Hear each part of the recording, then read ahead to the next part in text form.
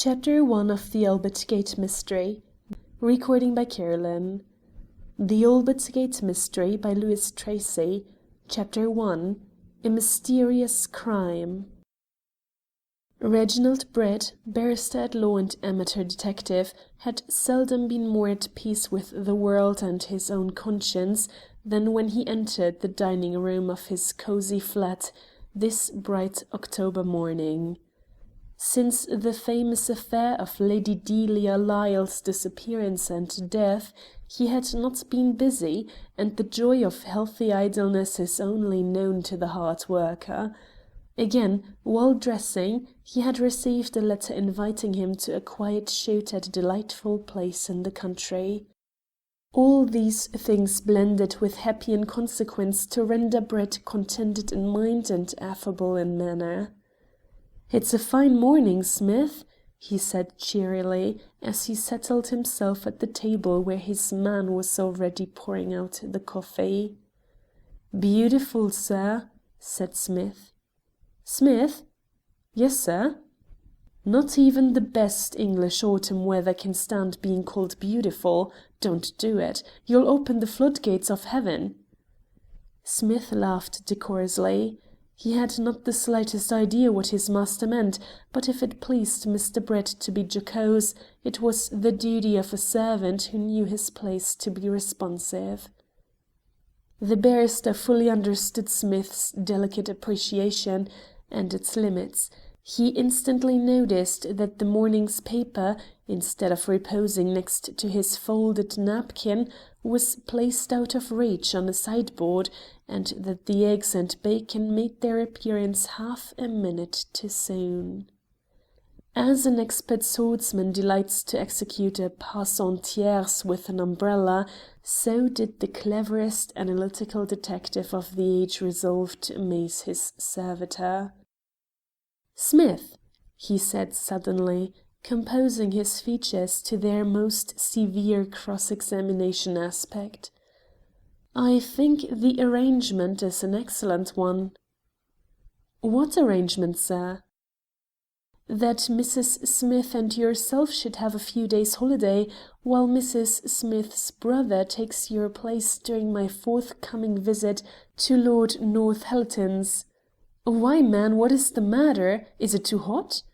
For the cover Smith had lifted off the bacon and eggs clattered violently on the table. "'Ot, sir, 'ot isn't the word. You're a fair licker, that's what you are." Smith invariably dropped his H's when he became excited. "Smith, I insist that you shall not call me names. Pass the paper." "But, sir—" "Pass the paper. Utter another word, and I refuse to accept Mrs. Smith's brother as your locum tenens." Smith was silenced by the last terrible epithet. Yet he was so manifestly nervous that Brett resolved to enlighten him before plunging into the day's news. "For the last time, Smith," he said, "I will explain to you why it is hopeless for you to think of concealing tradesmen's commissions from me." The shot went home, but the enemy was acquainted with this method of attack and did not wince. "You knew that Lord Northallerton had recently invited me to his October pheasant shooting. During the last few days a youth, who grotesquely reproduces Mrs. Smith's most prominent features, has mysteriously tenanted the kitchen, ill-cleaned my boots, and bungled over the studs in my shirts. This morning a letter came with the crest and the Northallerton postmark. Really, Smith, considering that you have now breathed the same air as myself for 8 long years, I did not expect to be called on for an explanation. Besides, you have destroyed a masterpiece." "Sir—" began Smith. "Oh, I understand. There is nothing broken but your reputation. Don't you see that the mere placing of the paper at a distance, so that you might have a chance to speak before I opened it, was a subtle stroke worth of Lecoq? Yet you demand feeble words. What a pity! No, Smith, that true genius is dumb. Speech may be sylvan, but silence is surely golden. The barrister solemnly unfolded the paper, and Smith faded from the room. On a page usually devoted to important announcements, the following paragraphs stood forth in the boldness of leaded type. Mysterious occurrence in the West End. An affair of some magnitude, perhaps a remarkable crime, has taken place in an Albert Gate mansion. Owing to the reticence of the authorities, it is at present impossible to arrive at a definite conclusion as to the nature or extent of the incident, but it is quite certain that public interest will be much excited when details are forthcoming. All sorts of rumours attain credence in the locality, the murder of several prominent persons being not the least persistent of these. Without, however, giving currency to idle speculation, several authentic statements may be grouped into a connected form. Few weeks ago, a party of Turkish gentlemen of high rank in Constantinople arrived in London and took up their abode in the house in question after some structural alterations, pointing at great security within and without, had been planned and executed. Attending these Turkish gentlemen, our officials, was a numerous suite of Moslem guards and servants, whilst immediately following their arrival came from Amsterdam some dozen noted experts in the diamond-cutting industry. These were lodged in a neighbouring private hotel, where they were extremely uncommunicative as to their business in London. They were employed during the day at the Albert Gate house. The presence in the mansion, both day and night, of a strong force of metropolitan police tended to excite local curiosity to an intense degree, but no clear conception of the business of the occupants was allowed to reach the public. Whatever it was that took place, the full particulars were not only well known to the authorities, the presence of the police hints even at governmental sanction, but matters proceeded on normal lines until yesterday morning. Then it became clear that a remarkable development must have occurred during the preceding night, as the whole of the Dutch workmen and the Turkish attendants were taken off in cabs by the police, not to Morton Street Police Station, but to Scotland Yard, this in itself being a most unusual course to adopt. They are unquestionably detained in custody, but they have not yet been charged before a magistrate. The police later in the day carried off some of these men's personal belongings from both hotel and mansion.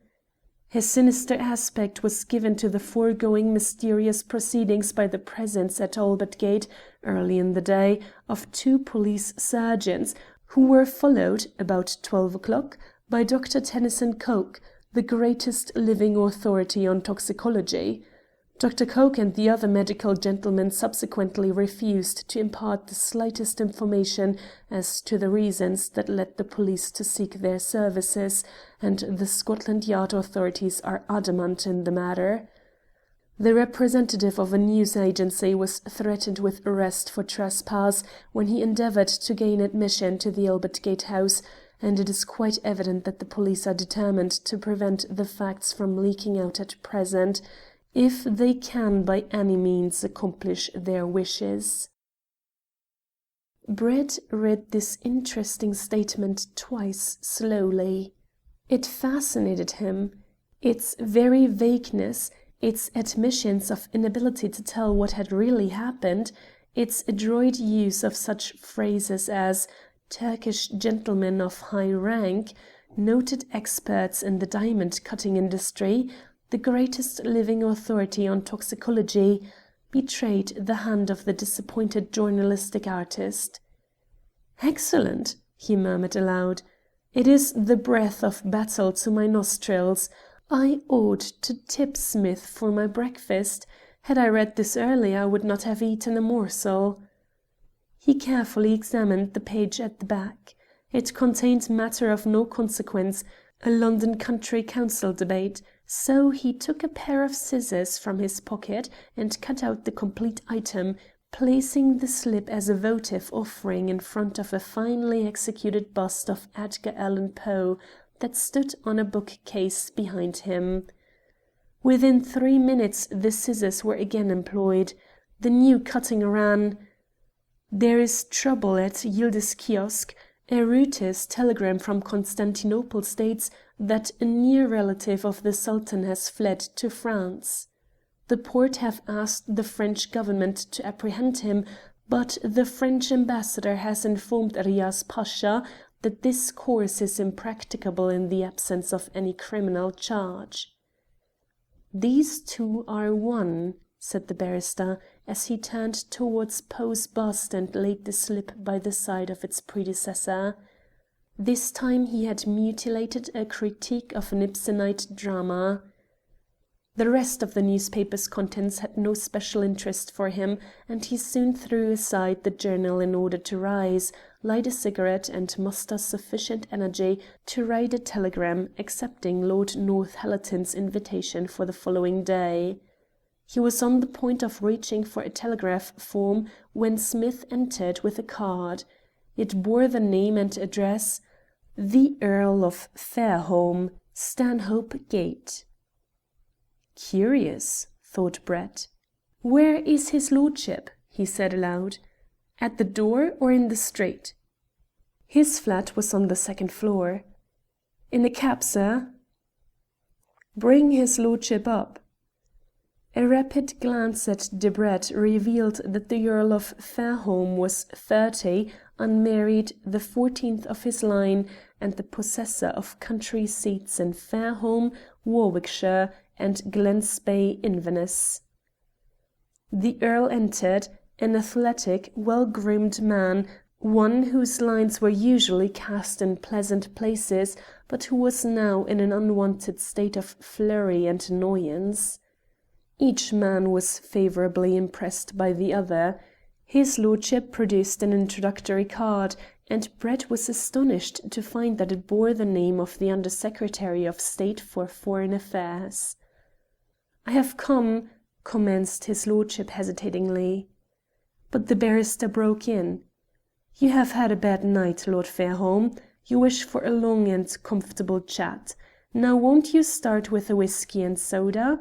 Light a cigar and draw an easy chair near the fire?" "Upon my honour, Mr. Brett, you begin well. You give me confidence. Those are the first cheerful words I have heard during 24 hours." The Earl was easily manoeuvred into a strong light. Then he made a fresh start. "You have doubtless heard of this Albert Gate affair, Mr. Brett?" "You mean this?" said the other, rising and handing to his visitor the longer paragraphs of the two he had selected from the newspaper. "That is very curious," said the Earl, momentarily startled. But he was too preoccupied by his thoughts to pay much heed to the incident. He merely glanced at the cutting and went on: "Yes, that is it. Well, Edith Miss Talbot, I mean vows that she won't marry me until this beastly business is cleared up. Of course, we all know that Jack didn't slope with the diamonds. He's tied up or dead for sure. But no matter what may have become of him, why the dickens that should stop Edith from marrying me is more than I can fathom. Just look at some of the women in society. They don't leave it to their relatives to be mixed up in a scandal, I can tell you. Still, there you are. Edith is jolly clever and awfully determined, so you've got to find him, Mr. Brett. Dead or alive, he must be found and cleared." "He shall," said Brett, gazing into the fire. The quiet, self-reliant voice steadied the young peer. He checked an imminent flow of words, picked up the newspaper slip again, and this time read it. Then he blushed. "You must think me very stupid, Mr. Brett, to burst out in such a manner when you probably have never heard of the people I am talking about." "You will tell me, Lord Fairholme, if you get quietly to work and try to speak, so far as you find it possible, in chronological sequence." His lordship knitted his brows and smoked in silence. At last he found utterance. That's a good idea of yours. It makes things easier. Well, first of all, Edith and I became engaged. Edith is the daughter of the late Admiral Talbot. She and Jack, her brother, live with their uncle, General Sir Hubert Fitzjames, at 118 Ulster Gardens. Jack is in the Foreign Office. He is just like Edith, awfully clever and that sort of thing. An assistant secretary, I think they call him. Now, we're getting on, aren't we? Splendidly. That's all right. About a month ago a chap turns up from Constantinople, a kind of special envoy from the Sultan, and he explains to the Foreign Office that he has in his possession a lot of uncut diamonds of terrific value, including one as big as a duck's egg, to which no figures would give a price. Do you follow me? Each word. Good. Well, I can't tell you why, because I don't know, and I could not understand it if I did. There was some political importance attached to these gems, and the Sultan roped our Foreign Office into it. So the Foreign Office placed Jack in charge of the business. He fixed up the envoy in the house at Albert Gate, got a lot of diamond cutters and machinery for him, gave him into the charge of all the smart policemen in London, and what do you think is the upshot? What? The envoy, his 2 secretaries and a confidential servant were murdered the night before last. The diamonds were stolen, and Jack has vanished, absolutely gone clean into space, not a sign of him to be found anywhere. Yesterday, Edith sends for me, cries for half an hour, tells me I'm the best fellow that ever lived, and then I'm jiggered if she didn't wind up saying that she couldn't marry me. The Earl of Fairholme was now worked up to fever heat. He would not calm down for an appreciable period, so Brett resolved to try the effect of curiosity. He wrote a telegram to Lord Northallerton. Very sorry, but I cannot leave town at present. Please ask me later. Will explain reason for postponement when we meet. He had touched the dominant note in mankind. Surely, cried the Earl, you have not already decided upon a course of action? Not exactly. I am writing to postpone a shooting fixture. What a beastly shame! Exclaimed the other, in whom the sporting instinct was at once aroused. I'm awfully sorry my affairs should interfere with your arrangements in this way. Not a bit, cried Brett.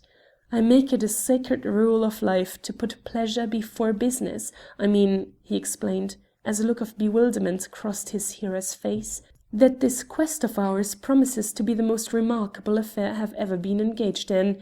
That pleases me. Pheasant shooting is a serious business, governed by the calendar and arranged by the head keeper. An electric bell summoned Smith. The barrister handed him the telegram and a sovereign. Read that message, he said. Ponder over it. Send it and give the change of the sovereign to Mrs. Smith's brother, with my compliments and regrets. End of Chapter 1. Chapter 2 of The Albert Gate Mystery by Louis Tracy. Recording by Carolyn. Chapter 2. Mehmet Ali's Note. Then he turned to Lord Fairholme. Just one question, he said, before I send you off to bed. No, you must not protest. I want you to meet me here this evening at 7, with your brain clear and your nerves restored by a good, sound sleep. We will dine, here or elsewhere, and act subsequently. But at this moment I want to know the name of the person most readily accessible who can tell me all about Mr. Talbot's connection with the Sultan's agent. His sister, undoubtedly. Where can I find her? At Ulster Gardens. I will drive you there. The barrister smiled. You are going to bid, I tell you. Give me a few lines of introduction to Miss Talbot. The Earl's face had brightened at the prospect of meeting his fiancée under the favourable conditions of Brett's presence. but he yielded with a good grace, and promptly sat down to write a brief note explanatory of the barrister's identity and position in the inquiry. The two parted at the door, and a hansom rapidly brought Brett to the residence of Sir Hubert Fitzjames. A stately footman took Reggie's card and its accompanying letter, placed them on a salver with a graceful turn of his wrist, which oddly suggested a similar turn in his nose, and said, "Miss Talbot is not at home, sir." "Yes, she is," answered Brett, paying the driver of the hansom. The footman deigned to exhibit astonishment. Here was a gentleman, one obviously accustomed to the manners of society, who declined to accept the courteous disclaimer of an unexpected visit. "Miss Talbot is not receiving visitors," he explained. "Exactly. Take that card and the letter to Miss Talbot and bring me the answer." James was no match for his antagonist. He silently showed the way into a reception room and disappeared. A minute later he announced, with much deference, that Miss Talbot would see Mr. Brett in the library, and he conducted his mysterious visitor upstairs. On rejoining Buttons in the hall, he solemnly observed, "That's a swell cop who's with the missus.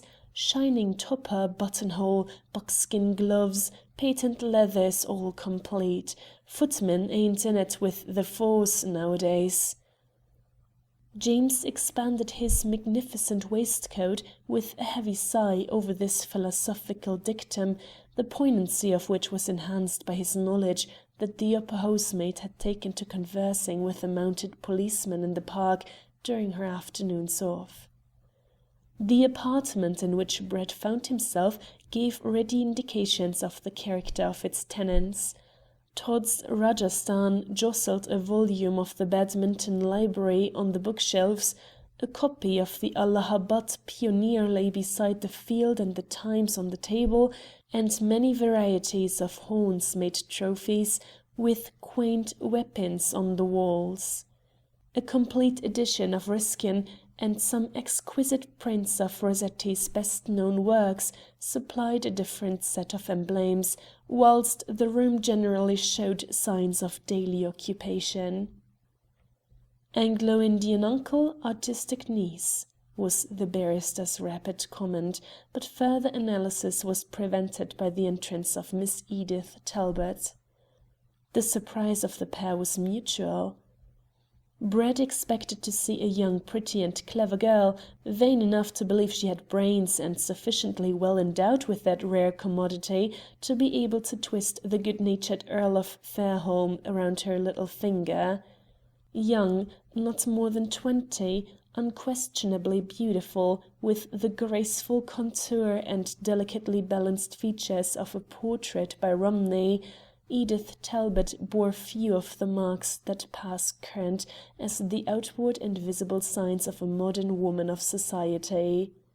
That she should be self-possessed and dressed in perfect taste were as obvious adjuncts of her character as that each phase of her clear thought should reflect itself in a singularly mobile face. To such a woman pretence was impossible, the polite fictions of fashionable life impossible. Brett readily understood why the Earl of Fairholme had fallen in love with this fair creature. He had simply bent in worship before a goddess of his own creed. To the girl, Brett was equally a revelation. Fairholme's introductory note described the barrister as the smartest criminal lawyer in London, one whose aid would be invaluable. She expected to meet a sharp-featured, wizened, elderly man with gold-rimmed eyeglasses, a queer voice and a nasty habit of asking unexpected questions.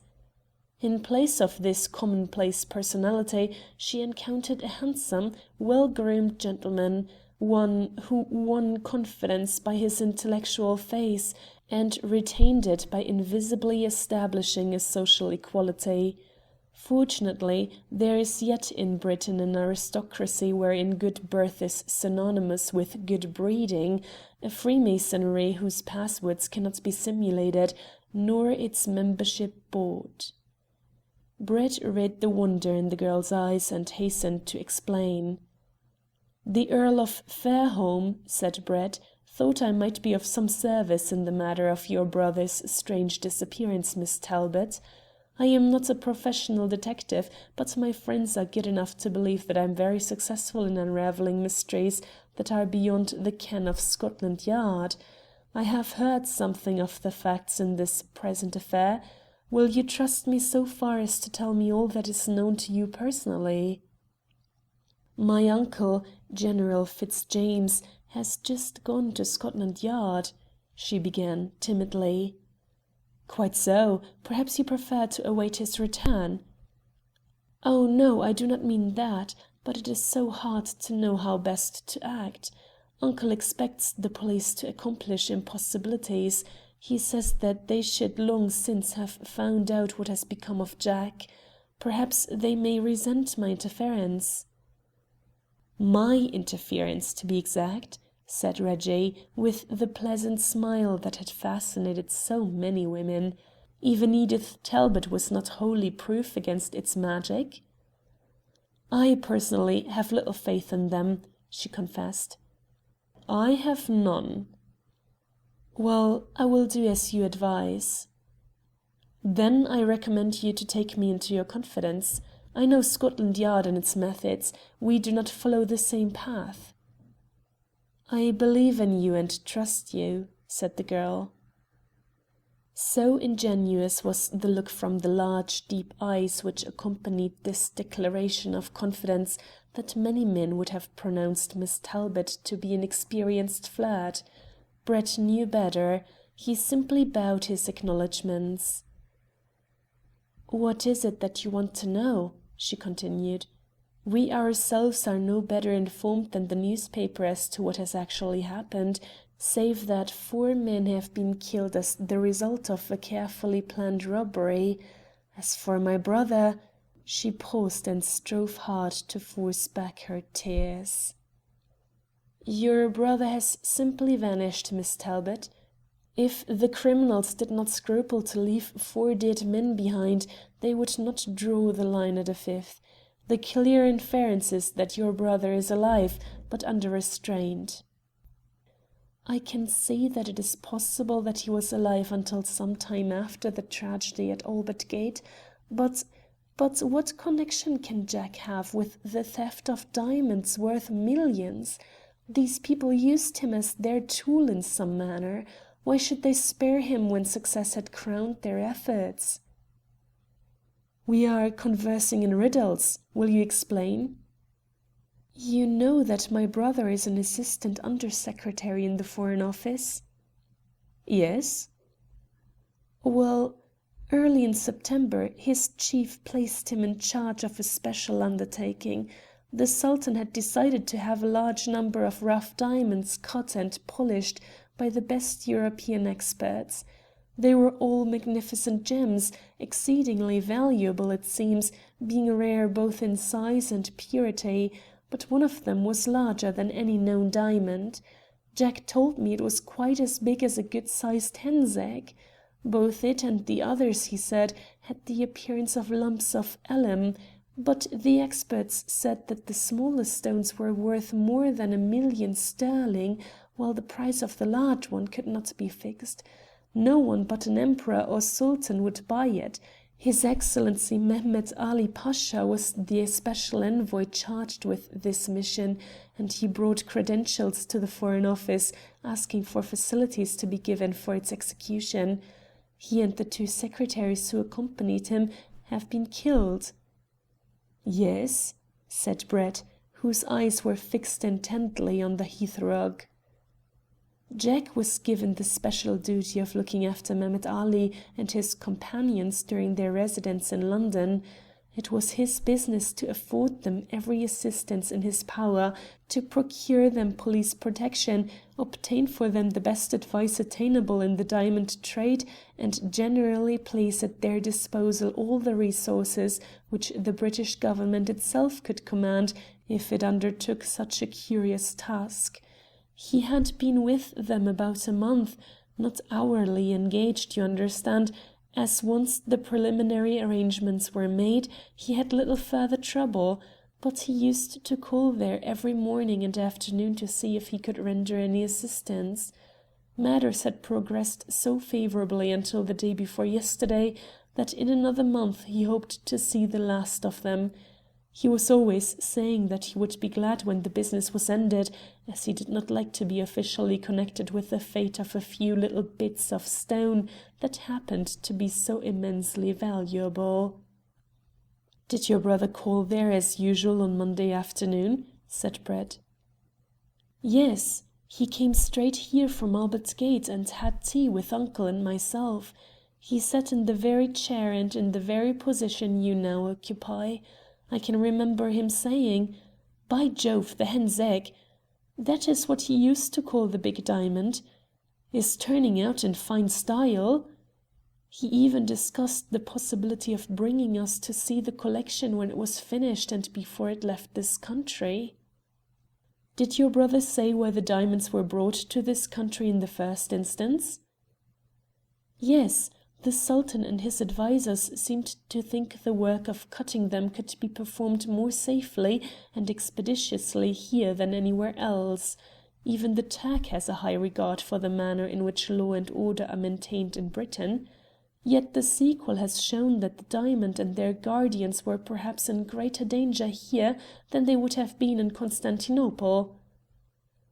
"Was that the only reason?" said Brett, who had apparently made up his mind with reference to the pattern of the carpet, and was now gazing into the bright fire, which danced merrily in the grate, for the day, though fine, was chilly. The girl wrinkled her brows in thought before she answered. "I think I do remember Jack saying that he believed there was some state business mixed up in the affair, but I am quite sure he did not know the exact facts himself." "Can you recollect any of the special precautions taken to protect the gems? Your brother may have mentioned some details in conversation, you know." "Oh, I think I know all about them. In the first instance, the house at Albert Gate had previously been tenanted by a rich banker, and it was well defended by all ordinary means against the attacks of ordinary burglars. But in addition to this, before the diamonds left the safe at the Bank of England, the building was practically torn into pieces inside by workmen acting under the direction of the Commissioner of Police. It was absolutely impossible for anyone to enter except through the front door, unless they flew out of the second-story window. Servants and workmen, like everybody else, had to use this door alone, as the windows and doors in the basement had been bricked up. Inside the entrance hall there were always 12 policemen and an inspector in charge. Everyone who left the house was searched by the inspector on duty, and Jack used to say that he was very glad he invariably insisted upon this examination, although the police were at first disinclined to meet his wishes in the matter, he being, so to speak, their direct superior for the time. Beneath the entrance hall were rooms occupied by several Turkish and other servants. Mehemet Ali himself, in the presence of his secretaries, used to open the door leading to the suite of apartments in which the diamond cutters worked, and 2 of the Turkish gentlemen would remain there all day until the men left in the evening. The envoy and both secretaries used to meet Jack when he visited the place, and for the last 3 weeks he had nothing to do but to see the diamonds, cut them, drink an excellent cup of coffee, and smoke a wonderful cigarette made of some special Turkish tobacco, cultivated and prepared only for the imperial household. "Ah," sighed Brett, with a note of almost unconscious envy in his voice. He knew exactly what that coffee and those cigarettes would be like. "I beg your pardon," he went on, perceiving that Miss Talbot did not understand his exclamation. "Will you tell me as nearly as you can the occurrences of Monday evening?" "They were simple enough," said the girl. "My brother dined at home. We had one or two guests, and were all in the drawing room about 10:15, when a note came for him from Mehemet Ali. I know exactly what was in it. I looked over his shoulder whilst he read it. The words were, 'I wish to see you tonight on important business. Come if possible at once.' I have to tell you that it was in French, but this is an exact translation." "Your brother was quite sure that it was from Mehemet Ali himself?" said Brett. "Quite sure," was the reply. "He knew his handwriting well, having had several communications from him during the progress of the business." "Did your brother leave the house immediately?" asked Brett. "That instant. He went downstairs, put on his overcoat and hat, and got into a cab with the messenger who brought the note." "Do you know who this messenger was?" "One of the policemen on duty in the house itself." A slight pause ensued, and Brett was about to take his departure, having no further questions to ask at the moment, when someone was heard hastily ascending the stairs, talking to a companion as he advanced. "This is my uncle!" exclaimed Miss Talbot, rising to go to the door. Before she could reach it an elderly gentleman entered, bearing upon him all those distinguishing tokens that stamp a man as a retired major general. He exclaimed impetuously, "I have brought a gentleman from Scotland Yard, my dear." Then he caught sight of Brett. "Who is this?" Edith was about to explain when another man entered, a strongly built, bullet-headed man, with keen eyes and firm mouth, and a curious suggestion in his appearance of having combined pugilism with process serving as a professional means of existence. His face extended into a smile when his eyes fell upon the barrister. "Ah, Mr. Brett!" he cried. "Now we have something to do that is up to your mark. You are on the spot first as usual, but this time I can honestly say that I am glad to see you." Sir Hubert Fitzjames glanced in astonishment from his niece to the barrister. He could find nothing better to say than, "This, my dear, is Mr. Winter of Scotland Yard."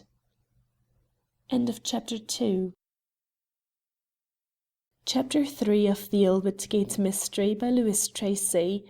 Recording by Carolyn. Chapter 3. What the Police Saw. Brett promptly cleared the situation by explaining to Sir Hubert, in a few words, the reason for his unexpected presence, and when the Major General learned the name of the distinguished personage who had sent Lord Fairholme to the barrister, he expressed a ready acquiescence in the desire to utilize his services. Nor was the effect of such a notable introduction lost on Mr. Winter, whose earlier knowledge of the barrister's remarkable achievements in unravelling the tangled skein of criminal investigation was now supplemented by a certain amount of awe for a man who commanded the confidence of His Majesty's Government. "Well," said Sir Hubert Fitzjames, with the brisk animation of one accustomed to utter commands that must be instantly obeyed, "we will now proceed to business." For the moment no one spoke. The Scotland Yard detective evidently wished his distinguished colleague to take the lead. No sooner did Brett perceive this than he rose, bowed politely to Miss Talbot and her uncle, and said, "The first thing to do is to trace the whereabouts of Mr. Talbot, and this should be a comparatively easy task.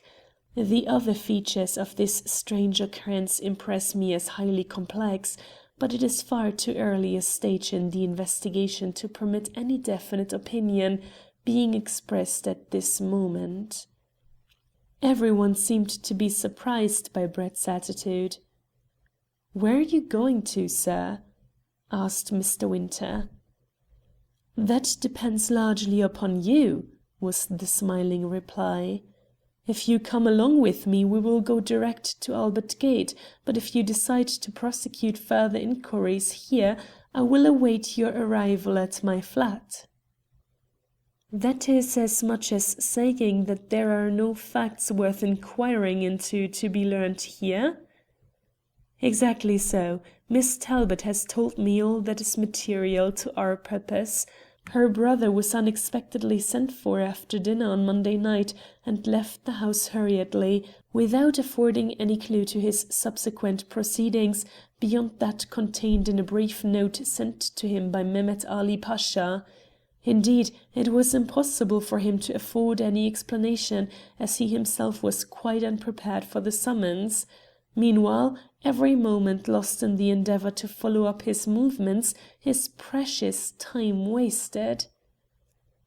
The barrister's manner, no less than his words, impressed Mr. Winter so greatly that he too rose from the seat which he had occupied, with the intention of conducting a long and careful examination of each member of the household. "Then I will come with you at once," he said. "Oh!" cried the Major General. "I understood you to say, as we came here, that there were many questions which required immediate inquiry in this house, on the principle that the movements of the missing man should be minutely traced from the very commencement." Mr. Winter looked somewhat confused, but Edith Talbot broke in. "I think, uncle dear, it would be well to defer to Mr. Brett's judgment." "Do you really believe," she said, turning to the barrister, "that you will soon be able to find my brother?" "I am quite sure of it," he replied, and the conviction in his tone astonished the professional detective, whilst it carried a message of hope to the others. Even Sir Hubert, for some reason which he could not explain, suddenly experienced a strong sense of confidence in this reserved, distinguished-looking man. He stepped forward eagerly and held out his hand, saying, "Then we will not detain you, Mr. Brett. Act as you think fit in all things, but do let us have all the possible information at the earliest moment. The suspense and uncertainty of the present position of affairs are terribly trying to my niece and myself." The old soldier spoke with dignity and composure, but his lips quivered, and the anguish in his eyes was pitiful. Brett and Mr. Winter quitted the house. They hailed a hansom and drove rapidly towards Albert Gate. "Do you know," said the man from Scotland Yard, breaking in on his companion's reverie, "you surprised me by what you said just now, Mr. Brett." "I thought you were too old a hand to be surprised at anything," was the reply. "Oh, come now, you know well enough what I mean. You said you thought it would be a comparatively simple matter to find Mr. Talbot, whilst the other features of the crime are very complex. Now, the affair, thus far, impresses me as being the exact opposite to that statement. The crime is simple enough. A clever gang of thieves get into the place by working some peculiarly cool and daring confidence game. They don't hesitate at murder to cover up their tracks, and they make away with the plunder under the very nose of the police. All this may be smart and up to date in its methods, but it is not unusual. The difficult question to my mind is, what have they done with Mr. Talbot, and how did they succeed in fooling him so completely as to make him what one might almost call a party to the transaction?" The barrister pulled out a cigar case. "Try one of these, Winter," he said. "You will find them soothing." "I never smoke whilst on business," was the testy reply. "I invariably do." He proceeded to light a cigar, which he smoked with zest.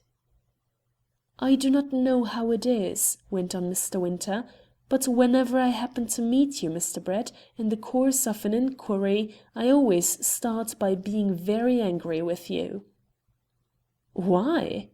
There was an amused twinkle in Brett's eyes, which might have warned the other of a possible pitfall. Because you treat me as if I were a precocious youth. You listen to my theories with a sort of pitying indulgence, yet I have the reputation of being one of the best men in Scotland Yard, or I should not have been put on this job. And I am older than you too. I may surely pity you, said Brett, even if I don't indulge you too much.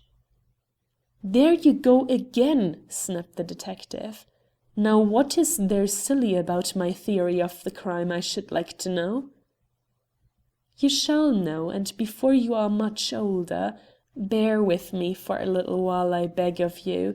You may be right and I may be quite wrong, but I think there is much beneath the surface in the investigations we are now pursuing. My advice to you is to drop all preconceived theories, to note every circumstance, however remote it may appear in its bearing upon events, and in any case do not act precipitately. Whatever you do, don't arrest anybody. But, said the other, somewhat mollified by Brett's earnestness, half a dozen people may be arrested at any moment. Pray tell me how. Descriptions of the stolen diamonds and the suspected persons are in every police office in Great Britain and in most continental centres by this time. Passengers for all steamers are most carefully scrutinized. Every pawnbroker and diamond merchant in the country is on the lookout, and generally speaking, it will be odd if somebody does not drop into the net before many hours have passed. It will indeed, murmured Brett, and no doubt the somebody in question will experience a certain amount of inconvenience before he proves to you that he had nothing whatever to do with the matter. Now don't answer me, Winter, but ponder seriously over this question. Do you really think that the intelligence which planned and successfully carried through an operation of such magnitude will be trapped by plain-clothes constables watching the gangways of steamships, or by any pawnbroker who has ever lent half the value of a pledge? Almost impatiently, the barrister waved the subject out of the hansom, and the detective had sense enough to leave him alone during the few remaining minutes before the vehicle pulled up near the Albert Gate mansion. Brett stopped the driver some little distance short of the house itself, as he did not wish to attract the attention of a knot of curious sightseers in the street. He asked Winter to precede him and make known the fact that he was coming, so that there would be no delay at the door. This the detective readily agreed to, and Brett rapidly took in the main external features of the house, which had become the scene of such a remarkable tragedy. It was a palatial structure, built on the sombre lines of the early Victorian period. Miss Talbot's brief description of the measures taken to protect its occupants from interference was fully borne out by its aspect. There was no access to the basement, the main entrance was situated at the side, all the ground floor and first-story windows facing into the street were fitted with immovable wooden Venetians.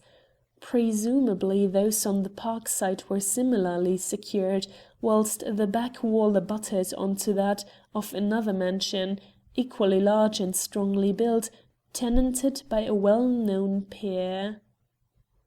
Truly, it required a genius almost unrivalled in the annals of crime to murder 4 people and steal diamonds worth millions in such a place, whilst guarded by 12 London policemen and under the special protection of the Home Office.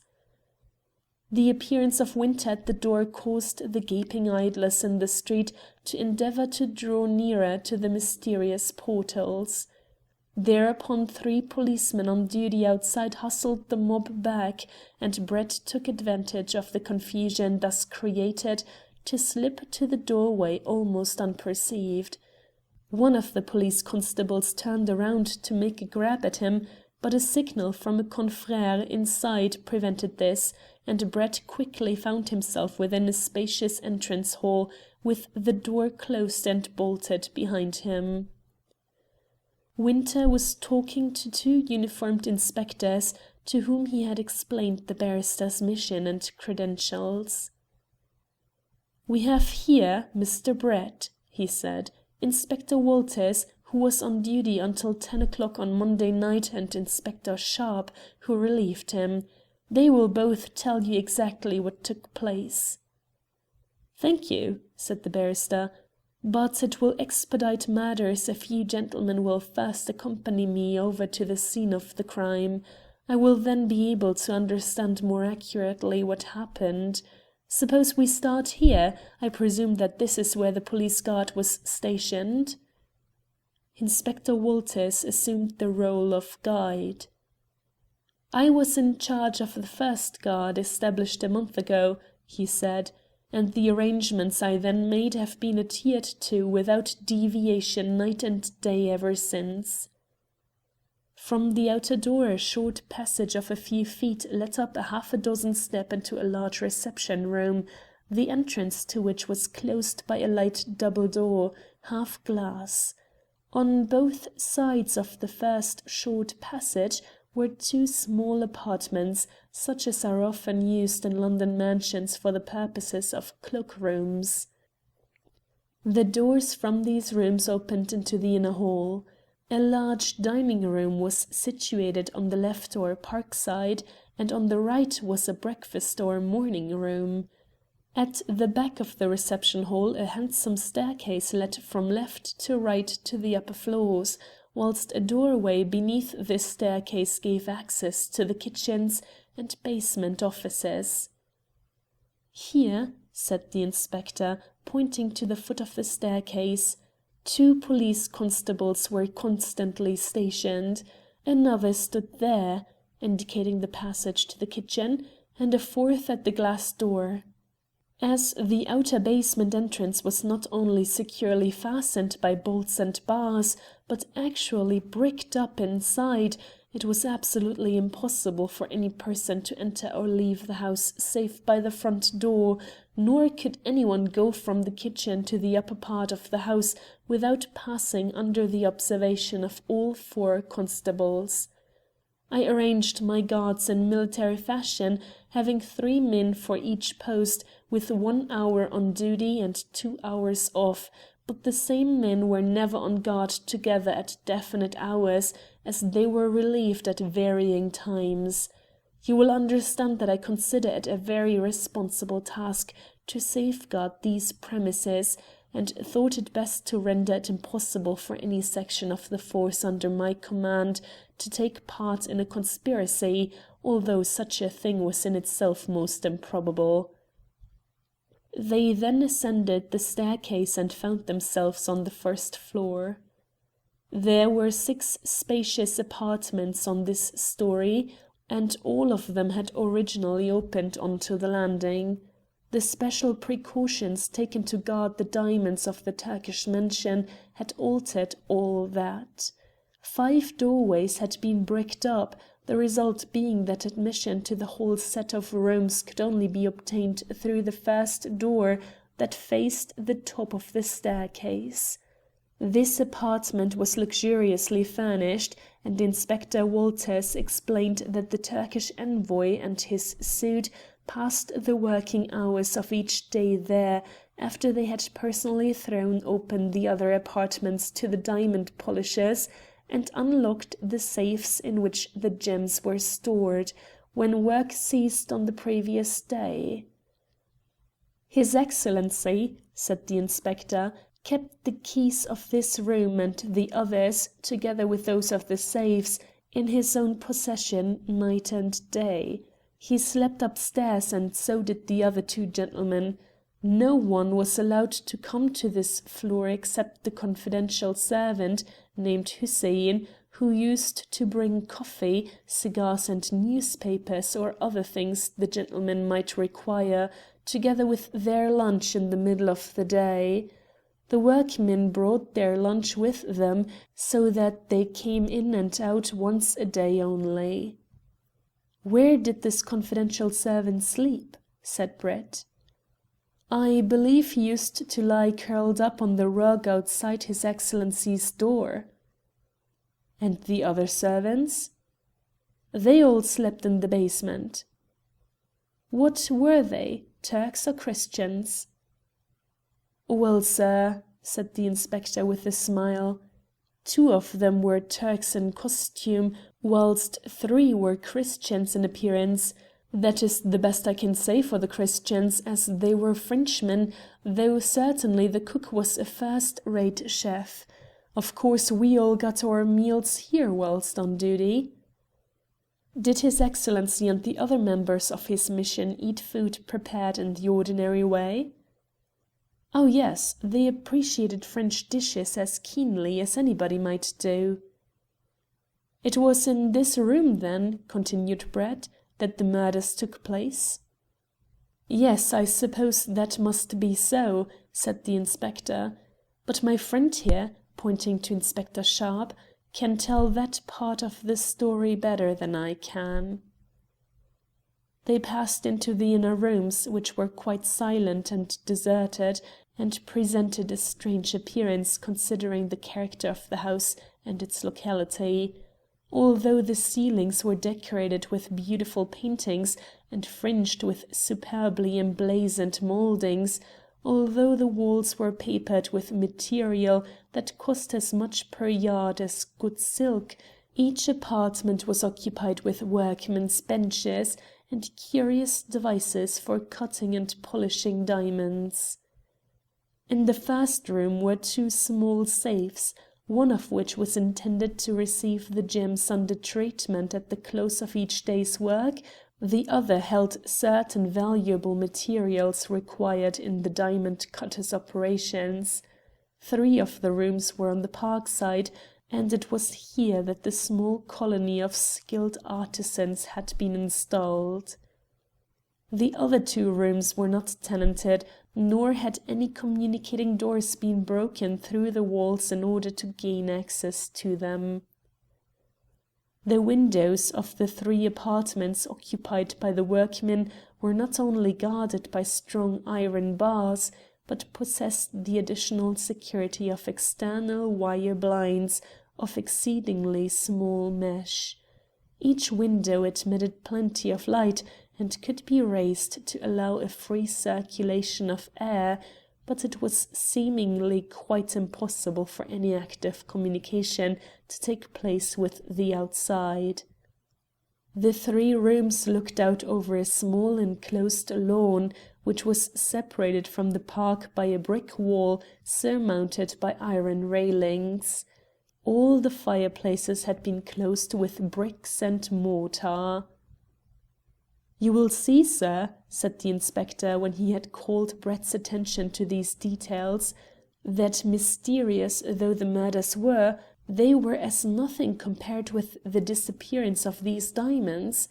Every person who came downstairs was most carefully and methodically searched each time he passed the constable on duty at the bottom.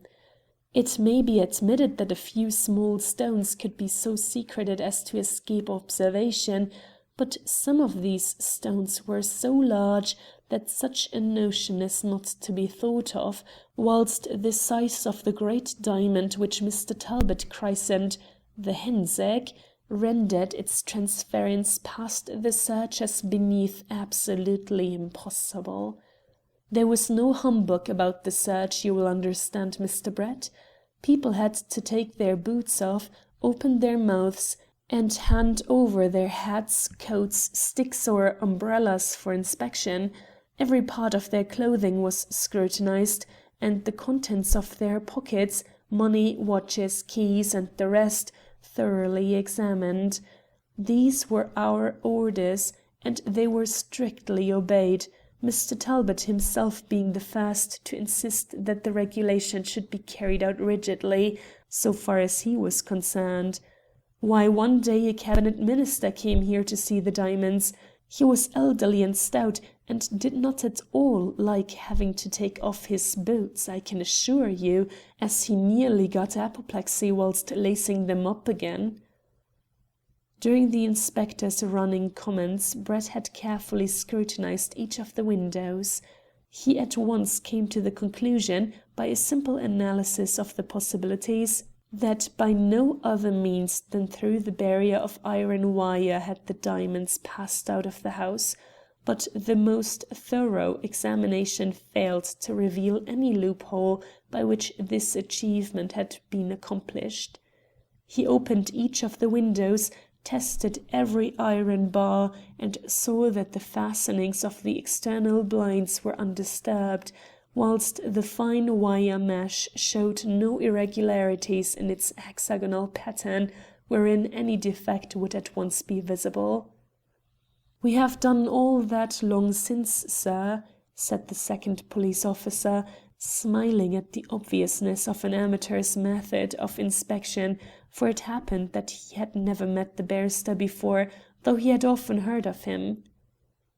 "You have?" said Brett, with the slightest tinge of sarcasm in his voice.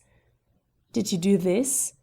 And he commenced to thump with a clenched fist upon every portion of the external screen that he could reach. "No, we did not," said the policeman, "and I don't see that it is going to accomplish anything except hurt your hand." "That may be so," murmured Brett, "but the diamonds went this way and none other." He tested every portion of one window screen in this manner without effect. Then he approached the second window, and beginning at the left-hand top corner, did the same thing. Suddenly an exclamation came from the three interested watchers. In the centre of the lower part of the screen, Brett's hand made a visible impression upon the iron wire.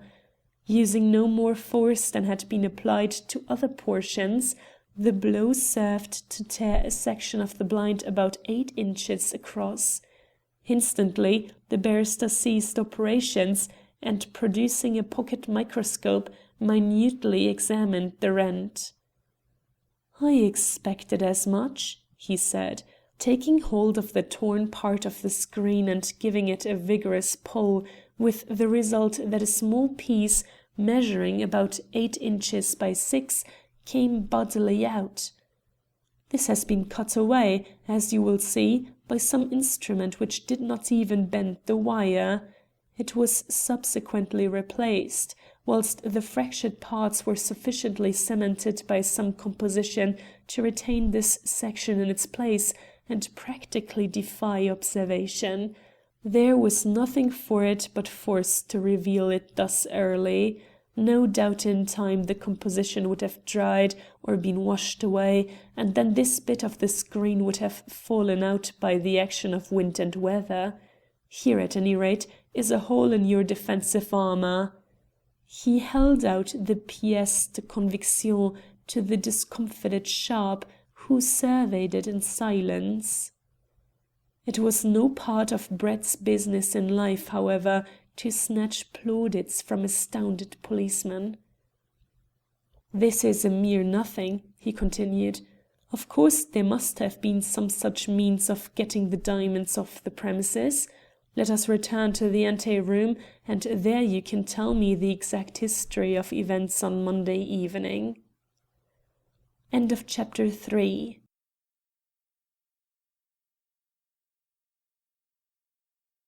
Chapter 4 of the Albert Gate Mystery by Louis Tracy. Recording by Carolyn. Chapter 4. The Murders. In less confident tones, Inspector Walters resumed his narrative. "On Monday evening, sir," he said, "about 8 o'clock, His Excellency and the two secretaries were dining downstairs, and matters had, thus far, gone on with the same routine as was observed every preceding day. The workmen quitted work at 6 o'clock. The three gentlemen went out for a drive as soon as everything was locked up, and came in again at 7:45. They did not change their clothes for dinner, so there was no occasion to search them, as no one had gone upstairs since they had descended soon after 6.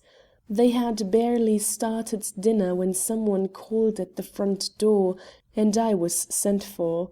The doorbell, I may explain, was always answered by one of the house servants, and he, if necessary, admitted any person who came, closing the door, but the visitor had to be examined by the policeman stationed in the passage before he was permitted to come any further. On this occasion I went out and found 3 gentlemen standing there. They were Turks, as could be easily seen by their attire, and appeared to be persons of some consequence. "What do you mean by the words 'their attire'?" interrupted Brett. "Were they dressed in European clothes or in regular Turkish garments?" "Oh," said the inspector, "I only meant that they wore fezes, otherwise they were quite accurately dressed in frock coats and the rest, but they were unmistakably Turks by their appearance. 2 of them could speak no English, and the third, who acted as the leader of the party, first of all addressed me in French. Finding I did not understand him, he used very broken but fairly intelligible English. What he wanted was to be taken at once to His Excellency Mehmet Ali Pasha. I said that His Excellency was dining, and that perhaps he had better call in the morning, but he replied that his business was very urgent, and he could not wait. He made me understand that if I sent in the cards of himself and his companions, they would certainly be admitted at once. I did not see any harm in this, so I took the 3 cards and gave them to Hussein, who was crossing the hall at the moment. As the cards were printed in Turkish characters, you could not, of course, tell what the names were," said Brett. A look of blank astonishment crossed the inspector's face as he replied: "That is a good guess, but it is so. The hieroglyphics on the piece of pasteboard were worse than Greek. However, Hussein glanced at them. He appeared to be surprised. He went into the dining room, returning with the message that the gentlemen were to be admitted. Of course, I had nothing else to do but to let them in, which I did, accompanying them myself to the door of the dining room and making sure, before the door was closed, that their presence was expected." "How did you do that?" said Brett. "Well, although they spoke in what I suppose was Turkish, it is not very difficult to distinguish by a man's tones whether his reception of unexpected visitors is cordial or not, and there could be no doubt that the visiting cards had conveyed such names to His Excellency as warranted the introduction of the party into the house. The 6 gentlemen remained in the dining room until 9:17.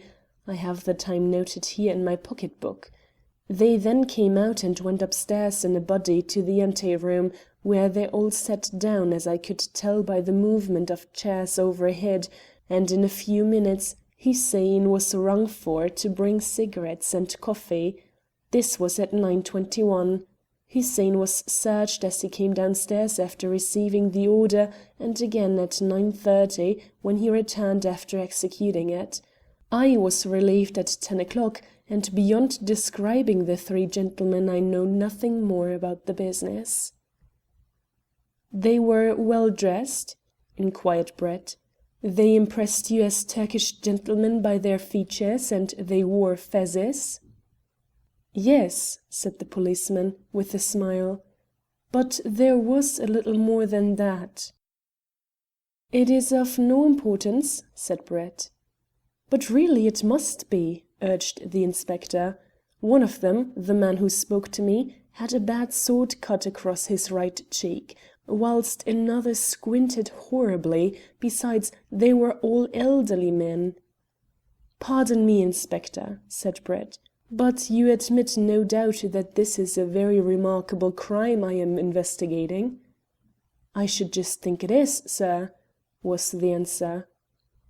"Well now, does it not strike you that the perpetrators thereof, who were not afraid to be scrutinized by yourself and by several other policemen, and to be searched and further scrutinized by a different set of officers when they came out again, would be very unlikely persons to bear about them such distinguishing characteristics as would lead to their arrest by the first youthful police constable who encountered them?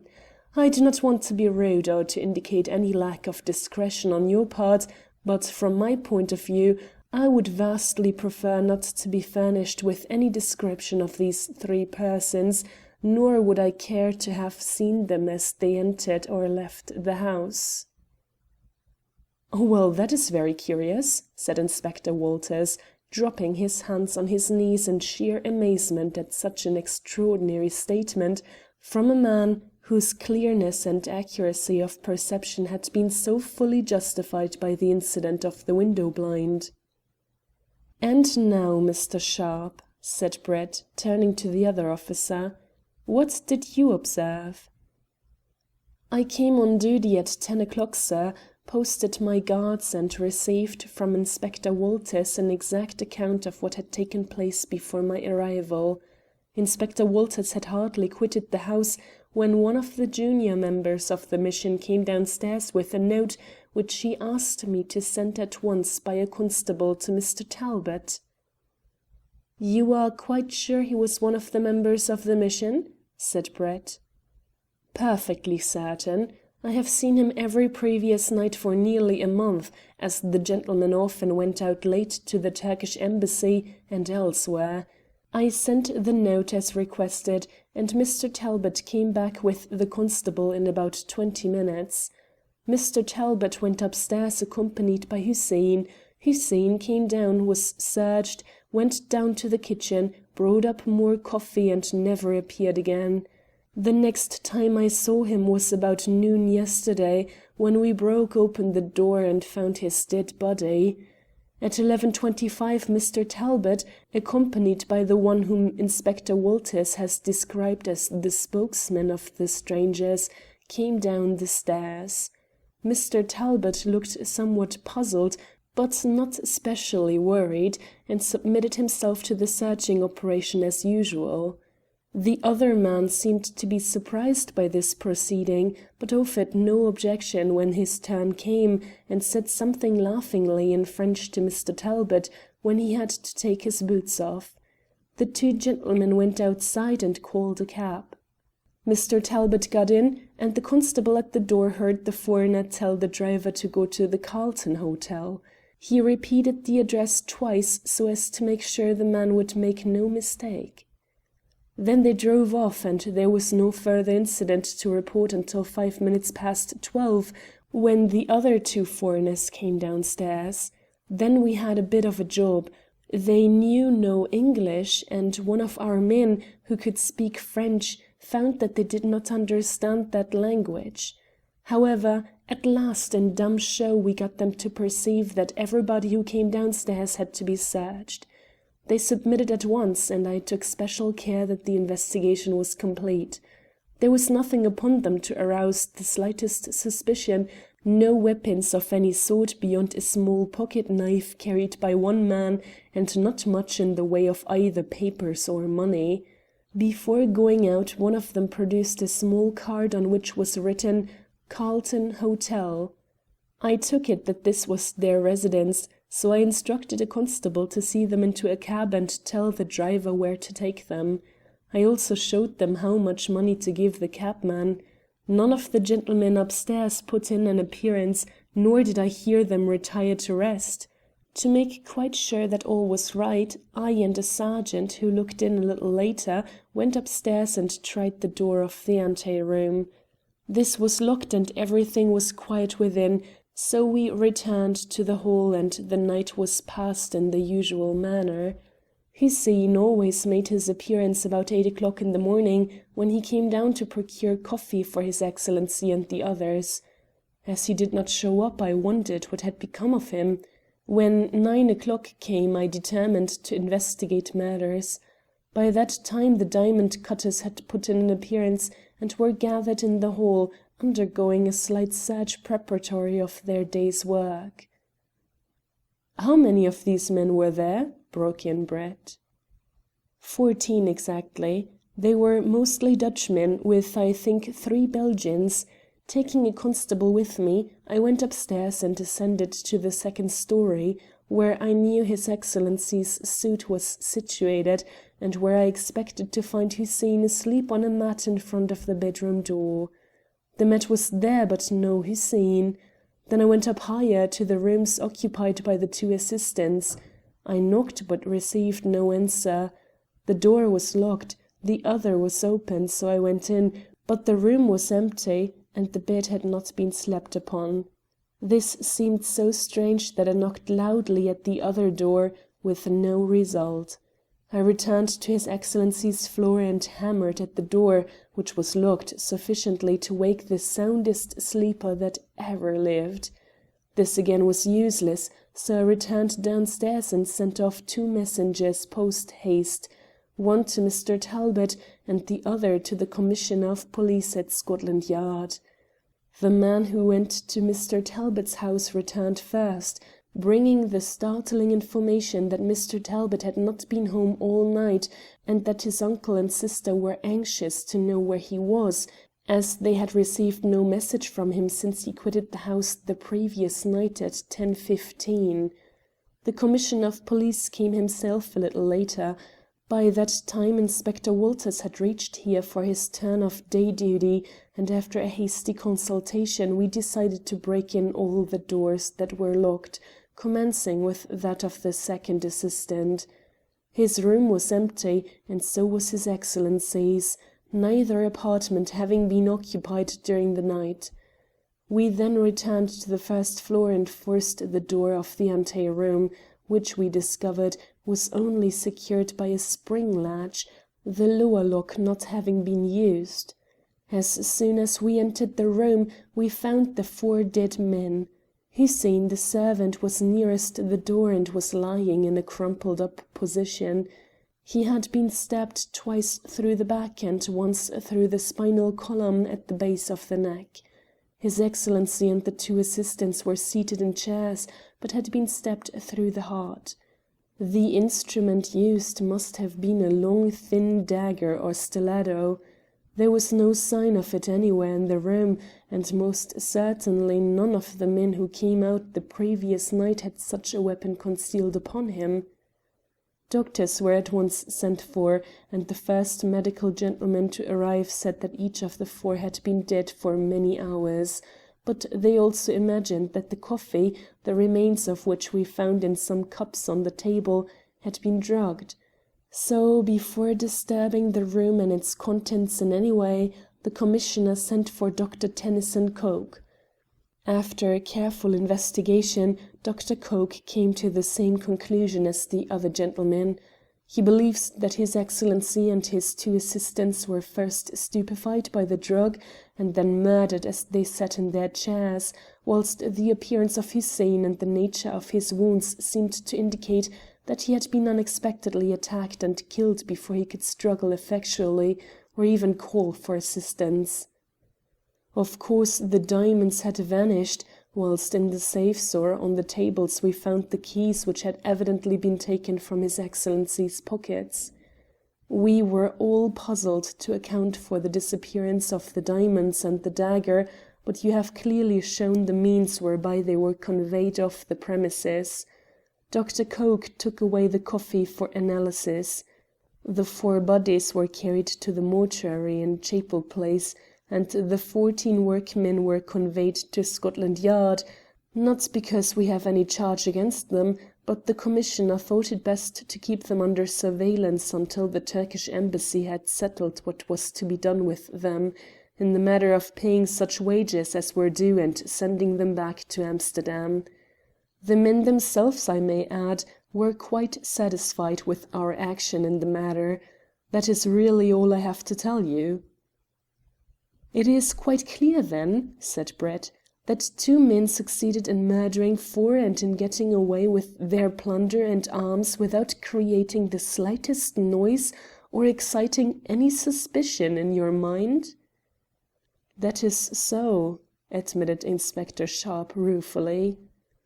"Then," said Brett, "there is nothing else to be done here. Will you come with me, Mr. Winter?" "Where to, sir?" inquired the detective. "To find Mr. Talbot, of course." "Easier said than done," remarked Inspector Walters, as the door closed behind the visitors. Inspector Sharpe was less sceptical. "He's a very smart chap, is Brett," he said. "Neither you nor I thought of punching that wire screen, did we?" End of chapter 4.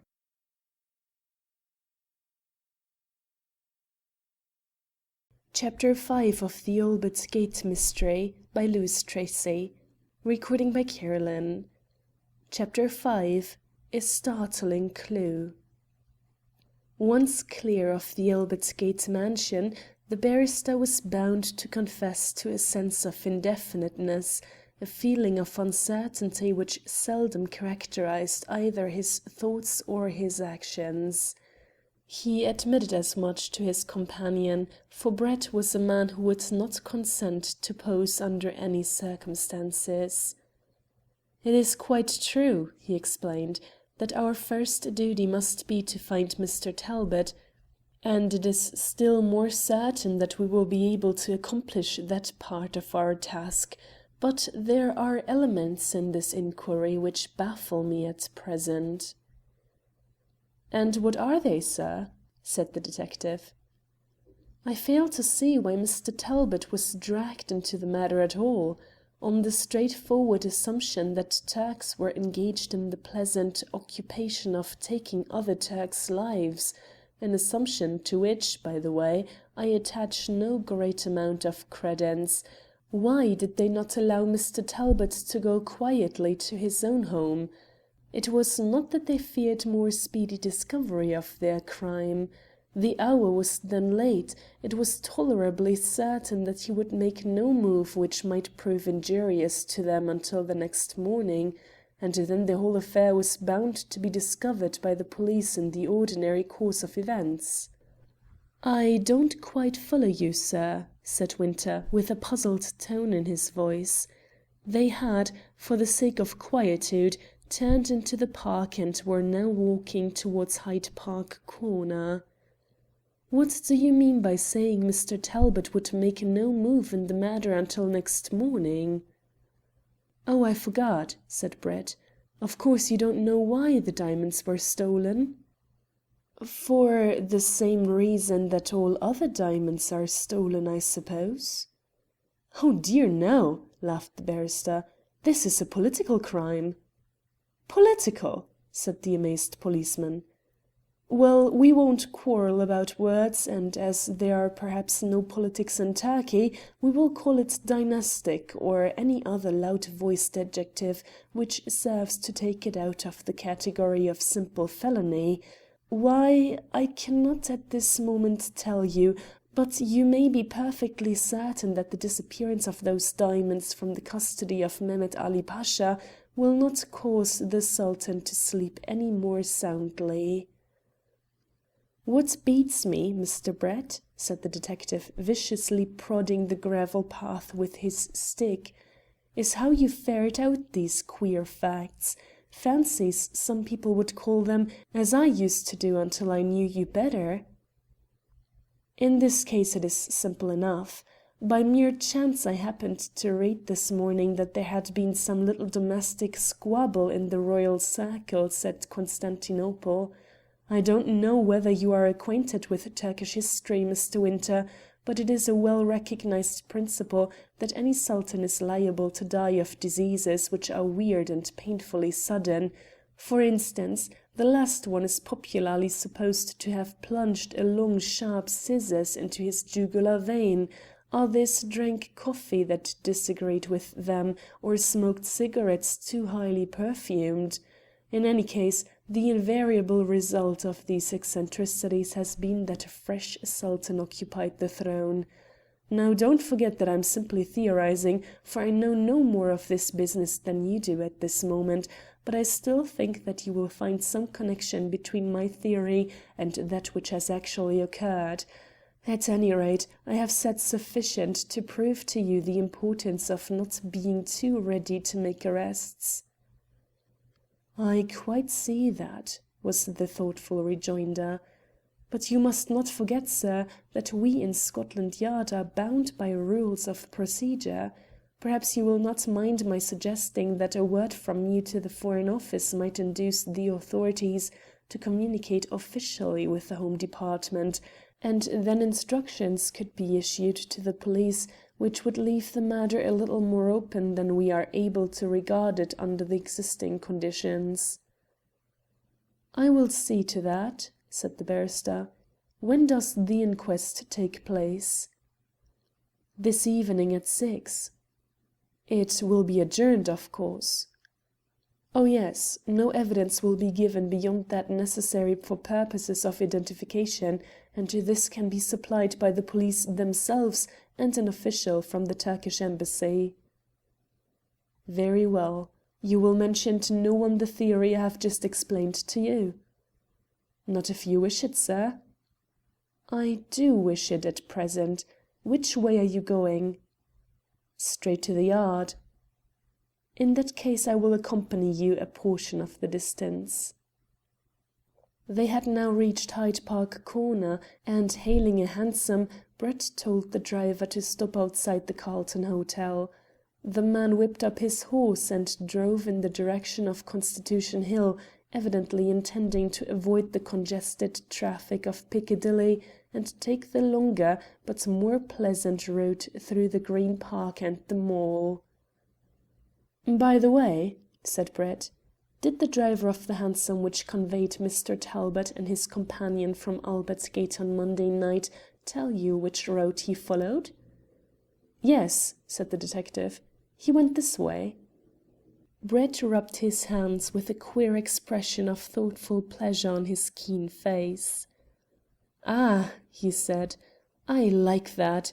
It is well to be on the scent."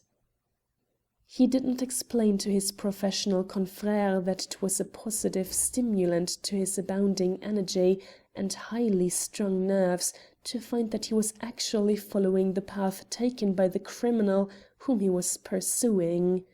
The mere fact lent reality to the chase. For a mile, at any rate, there could be no mistake, though he might expect a check at the Carlton. Arrived there, Brett alighted. "Are you going to make any inquiries in the hotel, sir?" said Mr. Winter. "Why should I?" said Brett. "You have already ascertained from the management that no person even remotely resembling any of the parties concerned is staying at the hotel." "Yes, confound it, I know I did," cried the other, "but I never told you so." "That is all right," laughed Brett. "Come and see me at my chambers this evening when the inquest is finished. Perhaps by that time we may be able to determine our plan of action." Once left to himself, Brett did not enter the hotel. Indeed, he hardly glanced at that palatial structure, having evidently dismissed it from his mind as being in no way connected with the tragedy he was investigating. He made it an invariable rule in conducting inquiries of this nature to adopt the French method of reconstructing the incidents of a crime, so far as such a course was possible in the absence of the persons concerned. He reasoned that a very plausible explanation of the unexpected appearance of the three strangers in the Albert Gate mansion on Monday night had been given to Jack Talbot. This young gentleman, it might be taken for granted, had not been selected by the Foreign Office to carry to a successful issue such an important and delicate matter as that entrusted to him, without some good grounds for the faith in his qualities exhibited by his superiors. Brett thought he could understand the brother's character and the attributes from his favourable analysis of the sister, and it was quite reasonable, therefore, to believe that Talbot was a man not likely to be easily duped. The principals in this crime were evidently well aware of the trust reposed in the assistant under secretary, and they again would not underrate his intelligence. Hence there was a good cause for Talbot to accept the explanations, whatever they were, given him during the conclave in the dining room, the effect of which, in Inspector Sharpe's words, had been to puzzle the young Englishman. Further, there must have been a very potent inducement held out before Talbot would consent to drive off with a stranger at such a late hour, and when the cab was dismissed at the Carlton, the excuse given would certainly be quite feasible. "It must surely be this," communed Brett. "The man explained that he was a stranger in London, that he lived quite close to the Carlton Hotel, and that he found it inconvenient not only for the purpose of giving directions that would be understood, but also for paying fares, to direct the drivers of hired vehicles to go there and not to his own exact address, which he had found by experience many of them did not recognize, whilst his knowledge of the language was not ample enough to enable him to describe the locality more precisely. It follows, then, in unerring sequence, that Talbot was conveyed to some place within a very short distance of the spot where I now stand." He looked along Pall Mall, up the Haymarket, and through Cockspur Street, and he noted with some degree of curiosity that there were very few residential buildings in the neighbourhood. Clubs, theatres, big commercial establishments and insurance offices occupied the bulk of the available space. It was a part of his theory that none of the other great hotels in this district could harbour the criminals. Otherwise there would have been no excuse to stop the hansom outside the Carlton. Brett did not take long to make up his mind once he had decided upon a definite course. He stood at the corner barely 3 minutes, and then walked off through Pall Mall and down the steps near the Duke of York's column into the Horse Guards Parade, intending to walk quietly to his Victoria Street flat. A call at the Foreign Office procured him an official authorization from the Under Secretary to inquire into the circumstances of Talbot's disappearance, and a promise that the Home Office should be communicated with. He desired to review the whole of the circumstances attending this strange mystery of modern life, and the result of his reflections quickly became apparent when he reached his residence, for in the first instance he dispatched a telegram and then made several notes in his private diary. The telegram, in due course, produced an elderly pensioned police inspector, a quiet, reserved man, whom the barrister had often employed. He explained briefly the circumstances attending Mr. Talbot's disappearance, and added, "I want you to find out the names and, if possible, the business, together with any other information you may happen to come across, of every person who lives within a distance, roughly speaking, of 200 yards from the Carlton Hotel. The Post Office Directory and your own observation will narrow down the inquiry considerably. It is the unrecorded balance of inhabitants with whom I am particularly anxious to become more definitely acquainted." The man saluted and withdrew. Brett imagined that he would now be left in undisputed enjoyment of a few hours' rest before the Earl of Fairholme kept the appointment fixed for 7 o'clock. But in this he was mistaken. Smith brought in some tea, which was refreshing after this walk, for the engrossing nature of the morning's occupation caused him to forget his lunch. A cigar and evening paper next claimed his attention, but he had barely settled down to the perusal of a garbled account of events at Albert Gate when his man again entered, announcing in mysterious tones the presence of Mr. Winter. Smith's attitude towards the myrmidons of Scotland Yard who occasionally visited the barrister on business was peculiar. He regarded them with suspicion, tempered by wholesome awe, and he now made known the arrival of the detective in such a manner as caused his master to laugh at him. "Show him in, Smith," he said cheerily. "He has not come to arrest me this time." Winter entered, and a glance at his face brought Brett quickly to his feet. "What is the matter?" he cried when the door had closed behind the servant. "You have received important news?" "I should think I have," replied the detective, dropping into a seat. I was just writing a report in the yard when I was sent for by the chief, and you could have knocked me down with a feather when I heard the reason. I suppose I am acting rightly in coming at once to tell you, although in my flurry at the time I quite forgot to ask the chief's permission, but as you are mixed up in the case at the request of the Foreign Office, I thought you ought to learn what had happened." "Well, what is it?" cried Brett, impatient of the other's careful provisos. "Simply this," said the detective. "Mr. Jack Talbot bolted from London on Tuesday in company with a lady. They crossed over from Dover to Calais by the midday boat and went directly to Paris. Mr. Talbot calmly booked rooms for himself and the girl in the Grand Hotel, and had the nerves to write Mr. and Mrs. Talbot, 118 Ulster Gardens, London, W, in the register, and both of them disappeared forthwith. But we will soon lay hands on the gentleman, no fear. I have somehow suspected, Mr. Brett, that your notion of a political crime was all poppycock. It is a good big brazen-faced steal."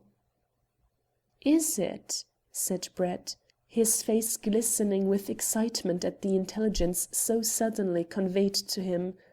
"Would you mind explaining to me how this precious information reached you?" "There is no use, sir, in fighting against facts," said the detective, with dogged insistence. "This time you are dead wrong. Mr. Talbot was recognized at Calais by a Foreign Office messenger returning from France. Seeing him with a lady and knowing that he was not married, the messenger, Captain Gaultier by name, did not speak to him, especially as Mr. Talbot seemed rather to avoid recognition.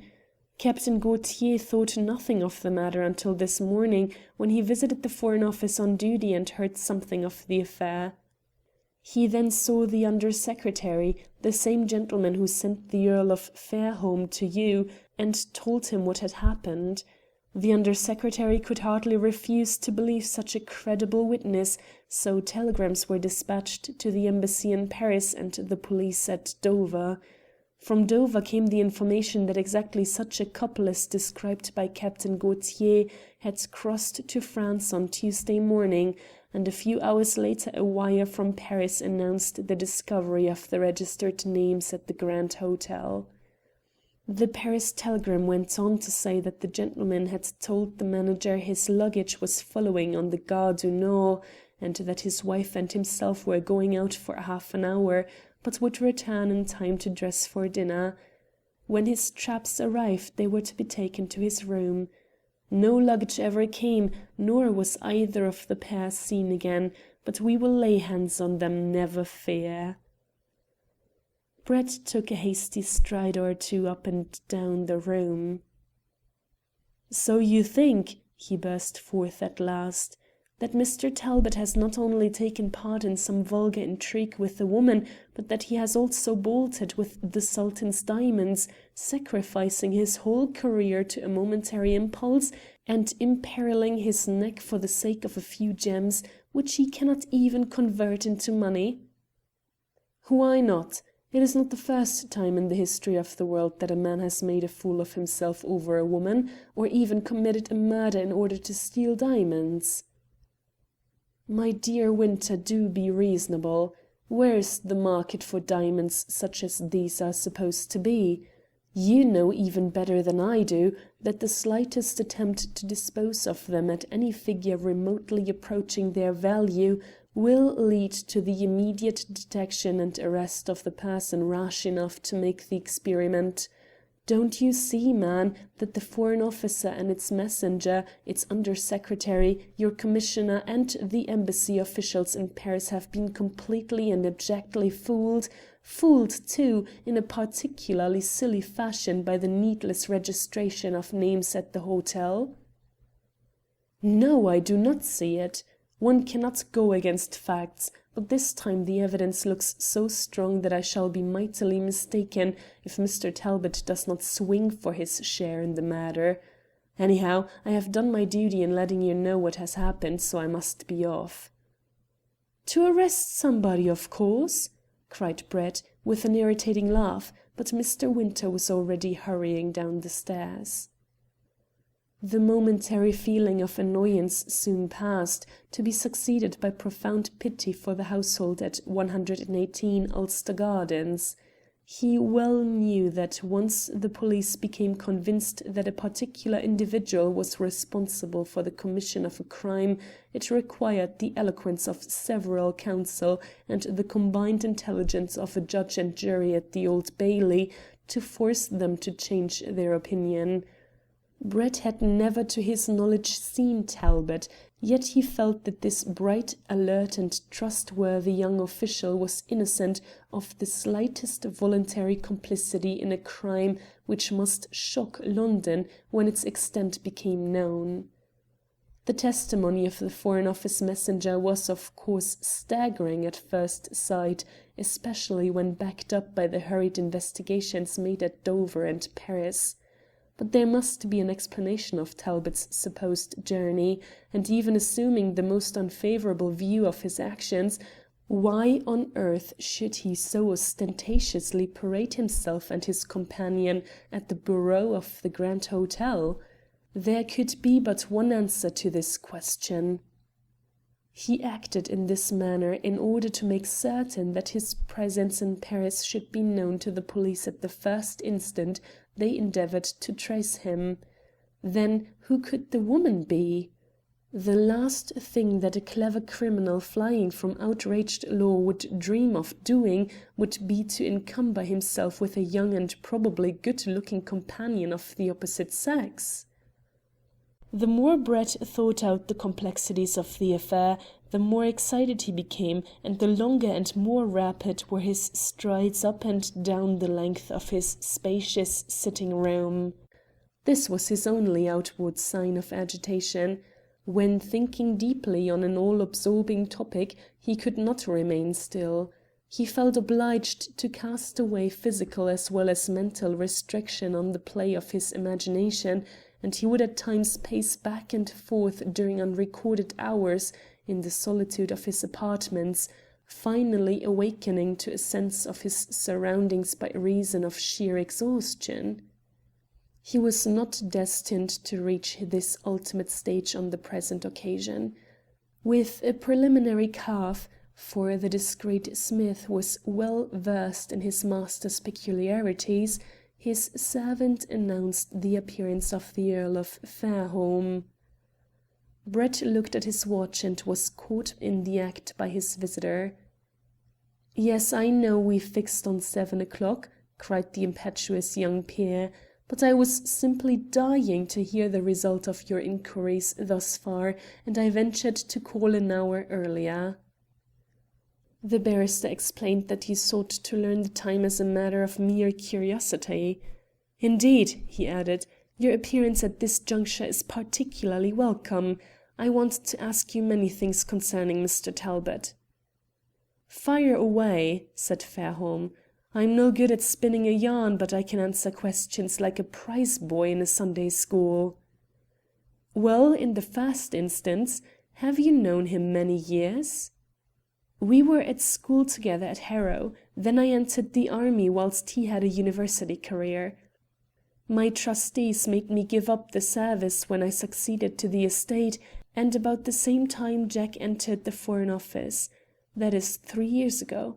We have seen each other constantly since, and, of course, when I became engaged to his sister, our friendship became, if anything, stronger." "Nothing could be more admirably expressed. Do you know anything about his private affairs?" "Financially, do you mean?" "Well, yes, to begin with." "He got a salary, I suppose, from the government, but he has a private income of some thousands a year." "Then he is not likely to be embarrassed for money?" "Most unlikely. He is a particularly steady chap, full of eagerness to follow a diplomatic career and that sort of thing. Why, he would sooner read a blue book than the pink un." "If you were told that he had bolted with a nondescript young woman, what would you say?" "Say!" vociferated Fairholme, springing up from the seat into which he had subsided. "I would tell the man who said so that he was a damned liar." "Exactly, of course you would.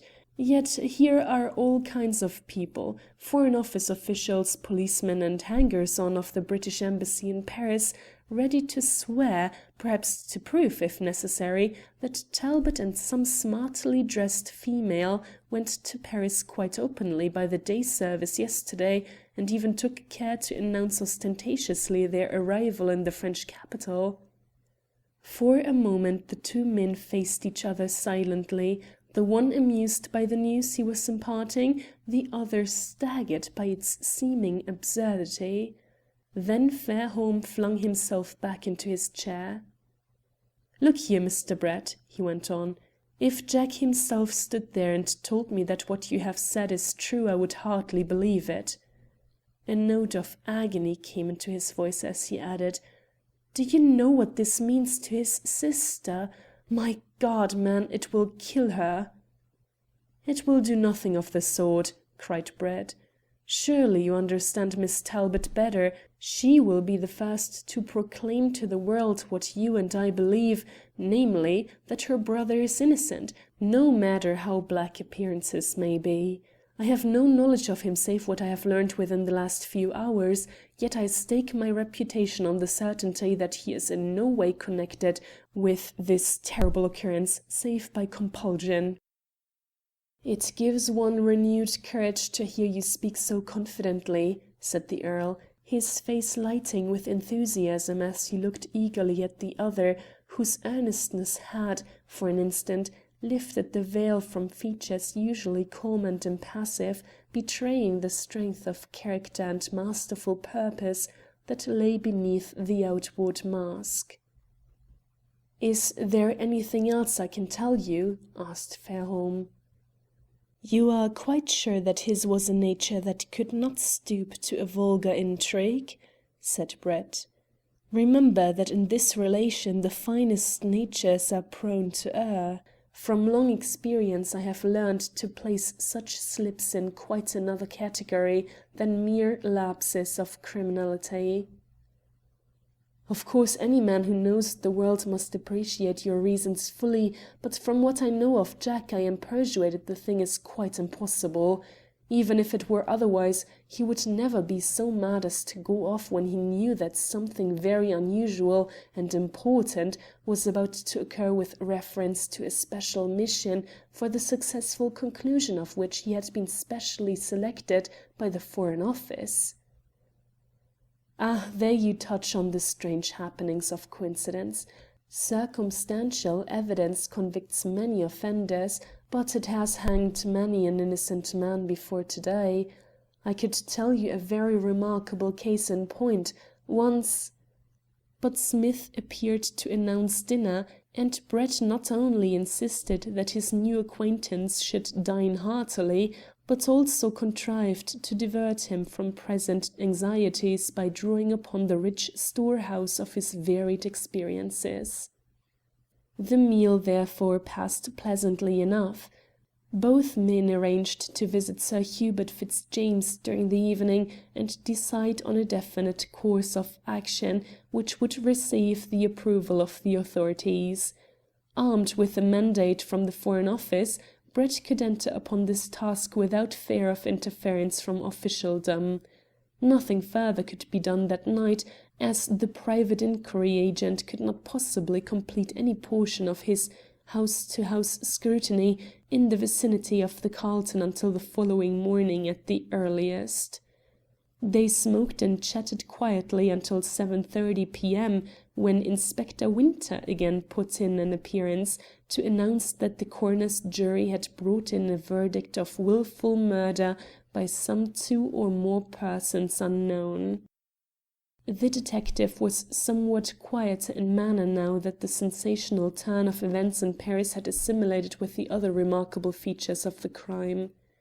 Moreover, the presence of a peer of the realm had a subduing influence upon him, and he had the good taste not to insist too strenuously that Lord Fairholme's prospective brother-in-law was not only an accessory to a foul murder, but also a fugitive thief. One new fact was established by the post-mortem examination of the victims. Considerable violence had been used to overcome the struggles of the servant, Hussein.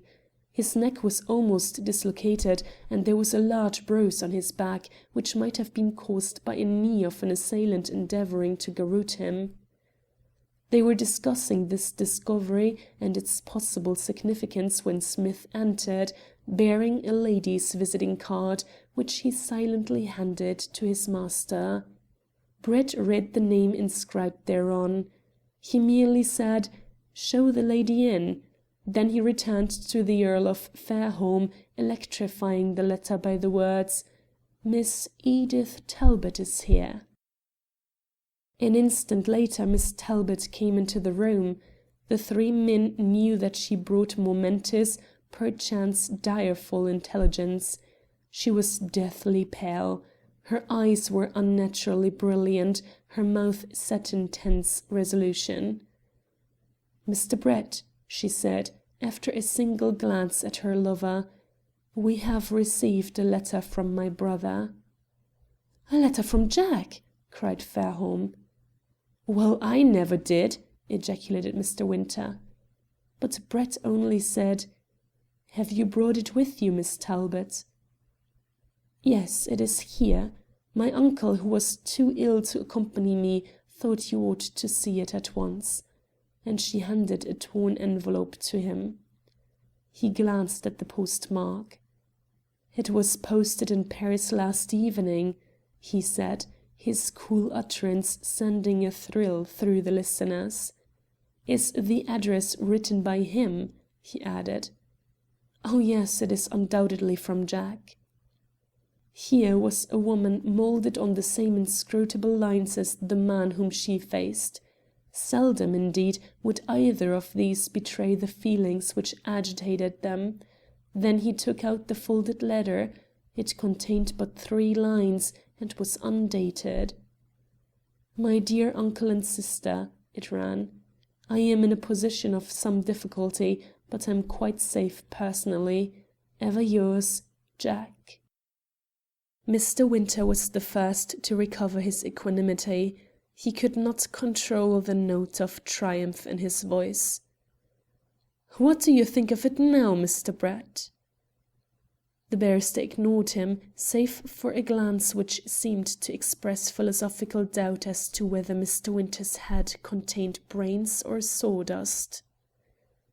"You are quite positive that both letter and envelope are in your brother's handwriting?"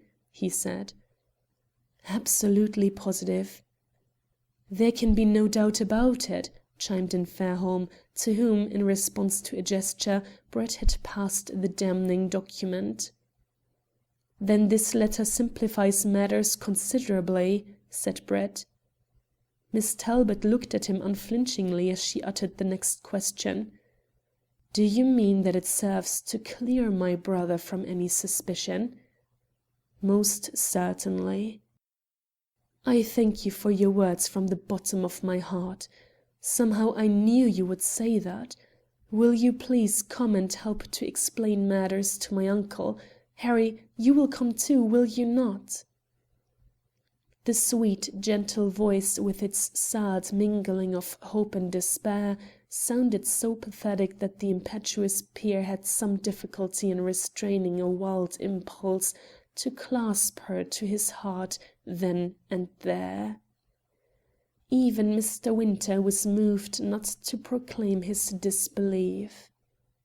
"I will see you in the morning, sir," he muttered. Brett nodded, and the detective went out, saying to himself as he reached the street, "Nerve! Of course he has nerve. It's in the family. Just look at that girl. Still, it did require some grit to sign his name in the hotel register and then calmly sit down to write a letter telling his people not to worry about him. I've known a few rum cases in my time, but this one—" The remainder of Mr. Winter's soliloquy was lost in the spasmodic excitement of boarding a passing omnibus, for this latest item of news must be conveyed to the yard with all speed. Chapter 6 Chapter 6 of The Albert Gate Mystery by Louis Tracy. Recording by Carolyn. Chapter 6. A Journey to Paris. The sight of Talbot's letter seemed to fire Brett's imagination. He radiated electric energy. Both Lord Fairholme and Miss Talbot felt that in his presence all doubts vanished. They realized, without knowing why, that this man of power, this human dynamo, would quickly dispel the clouds which now rendered the outlook so forbidding. For the moment, heedless of their presence, he began to pace the room in the strenuous concentration of his thoughts. Once he halted in front of the small bust of Edgar Allan Poe, whose pedestal still imprisoned the two cuttings of a newspaper which formed the barrister's first links with the tragedy. His ideas suddenly reverted to the paragraph describing the efforts of the Porte to obtain from the French government the extradition of a fugitive relative of the Sultan. At that instant, too, a tiny clock on the mantelpiece chimed forth the hour of 8. "That settles it," said Brett aloud. "Smith?" he vociferated. And Smith appeared. "Pack up sufficient belongings for a short trip to the Continent. Don't forget a rug and a greatcoat. Have the portmanteau on a cab at the door within 3 minutes. I'm sorry, Miss Talbot," he continued, with his charming smile and a manner as free from perplexity as if he was announcing a formal visit to his grandmother. "I have just decided to go to Paris at once. The train leaves Victoria at 8:15. Lord Fairholme will take you home, and you will both, I am sure, be able to convince Sir Hubert that to yield too greatly to anxiety just now is to suffer needless pain." "You are going to Paris, Mr. Brett?" cried Edith. "Why?" "In obedience to an impulse. I always yield to impulses. They impress me as constituting nature's telegraphs. I have a favourite theory that we all contain a neatly devised adaptation of Marconi's wireless system, and the time may come when the secret will be scientifically laid bare. Then, don't you see, it will be possible for a man in London to ring up a sympathetic soul in San Francisco. At present, the code is not understood. It is not even properly named, so people are apt to distrust impulses." He rattled on so pleasantly that Edith, absorbed by the agony of her brother's disappearance and possible disgrace, could not conceal an expression of blank amazement at his levity. Brett instantly became apologetic. "Pray forgive my apparent flippancy, Miss Talbot," he said. "I am really in earnest. I believe that a flying visit to Paris just now must unquestionably advance us an important stage in this inquiry. Let me explain exactly what I mean. Here is a letter from your brother, in handwriting which you and others best qualified to judge declare to be undeniably his. It also bears postmarks, which would demonstrate to a court of law that it was posted in Paris last night and received here today. But it does not follow that it was written in Paris. It might have been written anywhere. Now, according to the police, there is an entry in the visitors' book at the Grand Hotel which appears to prove that your brother wrote his name therein on Tuesday night. If the handwriting in the Grand Hotel register corresponds beyond all doubt with that in this letter and envelope, then your brother must be in Paris. If it does not, he is not there. I am convinced that the latter hypothesis is correct, but to make doubly sure I will go and see with my own eyes. There now, I owed you an explanation, and I have barely time to catch my train. Goodbye, I will wire you in the morning." He placed the mysterious letter in his notebook, gave them a parting smile, and was gone. He managed to catch the 8:15, which started punctually, the sole remnant of railway virtue possessed by the Chatham and South Eastern line. A restful porter, quickened into active life by a half-crown tip, found him a vacant seat in a first-class smoking carriage, and Brett's hasty glance around the compartment revealed that his travelling companions, as far as Dover at any rate, were severely respectable Britons bound for the Riviera. The harbour station at Dover wore its usual aspect of dejected misery. The hurrying passengers pushed and jostled each other in their frenzied effort to board the steamer, for the average British tourist has a rooted belief that such pushing and jostling and banging of apoplectic portmanteaus against the legs of others are absolutely necessary if he would not be left behind. With an experience born of many voyages, Brett quickly noted the direction of the wind and the vessel's bearings. A stiff breeze had brought up a moderate sea, and the barrister dumped down his bag and flung himself onto a chair on what a novice would regard as the weather side of the chart-house. He bore the discomfort for a few minutes, and was rewarded for his foresight by possessing the most sequestered nook on the deck, when the vessel turned her head seawards and began one of the shortest, but perhaps the most disagreeable voyages in the world. Having retained his seat long enough to establish a proprietary right therein, Brett rose and made a short tour of the ship. To distinguish anyone on deck was almost out of the question. The passengers were huddled up in indefinite shapes, and there was hardly light sufficient to effect a stumbling progress over the multitude of hand baggage. So the barrister dived down the companionway and cannoned against a burly individual who had propped himself against a bulkhead on the main-deck saloon. Something hard in the man's pockets gave Brett a sharp rap, and when they separated with mutual apologies, he laughed silently. "Handcuffs," he murmured. "Scotland Yard is always prepared for emergencies. I will wager a considerable sum that as soon as Winter reached headquarters his story about the letter caused a telegram to be dispatched to Dover. Here is a detective bound for Paris and prepared to manacle Talbot the moment he sees him. What a fearful and wonderful thing is the English police system! A crime, obviously clever in its conception and treatment, can be handled by a sharp policeman wearing regulation boots and armed with handcuffs. Really, I must have a drink." Clinging to the handrails and executing some crude but effective balancing feats, he reached the dining salon, which was woefully denuded of occupants, for the English Channel that night had sternly set its face against the indiscriminate use of cold ham and pickles. Near the bar, however, solemnly digesting a liquor, stood a man to whom the choppy sea evidently gave no concern. He had the square shoulders, neat-fitting clothes, and closely clipped appearance at the back of the neck which mark the British officer, but he also stood square on his feet and swayed with unconscious ease whether the vessel pitched or rolled or executed the combined movement.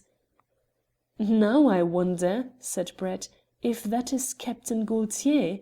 He must be.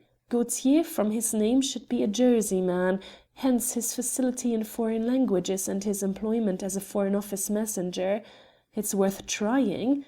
I will make the experiment." He reached the bar and ordered a whisky and soda. Turning affably to the stranger, he remarked, "Nasty night, isn't it? I hope we shan't be much behind time." The stranger glanced at him with sharp and inquisitive eyes, but the glance evidently reassured him, for he replied quite pleasantly, "Oh no, a matter of a few minutes perhaps. They usually manage to make up any delay after we leave Calais." "That's good," said Brett, "because I want to be in Paris at the earliest possible moment." The other man smiled. "We are due there at 5:38, he said. "Rather an early hour for business, isn't it?"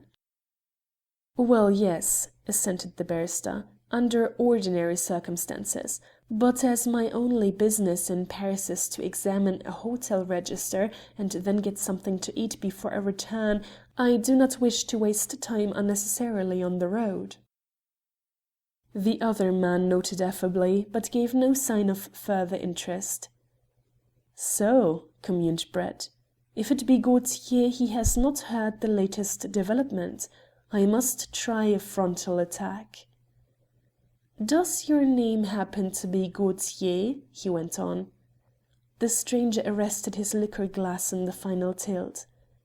"It does," he said, "but I do not think I have the pleasure of knowing you." "No," said Brett, "you haven't." "Well?" said the other man. "The fact is," said Brett, "I heard you had been in London. I guessed from your appearance that you might be a king's messenger, and it was just possible that the Captain Gaultier in whom I was interested might start back to the Continent tonight, so I put two and two together, don't you see, with the result that they made four, a thing which doesn't always happen in deduction if in mathematics." Now, Foreign Office messengers are not chosen for their simplicity or general want of intelligence. Captain Gaultier eyed his questioner with some degree of stern suspicion as he said from behind his cigar: "May I ask who you are?" "Certainly," replied Brett, producing his card. After a quick glance at the pasteboard, Gaultier continued: "I suppose, Mr. Brett, you have some motive in addressing me. What is it?" "I am interested in the fate of a man named Talbot," was the straightforward reply. "And as you told the Under Secretary that you had seen Talbot crossing to Paris in company with a lady last Tuesday, I hoped that perhaps you would not mind discussing the matter with me." Captain Gaultier was evidently puzzled. Private conversations with Under Secretaries of State are not, as a rule, public property, and his momentary intention to decline further conversation with this good-looking and fascinating stranger was checked by remembrance of the fact. "Really, Mr. Brett," he said, "although I do not question the accuracy of your statement, you will readily understand that I can hardly discuss the matter with you under the circumstances." "Naturally. You would not be holding a responsible position in His Majesty's service if you were at all likely to do any such thing. But I propose, in the first instance, to reassure you as to my bona fides, and I may point out, in the second place, that as I have met you by a fortunate chance, you can hardly deem it a breach of confidence to discuss with me the mere accidental appearance on a cross-channel steamer of a man known not only to both of us, but to society at large." Gaultier clearly hesitated, but did not refuse to accept the Under Secretary's letter, which Brett handed to him, with the words: "You know the handwriting, no doubt?" "That speaks for itself." The King's messenger smiled when he returned the note. "It is an odd coincidence," he added, "and still more curious that you should spot me so readily. However, Mr. Brett, we have now cleared the air. What can I do for you?" "Simply this," said the barrister. "Do you mind telling me how you came to recognize Mr. Talbot?" "Well, for one thing," was the thoughtful reply, "I knew his overcoat. I often met Talbot in the Foreign Office, and one day he drove me to his club wearing a very handsome coat lined with astrachan. It struck me as a peculiarly comfortable and well-fitting one, and although there are plenty of men about town who may possess astrachan coats, it is a reasonable assumption that this was the identical garment when it happened to be worn by the man himself." "Then you are quite certain it was Talbot?" went on the barrister. "Quite certain." "Would you swear it was he though his life depended on your accuracy?" "Well, no, perhaps not that, but I would certainly swear that I believed it was Mr. Talbot." "Ah, that is a material difference. The only way in which you could be positively certain was to enter into conversation with him, was it not?" "Yes, that is so." "I do not want you to think, Captain Gaultier, that I am cross-examining you. Let me tell you at once that I believe you saw someone masquerading in Talbot's clothes and made up to represent him. Was there anything about his appearance that might lend credence to such a view?" The other reflected a little before answering. "There was only one thing," he said. "He did not seem to notice me. Now he is a sharp sort of chap, and as it was broad daylight and a fine day, he must have seen me, for he knows me well. Again, from all that I have heard of him, I do not think that he would either pass an acquaintance without speaking to him, nor take flying trips to the Continent with ladies of the music-hall persuasion. You have supplied two very powerful reasons why the individual you saw should not be Jack Talbot. Yet, as you say, it was broad daylight and you had a good look at him." "No, no," interrupted the other. "I had a good look at his coat and the lady. Whoever the man was, he appeared to be wrapped up in both of them, and he certainly did not court observation. I naturally thought that the feminine attachment accounted for this, and for the same reason I did not even seek to scrutinize him too closely. To put the thing in a nutshell, I saw a man whom I believed to be Jack Talbot, and who certainly resembled him in face and figure, attired in Talbot's clothes, and wearing a coat which I had noted so particularly as to be able to describe it to my tailor when ordering a similar one. Add to that the appearance of an attractive lady, young and unknown, and you have my soul laid bare to you in the matter." "Thank you," said Brett. "I am much obliged." He would have quitted the salon, but Captain Gaultier laughed. "Hold on a bit, it is my turn now. Suppose I try to pump you?" A giant wave took hold of the vessel and shook her violently, and Brett, though an average amateur sailor, felt that the salon was no place for him. "Between you and the ship, Captain Gaultier," he said, "the success of the operation would be certain. I have secured a quiet corner on the deck. If you wish for further talk, we must adjourn there." The transit was effected without incident, much to Brett's relief. After a minute or two he felt that a cigar was possible.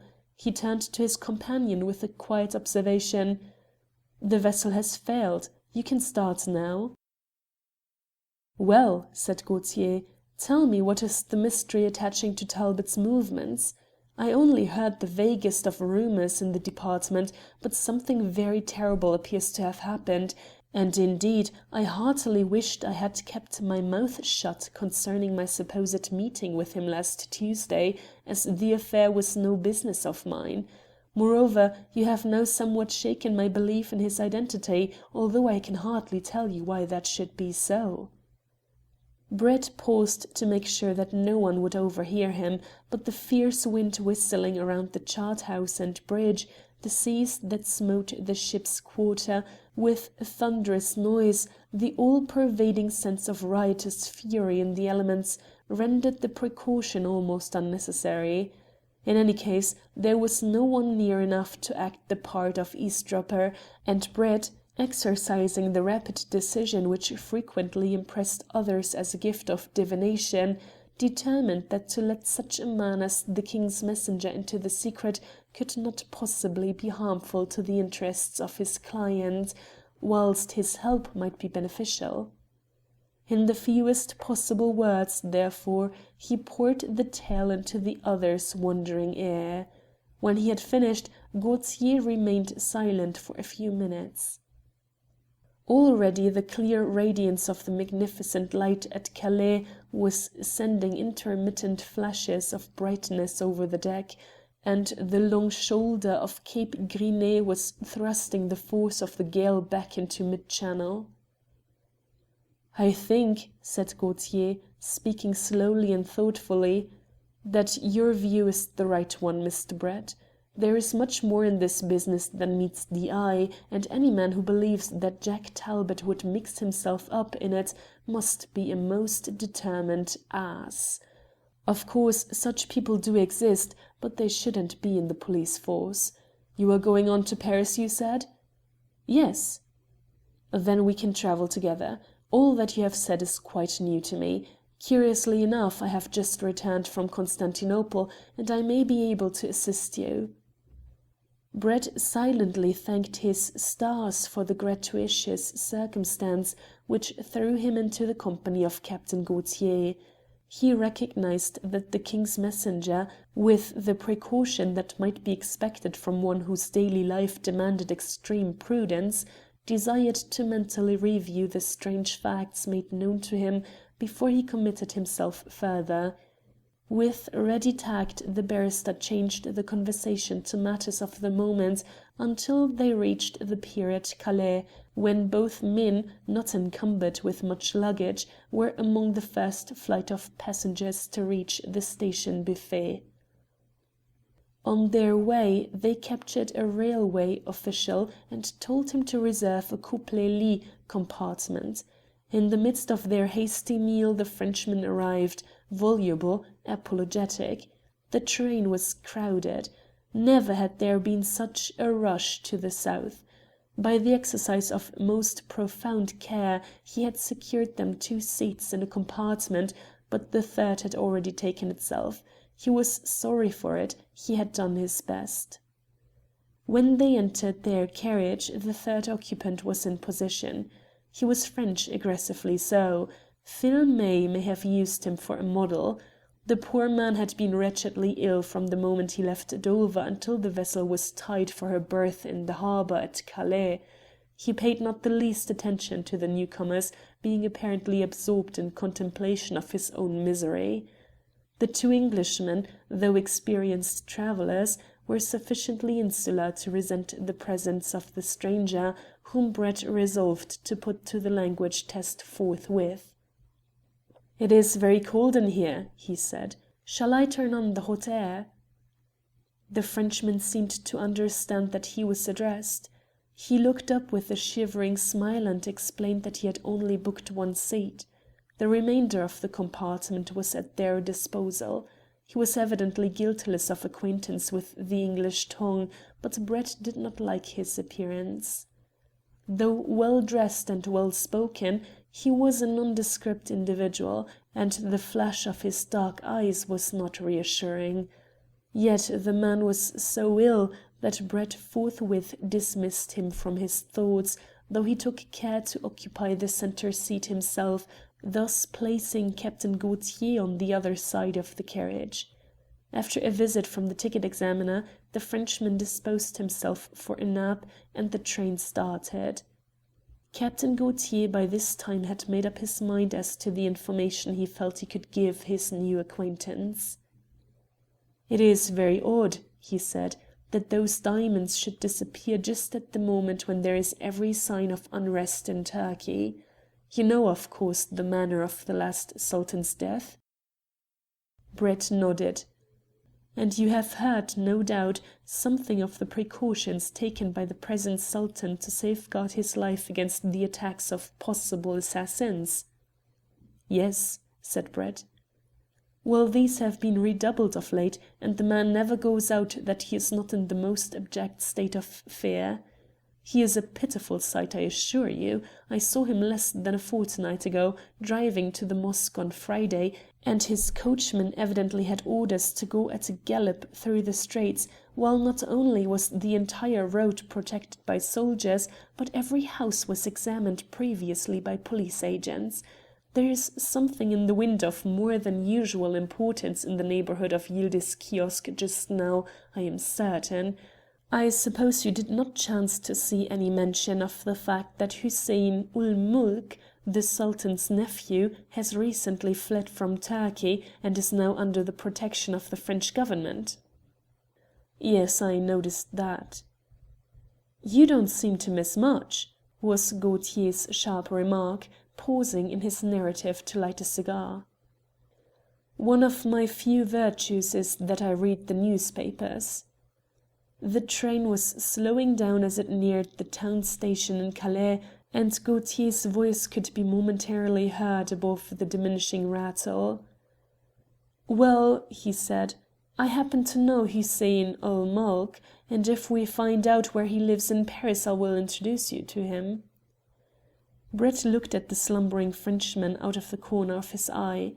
The man appeared to be dozing peacefully enough, but the alert barrister had an impression that his limbs were not sufficiently relaxed under the influence of slumber.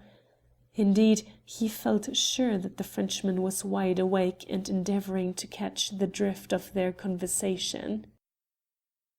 "I will be most pleased to meet your friend Captain Gaultier," he said, "and lest it should slip your memory, I will give you a reminder. He opened his card case and wrote on the back of a card, "Grand Hotel, breakfast 11:30, no more at present." The quick-witted King's messenger read and understood. "It seems to me," he went on, "that he is the very man for your purpose. Though he is not in favour at court just now, he has plenty of friends in the various departments, and he could give you letters which would be certain to secure you some excellent orders. I suppose you are going to the East as the result of the rumoured intention of the Turkish government to reconstitute the navy?" Brett made a haphazard guess at Gaultier's meaning. "Yes," he said, "we ought to place a good many thousand tons with them." Gaultier leaned forward to strike a match and glanced at their companion. For some indescribable reason he shared Brett's view concerning this gentleman, and immediately started a conversation of general significance. They soon discovered that they had several mutual acquaintances, and in this way they passed the dreary journey to Paris pleasantly enough. At the Gare du Nord their knowledge of French methods enabled them to get quickly clear of the octroi, as neither of them had any baggage which rendered their presence necessary at the custom house. The Frenchman, who seemed to be thoroughly revived by the air of his beloved Paris, hurried out simultaneously with themselves. He had no difficulty in hearing Brett's directions to a cabman. Gaultier entered another vehicle.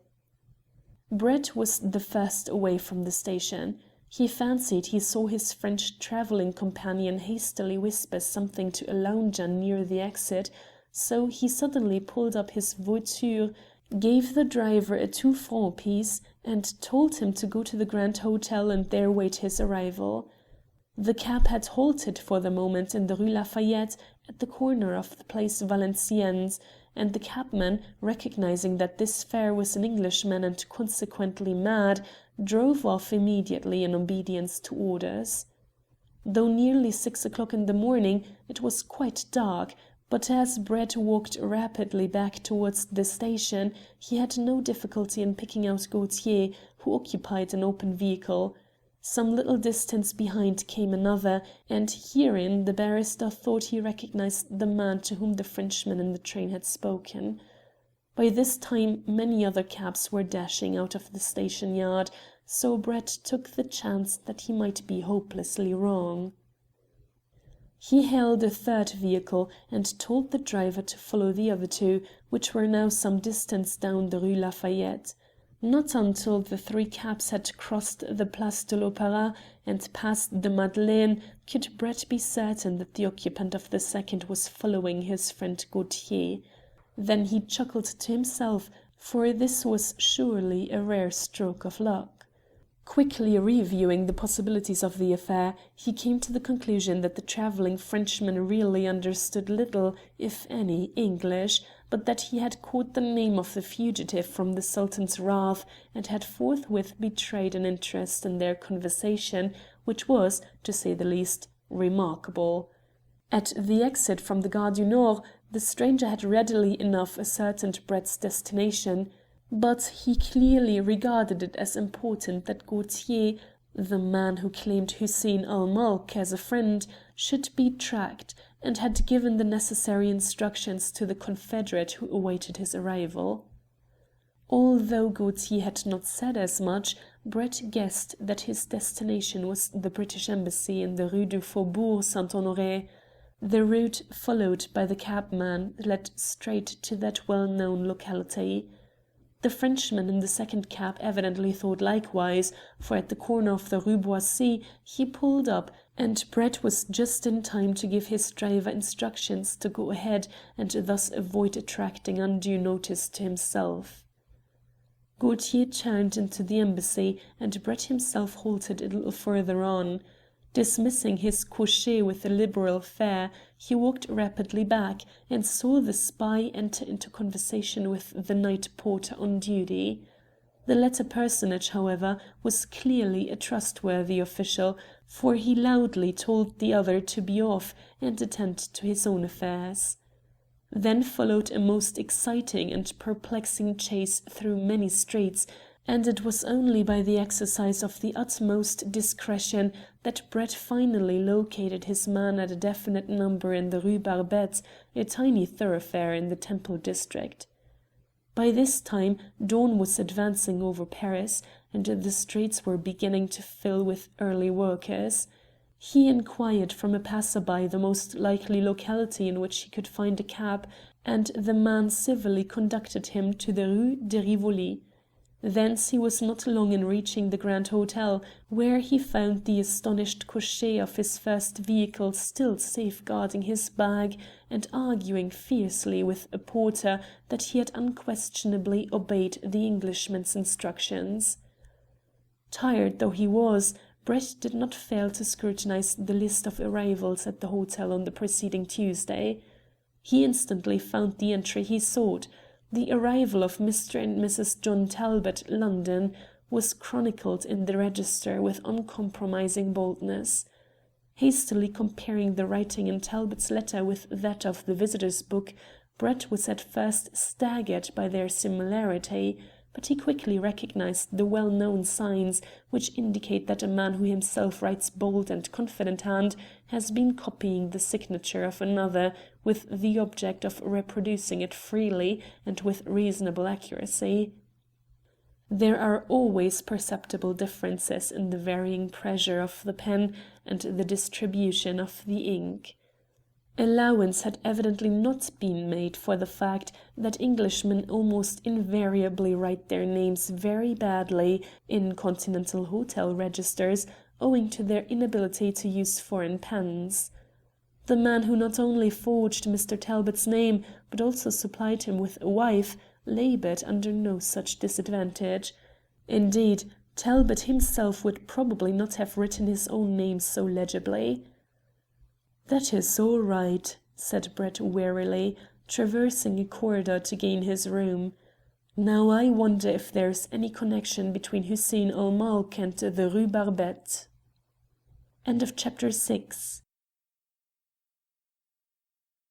Chapter 7 of the Albert Gate Mystery by Louis Tracy. Recording by Carolyn. Chapter 7. The House in the Rue Barbette. Brett was called at 10 o'clock. After reinvigorating himself with a bath and a hearty breakfast, he was ready to meet Captain Gaultier, who arrived promptly at 11:30. In the spacious foyer of the Grand Hotel, it was impossible to say who might be looking at them. "Come to my room," said Brett. "There we will be able to talk without interruption." Once comfortably seated, Brett resumed the conversation where he had broken it off on the train overnight.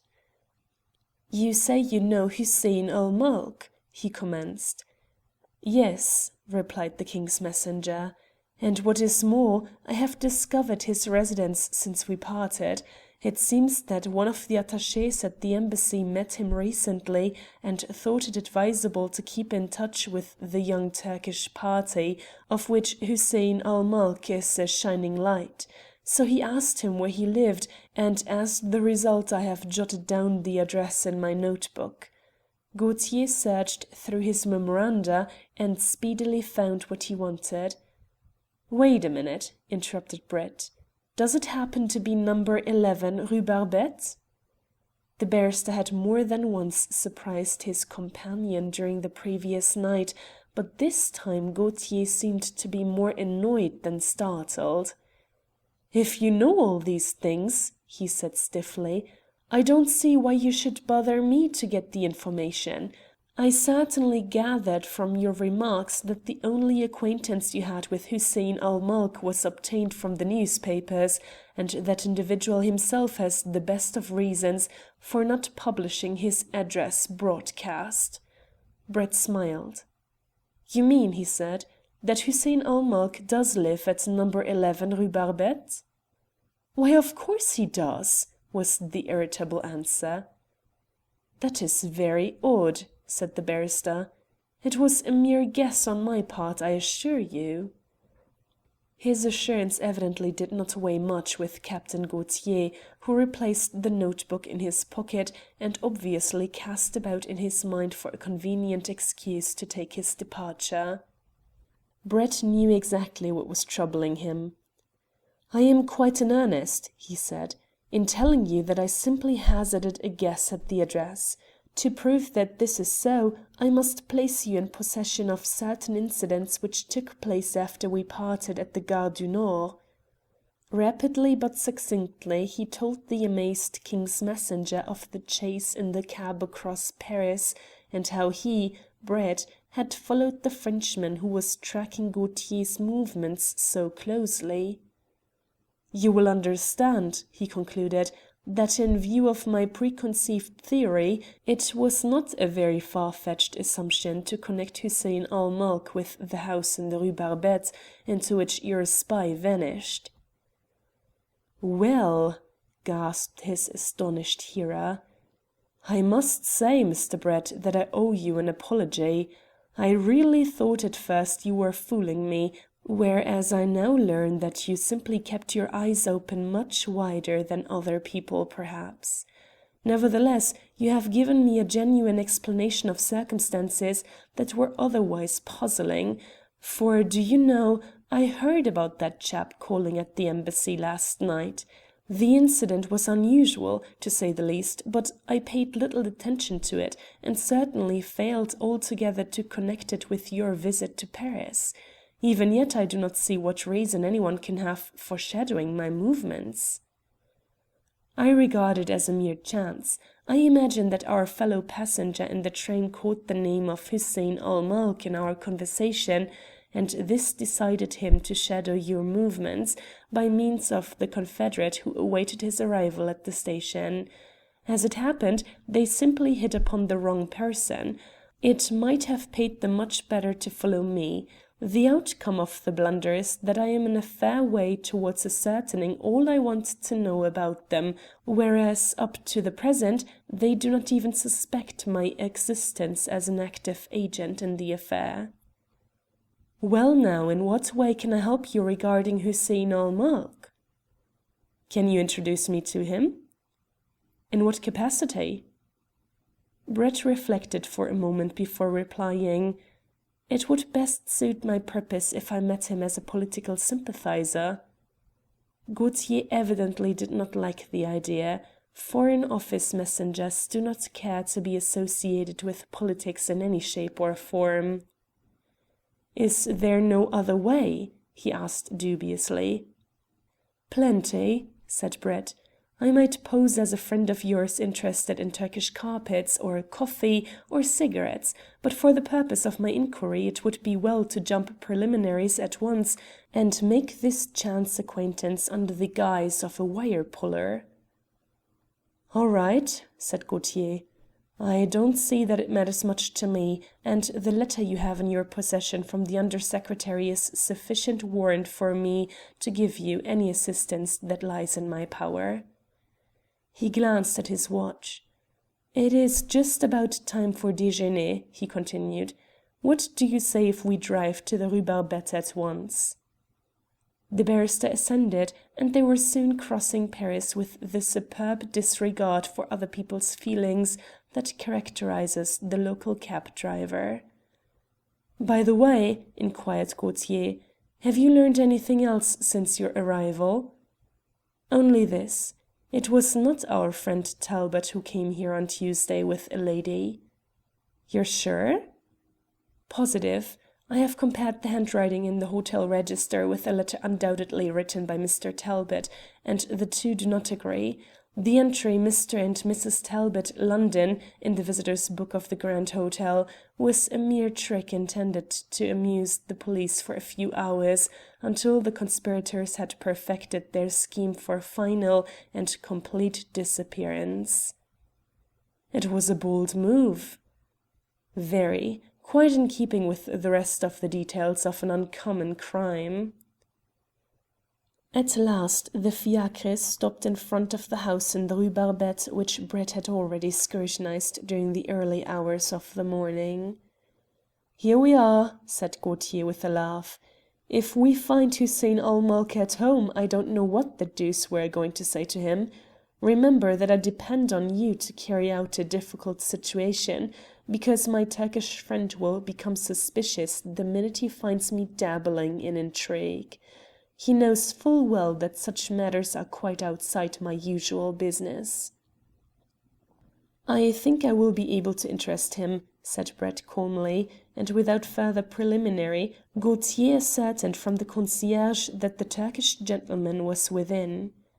The two men ascended to the second story. Gaultier rapped loudly on the first door he encountered, and the summons appeared to scatter some of the inhabitants, judging by the rapid opening and closing of doors that preceded the appearance of an elderly and solemn-looking Turk, who cautiously demanded their business. Gaultier sent in his card, and the servitor locked the door in the faces of the two men while he went to ascertain his master's orders. "They evidently do not mean to take many risks," said the king's messenger in a low voice. "You're right," replied Brett, "though they appear to take the greatest one of all without giving it a thought." "And what is that?" "This exhibition of nervousness and precaution before visitors are admitted. The best way to exercise suspicion is to behave exactly as they are doing." But now the door was reopened, and the elderly Turk ushered them into a spacious room on the right of the entrance hall, where they were received by a young man, a tall, dignified Mohammedan, who rose hastily from a chair, having apparently abandoned the perusal of a newspaper. "Ah, mon brave Gaultier!" he cried. "I am so pleased to see you. I did not know you were in Paris. I have been spending an idle moment over smoke and scandal." He spoke excellent French, and appeared to be quite at his ease, but Brett noticed that Hussein-ul-Mulk held the discarded newspaper upside down.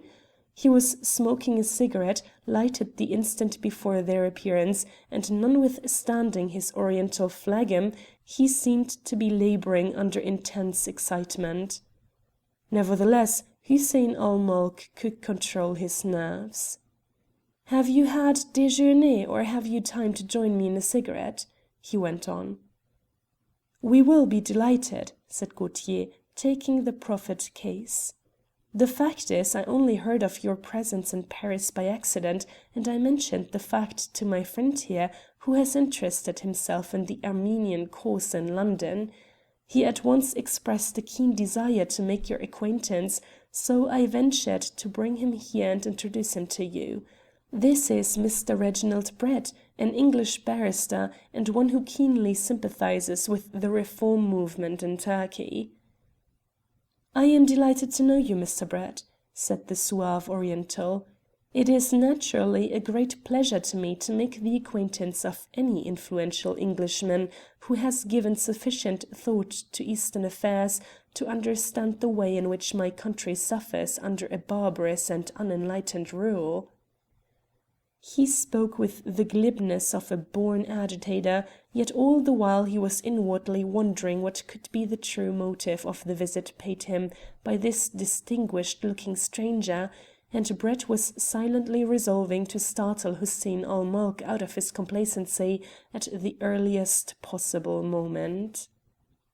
"It is an even greater pleasure to me," he said, "to find myself talking to a reformer so distinguished as you. Your name is well known in England. Indeed, in some quarters it has come to be feared, which in this world is one of the signs of success." Hussein-ul-Mulk was puzzled, but he remained outwardly unperturbed. "I was not aware," he purred, "that my poor services to my country were so appreciated by my English friends."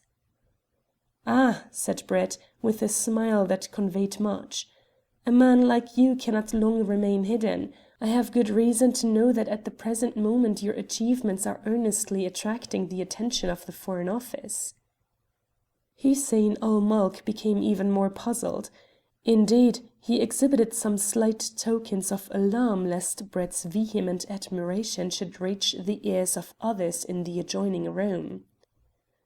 "Really," he said, You flatter me. Will you not try these cigarettes? They are the best. They are made from tobacco grown especially for the Sultan's household, and it is death to export them. I understand that the cigarette habit has grown very much of recent years in England?" "Yes," said Brett. "It certainly has developed with amazing rapidity.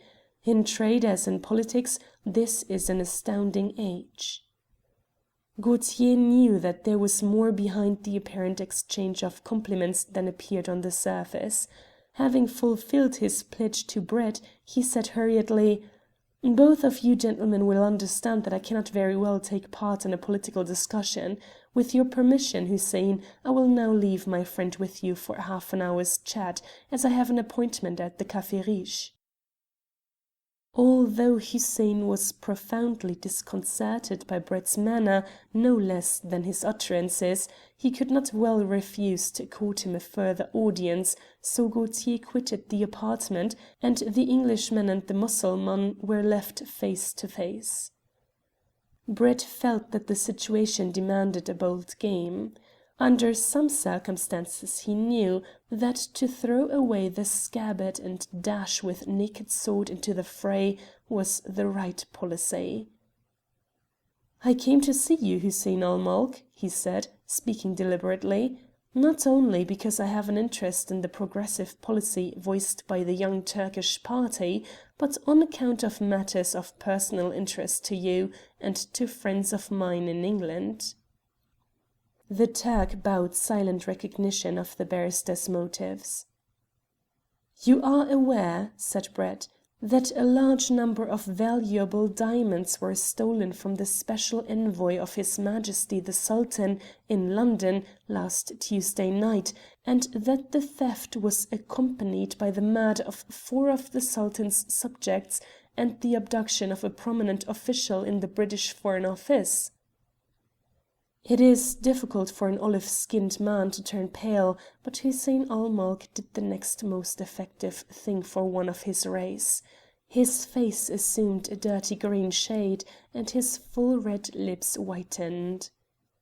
For some few seconds he strove hard to regain his composure and frame a reply, but Brett, nonchalantly puffing a cloud of smoke into the intervening space, and thus helping his hearer to control his emotions, went on: "Pray do not trouble to deny your knowledge of the fact. It is far better for men of the world like you and me to discard subterfuge when engaged in grave and difficult negotiations. I do not purpose wasting time by describing to you the details of a crime with which you are thoroughly acquainted. Let me say, in a sentence, that my chief, perhaps my only motive in coming here today is to secure the release of my friend Mr. Talbot from the place where he is at present confined, and at the same time to obtain from you a statement which will satisfactorily clear Mr. Talbot in the eyes of his superiors of all personal complicity in the Albert Gate incident." Again there was a breathless silence. Hussein-ul-Mulk had regained his nerve. He was now considering how best he could dispose of this Englishman who knew so much. To purchase his silence was too hopeless. He must die as speedily and unostentatiously as possible. So he answered not, but thought hard as to ways and means. Brett, in imminent danger of his life, disregarded all semblance of danger. He leaned back in his chair, closed his eyes in complete enjoyment of Hussein's cigarettes, which were really excellent, and said in the even, matter-of-fact tones of one who discusses an abstract problem: "Of course, my dear friend, you are thinking that the best answer you can give me is to strangle me or to shoot me, or adopt some other drastic remedy which finds favour in Constantinople. But let me point out to you that this will be a serious error of judgment. I have not come here without safeguarding my movements. You are aware that Captain Gaultier, a trusted Foreign Office messenger, brought me here in person. Some members of the British Government and several important officials of Scotland Yard know that I am in your house and discussing this matter with you. If any accident interferes with my future movements, you will simply precipitate a crisis quite lamentable in its results to yourself, to your association, and to your cause. You will see, therefore, Hussein, that to kill me cannot really be thought of. A man of your penetration and undoubted sagacity must surely admit this at once, and we can then proceed to discuss matters in a friendly and pleasant manner." At last Hussein found his tongue. "I have never met you before, Mr. Brett," he said, "but you interest me." Brett smiled and bowed in acknowledgment of the compliment. "Of course I admit nothing," went on the Mohammedan. "Of course. Least of all do I admit that I contemplated any breach of hospitality towards yourself." Brett waved his hand in deprecation of such a pernicious thought.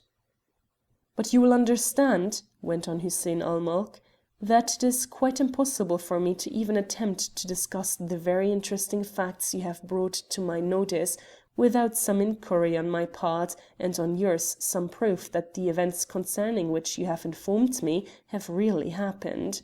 You see, one cannot trust newspapers. They get such garbled accounts of occurrences, particularly of state affairs. They are misleading. Excuse me, I am sure you will admit that although I dispensed with details in my brief statement, the facts were undeniable. I can tell you exactly how and why Mehmet Ali and his two secretaries, together with Hussein, his confidential servant, were murdered. But the circumstances were revolting, and need not be unduly discussed between gentlemen. I can tell you how the diamonds were obtained from the Albert Gate mansion, and how they were conveyed to Paris. But as they are probably in your possession, and the main object of your enterprise has thus been accomplished, it seems to me that all these otherwise dramatic effects are needless. I have told you exactly the object of my visit, and I still await an answer." Hussein-ul-Mulk laughed a trifle uneasy. "On my part, monsieur, I might attempt to question the extent of your knowledge, but as you are mistaken in one part of your summing up of evidence, you may be wrong in others."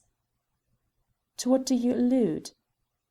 The Mohammedan reflected for a moment, and then answered: "I can see no harm in telling you that I am not aware of any diamonds, in which I am personally interested, having arrived in Paris."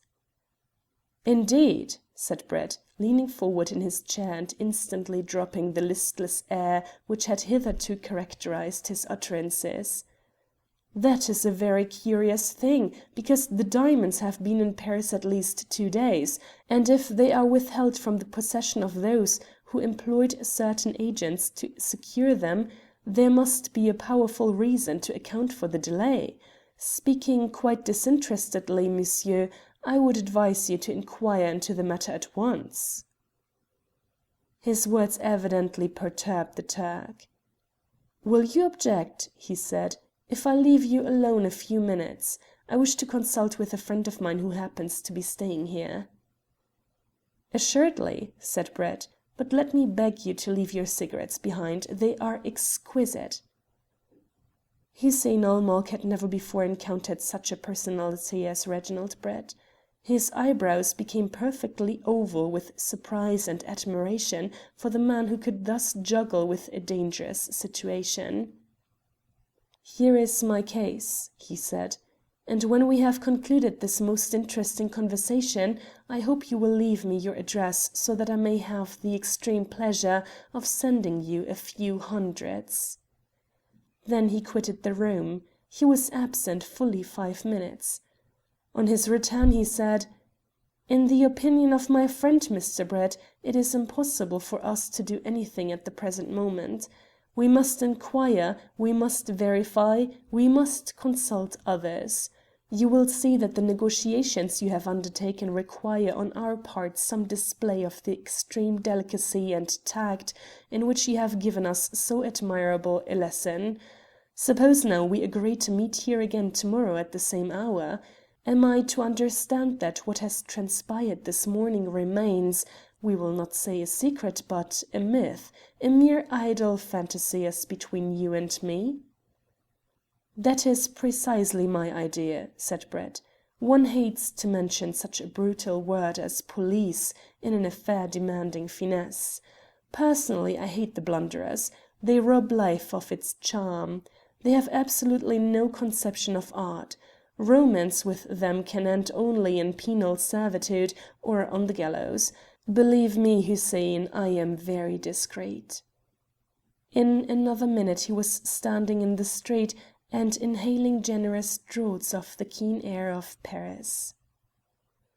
"I wonder how much my life was worth during the first 5 minutes," said he to himself, and then he made his way to a telegraph office, whence he dispatched the following message: "To the Earl of Fairholme, Stanhope Gate, London.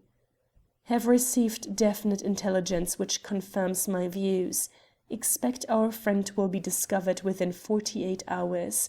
If possible, join me at Grand Hotel, Paris, tonight 11 o'clock. Brett." End of chapter 7.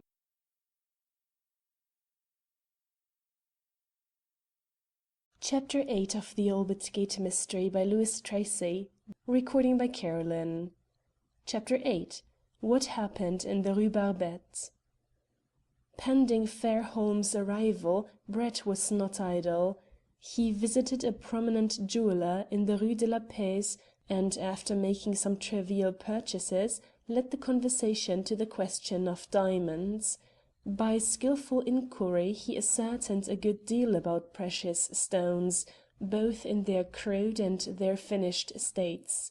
The accommodating Frenchman showed him a good many samples of South African, Brazilian and Indian stones, and explained to him the various tests which were used to determine their value. Brett had no special object in seeking this information. When engaged in elucidating any mystery he made it an invariable rule to post himself as accurately as possible concerning all minor details which might, by any straining of circumstances, become useful. He returned to his hotel and jotted down some notes of this conversation. Whilst engaged in the task a telegram arrived from the Earl of Fairholme announcing that nobleman's departure from London by the afternoon train service via Boulogne. Punctually at the time appointed the Earl reached the hotel. He was all eagerness to learn what had happened since they parted in London, and why Brett had so suddenly summoned him to Paris.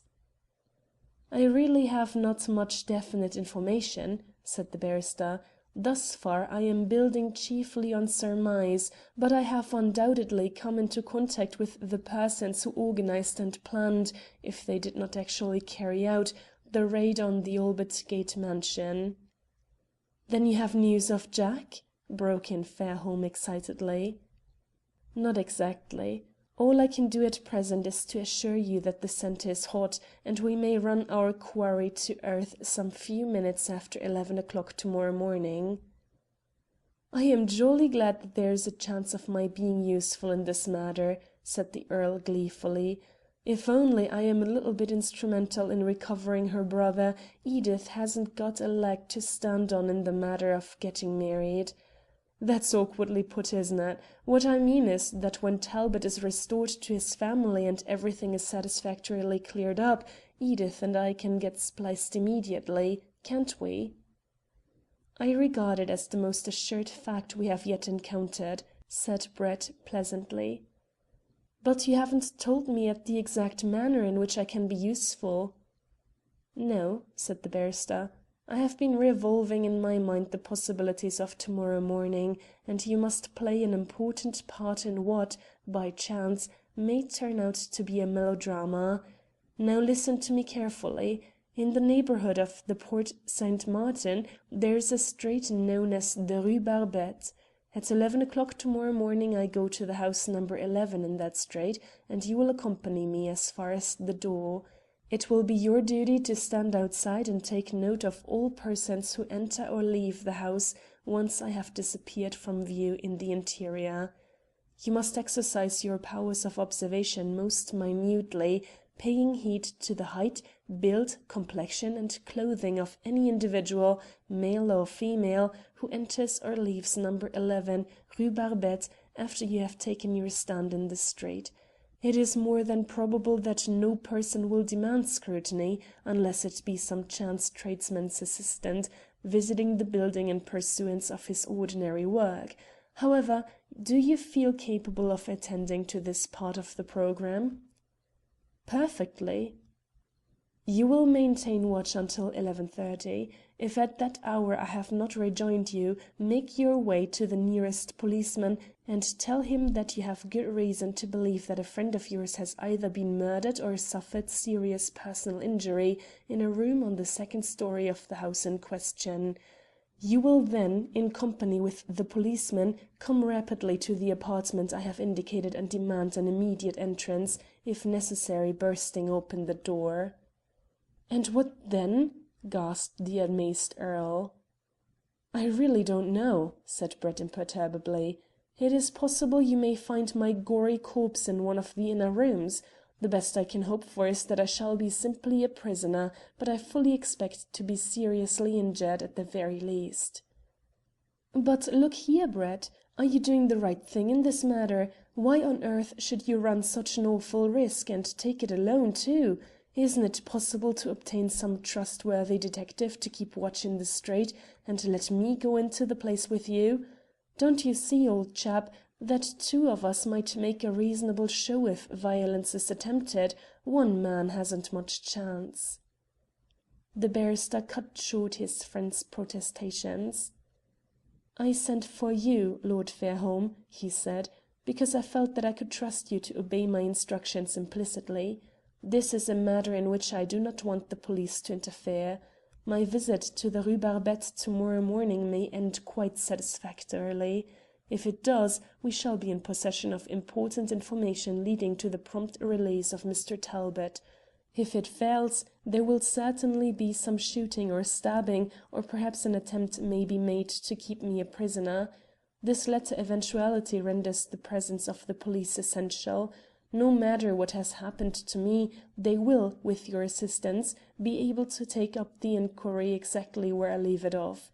In this notebook here, which I am placing in a locked drawer," and he suited his action to the words, "you will find details of all that I have done up to the present moment, together with the lines along which future inquiries should proceed. In particular, you will find an elaboration on the theory which I expect tomorrow's visit to confirm. You fully understand me? All this anticipates that after 11:30 tomorrow I shall be personally unable to conduct the investigation further." "Yes," agreed the Earl, with rueful emphasis. "I fully understand the proposition, and I tell you, Brett, I don't like it. There has been enough blood spilt in this beastly business already, and I feel a sort of personal responsibility for you, you know, because I brought you into it." "Then," said the barrister with a laugh, "I solemnly acquit you of any such responsibility. I am going into the business with my eyes open. It interests me strangely, and I would not abandon the quest now on any account." "But can't you explain matters a little more clearly? Is it necessary that I should be kept in the dark as to the circumstances which have led up to this critical movement to-morrow?" "Not in the least. It is, indeed, very important that you should comprehend all that has gone before. I only started at the end, so to speak, so as to fix accurately in your mind your part of the business, which now stands separate and distinctly outlined in your memory. What I am going to tell you simply leads up to the expected denouement." He then recited to the wondering Earl the whole of the curious events which had happened during the preceding 24 hours. It was late when they got to bed, but they rested well, and after the manner of their race fortified themselves with a good breakfast against the trials of the day, whatever these might prove to be. A few minutes before the appointed hour, they quitted a fiacre in the vicinity of the Rue Barbette, and at 11 o'clock Brett passed the concierge, while Fairholme took up his stand outside. The barrister was received with smiling complaisance by Hussein ul Mulk. On this occasion he was conducted to another room of the flat, and he promptly noted that the windows looked out to the rear of the building, whereas during his previous visit he could survey the street. "This promises badly," said Brett to himself, but he betrayed not the slightest unwillingness to fall in with the arrangements made for this reception, and lounged back in a comfortable chair so easily that not even the quick-witted Turk suspected that the barrister's hip pocket contained a very serviceable revolver. Hussein-ul-Mulk commenced the conversation. "I have," he said, "a couple of friends here who are interested in the matter you were good enough to mention to me yesterday. With your permission I will introduce them." And he threw open another door with a single Turkish word which Brett imagined was an invitation to enter. Two men came from an adjoining room. They were Turks, swarthy, evil-looking customers, but well-dressed and evidently persons of consequence in their own country. The newcomers eyed the barrister curiously and with no very friendly intent. A brief conversation in Turkish resulted in Hussein-ul-Mulk addressing Brett. "I must apologize for the fact that my friends here only speak their native tongue. Before we proceed to business I wish to ask you a few questions." "Certainly," said Brett. "Go ahead." "You mentioned to me yesterday that you had no desire to invoke the aid of the police in prosecuting the inquiry which interests you." "Quite right," said Brett. "May I ask if you have adhered to that intention?" "Absolutely." "Well, Mr. Hussein-ul-Mulk consulted a visiting card. "Mr. Reginald Brett, I think, is your name. It would be idle on my part to compliment you on your bravery, but it would be still more futile to attempt to conceal from you the danger of the position in which you now stand." "Sit," corrected Brett, still smiling. "Well," said the Turk, "we will not quibble about words. The fact remains, Mr. Brett, that you have needlessly thrust yourself into an enterprise of such a desperate character that all interlopers can be dealt with only in one way." "You kill them," said Brett airily. "Yes," said the Turk. "I deeply regret to inform you that you have guessed the object of my remarks with the singular skill you have already betrayed in reaching the existing position. I can only add that I'm surprised the same skill did not influence you to avoid forcing upon us the only alternative left." "Am I to be killed at once?" said Brett, speaking with a slight affectation of boredom.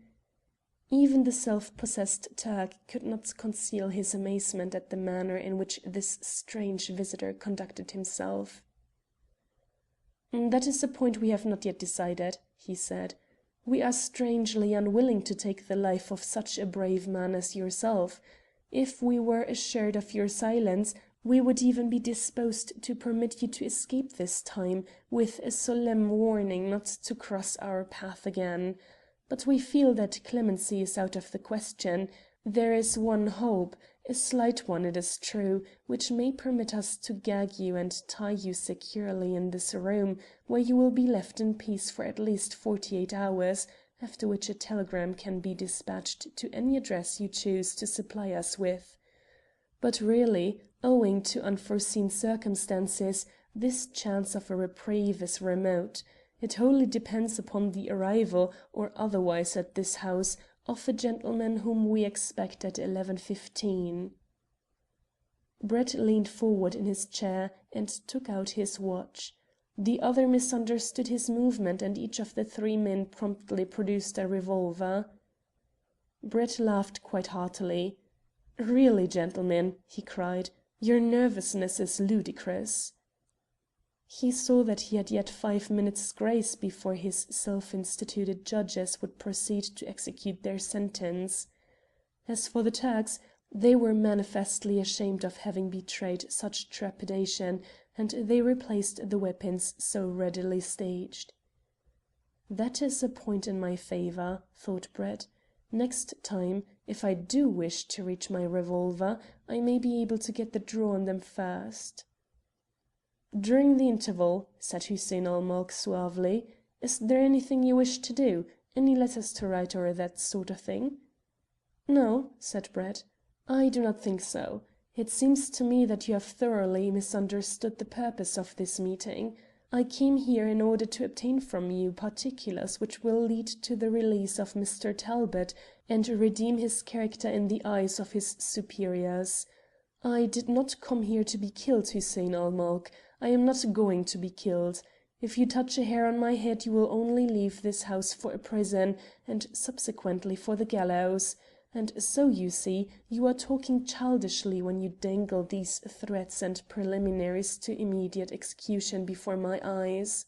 It is not you but I who will dictate the terms on which we part. It may perhaps interest you to explain this new phase of the situation to your fellow countrymen, and the matter will also serve to dissipate the few minutes which yet have to elapse before 11:15. Hussein-ul-Mulk made no direct reply to this remarkable speech. That it impressed him was quite evident from his manner. Forthwith an animated but subdued conversation took place between the triumvirate. When it was yet in progress a peculiar knock was heard on the outside door of the apartment.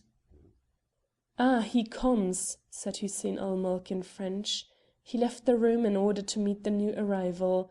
He returned without delay, bringing with him a man very different from those whom Brett had encountered thus far in connection with the crime. This was a dapper little Frenchman, wizened, yellow-skinned, black-haired, and dressed almost in the extreme fashion. He at once addressed himself to the barrister. "They tell me, my friend," he said, "that you have thrust your finger into the pie which the friends of His Majesty the Sultan are preparing for him. It is a bad business. You are too soon for the banquet. The result is that your poor little finger may get burnt, as the pie is still being cooked." The man smiled maliciously at his feeble witticism, and Brett instantly took his measure as a member of the gang of flash thieves which infest Paris. He knew that such a ruffian was both pitiless and cowardly. Whatever the outcome of the situation which faced him, he would not stoop to conciliatory methods with this despicable rascal. "I suppose," he said, "that the only part of the affair which concerns you is the robbery." "Well, and what if it is?" "I can only say that your political friends will be well advised to keep a close eye on you, for you would rob them just as soon as the persons against whom they have employed you." The little thief laughed cynically. "You are right, mon vieux. I would be delighted to have the chance, but this time it is impossible. The stones are too big. They are worth pouf! Millions of francs, so I must be content to receive my pay, which is good." "Have you entrusted the Sultan's diamonds to the care of a scamp like this?" said Brett, addressing himself to Hussein, and inwardly resolving that unless the conversation by chance took a turn favourable to himself, he would forthwith open fire on the gang and endeavour to escape. "Yes," cried the conspirator with a savage laugh. "You have never seen them, Mr. Brett? Here they are. To many men the sight would be a pleasant one. To you it should be terrible, for the arrival of these diamonds at this moment means that you must die." So saying, he produced from an inner pocket of his frock coat a large, plain morocco case. The pressure of a spring caused the lid to fly back, revealing to the eyes of those in the room a collection of diamonds, marvellous by reason of the size and magnificence of each stone. In the centre reposed the imperial diamond itself. For an instant Brett reflected that whilst the other men were fascinated by the spectacle, he would have a good opportunity to shoot some of them without mercy and make a dash for liberty. But at the same moment there came to him an odd thought. His friend the jeweller of the Rue de la Paix had not given him a lesson in vain during the previous afternoon. The barrister suspected, in fact he was almost sure, that the gems now flaunting their half-revealed glories in the light of the day, for not one of them had undergone the final process peculiar to the diamond cutter's trade, were not the real stones stolen from Albert Gate, but well-fabricated substitutes. To his acute brain there came an immediate confirmation of this theory. Evidently the diamonds had not been previously in the Turk's possession. The little Frenchman had just delivered them, and this in itself was a strange circumstance in view of the fact that the genuine stones must have been in Paris at least 3 days. Brett concentrated all his dramatic faculties in look, voice, and gesture. "You fools!" he cried. "You have been swindled by a device which a child might suspect. These are not the Sultan's diamonds. These are frauds, cleverly concocted bits of crystal and alum, intended to keep you happy until you return to Constantinople and discover how thoroughly you were deceived." "You lie!" roared the little Frenchman. "They are genuine." Brett wanted to punch the diminutive scoundrel heavily in the face, but he restrained himself. Turning with a magnificent assumption of courteousness to Hussein-ul-Mulk, he said: "Come, I told you you were acting childishly. This proves it. A most outrageous attempt has been made to swindle you, if I may use such a term to persons who confessedly are plotting to rob another. Surely this will convince you that you have nothing to fear from me. I am here as the agent neither of the Sultan nor the police. It is a simple matter for you to verify my statement. All that is necessary is for one of your party to take any of those alleged diamonds, I would suggest the smallest one so as not to create suspicion, to any jeweller in the district, and he will test it for you immediately, thus proving the truth of my statement. Look here, I will convince you myself." He took the monster diamond irreverently in his hand before Hussein-ul-Mulk could prevent him, and turned to the window. He pressed the stone against the glass and tried to make it cut. It failed. He placed it against his cheek. It was warm. A pure diamond would be icy cold. More than this, a small portion of the composition of which the imitation had been hastily concocted broke off in his fingers. "You see," he laughed. "Do you require further proof?" Even while he spoke the diminutive little Frenchman turned and bolted. One of the Turks drew a revolver and rushed after him, but Hussein-ul-Mulk uttered some authoritative words which prevented the man from firing. The Frenchman was evidently an adept in the art of dodging pursuit. In the passage he ducked suddenly and threw the Turk heavily to the ground. Then, without further interference, he slipped the latch of the door and slammed it hastily behind him, leaving Brett silently laughing at Hussein-ul-Mulk and his remaining confederate, whilst the gentleman who had been upset was slowly regaining his disturbed gravity. "Can it be possible that what you say is true?" said Hussein-ul-Mulk, in such piteous accents that Brett was moved to further mirth. "Surely you do not doubt the evidence?" he said. "Take any of these stones, they will crumble to pieces on the hearth if struck by the slightest blow. See, I will pulverize one with my heel." And he did so, though the amazed and despairing men whom he addressed would have restrained him, for they still could not bring themselves to believe. "Come now," he went on, "arouse yourselves, and give me the information I want. That is the only way in which you may attain your ends. Of course I cannot help you. It may be that you have bungled matters so badly the authorities will stop you and land you all in prison, but that is no concern of mine. At this moment I simply wish to release my friend and proclaim his innocence. For the rest, you must take care of yourselves. You know best who it is that has so thoroughly outwitted you." Hussein-ul-Mulk was the first to recover his scattered senses. "We cannot choose but believe you, Mr. Brett," he said. "We are even indebted to you for making this disastrous discovery at such an early date. We paid our agents so highly that we thought their honesty was assured. We find we are mistaken, and consequently we apologize to you for using threats which were unnecessary. We rely on your honour not to incriminate us with the police. All we can tell you is that your friend is not dead, but we do not know his whereabouts." "Nonsense!" cried Brett angrily. "Why do you seek to mislead me in this fashion?" "Sir," said the Turk, "I am telling you the truth. We believe that Mr. Talbot is a prisoner in London, but we do not know in what locality. My friends here and myself, as you have already surmised, are merely members of a political organization. It was necessary for us to secure possession of the imperial diamond and its companions. We spared no expense, nor hesitated at any means that would accomplish our purpose. We have been foiled for the moment. I can tell you nothing else, and I advise you to leave us and forget that such persons exist, for I swear to you by the beard of the Prophet that had events turned out differently you would now be a lifeless corpse in the room, whilst your body would not be discovered for many weeks, as we intended to leave Paris this afternoon as soon as the diamonds came into our possession." At this moment a thunderous knocking reverberated through the house. The Turks gazed at each other in affright.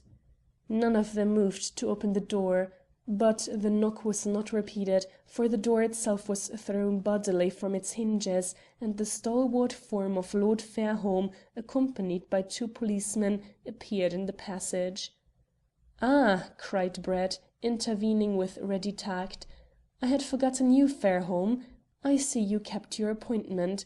These are not required," he rattled on presently, turning towards the stern-looking sergeants de ville. "I am quite alive and uninjured. My friends here and myself had a few earnest words, but we have settled matters satisfactorily." The suspicious policeman glanced from the smiling Englishman to the perturbed Turks. At the first sound of danger, Hussein-ul-Mulk had closed the case in which lay the spurious diamonds, so these pretentious-looking gems did not excite the curiosity of the men of law. The senior officer demanded from Lord Fairholme an explanation of the exciting statements which induced them to accompany him, but Brett stepped into the breach. "It is quite true that my friend was anxious on my account. It was even possible these Turkish gentlemen here and myself might have proceeded to extremities, but the affair has ended satisfactorily, and if you will allow me—" He put his hand into his pocket, and a slight monetary transaction terminated the incident pleasantly for all parties. Soon Brett and Fairholme found themselves in the street, and again did the barrister draw in deep and invigorating draughts of Paris air. "Where now?" said Fairholme. "Tell me," cried Brett eagerly, "did you notice in which direction the little man ran who left number 11 about 10 minutes ago?"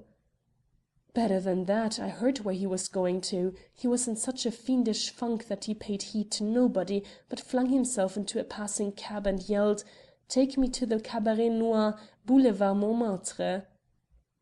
"Good! You are a splendid detective. You have saved me hours of search and perhaps days of failure. Come, let us too go to the Cabaret Noir."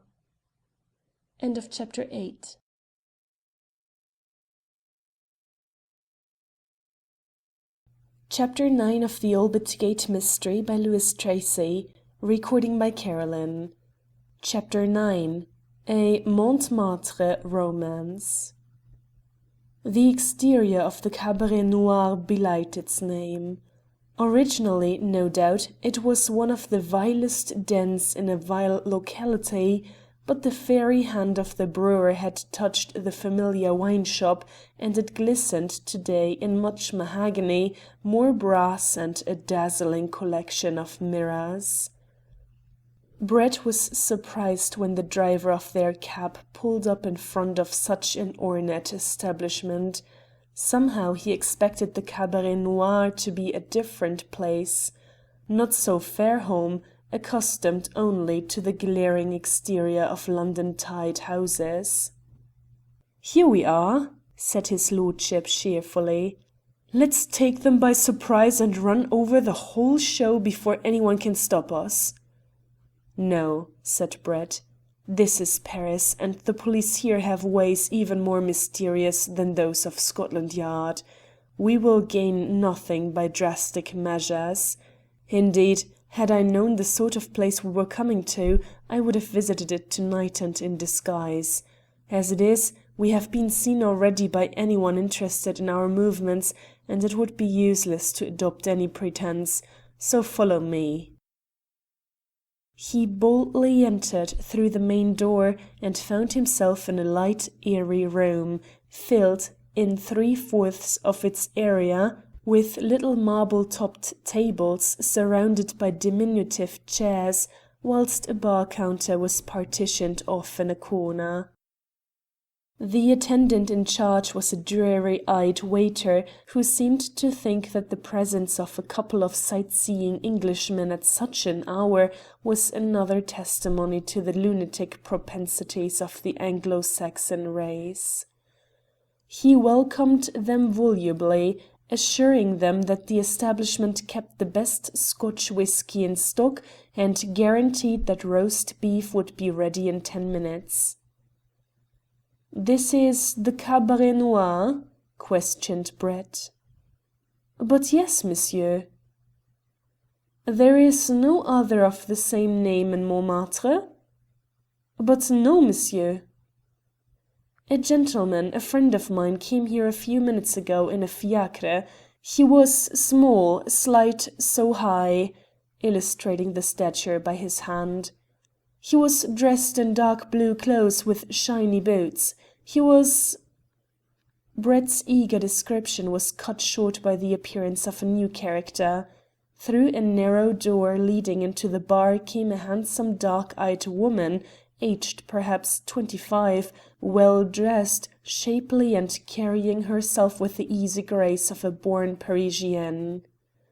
Her hair was jet black. Her large dark eyes were recessed beneath arched and strongly pencilled eyebrows. Her skin had that peculiar tint of porcelain white so often seen in women of southern blood. Yet there was nothing delicate in this lady's appearance or manner.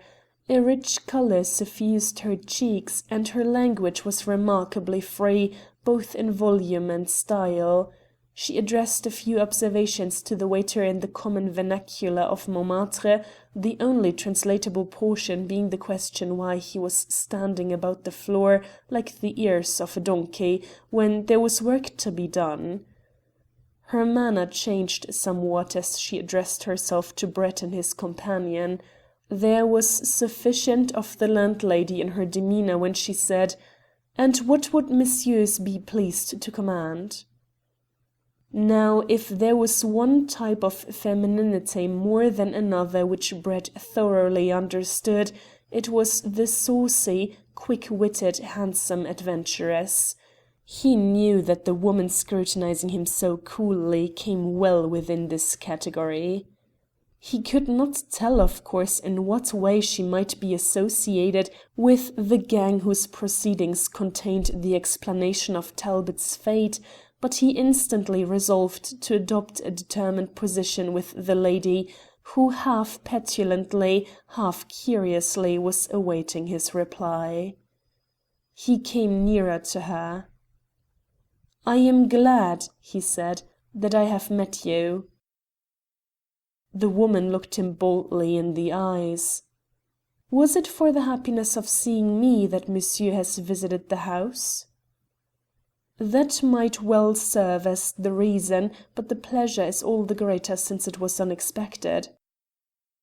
"You are pleased to be facetious," she replied. "Will you not tell me your business? I have affairs to occupy me." "Assuredly. I have driven here as quickly as possible from number 11 Rue Barbette."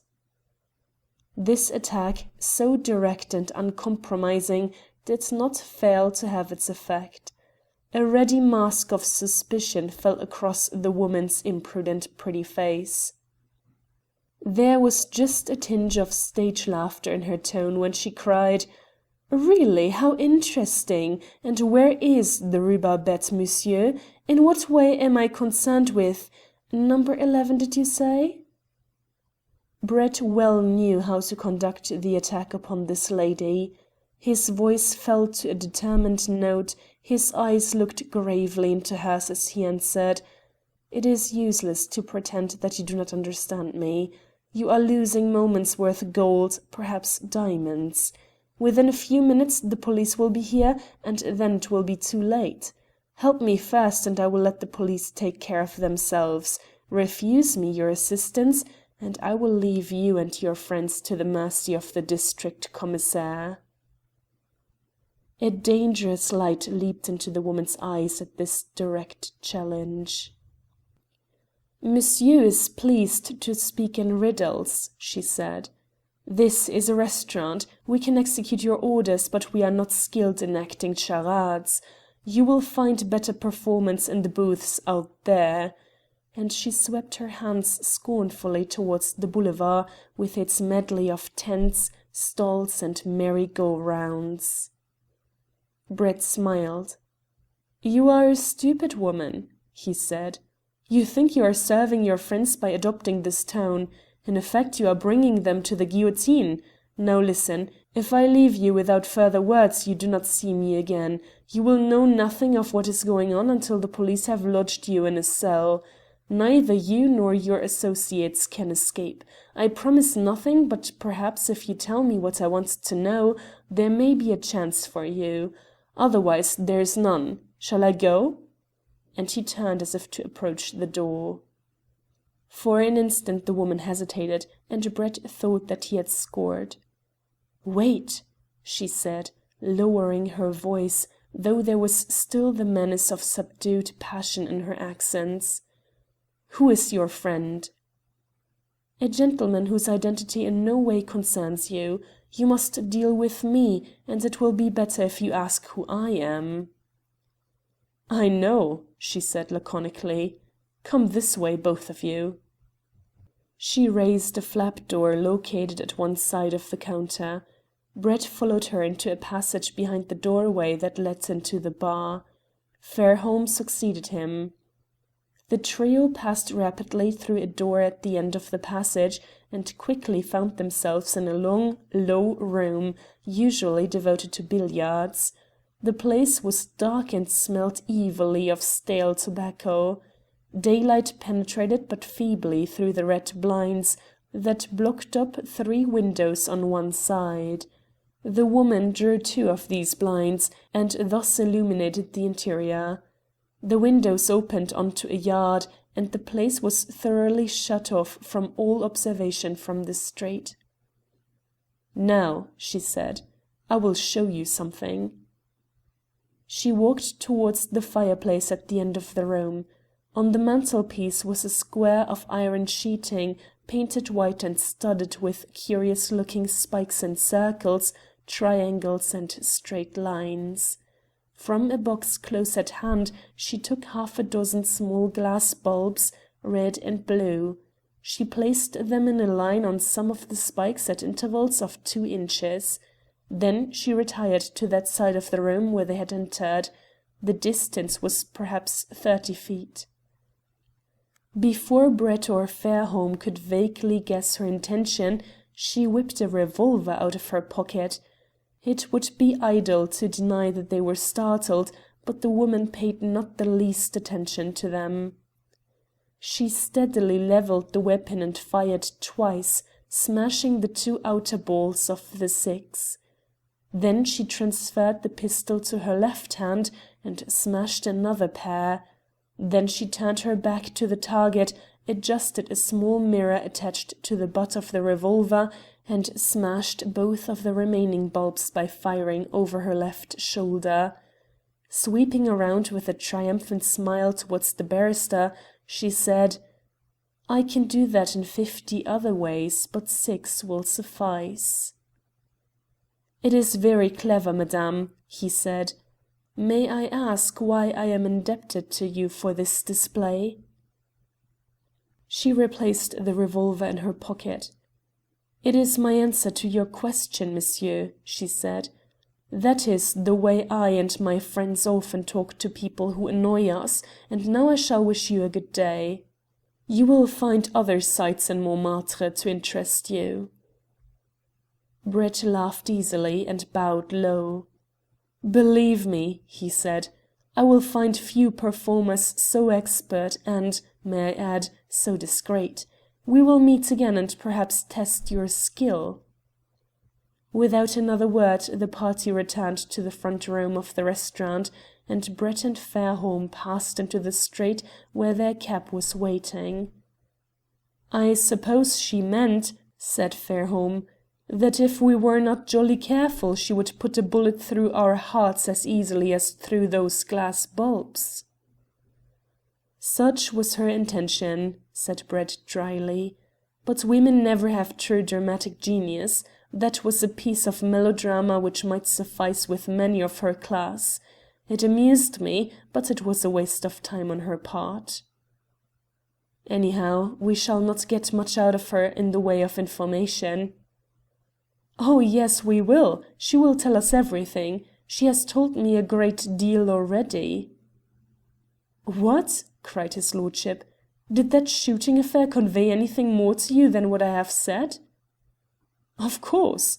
What need was there for such a trick? In the first place, it is very simple. You or I could do it after 10 minutes' practice with an expanding charge and a show pistol. Secondly, she admitted that the Cabaret Noir is a centre of operations for the gang in whom we are interested. By the way, I should like to know her name." He directed the driver to wait for them at a street corner some little distance further on. Close to where they stood, an itinerant vendor was selling some mechanical toys. Brett bought one. The price was 20 sous. He gave the man a 2-franc piece and refused the change. "Do you know," he said, "who is the proprietor of the Cabaret Noir?" "Certainly, monsieur," replied the gutter merchant. "It is Gros Jean. His name is Beaucaire." "Ah. And the lady who lives there, a dark, pretty woman with white skin, who is she?" "That is his daughter," said the man. "She is known as La Belle Chasseuse." "Why such a name?" "Because she is clever with firearms. She used to be in a circus, but she left the profession a year ago." "And does she live here constantly?" "I cannot say. I think she goes away a great deal. She was travelling recently. She came back, let me see, last Tuesday night." "Thank you," said Brett. The two re-entered their cab and Brett told the driver to proceed as rapidly as possible to Rue Saint-Honoré. "I hope to goodness," he said to Fairholme, "that Captain Gaultier has not left Paris already. These Foreign Office messengers are liable to be despatched to the other end of the earth at a moment's notice." "Why do you wish to see him?" said Fairholme. "Simply to obtain definite information of my theory. La Belle Chasseuse was the woman who accompanied the man made up to look like Jack Talbot during his journey from London.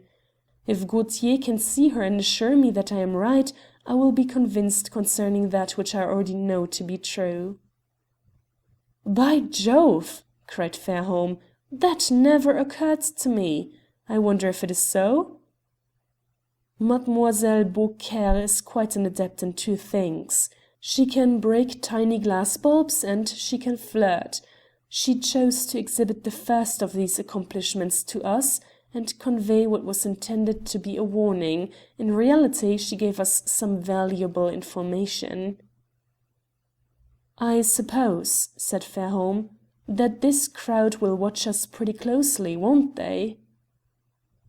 Brett leaned back in the cab and laughed heartily. "We are the most interesting persons in Paris to them at this moment," he said. "That poor fellow who sold us the toys will have to change his position, I'm afraid. One of them is following us now. Let's see who it is." At the next street corner he stopped the cab suddenly and jumped out, followed by Fairholme. A minute later another vehicle dashed into the street. In it was seated a lady, closely veiled, but a large feather hat and the grotesque pattern of a black veil could not wholly conceal the pretty, determined face of La Belle Chasseuse. Evidently she had no one at hand to undertake the mission, so she followed Brett in person. He signalled to her and to her driver. Astonished, the man pulled up. Brett instantly advanced and took off his hat with that pleasant smile of his, which usually went straight to the female heart, but which now thoroughly lost its effect on the furious young woman who looked at him from the interior of her voiture. "Allow me," he said, "to offer my friendly services. It is a close day, and mademoiselle has, I am sure, many other calls on her time. I will save you at least an hour, and myself nearly the same period. I am going to secure the presence of a witness to identify you as the lady who crossed the Channel last Tuesday in company with a gentleman. You both drove to the Grand Hotel, and your companion signed the register there in the name of Mr. and Mrs. Talbot. Is it not so?"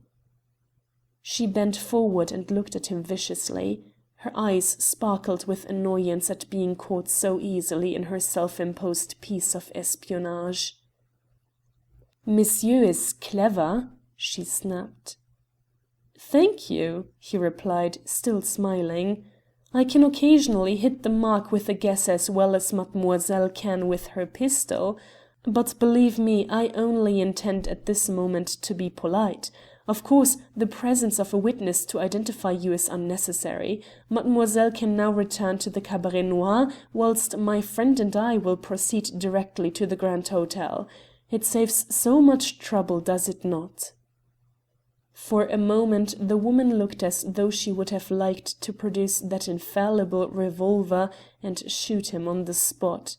Then she angrily commanded her driver to return. Fairholme surveyed the scene with open-eyed amazement. "Well," he said, "that beats everything. You really have a splendid nerve. The whole business reads like a chapter out of one of Gaboriau's novels." "That is the way people live in Paris, my dear fellow. Life is an artificial matter here. But all this excitement has made me hungry. Let us have déjeuner."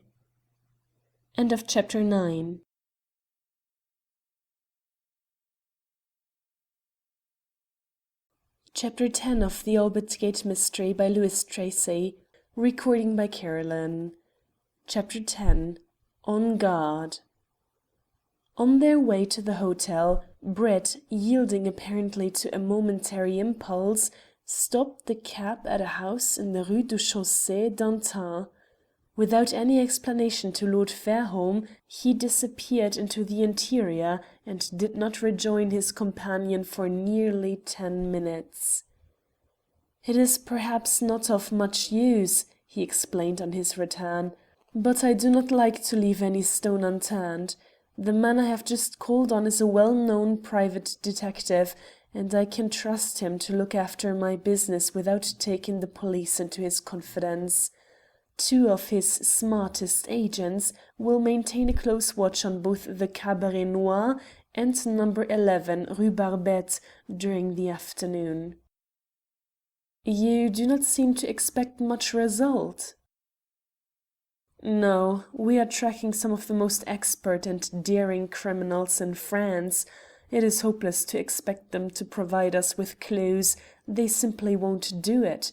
No one but a genius in criminality would have risked such a dramatic move as the personation of Jack Talbot, or dared to put in an open appearance at the Grand Hotel.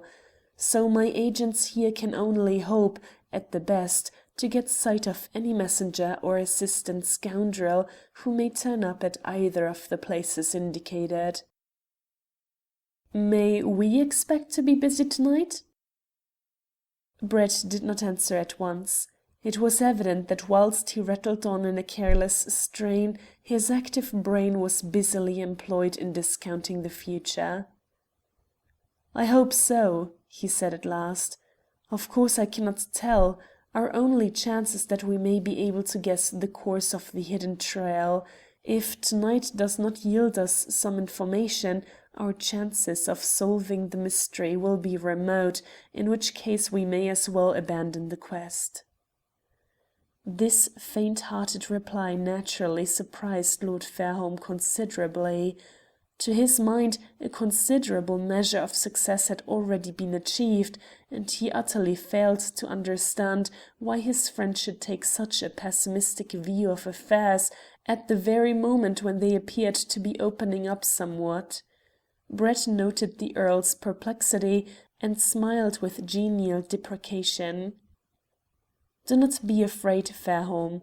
I will liberate Mr. Talbot and clear his name so effectually that all difficulties will appear from the path of your marriage." "Then what is it that makes you so downcast?"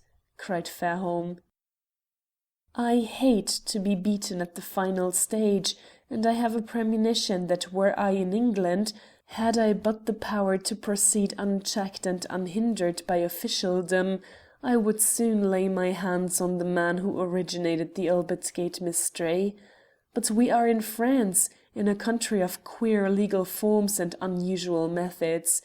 At home I can always circumvent Scotland Yard. Here I am in the midst of strange surroundings, and know not what may happen. Therefore we must possess our souls in patience, and wait developments.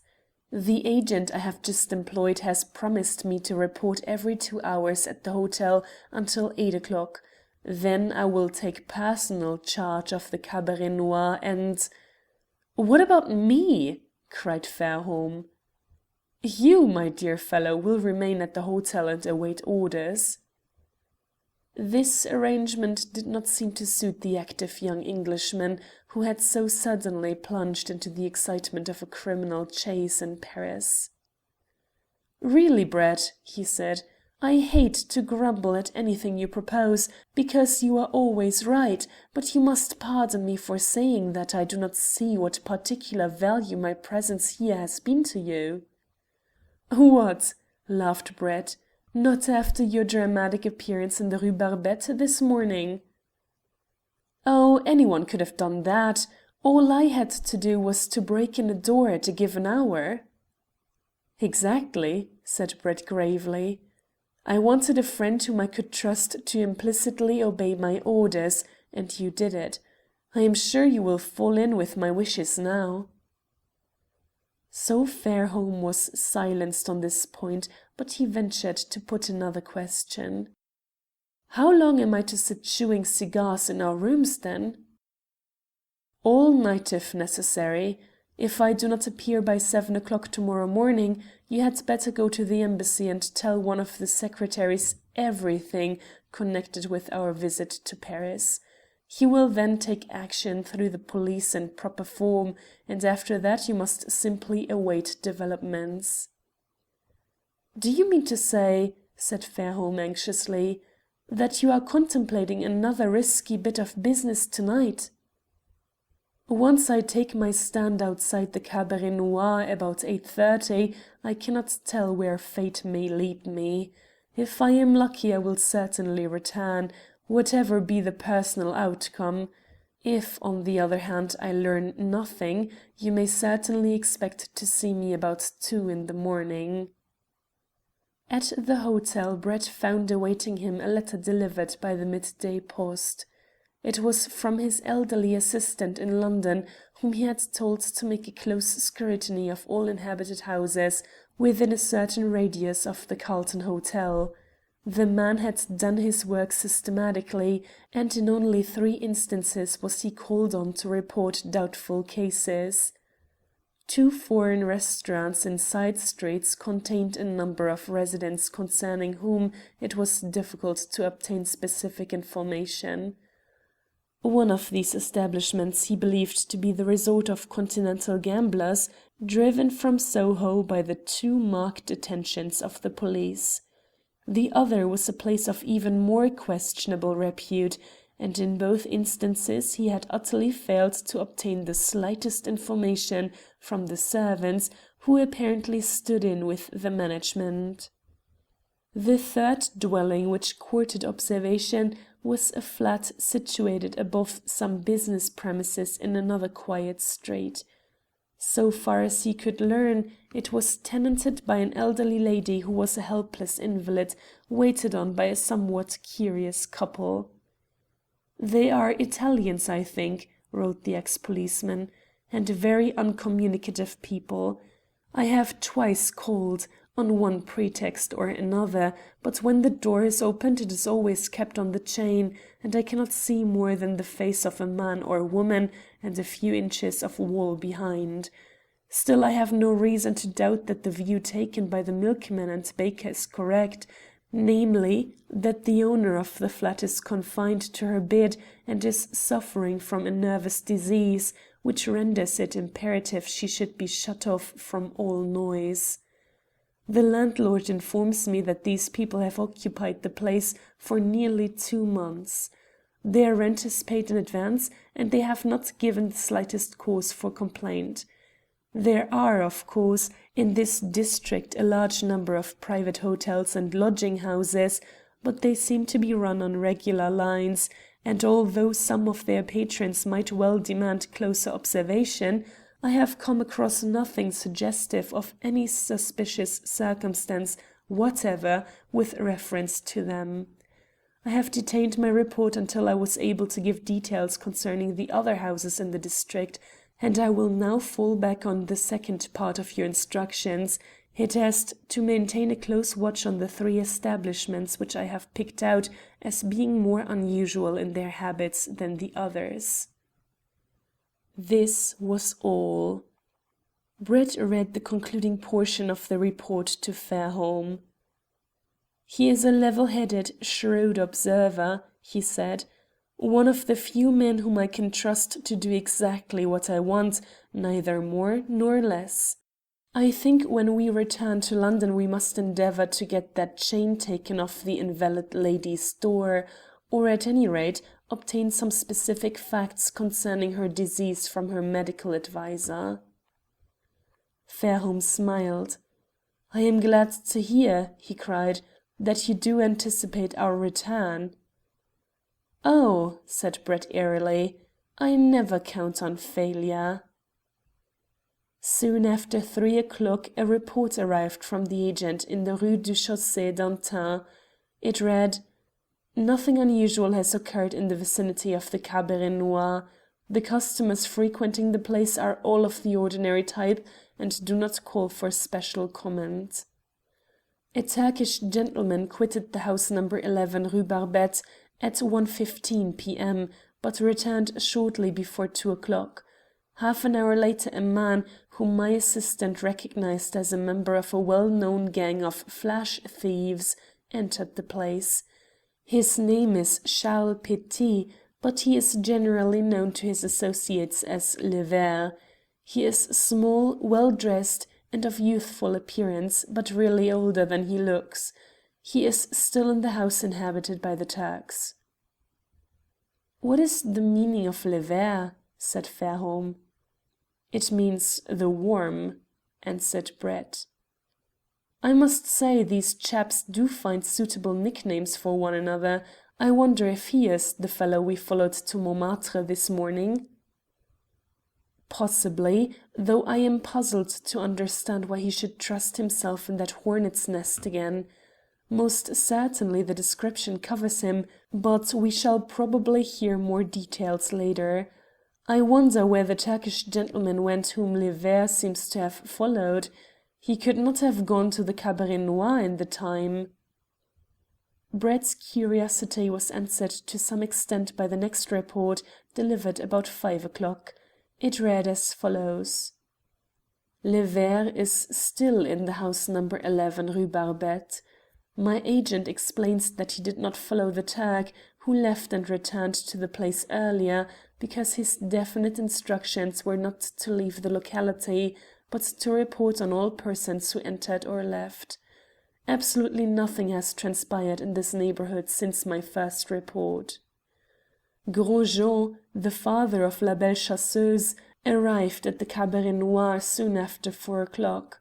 My agent ascertained from the cabman who drove him that Gros Jean had hired the vehicle outside the Gare de Lyon. Otherwise nothing stirring. At 7 o'clock came developments. 3 Turkish gentlemen have quitted number 11 Rue Barbette, but the Frenchman is still there. As it might be necessary to follow another person leaving this house, I stationed another watcher with my assistant, and this second man followed the Turks to a restaurant in the Grand Boulevard. So far as he could judge, they seemed to be excited and apprehensive. They drank some wine and conversed together in low tones. At 6:15 they quitted the café and rapidly jumped into an empty fiacre, being driven off in the direction of the opera. So unexpectedly did they leave their seats that before my agent could hire another cab they had disappeared in the traffic, and although he drove after them as rapidly as possible, he failed to again catch sight of them. I have reprimanded him for his negligence, although he did right in coming at once to me to report his failure. In accordance with your instructions, I have ordered the watchers at the Café Noir and the Rue Barbette to be in this office at 8:15 p.m. "Now I wonder," said Brett, "why the Turks left the Frenchman alone in number 11. It is odd, to say the least of it. Since the dramatic discovery of the spurious diamonds this morning, they must be even more in the dark than I am. It must be looked into, but I cannot attend to it now. At this moment, if I am not mistaken, the centre of interest is the Café Noir." The 2 men occupied a sitting room on the first floor of the hotel, and their respective bedrooms flanked it on each side. Brett explained that he could not tackle the table d'hôte dinner, so he made a hasty meal in their sitting room and then excused himself while he retired to his bedroom to change his clothing. He was absent some 20 minutes, and Fairholme amused himself by glancing over the copies of the day's London newspapers, which had recently arrived. Suddenly the door of Brett's bedroom opened, and a decrepit elderly man appeared, a shabby, genteel individual, disfigured by drink and crumpled up by rheumatism. "Who the devil—" began Fairholme. But he was amazed to hear Brett's familiar voice asking, "Do you think the disguise sufficiently complete?" "Complete!" shouted Fairholme. "Why, your own mother would not know you, and your father would probably punch me for suggesting that it could be you." "That is all right," said the barrister cheerfully. "I will now proceed to get quickly drunk at the Café Noir. Goodbye until 7 o'clock tomorrow morning, perhaps earlier, and perhaps—well, no, until 7 o'clock." They shook hands and parted, and not even Brett, the cleverest amateur detective of his day, could have remotely guessed where and how they would meet next. Montmartre by day and Montmartre by night are 2 very different places. This Parisian playground, perched high on the eminence that overlooks the Ville Lumière, does not wake to its real life until its repose is disturbed by the lamplighter. Then the Moulin Rouge, festooned with lamps of gorgeous red, flares forth upon an expectant world. The Café de l'Enfers opens its demoniac mouth to swallow 10 minutes' audiences and vomit them forth again, amused or bored, as the case may be, by the delusions provided in the interior, whilst other questionable resorts shout forth their attractions and seek to beguile a certain number of sous from the pockets of sightseers. The whole district is a place of light and shade. It is artificial in every brick and stone, in the pose of every stall, the lettering of every advertisement, and it flourishes by gaslight, by day it is garish and forlorn. Prominent among the regular houses of entertainment was the Cabaret Noir, which, between the houses of 9 p.m. and 1 a.m., usually drove a roaring trade. Situated in the heart of a mountebank district, its patrons embraced all classes of society, from the American tourist with his quick eyes noting the vagaries of the demi-mondaines, to the sharp-witted Parisian idler on the alert for any easy and dishonest method of obtaining money which might present itself. Among such a crowd a wine-sodden and decrepit old man was not likely to attract particular attention. He sprawled over the table close to one of the windows, which commanded a view of the side passage leading to the rear of the building. Although none of the noisy crowd in the café could suspect the fact, the half-closed eyes of this elderly drunkard noted the form and features of every individual who entered or left by the main door, whilst at the same time he paid the utmost possible attention to the comings and goings of any person who used the passage by the window.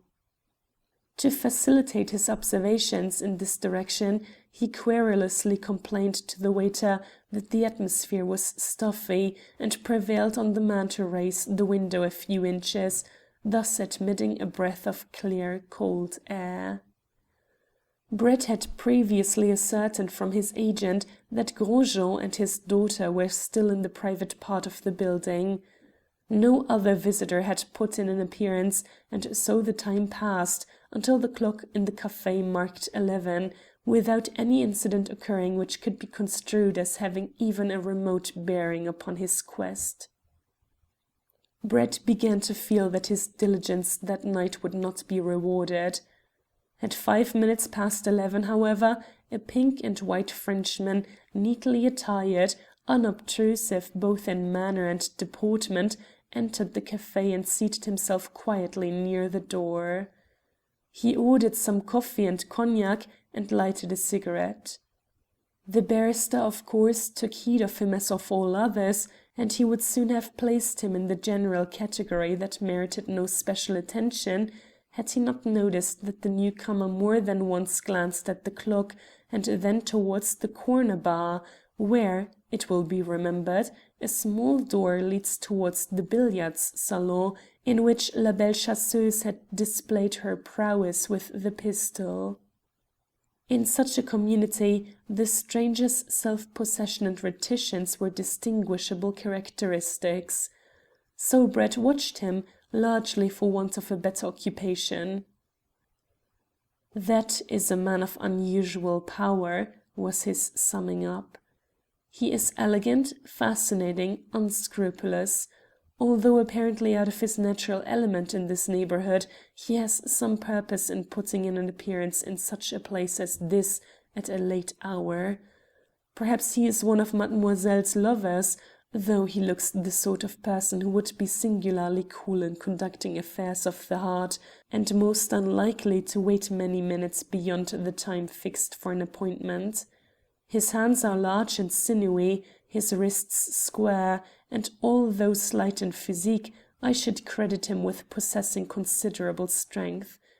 Being a Frenchman, he should be an expert with the foils. The effeminate aspect given to his face by his remarkable complexion might easily deceive one as to his real character. As a matter of fact, he is the only unusual man I have seen during my 2 hours' lounge in this corner." Brett had hardly concluded this casual analysis of the person who had enlisted his close observation, when the private door into the bar opened and Mademoiselle Beaucaire entered. Without taking the least note of any of the numerous occupants of the café, she turned her back on them and apparently busied herself in checking the contents of the cash register. Beyond this useful instrument was a mirror, and Brett at once perceived that from the point where she stood she could command a distinct reflection of the pink and white Frenchman. The latter was gazing at the clock, and whilst doing so stroked his chin 3 times with his right hand.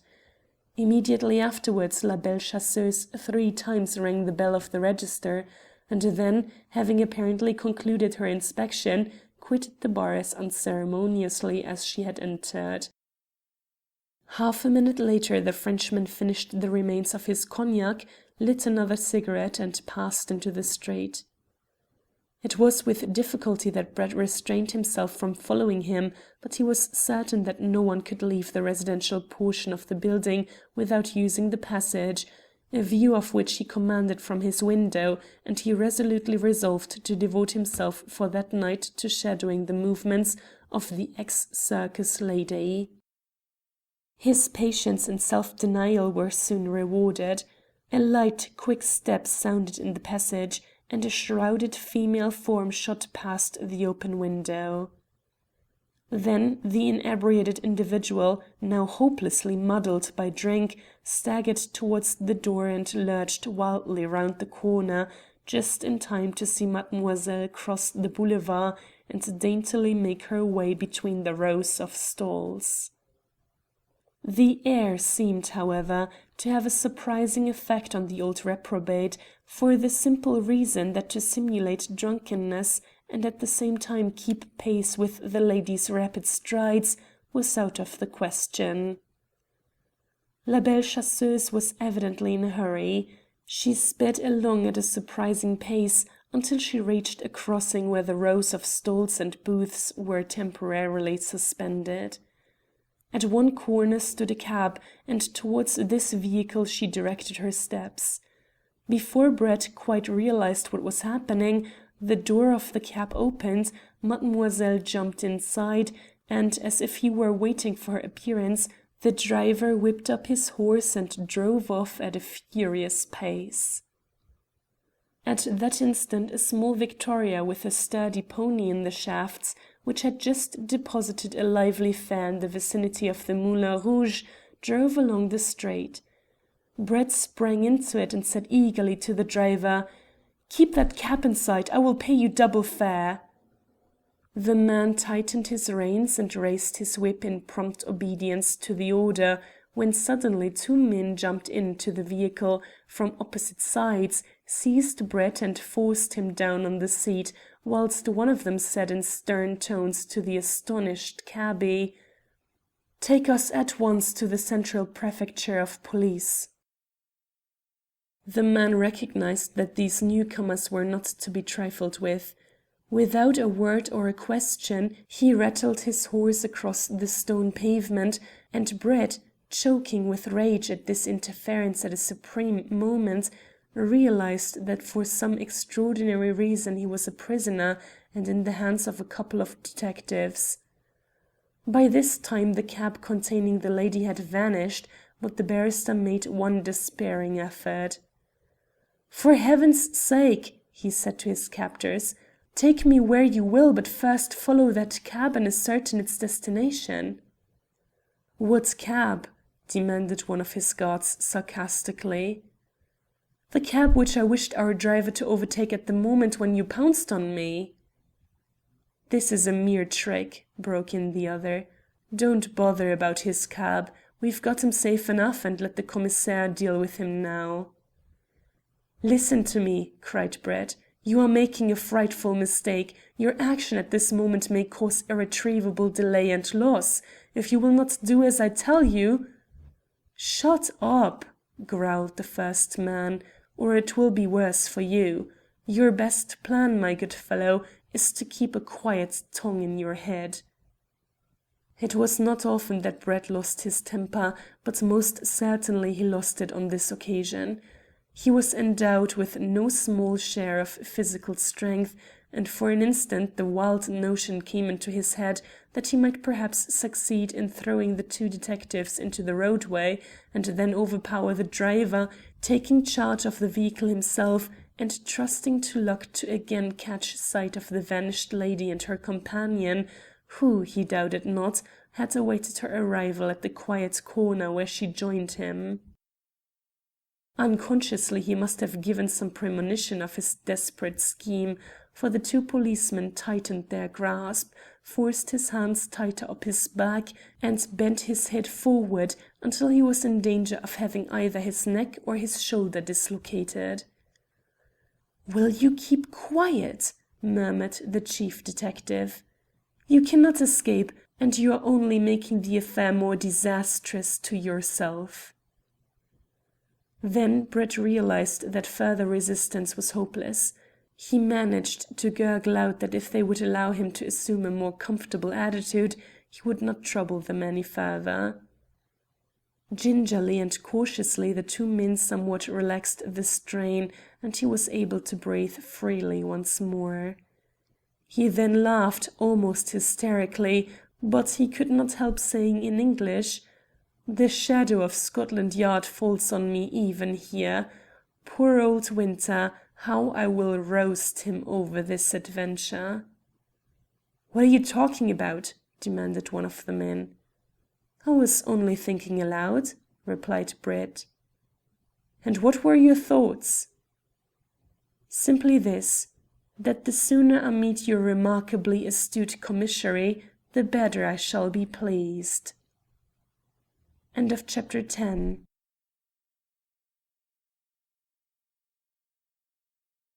Chapter 11, Part 1 of the Albert Gate Mystery by Lewis Tracy.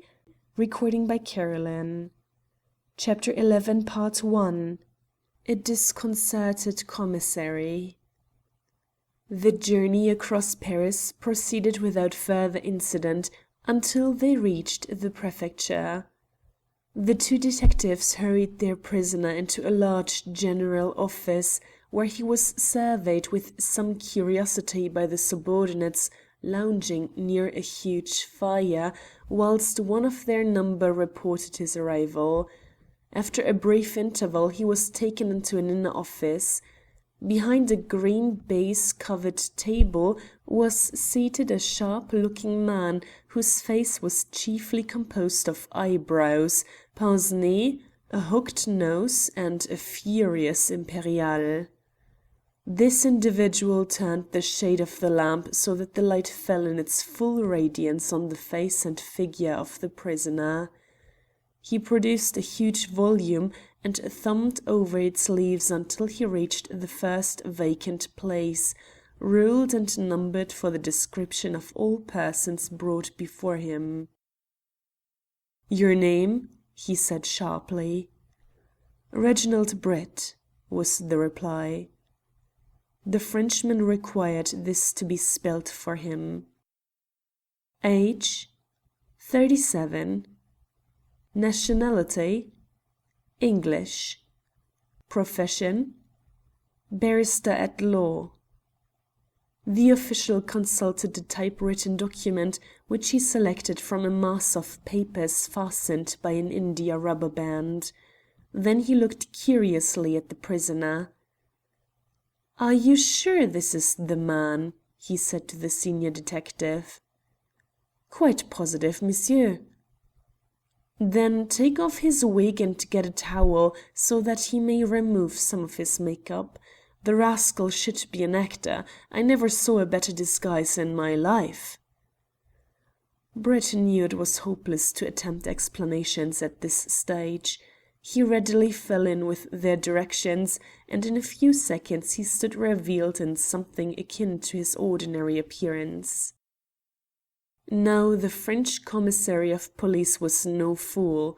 He was an adept at reading character, but he was certainly puzzled after a sharp scrutiny of Brett's clear-cut, intelligent features. Nevertheless, he knew that the criminal instinct is often allied with the most deceptive external appearances. So he turned to the detective and said, "Tell me briefly what happened." "In accordance with instructions, monsieur," the man replied, "Philippe and I ascertained the movements of the prisoner at the Grand Hotel. During the afternoon he received messages from London and from some persons in Paris, which documents are now probably in his possession. He quitted the hotel at 8 o'clock, disguised as you have seen. He called for a moment at a house in the Rue du Chaussée d'Antin, the number of which we noted, and then made his way to the Café Noir in Montmartre. There we watched him from the door for nearly 3 hours. He feigned drunkenness, but held communication with no person." "Ha!" cried the commissary. This struck him as an important point. He made a memorandum of it. Soon after 11 o'clock he rose hastily and quitted the café, crossed the boulevard and hailed a cab. We would have followed him, but there was no other vehicle in sight. As our instructions were to arrest him at any moment he seemed likely to elude us, we seized him. He struggled violently and told us some story about his desire to follow another cab, which he said had disappeared. We saw no cab such as he described, and we treated his words as a mere device to abstract attention. We were right. A moment later he made an attempt to escape, and we were compelled to use considerable force to prevent him from being successful. The commissary turned his eyes to the prisoner and was seemingly about to question him, when Brett said with a smile, "Perhaps, monsieur, you will allow me to say a word or two." "Certainly." The official knew that criminals generally implicated themselves when they commenced explaining matters. "You are acting, I presume," said the barrister, "in obedience to reports received from the London police with reference to the murder of 4 Turkish subjects at Albert Gate, and the theft of some valuable diamonds belonging to the Sultan."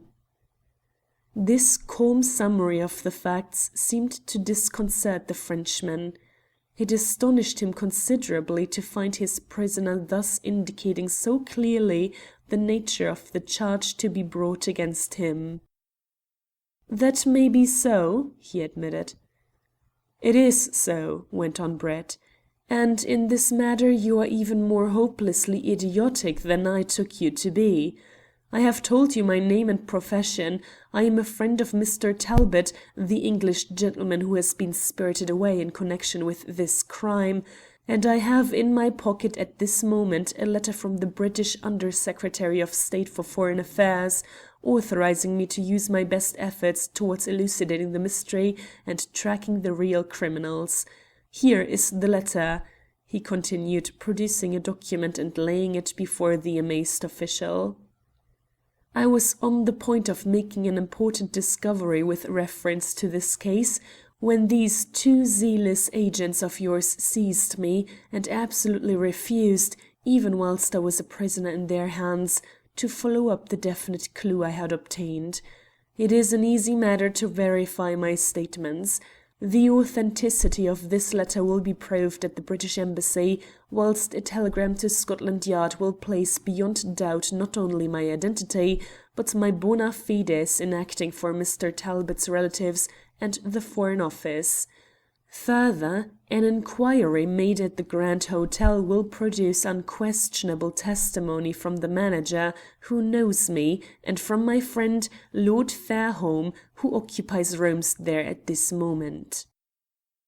"Lord Fairholme!" stuttered the official. "Why, that is the name given by the other prisoner." "Do you mean to say you have arrested the Earl of Fairholme?" gasped Brett, struggling with an irresistible desire to laugh. The Frenchman covered his confusion by growling an unintelligible order, and bent over the letter which Brett had given to him. In half a minute one of the detectives returned, and with him was Fairholme, on whose honest face indignation and astonishment struggled for mastery.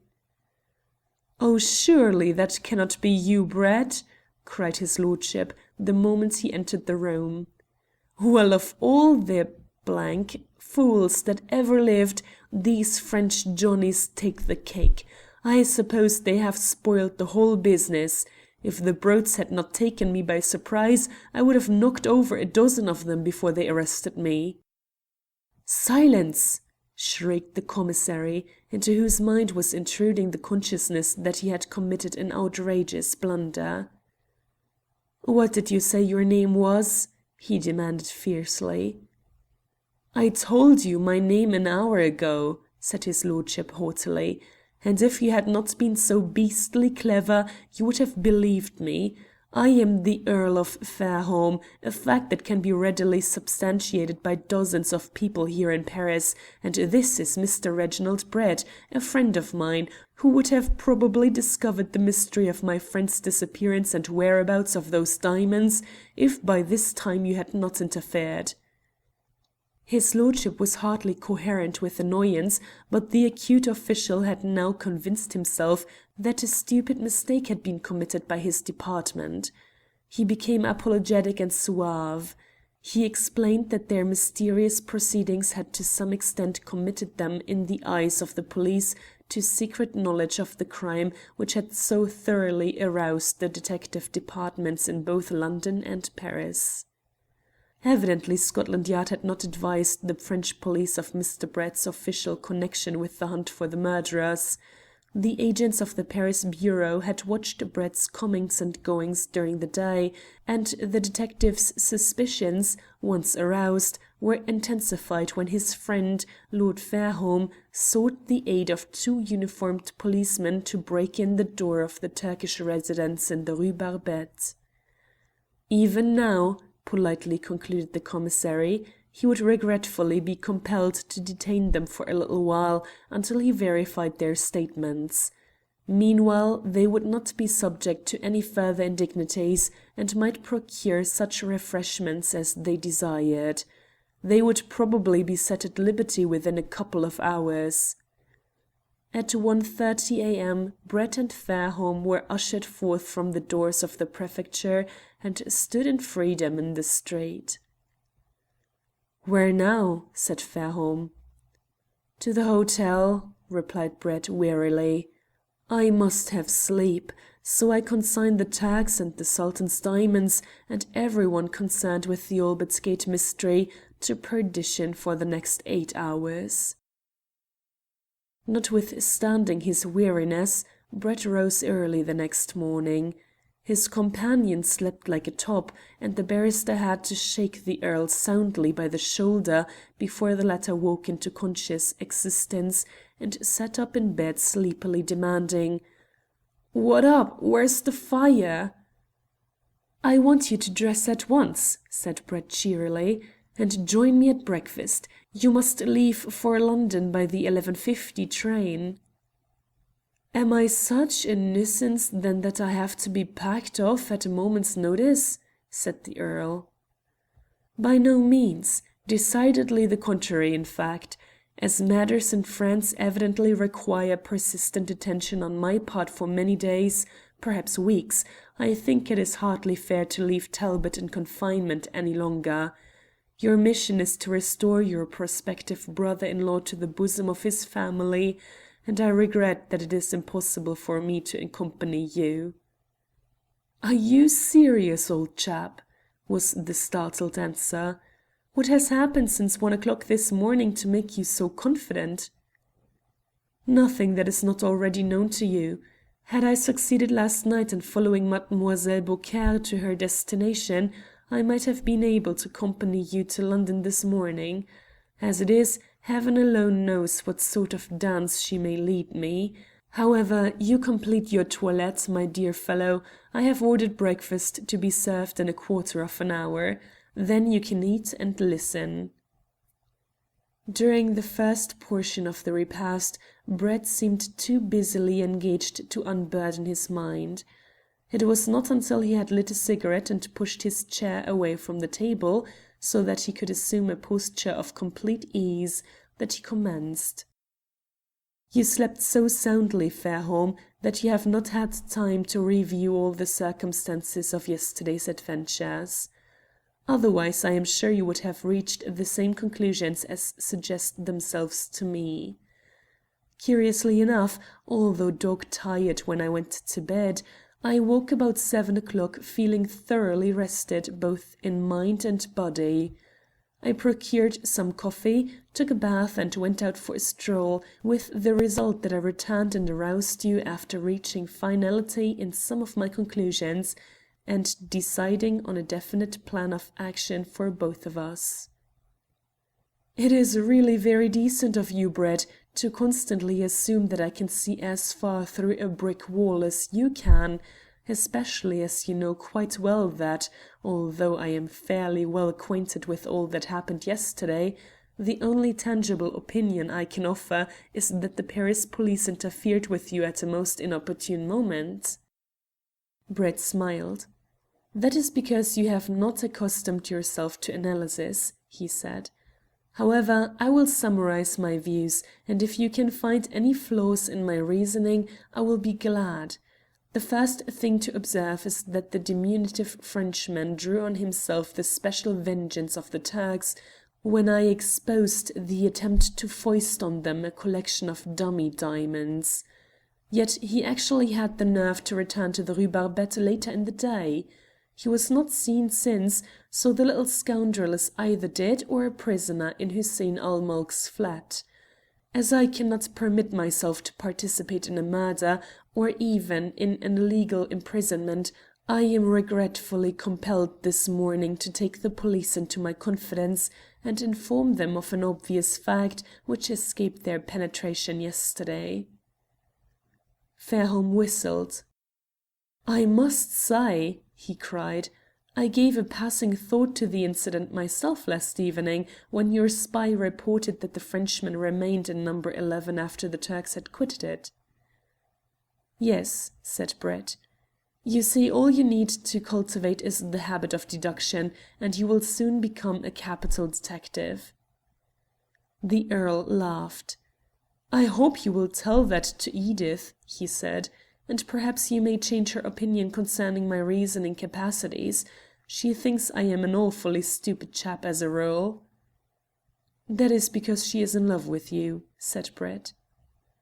"Well, now that remark puzzles me more than anything else you have said." His lordship darted a quick look at the barrister in the endeavour to learn whether or not he was in a chaffing mood. "Why should a woman seek to depreciate anything she values?" "Simply because it denotes a secure sense of complete ownership. Miss Talbot would never hold such a view of your intellectual powers if you were merely a friend." "Well," said the Earl dubiously, "that is a new point of view for me, at any rate." "It is a fact, nevertheless. But we have not much time, so we must reserve any further consideration of feminine inconsistency. The fate of the Frenchman must be determined today, and to decide the question I must act through the police, so a conversation with our friend the commissary becomes inevitable. And now to return to the hypothetical part of my conclusions. I began by assuming that the individual who planned the Albert Gate outrage and subsequently sought to bamboozle his employers by palming off on them a set of spurious diamonds is far too acute to attempt to dispose of the real gems for many months yet to come. He obtained sufficient funds from the Turks in pursuance of what may be termed the legitimate part of his contract, to enable him to live for a considerable period without further excitement. Closely associated with him in the present adventure is La Belle Chasseuse. Neither would endeavour to procure safety by flight to a foreign country. They will seek insignificance by living in a normal and commonplace manner. What more easy, for instance, for Mademoiselle than to return to the life of the circus, whilst her lover, granted that he wished to remain in her company, will obtain some suitable employment in the same circle. There is a suspicion of a joke in the statement, but I am quite serious. The mere consciousness that they have in their possession a vast fortune, which time alone will enable them to realize, will serve as an inducement to undergo the period of hard work which means safety. You remember that the lady's father, Gros Jean, visited the Gare de Lyon yesterday?" Fairholme nodded. "I think you will find that he was depositing there the necessary luggage for a contemplated trip into the interior, so that mademoiselle might slip out late at night quietly and unnoticed, and join her lover at some preconcerted rendezvous, a thing which we know she did. I cannot of course be certain whether the Frenchman who signalled to her in the Café Noir was himself the favoured individual. It is possible. By the way, what height is Talbot?" "About 5 feet 9." Brett pondered for a little while. "Yes," he communed aloud, "I think I am right. The pink and white Frenchman is the master mind in this conspiracy. And to think that the unintelligent muscles of a couple of thick-headed French policemen should have crudely interfered with me at such a moment. He sighed deeply. "Never mind," he went on. "It cannot be helped. I must keep on the thread of my story. Mademoiselle Beaucaire left the cabaret shortly after 11 o'clock. We cannot be certain that she went to the Gare de Lyon, but the cab unquestionably set off in that direction. It is a long drive from Montmartre to the Lyons station. We will give her, say, until 12 o'clock to reach there.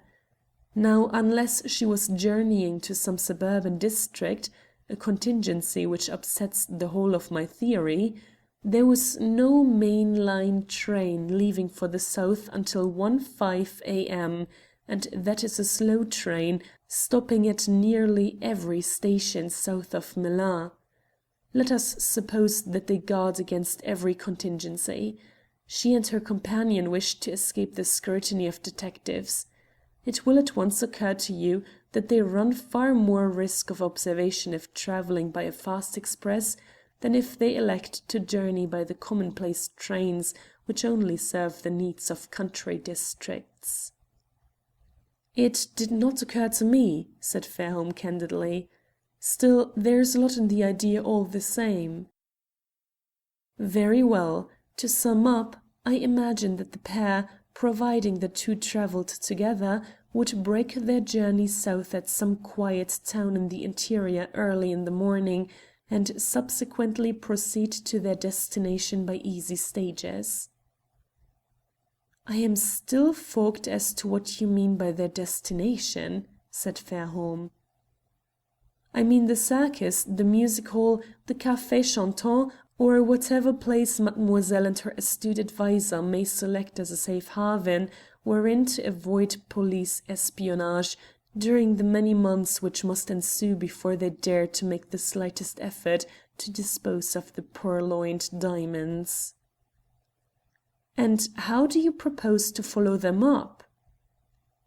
"I cannot tell at present. My movements depend upon the result of the inquiries I shall make to-day in theatrical circles, and particularly at the Gare de Lyon, where I shall not meet with success in any event until the night staff comes on duty." "The third item," continued Brett, "which demands attention in Paris is the whereabouts of the Turks. They must be found and observed. My chief difficulty will be to keep that delightful commissary from imprisoning them, if, as I imagine, we find the little thief a captive in the Rue Barbette. So you see my actions are speculative. Yours, on the other hand, will be definite." "Ah," said Fairholme, "I am glad to hear that. If you expect me to analyse and deduce and find out the probable movements of intelligent rascals, I am sure I shall make a mess of things." "You will reach London," said Brett, "at 7:30 p.m. I suppose you have in your service a reliable servant, endowed with a fair amount of physical strength?" "Rather," cried the Earl. "My butler is a splendid chap. He has been fined half a dozen times for his exceeding willingness to settle disputes with his fists." "Telegraph to him to meet you at Charing Cross station. I can depend upon my man Smith to use his nerve and discretion. Moreover, he knows Inspector Winter of Scotland Yard, and should trouble arise, which I do not anticipate, this acquaintance may be useful to you. The third person who will meet you will be the ex-sergeant of police, whose report to me you heard yesterday. He will point out to you the flat tenanted by the invalid lady. You speak French well, and after a few questions you should be able to satisfy yourself whether or not the person who opens the door to you when you visit that flat is acting a genuine part. You can pretend what you like, but if admission is denied to you, I want you to force your way inside and see that invalid lady at all costs. In the event of a gross mistake having been committed, you must apologize most abjectly and assuage the wounded feelings of the servants with a liberal donation, whilst the ex-sergeant of police will advise you as to any other place which may demand personal inspection. I do not conceal from you the difficulties of your task, or the chance that you may get into trouble with the police. But the fact remains that Talbot, alive or dead, is concealed somewhere in the neighbourhood of the Carlton Hotel, and it is high time that this portion of the mystery attending his disappearance should be made clear. Do you follow me?" "Precisely," said Fairholme. "My programme appears to be very simple. I am to kick down any door that is pointed out by the ex-policeman, provided I am refused admission by fair means."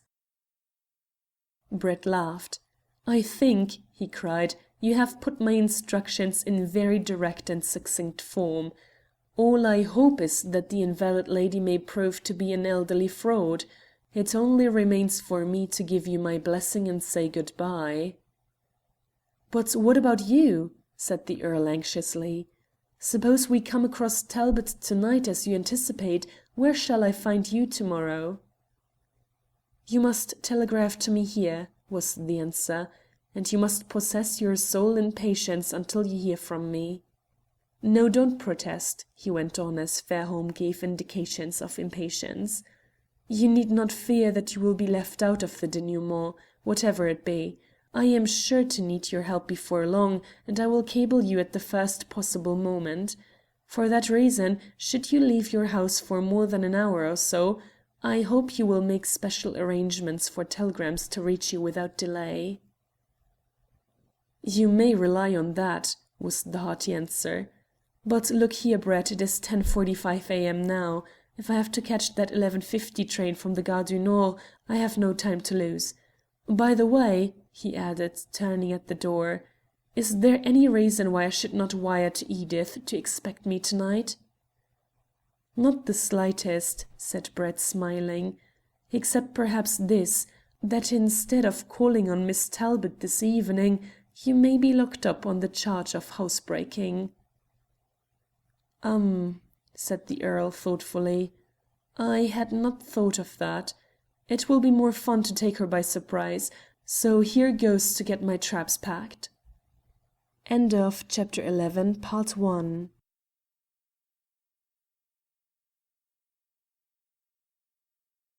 Chapter 11, Part 2 of The Albert Gate Mystery by Louis Tracy. Recording by Carolyn. Chapter 11, Part 2. After Lord Fairholme's departure, Brett took matters easily.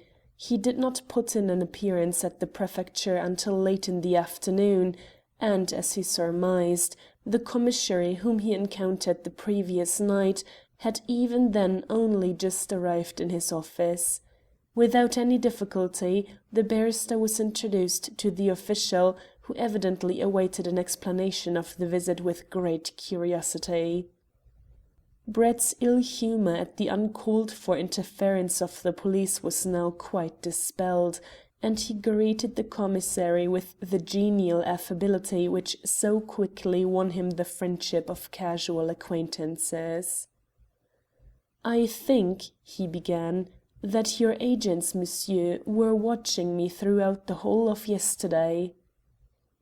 "That is so," nodded the other, wondering what pitfall lay behind this leading question. "Do I take it that after my departure from number 11 Rue Barbette about midday they maintained no further guard over that house?"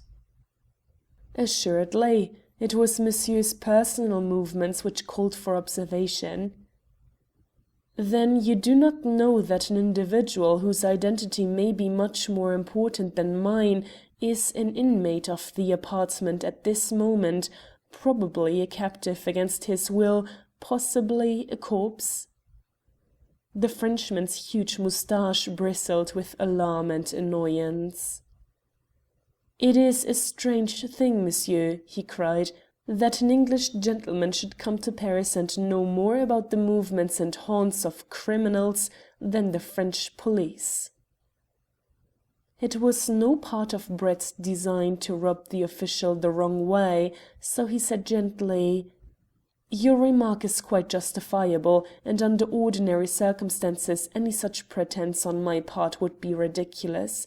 But you must remember, monsieur, that I came here from London possessed of special information, which was not known even to the police authorities in that city. I am working solely on the private interests of persons high in English society, and it would not serve the purpose of any of the governments concerned were too much stress publicly laid on their connection with this mystery. If I can succeed in elucidating the problem, it will be a comparatively easy matter for the police to bring the real criminals to justice. As a step towards that end, I have come to you now to place you in possession of a clue which may reveal itself in the Rue Barbette. All I ask is, in the first instance, that the affair may be conducted with the utmost secrecy, and secondly, that you will permit me to be present when you examine the person whom I expect to find there.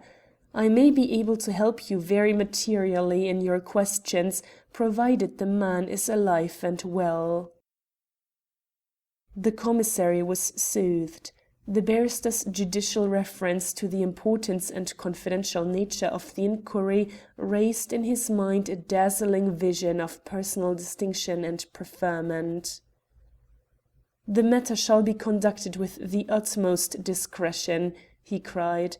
"What force does monsieur consider to be requisite in order to examine this house thoroughly, and prevent the attempted escape of others whom we may find there in addition to the man described?" Brett with difficulty repressed a smile. "I do not think a large force of police will be necessary. If you yourself, monsieur, and another officer will accompany me in a cab, I am sure we will be able to deal with all possible opposition. There is no exit from the flat save through the main door, and the apartment is situated on the second story. Escape by way of the windows is practically impossible if we act with promptitude." The commissary could not reach the Rue Barbette too rapidly. He bundled a subordinate into a fiacre, and the three were driven off at breakneck speed.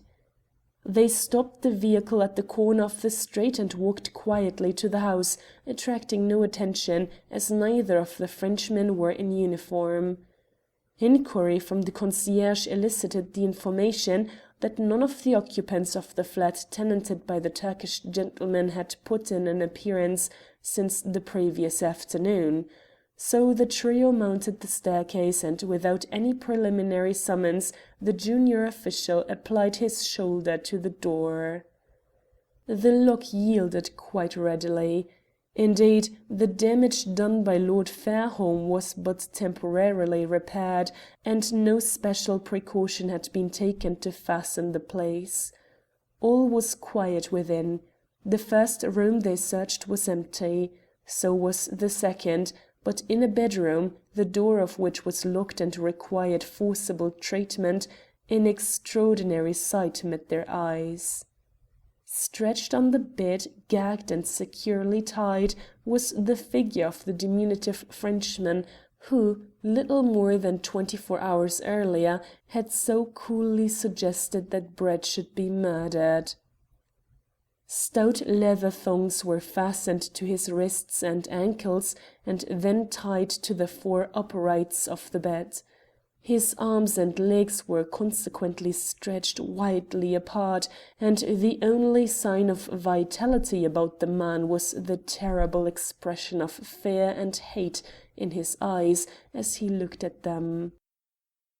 The gag stuffed in his mouth prevented him from uttering the slightest coherent sound, whilst the agony of his frame owing to the position in which he lay, joined to the exhaustion induced by terror and want of food, rendered him a pitiable object.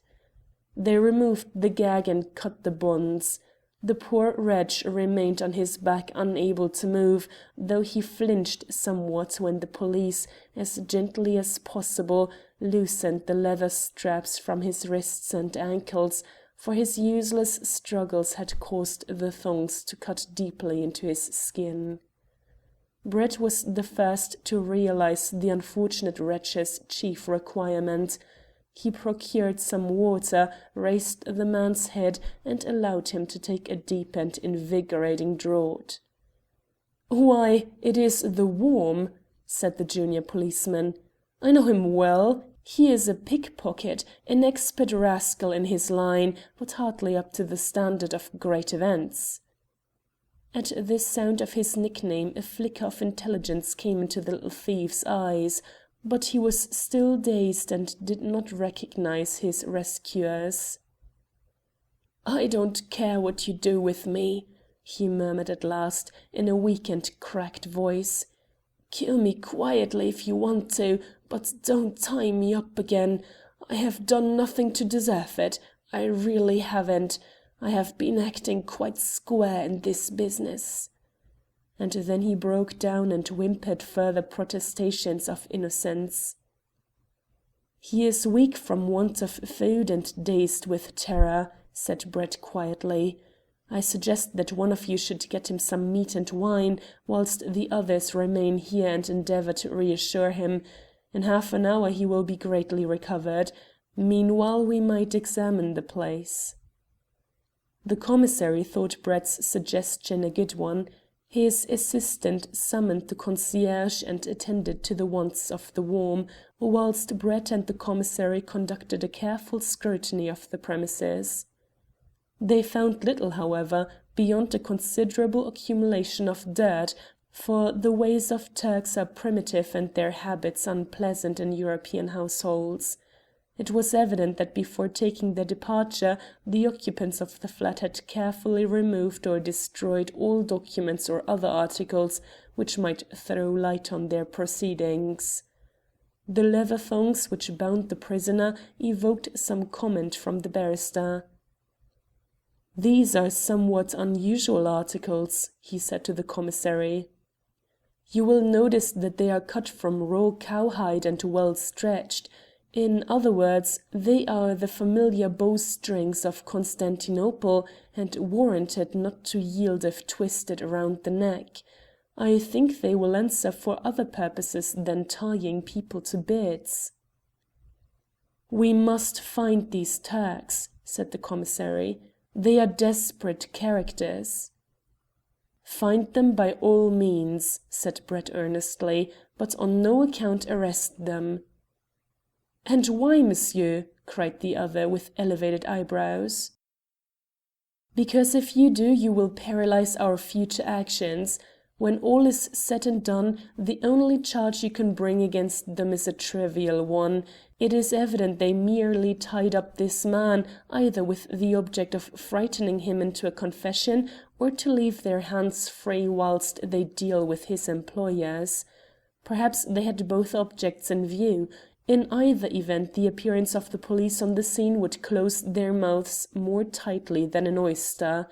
As it is, I expect they will return, and if possible, you must compel the concierge to conceal the fact that you have visited the house. Let him put all the blame on me. They know that I am mixed up in the inquiry and fear me far less than the recognized authorities. Oblige me in this respect, and you will not regret it." The policeman was wise enough to fall in with the suggestion. An hour later, the Worm was taken in a cab to the prefecture, as his condition was yet so hopeless that little real benefit could ensue from a searching cross-examination. So Brett parted company with the officials, having made an appointment with the commissary for the next day at noon, when they assumed that the prisoner would be considerably recovered from his weakness and fright. The barrister subsequently made a round of the minor cafés in the neighbourhood of the Cirque d'Hiver. After much casual questioning, he elicited the information that a well-known circus, of which Mademoiselle Beaucaire was at one time a shining light, was performing at that moment at Marseille.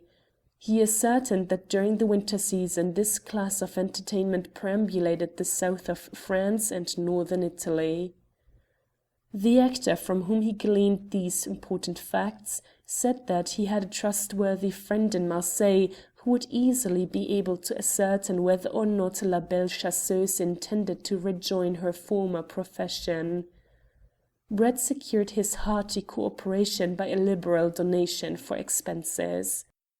The barrister resolved to pay another visit to the Cabaret Noir late that evening, but he waited in the hotel until nearly 10 o'clock in anxious expectation of a telegram from Fairholme.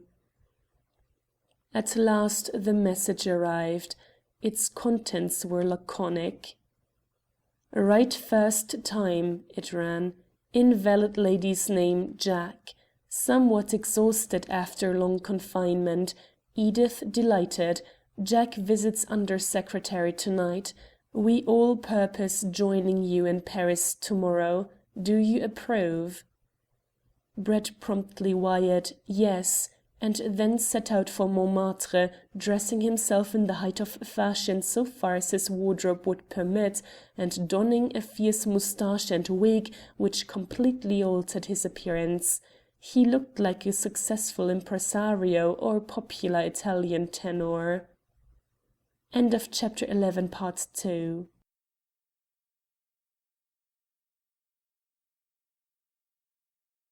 Chapter 12 of The Albert Gate Mystery by Louis Tracy. Recording by Carolyn. Chapter 12. The Innkeeper.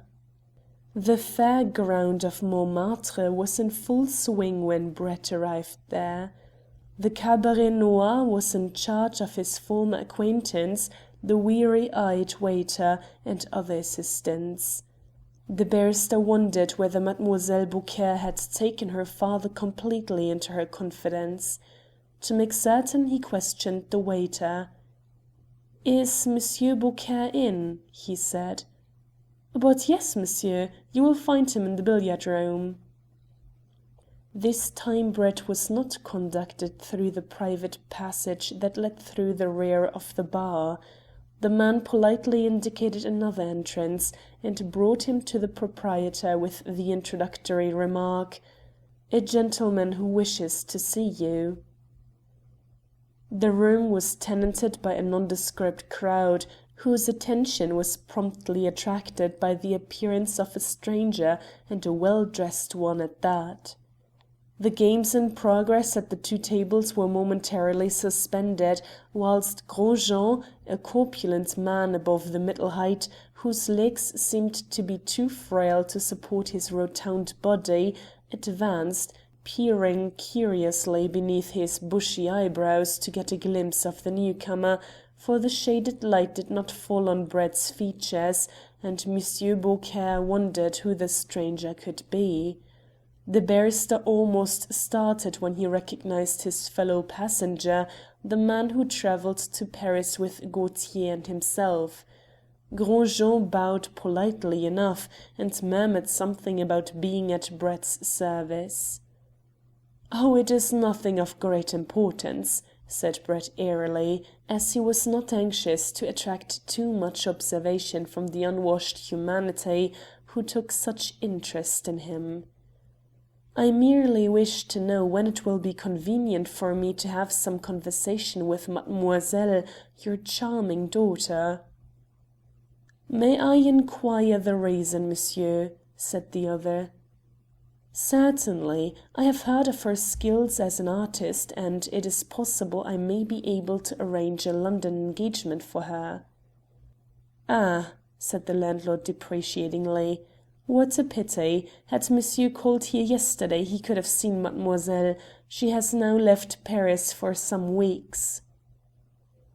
"Perhaps," said Brett, "I may have the pleasure of meeting her elsewhere. I myself depart to-morrow on a tour in the south of France. It is possible that mademoiselle may be employed in some of the southern cities. If so, I will certainly make it my business to call on her." Beaucaire came a step nearer. Certainly he did not recall the barrister's face. He knew well that his daughter's attainments were not such as to command the eager search of London theatrical managers, yet he was assured that the individual who now addressed him was not an ordinary music-hall agent hunting up fees. He lowered his voice, after an angry glance at the loungers in the room, which caused them to turn to the tables with redoubled interest.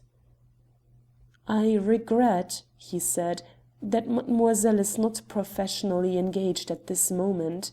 Indeed, she has not appeared in public for some months. May I ask how monsieur came to hear of her name?" "It is the easiest matter in the world," said Brett with his ready smile, producing his notebook and rapidly turning over the leaves. "I have here the names and addresses of a large number of artists whom I was recommended to visit. Mademoiselle's name was given to me among others at the Cirque d'Hiver, where I heard most encouraging accounts of her skill. You see, monsieur," he went on, "that in England the public are not acquainted with any other language than their own, and when continental artists are engaged we prefer those whose performance consists chiefly of acrobatic or other feats in which dialogue is unnecessary." The barrister's ready explanation was sufficient. Nevertheless Beaucaire was puzzled. But even the most vulgar or brutal Frenchman is endowed with a certain amount of politeness, and in this instance Gros Jean felt that his visitor should be treated deferentially. "I am most sorry," he cried, "to be unable to assist monsieur any further. If, however, you leave me your address I will communicate with you after I have heard from my daughter. I have no doubt that she will readily come to terms." "I think you said that mademoiselle was in the south of France?" observed Brett casually. Instantly Beaucaire became suspicious again. "No," he replied shortly, "I do not think I said so." "Of course not," laughed Brett. "How foolish of me. It was I who mentioned the south of France, was it not? You see that French is a foreign language to me, and I do not express myself very easily." Beaucaire grinned politely again. "Permit me to congratulate monsieur upon both his pronunciation and facility. Not many Englishmen speak French as he does." The barrister was determined not to allow the conversation to end too rapidly. He wished to note more carefully the details of this interesting household. Pulling out his cigar case, he offered it to Gros Jean with the remark: "Your small French tables seem curious to my eyes after long acquaintance with English billiards. Are any of these gentlemen here skilled players in your fashion?" "Oh yes," said the innkeeper. "André here, for instance, can make big breaks. I have seen him make 40 consecutive coups. Will you not take a seat for a little while and observe the play?" "With pleasure." And Brett confirmed the favourable opinion formed of him by ordering refreshments for Beaucaire and himself, and inviting the redoubtable André to join them. He apparently took a keen interest in the game, and applauded the manner in which the Frenchman scored a series of difficult cannons. Meanwhile, he noted that between the private passage from the bar and the public one that led from the café was a room into which the light of day could not possibly penetrate. He was certain that no door communicated with it from the public passage, and he could not remember having passed one that first afternoon when La Belle Chasseuse brought him and Fairholme into the billiard room to display her prowess as a markswoman. It was certainly a curious apartment, and for some undefinable reason he could not prevent his mind from dwelling upon its possible uses. Probably the Café Noir had no cellars. The place might serve as a store-room.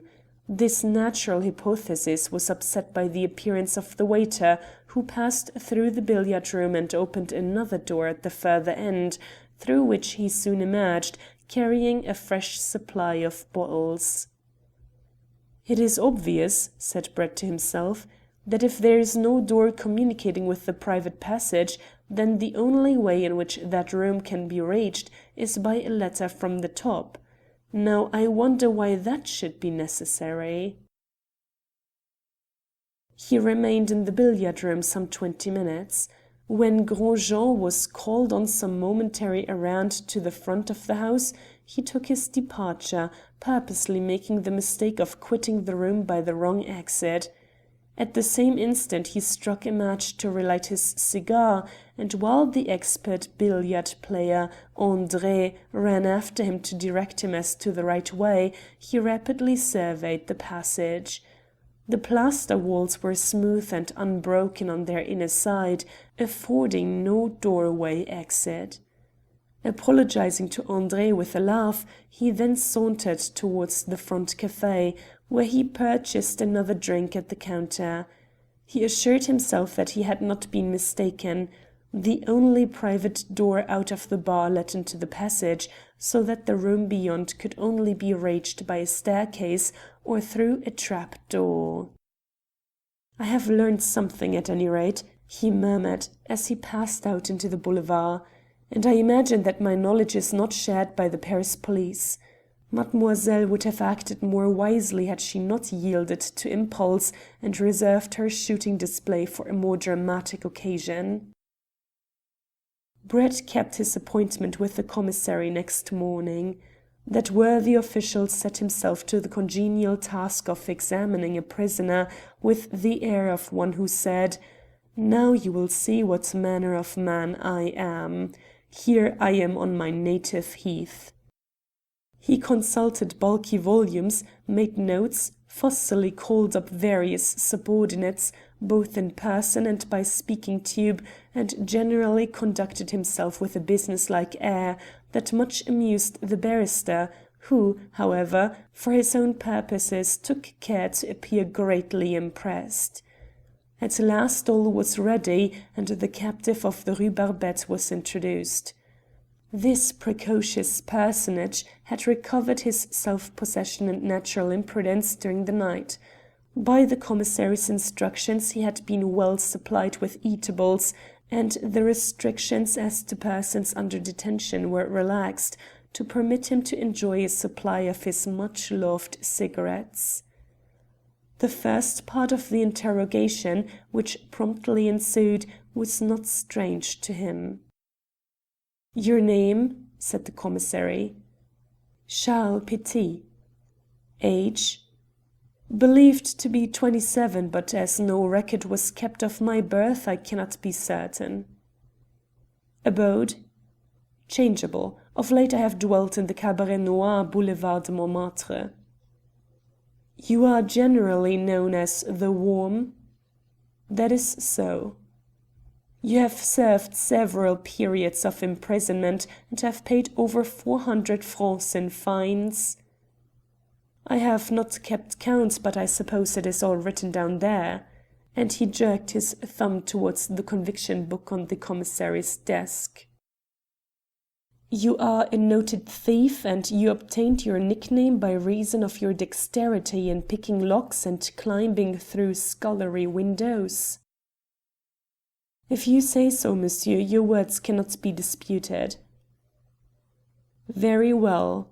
The commissary scratched a few lines on a memorandum tablet.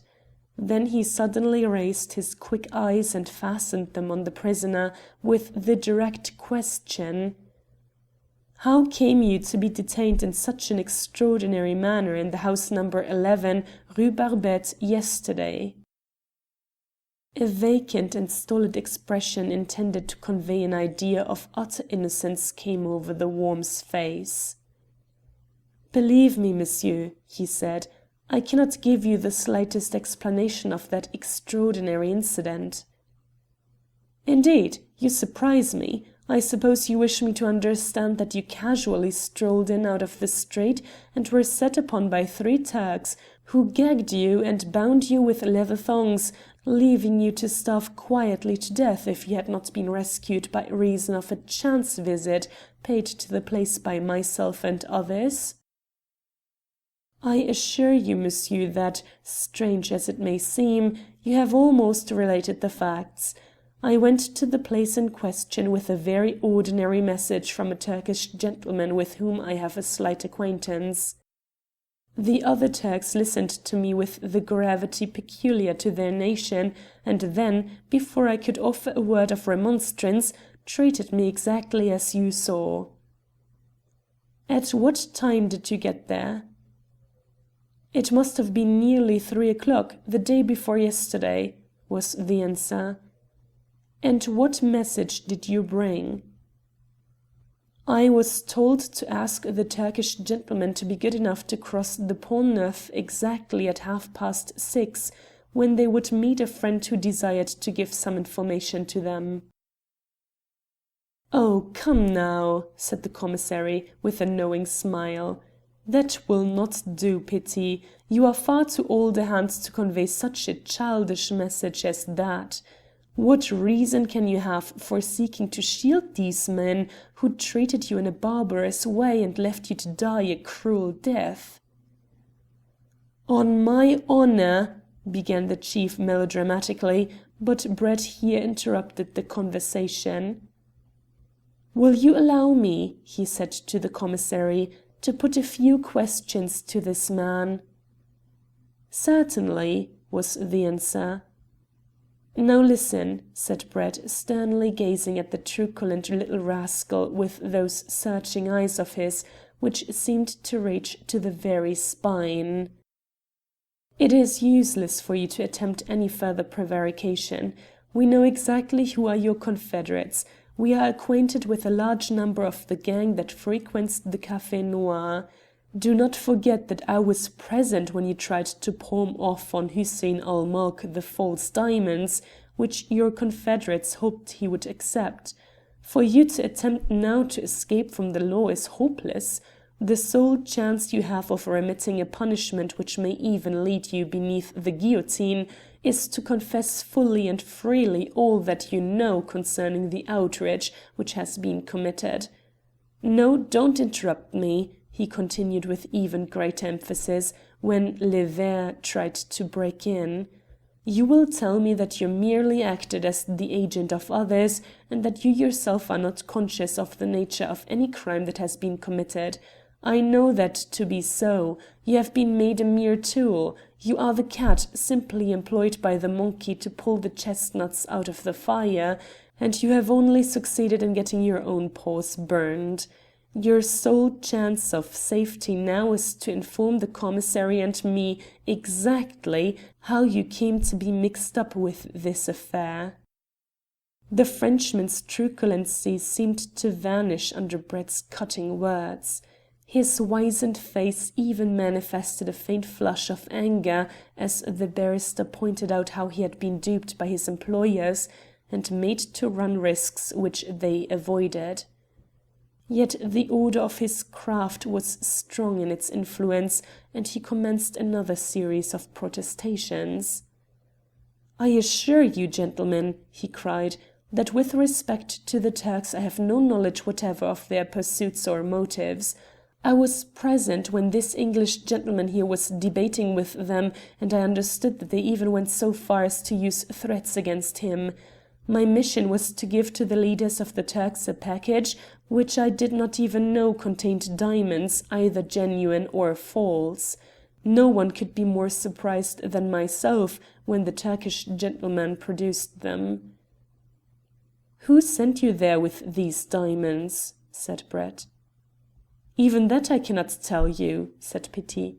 "It was a mere chance affair. I was seated in a café sipping some absinthe when a man asked me if I would execute a small commission for him.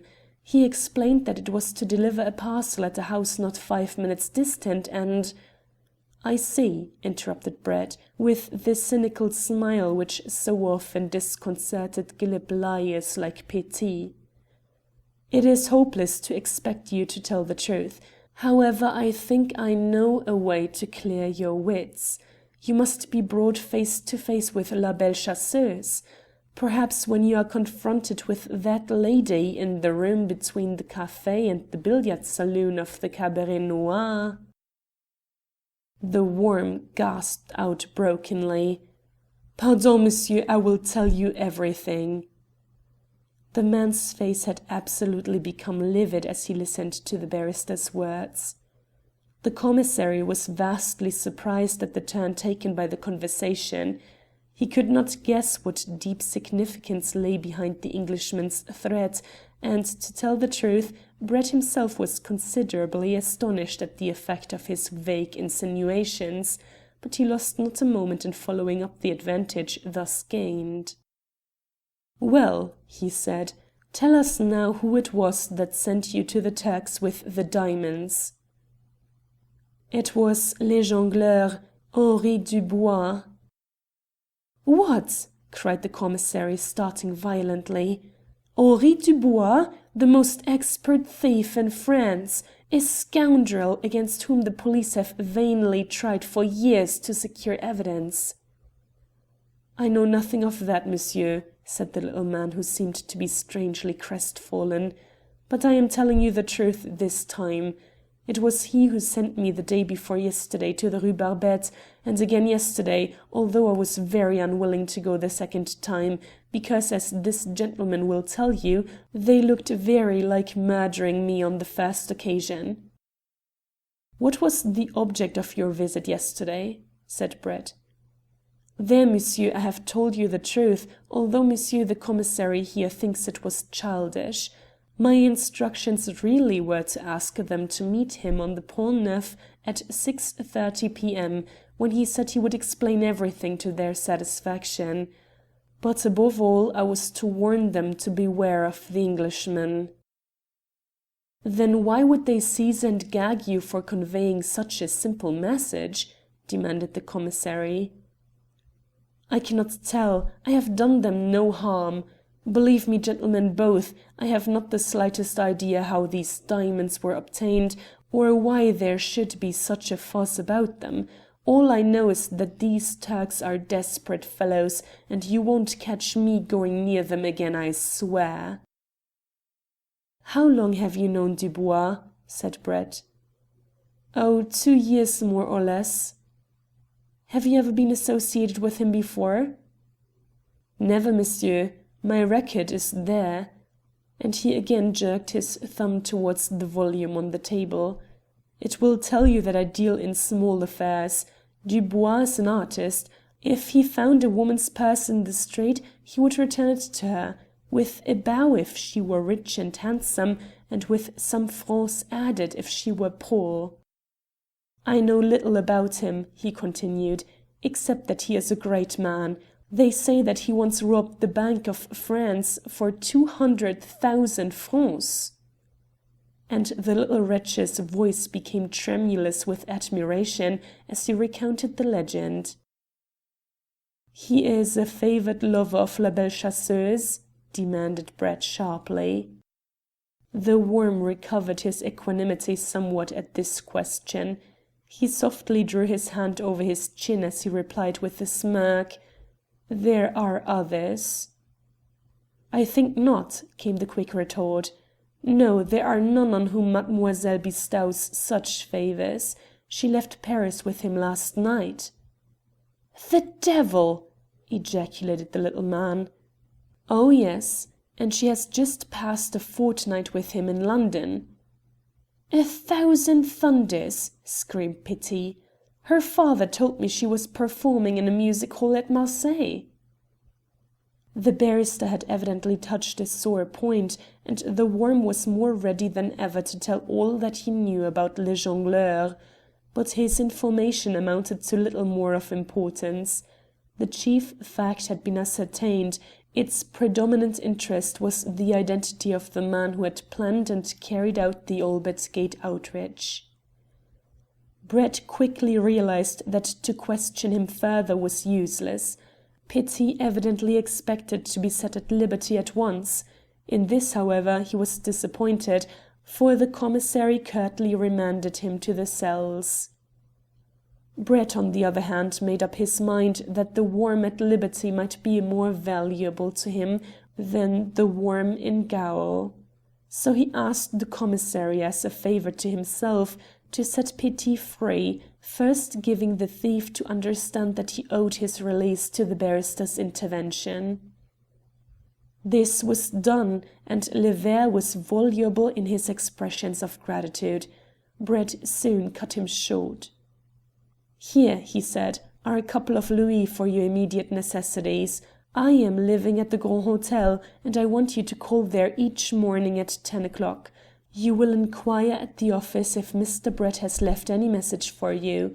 Then, if I need your services, I will be able to reach you early."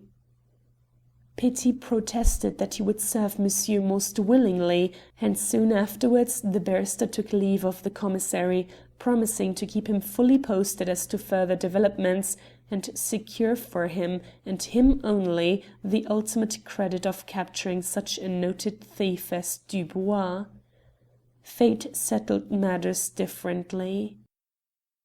The French official was already much impressed by Brett's method of handling this difficult inquiry, and he consented readily enough not only to assist him in every possible way, but to restrain the police from further active interference in the case until matters had developed from their present stage. During the afternoon Brett received a visit from his actor acquaintance, who brought him a telegram from Marseille. It read: "Mademoiselle Beaucaire has obtained an engagement here at the Palais de Glace. She makes her first appearance on Monday evening." Brett smiled as he realized how accurately he had interpreted the actions of La Belle Chasseuse and her companion. "This is certain," he said to himself.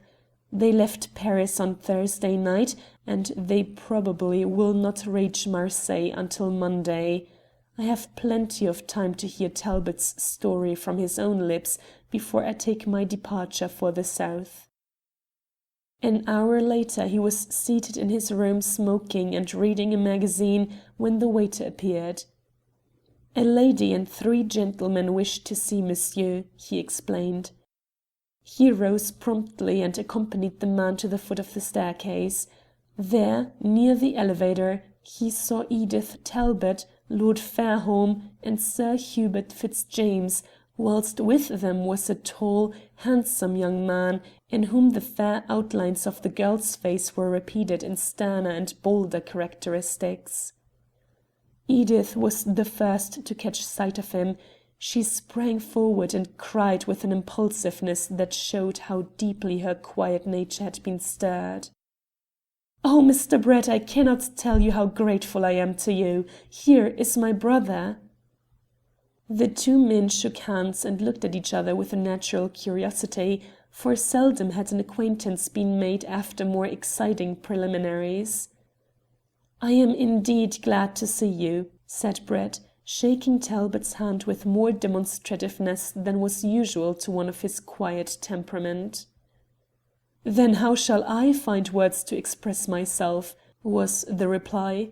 "For in my case there is joined to the pleasure of making a much desired acquaintance the knowledge that to your efforts I am indebted for my liberty and possibly for my reputation." "We have much to say to each other," said the barrister. "I suppose you have secured rooms in the hotel?" he continued, turning to Miss Talbot. "Oh yes, everything is settled," she cried. "The servants are looking after our trunks. I simply would not wait a moment until I had seen you.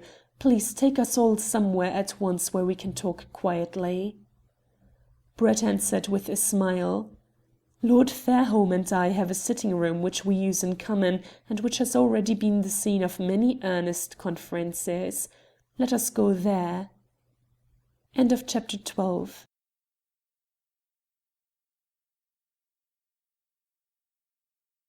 Chapter 13, Part 1 of The Albert Gate Mystery by Lewis Tracy. Recording by Carolyn. Chapter 13, Part 1. The Release. "Now who talks first?" Brett cried, once the door was fairly closed behind them. "I do," burst forth Fairholme. "My story will not take long to tell, and if I do not get it off my chest I shall simply explode." "We must not have any more tragedies," said Brett, "so proceed." "Well, thanks to your foresight, I found the 2 servants and your ex-policeman waiting for me on the platform at Charing Cross. As I only carried a handbag, I had no trouble with the customs, and we walked straight out of the station. In less than 5 minutes we were standing outside the building which contained the invalid lady's flat. Your agent told me that, so far as he knew, there were no other persons in the place except the tenant and her 2 servants, an elderly French or Italian married couple.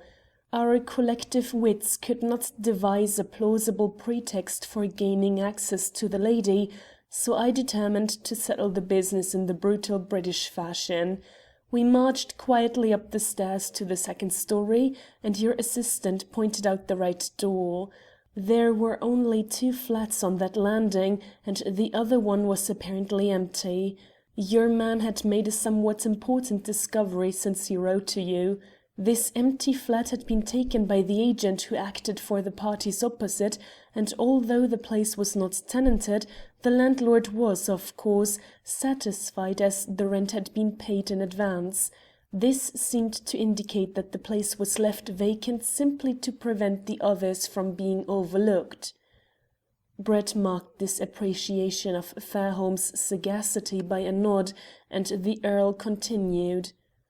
I rang the bell and promptly put my ear to the keyhole. It seemed to me that a couple of doors were hastily closed, and then someone slowly approached.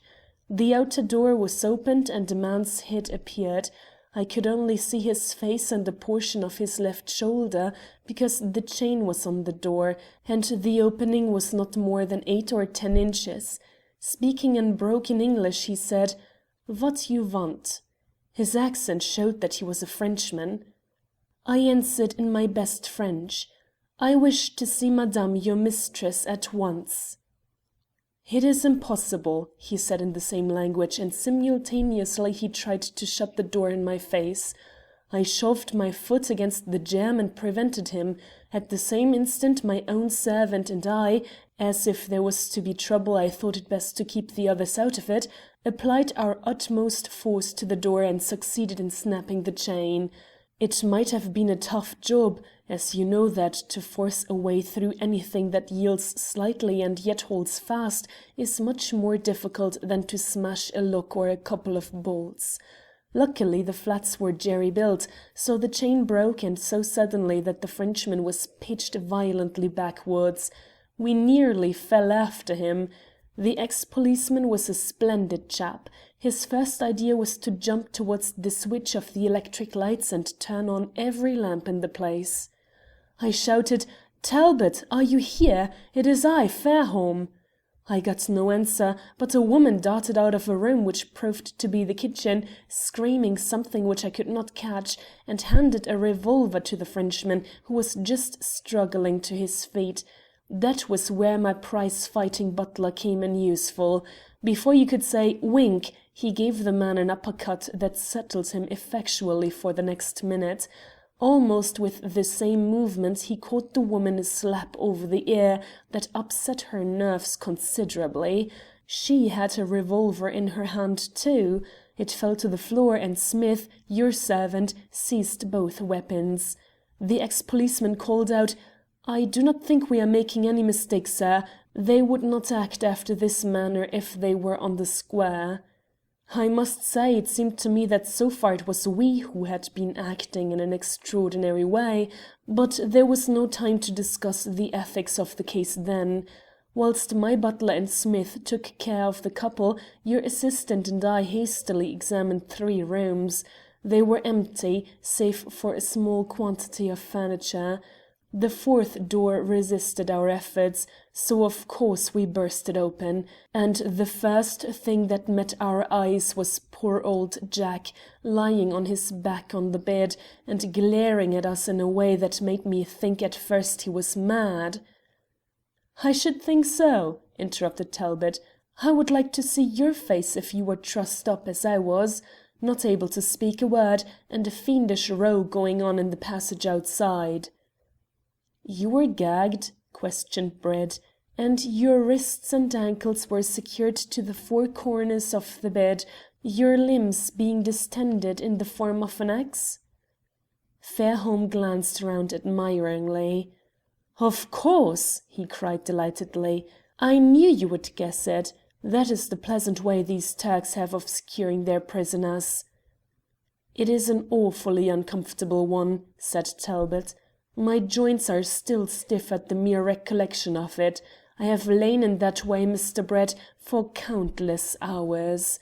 Occasionally the brutes would allow me to change my posture, but the moment anyone came to the door I was strapped up in an instant and a gag slipped into my mouth. What used to make me so furious was the knowledge that if only I got the chance of a second I could have broken that Frenchman's neck and escaped, but he and his wife always took such precautions that I never had the liberty to do more than reach with some difficulty the food that they gave me. However, I must not interrupt." "I really have not much more to say," went on Fairholme. "You may be sure it did not take me long to release Talbot, and what do you think his first words were when he slowly sat up in bed and tried if his legs would bend?" "I cannot guess," said Brett. "He said, 'Have they got the diamonds?' I answered yes. 'But it was impossible,' he said. 'They could not have mastered all those policemen.' 'But they did,' I replied, and then and there, before he would budge an inch, he made me tell him the whole story. Just as I had ended we heard a scuffle in the passage. We went out, though Jack was hardly able to walk at first. It was Smith wrestling with the woman, who was a regular wild cat, and who would, even then, have done us any mischief in her power. There was nothing for it but to tie her hands behind her back, and then fasten her securely in a chair. After this was done we took counsel as to our next movements." "Wait a little," said Brett. "How many rooms were there in the flat? You have accounted for 4." "I forgot," said Fairholme. "The place had 6 rooms. The small apartment in which Jack was confined was a sort of dressing room, and the bedroom beyond looked out into the well of the block of flats. They had carefully nailed the blind of this dressing room so that not even a chance puff of wind could blow it aside and reveal its secret to anyone in the flats on the opposite story or higher. The remaining room was empty. Your friend the policeman subsequently searched the place from top to toe, but he found nothing. The only document of any importance was an address on a card, which he discovered in the Frenchman's pocket." "Ah," said Brett. "What was that address?" "Here it is." The Earl produced a small piece of pasteboard on which was scribbled: "Monsieur Jean Beaujolais, chez Monsieur Henri de Lille, 14 Rue Bonnerie, Paris." "That is important," said the barrister. "Why did you not wire it to me last night?" "I had a reason," said the Earl eagerly, "but that comes in with Jack's part of the story." And he turned towards Talbot, who, thus summoned to the stage, began to explain matters. "I understand, Mr. Brett," he said, "that you are accurately acquainted with all that transpired until the moment when I entered the Albert Gate mansion on that remarkable night?" "That is so," said Brett. "Well, when Inspector Sharpe met me at the door on my arrival, he told me that His Excellency Mehemet Ali, with 3 strange gentlemen and the junior members of the Commission, awaited me in the dining room. I went in and was surprised to find the 3 visitors, for during the preceding month not a single stranger had entered the house save a member of the Government and 1 or 2 important officials of the Foreign Office, who came with me out of sheer curiosity to see the collection of remarkable diamonds. The stranger bowed politely when I was introduced. 2 of them spoke neither French nor English, but the 3rd man spoke French fluently. He had, by the way, a somewhat peculiar accent, different from that to which I was accustomed in the Turks. It was softer, more sibilant, and impressed me as that of a man who was accustomed to speak Italian. He was a good-looking chap about my height and build, and were it not for his brown skin, one could not have regarded him as a Turk. One side of his face was deeply scarred with a sword cut, but if anything, this did not detract from his appearance, and it gave a manly aspect to an otherwise effeminate face. Brett could not help smiling involuntarily. "Are you sure it was a sword cut?" It certainly looked like one. And his skin was very brown? Oh, quite. Indeed, it was a shade deeper than that of most Turks. I have seen very many of them. Although dark-featured, they are often pallid enough in reality, and their deep-hued complexion is due more to their black hair and eyebrows than to the mere colour of the skin. Brett smiled again. "I think," he said, "I will show you the same gentleman in a somewhat different aspect. But proceed." The explanation given to me by Mehemet Ali was both extraordinary and disconcerting, especially at such a late hour. He told me that the three gentlemen to whom I had been introduced— I am sorry, by the way, that I cannot remember their names, as they were all Mohammeds or Rasuls or Ibrahims, and the dramatic events of the night subsequently drove them from my mind— had been sent post-haste from Constantinople on a special mission. They had only reached London that night, and they bore with them a special mandate, signed by the Sultan himself, directing Mehemet Ali to hand over the diamonds to their charge, and to at once return with his assistants to Yildiz Kiosk. There could be no questioning the authenticity of the Sultan's instructions. The document was in his own handwriting, was endorsed with his private seal, and conveyed other distinguishing marks which rendered His Excellency assured on that important point. He told me that he was compelled to obey implicitly, and were it possible he would have started from London that night. This, however, was out of the question, but he had not lost a moment in sending for me and acquainting me with His Majesty's wishes. You will readily perceive that the affair placed me in an awkward predicament. I was, so to speak, representing the British government in the matter, and the Foreign Office had pledged itself, through our ambassador at Constantinople, to undertake all precautions for safeguarding the diamonds with which you are acquainted.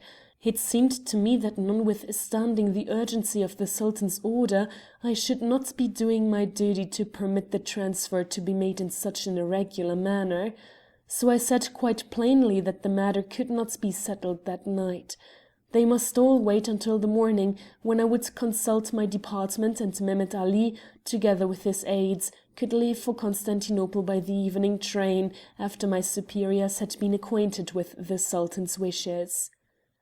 Turks are difficult people to understand. It seemed to me that my decision gave some satisfaction to Mehemet Ali, who was undoubtedly very much upset by the queer manner in which he had been deposed from his important trust. At once an animated discussion took place. "In French?" interrupted Brett. "No, in Turkish." "Did the gentleman with the sabre cut on his face take any part therein?" "Not in the least. He sat and smoked cigarettes in the most unconscious manner possible, leaving his two associates to carry on the conversation." As the barrister appeared to have no further question to ask at the moment, Talbot continued. "Several times Mehemet Ali appealed to me to change my mind and formally ratify the transfer at once. I was quite firm in my refusal, and did not hesitate to describe the Sultan's demands as ridiculous. I was rendered more determined, if anything, in this attitude by a growing certainty in my mind that His Excellency himself approved of my attitude. Ultimately, it seems, they hit upon a compromise. The whole party would remain together all night in a sort of dual control, and then the charge of guardianship would take place next day in accordance with my views as to what was right and proper.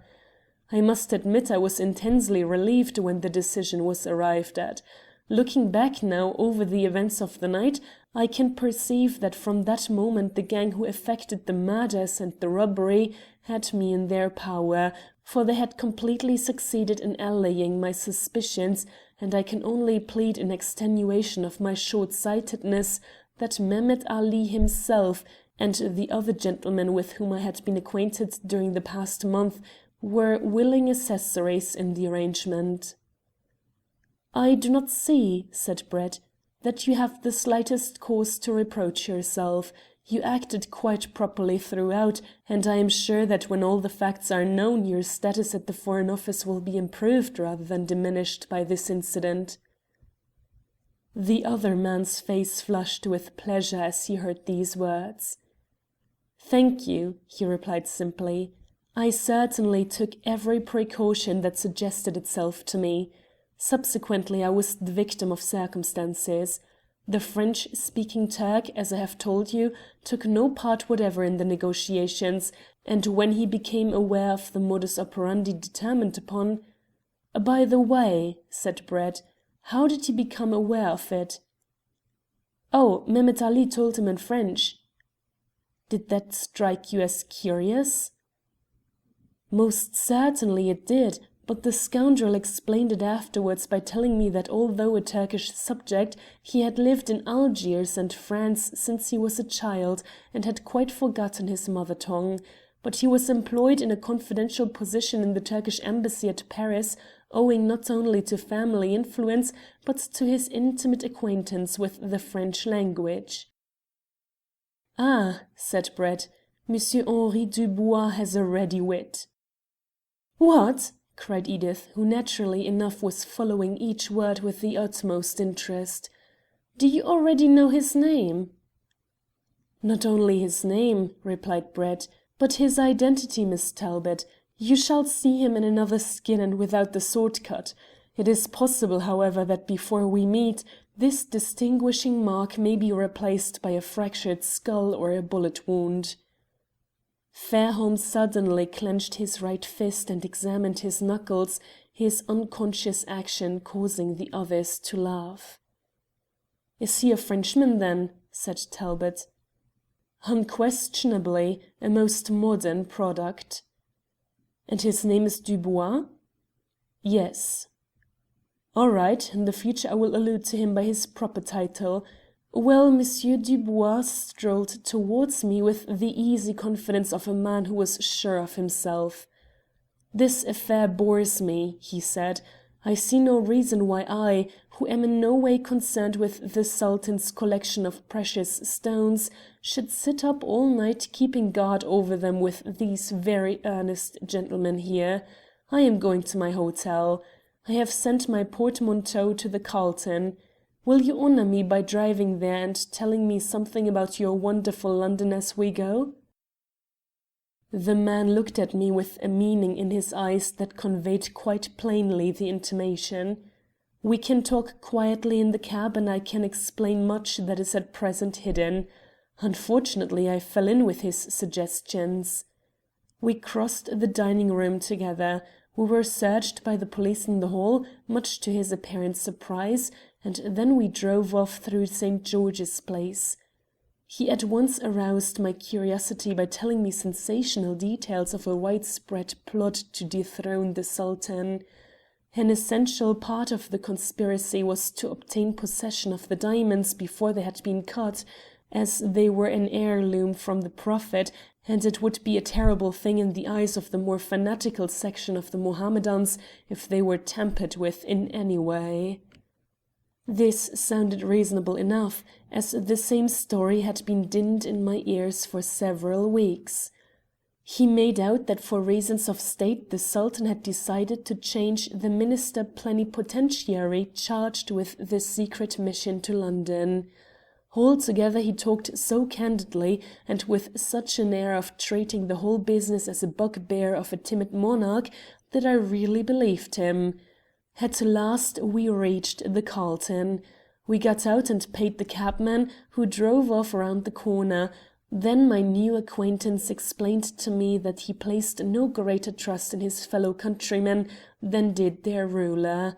Therefore he had led them to believe he was staying at that hotel, whereas he had in reality taken up his abode in the flat of a French family with whom he was acquainted.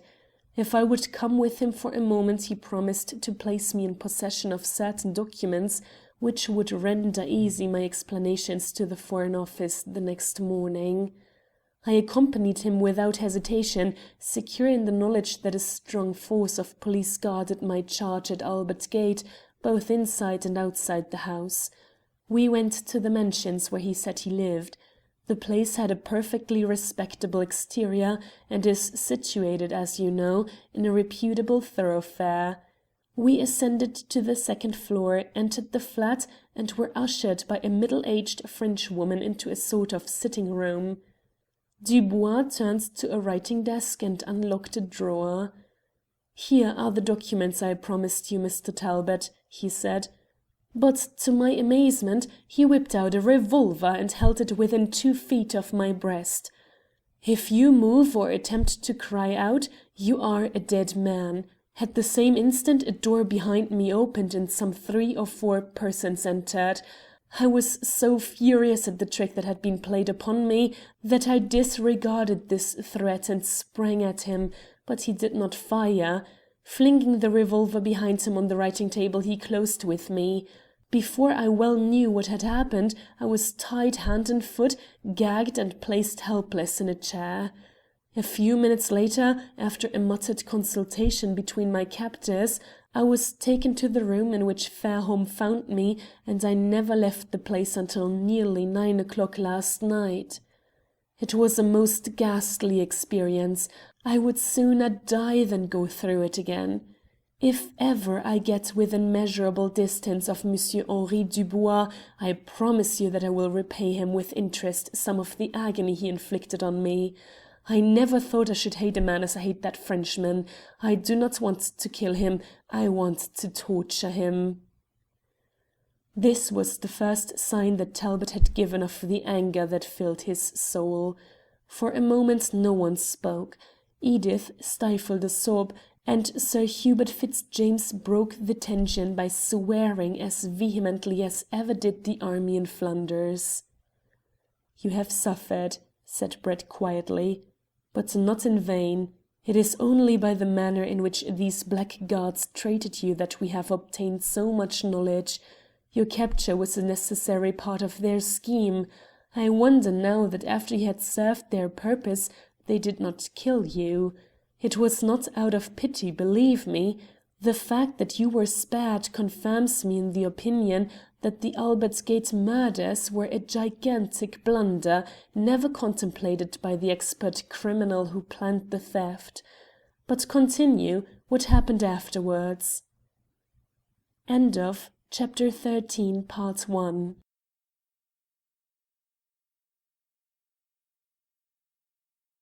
Chapter 13, Part 2 of The Albert Gate Mystery by Louis Tracy. Recording by Carolyn. Chapter 13, Part 2. Talbot almost summoned up a smile as he said, "Really, the next thing was so grotesque that were not the whole business so serious a one, you would be compelled to laugh at it. Looking back now to those first ghastly hours when I laid on the bed tied hand and foot, I find it difficult to recall any definite impressions. It would be absurd to say that I suffered, either mentally or physically. I was sunk in a sort of stupor of rage, and my bonds did not hurt me so long as I kept quiet. Curiously enough, my thoughts were somewhat altruistic. Instead of speculating as to my own fate, I rather wondered what would be the outcome of the whole mysterious business. I could not bring myself to believe that, cleverly as the rogues had outwitted me, they would be able to similarly dupe a strong body of metropolitan police, not to mention Mehmet Ali and his assistants. At last I fell asleep, dozing fitfully at first, but finally giving way to the deep slumber of exhaustion. I was awakened by someone shaking me, though not roughly. It took me some time to recover my scattered senses, and at first I was almost unable to move, owing to the constrained position of my limbs. As well as I could judge, it was not yet daylight, for the electric lamps were turned on, and I subsequently found that such rays of natural light as penetrated into my room during the day did not arrive for a considerable time. Thenceforth, of course, my sole method of judging the progress of time was by the alternation of meals and the difference of light between day and night. Someone assisted me to assume a sitting posture, the cords attached to my wrists were relaxed, and I was firmly held by two men, one a Turk whom I had not seen before, the other a Frenchman whom you found in the flat. At the foot of the bed were standing Dubois and a closely veiled female, a young woman as well as I could judge, and a person of tall and elegant stature, who, it would appear, spoke only French. Dubois addressed me calmly. "I hope," he said, "you are in a better temper, my dear Talbot." "It does not appear to me that the state of my temper is of any material significance," I answered. "No," he replied nonchalantly. "The game is in my hands and will probably remain there for a considerable period. But I do not wish to be unkind. You have, I am given to understand, a highly respectable uncle and a very charming sister, who will no doubt suffer much perturbation owing to your mysterious disappearance. Now, you may not think it, but I am a very humane sort of fellow. Consequently, I am quite agreeable that you should write them a brief note, omitting, of course, all superfluous information, such as dates, addresses, and other embarrassing facts, but simply telling them that you are well. I will guarantee its safe delivery." Naturally, I jumped at the offer.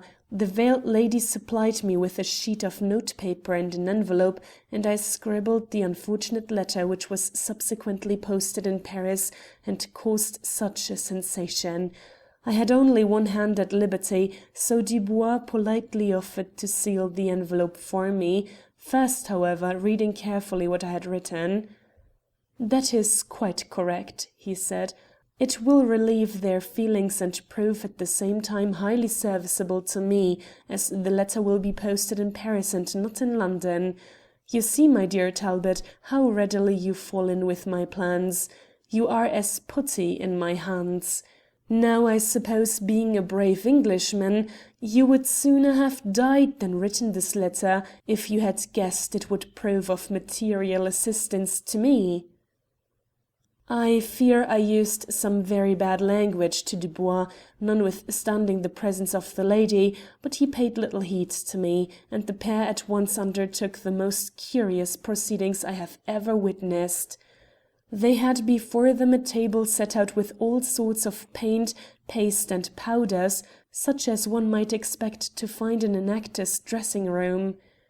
Sitting himself astride a chair so that the light fell on his face, Dubois submitted himself to the skilful hands of the woman, who forthwith began to make him up in an exact resemblance to me.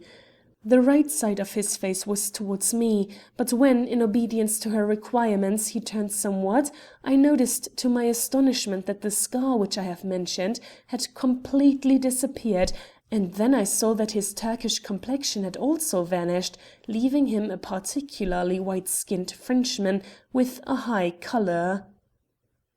"Ah," said Brett, leaning back in his chair and attentively surveying the ceiling. "You must remember," went on Talbot, "that my wits were somewhat confused by the extraordinary circumstances of the hour.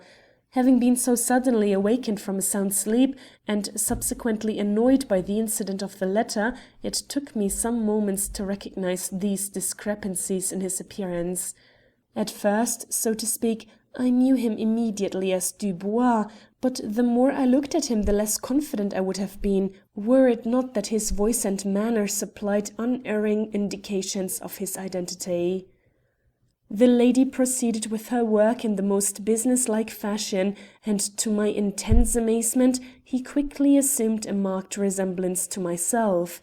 Not such, perhaps, as would bear close scrutiny, but rather the effect attained by a skilful artist in a rapid sketch, or caught by a fleeting glance whilst passing a mirror. "What is the game now?" I cried, when the true nature of their purpose dawned upon me. "Oh, just the same," replied Dubois, grinning. "I merely wish to puzzle the thick-headed brains of you Englishmen a little more, that is all." "Hullo!" I cried. "You understand English?" "Yes," he answered coolly. "It is frequently necessary in my business." "Well," I said, "there can be no doubt that you are an accomplished villain. What you intend to achieve by masquerading in this fashion I utterly fail to understand. You can never be such a fool as to think that you will be able to gain admittance to Albert Gate by impersonating me. Were you even to succeed, you would still be as far off as ever from securing your booty, which I suppose is the imperial diamond and its companions." "Really," he said with a sneer, "I thought that you, Mr. Talbot, were endowed with a little more intelligence than the average. Pardon, mignon, pour un moment." He rose from his chair, unfastened a case which he took from the breast pocket of his overcoat, and showed me the diamonds which had been the object of so much care and solicitude on my part during many weeks. "You see," he continued, seating himself again, whilst the lady resumed her task without a word, "the business has been satisfactorily accomplished, Mr. Talbot. The diamonds are here, so are you. Unfortunately, His Excellency and the secretaries are with the Prophet.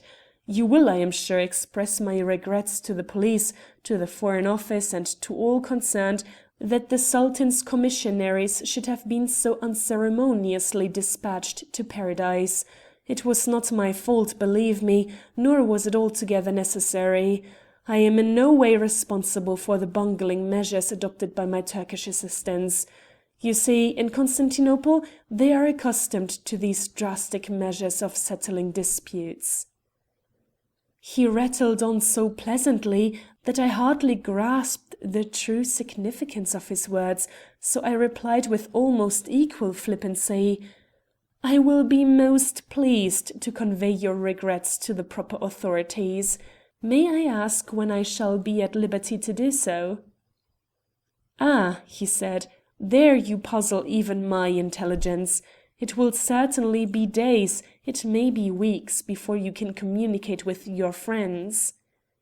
A sudden frenzy seized me at those words, and I endeavoured to smash the heads of my two gaolers together by throwing them off their balance outwards, and then rapidly contracting my arms.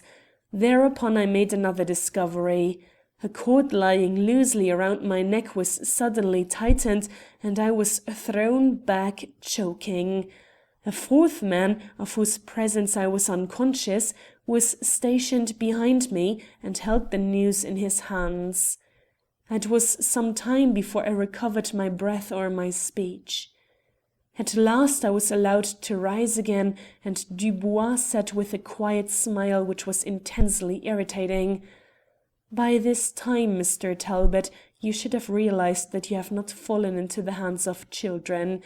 We do not wish to do you a mischief. Indeed, it would not suit our purpose. It is far from our desire to quarrel with the British government or to take the life of one of its rising young diplomatists. The dispute in which you are unfortunately involved is between a certain section of the Sultan's subjects and that potentate himself. But really you must recognize the absolute helplessness of your position. You have just received a stern reminder. Let it be the last, for if you give us any more trouble, we may end a difficult situation by effectively cutting your throat. Such an operation would be distasteful to us and most distressing to you, so please do not compel us to perform it." I glared at him viciously. Speak I could not, but he paid no further attention to me, and his make-up was now pronounced to be perfect by his critical companion. "Vous êtes un très bel Anglais, mon vieux," she cried, coquettishly setting her head on one side and glancing first at him and then at me. "The cat!" cried Edith. "She evidently thought you good-looking, Jack." Talbot blushed and laughed at the involuntary slip. "I am not responsible for her opinions," he said. "I am simply telling you what happened." Dubois left the room, he continued, and returned in a few moments dressed in an English tweed suit with my overcoat and a deerstalker cap. Upon my honour, he was so like me that, notwithstanding my rage, I was compelled to smile at him. He caught my transient mood for an instant. "Tiens," he cried, "that is better. The surgical operation is beginning to take effect. You see the joke?" "It is a somewhat bitter species of humour," I replied. "Perhaps in the future it may have a sequel." "Life is made up of sequels," was the airy answer. "Events generally turn out to be so completely opposite to that which I anticipated that I no longer give them a thought. I live only for the present, and at this moment I am victorious. But now, Mr. Talbot, I purpose taking a little trip to the Continent on your account. I hope, therefore, for your sake, that the Channel will be smooth."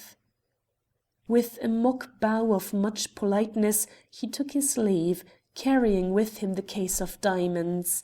I have never seen him since. Last night in the Foreign Office I met Captain Gaultier, who told me of the rencontre on the steamer. I readily forgave him for the mistake he had made with reference to my appearance, but it was too bad that he should imagine I would bolt to Paris with a lady of theatrical appearance in broad daylight. "Yes," cried Fairholme, "if it had been the night steamer—" "Bobby!" exclaimed Edith. "Oh, I meant, of course," stammered Fairholme, "that by night Gaultier might have been more easily mistaken." "Well, and what happened at the Foreign Office?" Brett's question recalled the younger people to the gravity of the conclave. "First of all," said Talbot, "Fairholme drove me straight home, where it was necessary to give some slight preliminary explanation before I made a too sudden appearance, so I remained in the cab outside, whilst Fairholme went in and found Edith." "Ah," said Brett, still surveying the ceiling. But there was so much meaning in his voice that this time it was the turn of the young people to blush. "We did not take long to explain matters," continued Talbot. "I sent off messengers post haste to the Under Secretary and others, suggesting that if possible we should meet at the Foreign Office. Within an hour my chiefs were good enough to fall in with my views, and therefore I had an opportunity to tell them my story exactly as I have repeated it to you. The result is that I carry with me a letter from the Under Secretary in which he explains his views. I am already acquainted with his reasons, but I have no doubt that he puts them before you quite clearly." He handed a letter to Brett. Its contents were laconic but unmistakable. "The inquiry in which you are engaged," it read, "must be conducted with the utmost secrecy and discretion. The gravest political importance is attached to its outcome. No trouble or expense should be allowed to interfere with the restoration of the diamonds to their rightful owner. The British Government will regard this as a most valuable service to the State, and Mr. Talbot is commissioned to place at your disposal the full resources of the Foreign Office. You will also find that His Majesty's ministers throughout Europe have been advised to give you every assistance, whilst there is little reason to doubt that the various European governments will be ready to offer you all possible support. The first consideration is the restoration of the gems intact to the Sultan, the second, absolute secrecy as to the whole of the circumstances." "Whew!" whistled Brett. "Read between the lines, this communication shows the serious nature of our quest. If those diamonds are not recovered, a revolution in Turkey is the almost certain outcome, and heaven alone knows what that means to the European powers most concerned." "If you succeed," said Sir Hubert Fitzjames, "the Government will make you a baronet." "If you succeed," growled Talbot, "I will get even with that Frenchman." "And when you succeed," said Fairholme, in a matter-of-fact tone that indicated the wild improbability of any other outcome, "Edith and I will get married." End of chapter 13, part 2.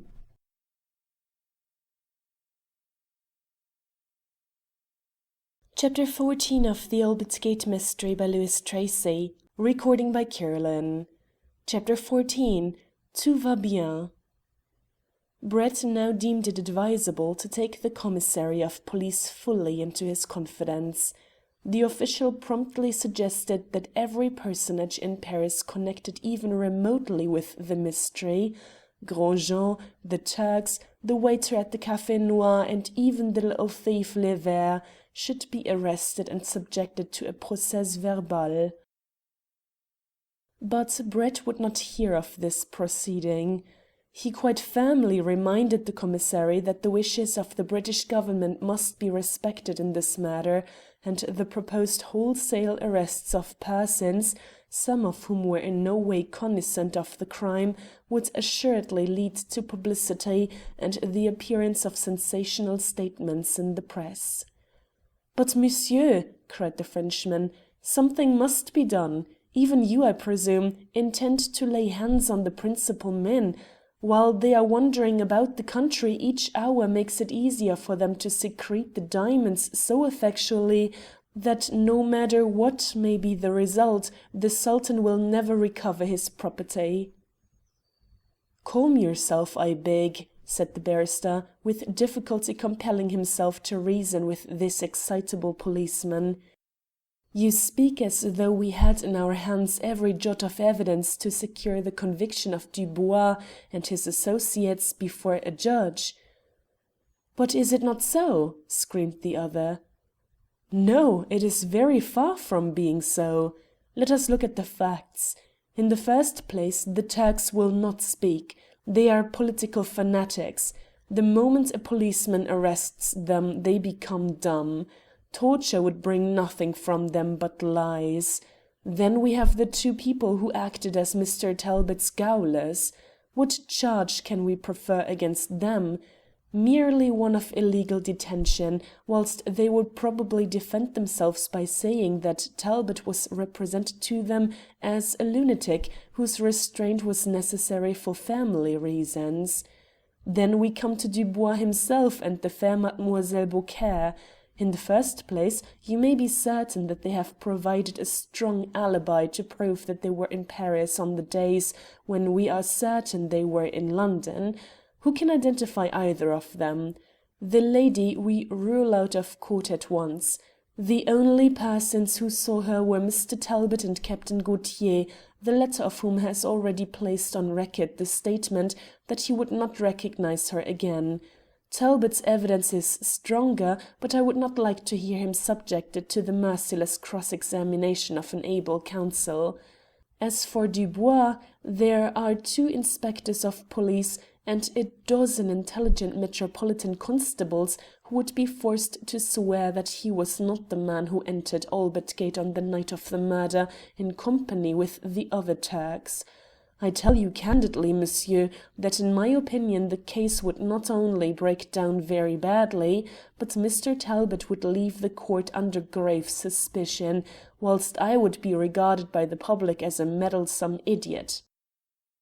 "Then what are we to do?" said the commissary, piteously throwing out his hands and shrugging his shoulders with the eloquent French gesture that betokens utter bewilderment. "Difficult though it may be, we must first accomplish the main part of our work. In other words, we must secure the diamonds before we colour the murderers." The Frenchman was silent for a moment. At last he said submissively, "In what way can I help?" "By procuring for me from the chief of your department an authorization to call in the aid of the police when and where I may desire their assistance. This, of course, will render necessary on his part some inquiry before I am entrusted with such an important document. The British Embassy in Paris and your own Foreign Office will quickly supply you with the reasons why this power should be given to me." "But what of the house of the Rue Bonbonnerie?" "You anticipated my next request. Whilst you are looking to that letter, you must place at my disposal 2 of your most trusty agents. In their company, Lord Fairholme and I purpose visiting the house tonight." They were conversing in the commissary's office at a late hour after Brett had quitted his friend in the Grand Hotel. Within a few minutes the two Englishmen and their French companions were standing outside number 41 Rue Bonbonnière, and they found that Monsieur de Lisle kept a small shop, whose only significant feature was a placard announcing that letters might be addressed there. "Oh," said Brett, when he noticed this legend, "this is simple. We need not waste much time here." The four men walked inside, crowding the narrow space before a diminutive counter. The proprietor was supping in style, as they could perceive through the glass top of the door which communicated with the sitting room at the back. His feast consisted of a tankard of thin wine, half a loaf of black bread, and 2 herrings. The man was surprised by the sudden incursion of customers. He came out looking puzzled and alarmed. "Have you any letters here for Monsieur Jean Beaujolais?" said Brett. "No, monsieur." "Have you received any letter for a person of that name?" "No, monsieur." "I suppose you have never heard the name of Jean Beaujolais before in your life?" "I think not, monsieur." "Then," exclaimed Brett, turning quietly away, "I fear you must be arrested. These two gentlemen," and he nodded towards the detectives, "will take you to the prefecture, where perhaps your memory may improve." The man blanched visibly. His teeth chattered, and his hands shook as if with ague, whilst he nervously arranged some small objects on the corner. "I cry your pardon, monsieur," he stammered, "but you will understand that I receive letters at my shop for a small fee, and I cannot remember the names of all my customers. I will search with pleasure among those now in my possession to see if there are any for Monsieur Beaujolais." "You are simply incriminating yourself," said Brett sternly. "If your excuse were a genuine one, you would first have looked among your letters before answering so glibly that the name of Beaujolais was unfamiliar." "I beg of you to listen," cried the dismayed shopkeeper. "I had no idea you were from the prefecture, otherwise I would have answered you in the first instance. There have been letters here for Monsieur Beaujolais. They came from London. He called for them 3 or 4 times. The last letter arrived yesterday morning. It is here now. I have not seen Monsieur Beaujolais since the previous evening." He took from a drawer a packet of letters tied together with a string, and the handwriting betrayed the contents of most of them. They evidently dealt with that species of the tender passion which finds its outlet in the agony column or in fictitious addresses.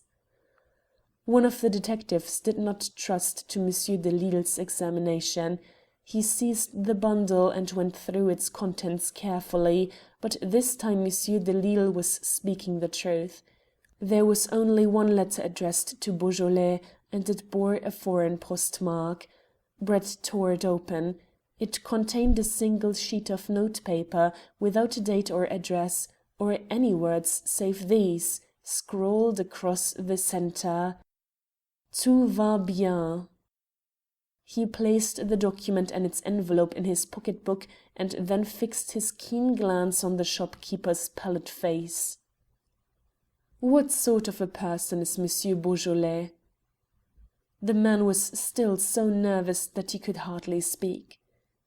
"I am not good at descriptions," he began. So Brett helped. "Was he a Frenchman about my height, elegant in appearance, well built, with long thin hands and straight tapering fingers, with very fair skin and high colour, dark hair, and large eyes set deeply beneath well-marked eyebrows?" "That is he to the life!" cried the shopkeeper. "Monsieur must know him well. I recall him now exactly, but I could not for 100 francs have described him so accurately." "How long have you known him?" broke in Brett. "Let me think," mused the man, who had now somewhat recovered from his alarm. "He came here one day last week. I think it was Thursday, because that day my daughter Marie— no matter what Marie did, I remember the date quite well now. He came in and asked me if I did not receive letters for a fee. I said yes, and told him that I charged 10 centimes per letter. He gave me his name and thereafter called regularly to obtain the enclosure from London. He always handed me half a franc and would never take any change." "Was he alone?" "Invariably, monsieur." "Thank you. You will not be arrested tonight. I think you have told the truth." The shopkeeper's protestations that he had given every assistance in his power followed them into the street. Brett dismissed the two detectives and turned to the hotel, where he and Fairholme found Edith and her brother sitting up for them. When Talbot heard the contents of the letter he remarked, "I suppose that 'all goes well' means that I am still a prisoner." "Undoubtedly," said the barrister. "The letter was posted in the Haymarket. It came from your French host. I wonder what he will write now. By the way, where is he? Did you lose sight of the couple after your escape?" "I did," laughed Talbot, "but Inspector Winter did not. By some mysterious means he learned all about Fairholme's action in smashing in the door. Whilst I was at the Foreign Office that night he arrested both the man and the woman." "Winter is in a perfect terror," said Brett. "He dreams of handcuffs and penal servitude. I hope this couple will not be brought to trial, or at any rate that your name will not be mixed up in it." "Oh no. As soon as I heard the Under Secretary's wishes, I promptly communicated with Scotland Yard. The Frenchman and his wife will be remanded on a mysterious charge of abetting a felony and held in durance vile until their testimony is wanted, should we ever capture Dubois." At Brett's request, detectives were hunting through Paris all that night and the next day for a sign of Hussein ul Mulk and his Turkish friends. But these gentlemen had vanished as completely as if the earth had swallowed them up. This was a strange thing. Although Paris is a cosmopolitan city, a party of Turks, only one of whom could speak French, should be discovered with tolerable rapidity in view of the fact that the French police maintain such a watch over the inhabitants.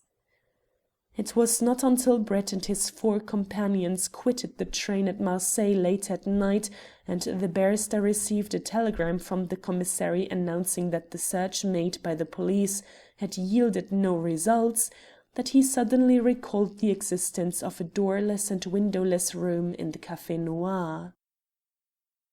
Curiously enough, he had omitted to make any mention of this strange apartment in his recital to the official. He would not trust to the discretion of the telegraph department, so on reaching the Hotel du Louvre et de la Paix, he succeeded, after some difficulty, in ringing up the commissary on the long-distance telephone. Having acquainted the police officer with the exact position of the hidden apartment, he ended by saying, "Continue inquiries throughout Paris during the whole of tomorrow. Do not visit the Cabaret Noir for the purpose of police inspection until a late hour, long after midnight, when the café is empty and the boulevard comparatively deserted. It is only a mere guess on my part. The Turks may not be there. If they are, they should be set at liberty and not questioned. Tell them they owe their escape to me. If you do not find them, you may make other discoveries of general interest to the police. But above all things, I do not wish you to interfere with Gros Jean or his house until the next 24 hours have elapsed." The commissary assured him that his desires would be respected, and soon afterwards Brett went upstairs with the full determination to secure a long and uninterrupted night's sleep, of which he stood much in need. He had reached the sitting-room reserved for the use of the party when Talbot and Lord Fairholme burst in excitedly. "We have seen her!" gasped the Earl. "Seen whom?" demanded the barrister. "Mademoiselle Beaucaire!" cried Talbot. The woman who accompanied Dubois in his flight from London. I recognized her instantly. I could pick her out among a million as the same person who so coolly made up Dubois to represent me, whilst I was lying tied on the bed in that flat." In their eagerness the two men had forgotten to close the door. Brett ran to it and looked out into the passage to learn if their words had perchance been overheard. No one was in sight. He closed the door behind him when he re-entered the room and said quietly, "How did you happen to meet her?" "Whilst you were wrestling with the telephone," said Fairholme. "Edith and Jack and I went to the door of the hotel to have a look at the people passing in the Canebière. None of us have ever been in Marseille before, you know. We were gazing at the crowd when suddenly Jack gripped my arm and said, 'There she is! Look at that woman, quick!' He pointed to a tall, well-dressed female, wrapped up in a fur cloak and wearing a large feather hat. Luckily her veil was up, and the electric light fell fully on her as she passed. She was undoubtedly La Belle Chasseuse, and I bet you anything you like she has just come away from the music hall where she is performing." "Did she see you?" demanded Brett excitedly. "Not a bit. She was gazing at the passing tramcars and evidently on the lookout for some particular line." "What happened next?" demanded the barrister. "Where is Miss Talbot?" "Edith has gone after her," said Fairholme. "What?" cried Brett, more startled than he cared to own. "Yes," broke in Talbot eagerly. "She heard my words and instantly decided to follow her. She said that the woman knew both of us and might easily detect us, but she, Edith, was unknown to her and would never be suspected. She simply forced us to come and tell you, and then darted off like a greyhound before we could stop her." Brett forced himself to say calmly, "I always knew that Miss Talbot had brains, but I still wish she had not taken this risk. Nevertheless, your chance discovery and her prompt action may be invaluable to us." "But what must we do?" exclaimed the impetuous Fairholme.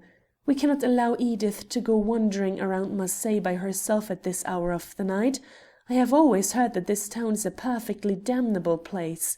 What a fool I was not to follow her at once." "Miss Talbot has acted quite rightly," said Brett decisively. "We must simply remain here until she returns. There is not the slightest ground for alarm. A woman who could act with such ready judgment is well able to take care of herself.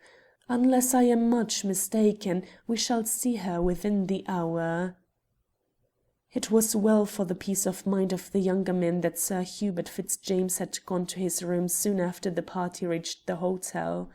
Had the irascible baronet known of his niece's mission, no power on earth could have restrained him from setting every policeman in Marseille on her track forthwith. And so they kept their vigil, striving to talk unconcernedly, but watching the clock with feverish impatience until Edith should return. End of chapter 14.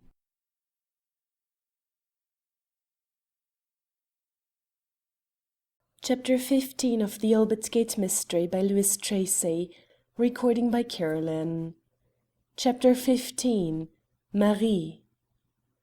Marseille is one of the most picturesque cities in the world. Its streets cluster around an ancient harbour, famous before history was writ, or climb the side of steep hills enclosing a landlocked bay. In the suburbs Marseille is modern enough, but the chief thoroughfare, known to all who read, the famous and ever busy Canebière, plunges rapidly downhill until it empties itself on the crowded quays that surround the old port. With the newer Marseilles of the Joliette, well found in wharves and warehouses, steam cranes and railway lines, the town beloved of the Phoenicians has no concern. There is no touch of modern ugliness in the tiny maritime refuge, which is barely half the size of the Serpentine. Lofty, old-fashioned, half-ruined houses throng close to its rugged quays. At night this quarter of the turbulent city wears an air of intense mystery. The side streets are narrow and tortuous. Dark courts and alleys twist in every conceivable direction, whilst the brightness of many wine shops facing each other across the tideless harbour only serves to enhance the squalid gloom that forms the most marked characteristic of the buildings clustered behind them. Edith Talbot, intent on the pursuit of a woman so dramatically bound up with the mystery affecting her brother, paid heed to no consideration save the paramount one, that the hurrying figure in front must be kept in sight. Contrary to the opinions expressed by the two men, Mademoiselle Beaucaire did not board a passing tram-car. To Edith's eyes she seemed to be eagerly watching for some person who might pass in one of the small open carriages which in Marseille take the place of the London hansom. Even as she rapidly walked down the crowded street, Mademoiselle closely scrutinized each vehicle that overtook her, and once, at a busy crossing, she deliberately stopped. Edith, of course, slackened her pace, and simultaneously she became aware how incongruous was her appearance at such an hour in such a thoroughfare. Much taller than the average Frenchwoman, neatly dressed in an English tailor-made costume, with her smart straw hat and well-gloved hands, Miss Talbot naturally attracted the curious gaze of the passers-by. Instantly it occurred to her that some disguise was absolutely necessary if she would not court an attention fatal to her enterprise. It chanced that where she stood for a moment a fruit seller occupied a tiny shop, squeezed tightly between a church and a restaurant. The interior was dark enough, for a couple of flaring naphtha lamps were so disposed as to cast their flickering brilliancy over the baskets of fruits and vegetables displayed in the window or crowded together on the pavement. The woman inside had a kindly and contented face, cherry-ripened cheek and lips, and from a pair of deep-set blue eyes she looked out quizzically at the hurrying crowd. Assuring herself with one fleeting glance that La Belle Chasseuse still remained motionless and intent at the crossing, Edith darted into the shop. She produced a sovereign. "I have not much French money," she said hurriedly, "but this is worth 25 francs. Can you let me have a large dark shawl? I do not care whether or not it is old and worn. It is necessary that I should remain out for some few minutes longer, and I do not wish to court observation." Even as she spoke she removed her straw hat and eagerly tore off her gloves. The Frenchwoman saw that one of her own sex, English and consequently mad, desired to screen her appearance from two inquisitive eyes. It was sufficient for her that there should be a spice of romance in the quest. With one hand she pocketed the sovereign, with the other she dived into a recess beneath the counter and produced the very article Edith wanted. "But certainly, mademoiselle," she cried. "See, it will cover you to the waist." Edith advanced another pace into the darkest corner of the shop, quickly arranged the shawl over her head and shoulders, and hastily murmuring her thanks, rushed forth into the street again, leaving hat and gloves behind her in her haste.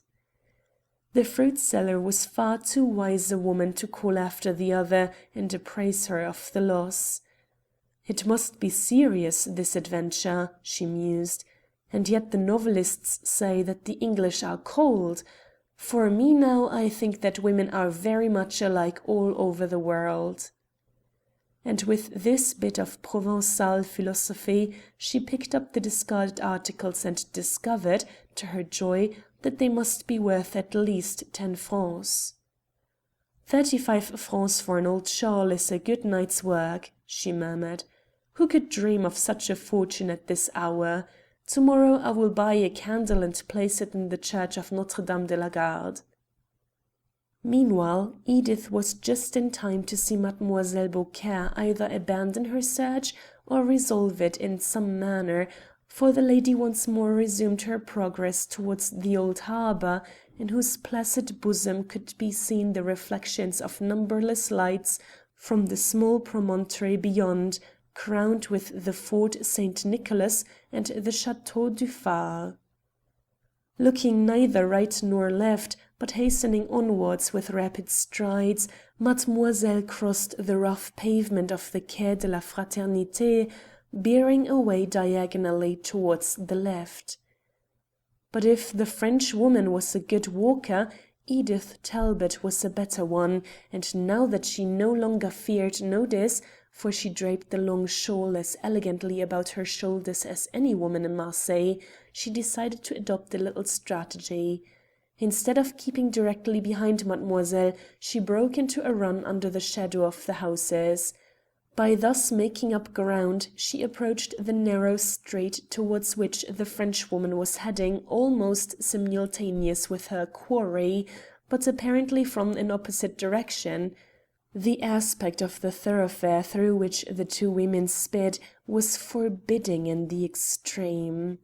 The houses were many stories in height, of disreputable appearance, and so close together on both sides that, were other conditions equal, an active man might easily spring from one room into another across the street. The walls appeared to be honeycombed with doors and windows, while an indescribable number of shutters, balconies, projecting poles and clotheslines created such a medley in the darkness, which was only made visible by a solitary bracket lamp, that Edith felt some anxiety as to whether or not she would be able to recognize the house into which Mademoiselle disappeared should her destination be close at hand. There were, of course, many other people in the street besides themselves, else Edith's self-imposed piece of espionage would have been rendered difficult if not impossible. Men, women and children lounged about the doorways and kept up a constant cackle of conversation in a mysterious patois which Miss Talbot, though an excellent French scholar, could make nothing of. The presence of these people naturally shielded her from the direct observation of La Belle Chasseuse, but nevertheless threatened a slight danger should it be necessary for her to stand still, for she well understood that in such a locality each person was known to the other, and the loitering of a stranger could not fail to arouse curiosity. Soon after passing beneath the lamp, Mademoiselle vanished into a doorway. Edith perceived to her joy that at this point there was no group of loungers. Indeed, for a few yards the street was empty. Keeping her eyes sedulously fixed upon the exact spot where the Frenchwoman disappeared, she reached the door and, after a moment's hesitation, stepped lightly into the interior darkness. The narrow entrance was at once lessened to half its width by the staircase. She listened intently and could hear the other woman ascending the second flight of stairs. At the next landing Mademoiselle paused and knocked 3 times. Presumably in reply to a question within, she murmured something which Edith could not catch, and was at once admitted. The shooting of a rusty bolt supplied further evidence that the door was locked behind her. Edith's next task was to identify the house. She stepped out into the street again and crossed to the opposite pavement. She looked up to the second story, but owing to the short distance, barely 14 feet, that separated her from the house, she could discern nothing, save that the windows on that floor were closely shuttered. She rapidly noted that the door was the third removed from the lamp. Whilst wondering what to do next, a couple of girls approached her. They were young and of course inquisitive. Without any dissimulation, they stood in front of her and scrutinized her face, wondering, no doubt, who this tall and graceful newcomer could be. "What is your name?" said one. Where do you live? Have you just come here? Are you staying with old Mother Peter?" With difficulty Edith caught the drift of their questions, but she answered smilingly: "No, I do not live here, and I do not know Mother Peter, but I want you to tell me who lives in the house opposite." Her Parisian French greatly surprised the two girls, who giggled at each other, and one of them cried, "Oh, here's a lark!" But they scented an intrigue and were quite ready to give all the information in their power. "A lot of people live there," said the elder one, trying, with the ready tact of her nation, to accommodate her words to the understanding of the stranger. "It all depends who you want to know about. On the ground floor is Joseph the barber and his wife, with 3 little ones. It cannot be them, I am sure, and it cannot be Monsieur Ducrot, who is their lodger, for he is 70 years old and is sacristan in the Church of the Sacred Heart. Then on the first floor there are 3 men, not a woman amongst them. One is a bill sticker, another a fisherman, and the third a waiter in the Café du Midi. I do not know their proper names. We call the bill sticker Paste Pot and the fisherman Crab. The waiter is called Thomas in the café, but when a letter comes for him it is in another name. Then on the second floor... By the way, Marie, who is it that lives on the second floor?" Edith with difficulty restrained her excitement. She felt that if only these youngsters rattled on a little longer she might gain some valuable information. Marie, thus appealed to, was evidently of a more cautious temperament than her companion. "If the young lady will tell us what she wants to know, we may be able to help her," she stipulated. "Certainly," cried Edith, instantly resolving to pursue the tactics of the penny novelette. "I have been deserted. My lover has been taken away from me by another woman. At least, that is what I am informed. I do not wish to make any trouble about it. There are plenty as good men as he is left in the world. But on the other hand, I must not act unjustly. I have been told that he lives in this house, that he is living with her here at this moment, in fact. If I can make sure of it, I will go away and never set eyes on him again unless by chance, and then you may be sure I will take no notice of him. I am not one of those silly girls who break their hearts over a faithless sweetheart." Marie was reassured. "I should think not," she said, with a sympathetic and defiant sniff. "I had the very same experience last Sunday when Philippe, the grocer's boy at the corner, you know, walked along the Corniche road with a chit of a girl out of a shop. She thinks herself better than we are because she stands behind a counter, and I am sure she made eyes at Philippe one day when his master sent him there on an errand." "Philippe must have bad taste," broke in Edith. "But I am sorry I must hasten away. If you girls will tell me quickly all the other people that live in that house I will give you 2 francs each. That is all the money I have got." She produced the coins, which she easily distinguished from the gold in her pocket by their size. She knew that to appear too well supplied with money in that neighbourhood was to court danger, if not disaster, to her undertaking. Both girls eagerly seized the 40-sou pieces. "Oh, on the second floor?" said Marie. "I am afraid you will find your young man. They are a funny couple that live there. They only came here on Monday. When did your young man leave you?" "I saw him on Saturday." "Where?" This was a poser, but Miss Talbot answered desperately: "At Lyons." "What is he like?" Another haphazard shot. "He is tall and dark and, oh, so good looking, with a beautiful white skin and pink complexion." "That is he!" cried both girls together. "The scoundrel! But tell me," went on Edith, whose excitement was readily construed as the pangs of jealousy, "who is the creature that lives with him?" "We think she is a music hall artiste," replied Marie. "At least, that is what the people say. I have not heard yet what hall she appears in. They say she is very pretty. Are you going to throw vitriol over her?" "Not I," said Edith, with a fine scorn. "Do they live there alone?" "Yes, quite alone. They rent the place from Père Didon. He owns most of the houses in this street, you know, and is a regular skinflint. He won't let anyone get behind with their rent for an hour. He is old, so old that you would not think that he could live another week, yet he is that keen after his francs you would imagine he was a young man anxious to get money for a gay life. You ought to have heard the row here last Saturday, when he turned the people out from their rooms where your lover now lives with his mistress. It was terrible. There was a poor woman with 2 sick children."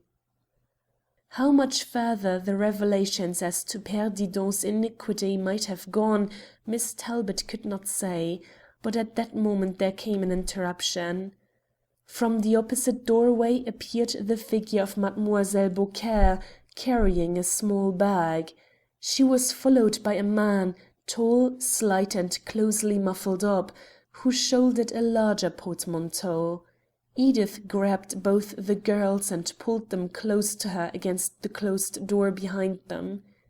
"It is he!" she whispered tragically. "Silence! Let us watch them." The man darted a suspicious glance up and down the street. There was no one whom even the clever Henri Dubois could construe as an enemy, no one save some chattering Marseillais loitering around their doorsteps, and 3 girls huddled together in close conclave directly opposite. Thus reassured, he strode after La Belle Chasseuse, who cried out impatiently: "Come quick, Henri! What are you waiting for?" "Is his name Henri?" whispered the awe-stricken Marie.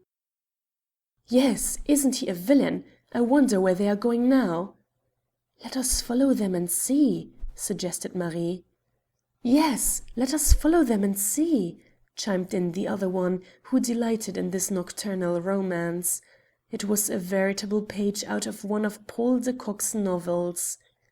The programme suited Miss Talbot exceedingly well. They strolled off down the street, nestling together, Edith in the centre, and keeping the shrouded couple in front well in sight. This time, when Mademoiselle Beaucaire and her companion reached the point where the street emerged on the harbour, they did not cross over towards the broad and brilliant lighted Canebière, but hurried on through the darkness in the direction of a cluster of fishing smacks that lay alongside the Quai de Rive Neuve. "My faith, Eugenie!" cried Marie. "They must be going on board of one of the vessels." "What a lark!" was the answer. "I suppose they fear you," she added, turning her sharp eyes on Edith. "What is your name?" "Lucille," came the answer on the spur of the moment. "Lucille what?" "Lucille Beauharnais." "My gracious!" cried Eugenie. "What a swell name!" "Oh, let us hurry," interrupted Miss Talbot desperately. "You girls know everybody, you must know all the vessels. If they are going on a boat and you will find out the name and number for me, I will give each of you a whole louis. I will give them to you now. I mean, that is, if you will walk with me afterwards to my lodgings." Even amidst the exciting circumstances surrounding her, Edith recognized the absolute necessity there was to maintain the credibility of her previous narrative. Unquestionably Dubois and the lady intended to embark on one of the fishing boats. They hastened to the further end of the harbour, through whose tiny entrance Edith could now see the dark waters of the bay beyond, for the night was beautifully clear and fine, and the bright stars of the south lent some radiance to the scene, when the girls quitted the deep shadow of the houses. A solitary boat, a decked fishing smack of some 40 tons, was lying by the side of the quay, apart from the others. Edith, who knew something about yachting, recognized that her gearing was not fastened in the trim manner suggestive of a craft laid by for the night. At the same instant, too, she caught sight of a third form, that of a man who had been seated on a fixed capstan and who now strode forward to peer at the newcomers. Some few words passed between the three, but it was impossible for the girls to hear a syllable. Instantly the sailor assisted Dubois and Mademoiselle Beaucaire to step down from the quay on board the smack. He followed them, and 3 other men, who appeared out of the chaos of sails and ropes, commenced to labour with the large pole in order to shove the sturdy vessel out into the harbour. "Quick!" murmured Edith, in an agony lest the opportunity should slip. "Tell me what vessel it is." "I think," said Marie, "it is the Belle Sœur. Anyhow, we can easily make it certain. All we have to do is to go back around the top of the harbour, walk down the Quai du Port, and watch her as she passes under the lighthouse of the Fort St. Jean.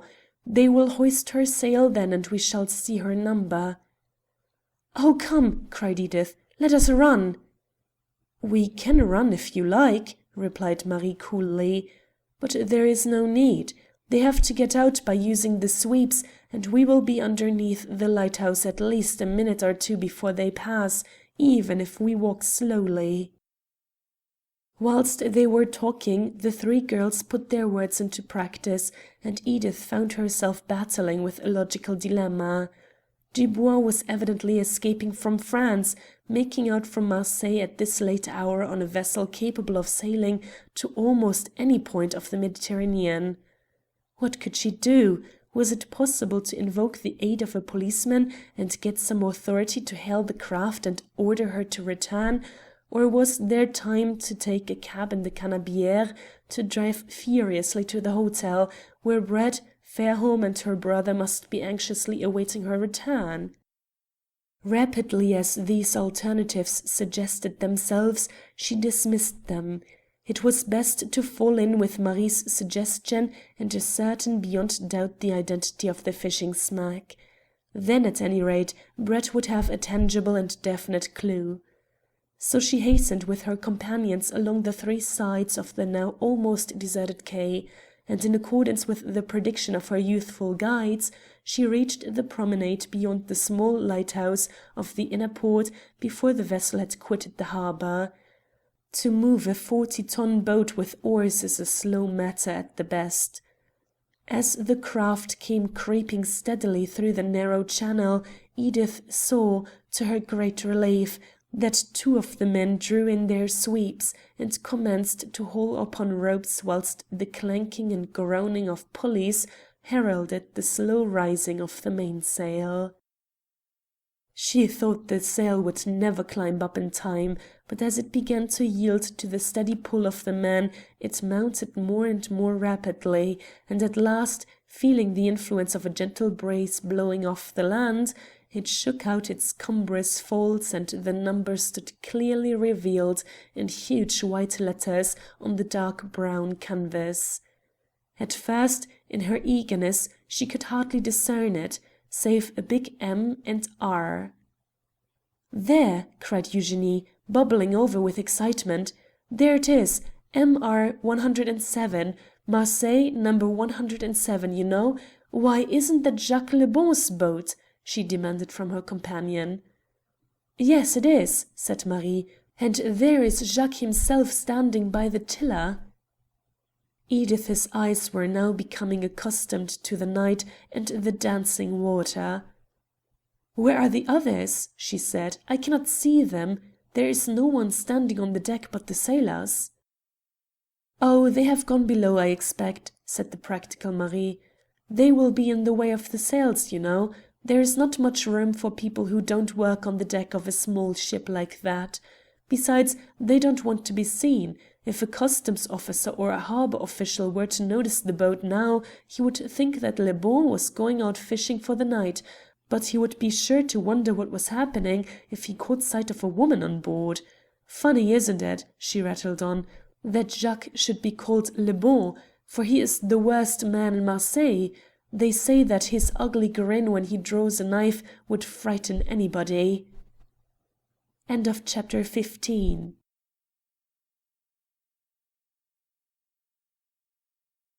Chapter 16 of The Albert Gate Mystery by Lewis Tracy. Recording by Carolyn. Chapter 16. The Hall Porter's Doubts. When 1 o'clock came and Edith had not arrived, the three men waiting in the hotel made no further effort to conceal their anxiety.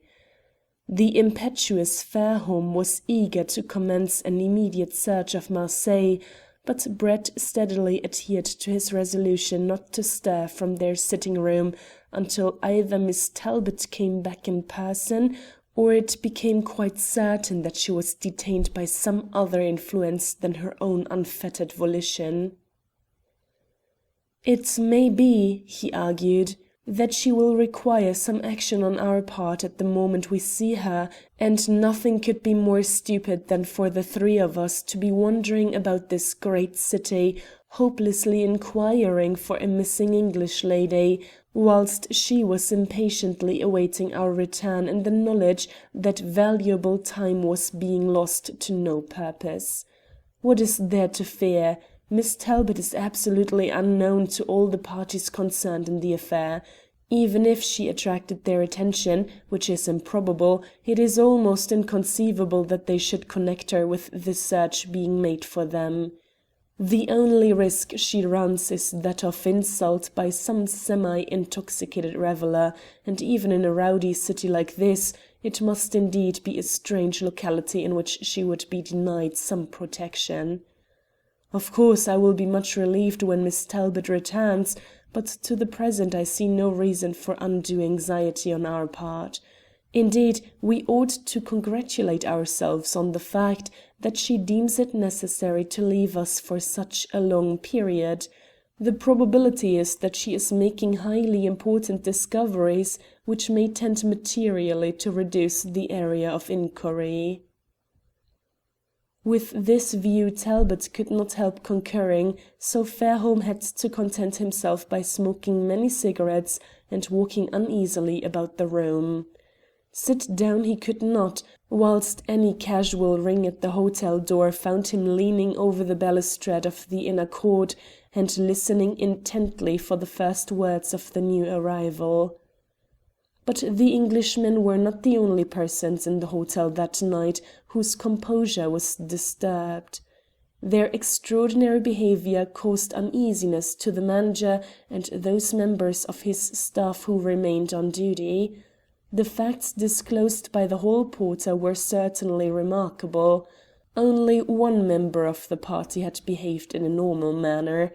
Sir Hubert Fitzjames, soon after his arrival, went quickly to bed, but the hall porter's reports as to the conduct of the others was passing strange. One of them, to his surprise, had rung up the prefecture of police in Paris on the telephone. The others were standing at the hotel door, gazing quietly enough at the passers-by, when suddenly about midnight much excitement arose amongst them.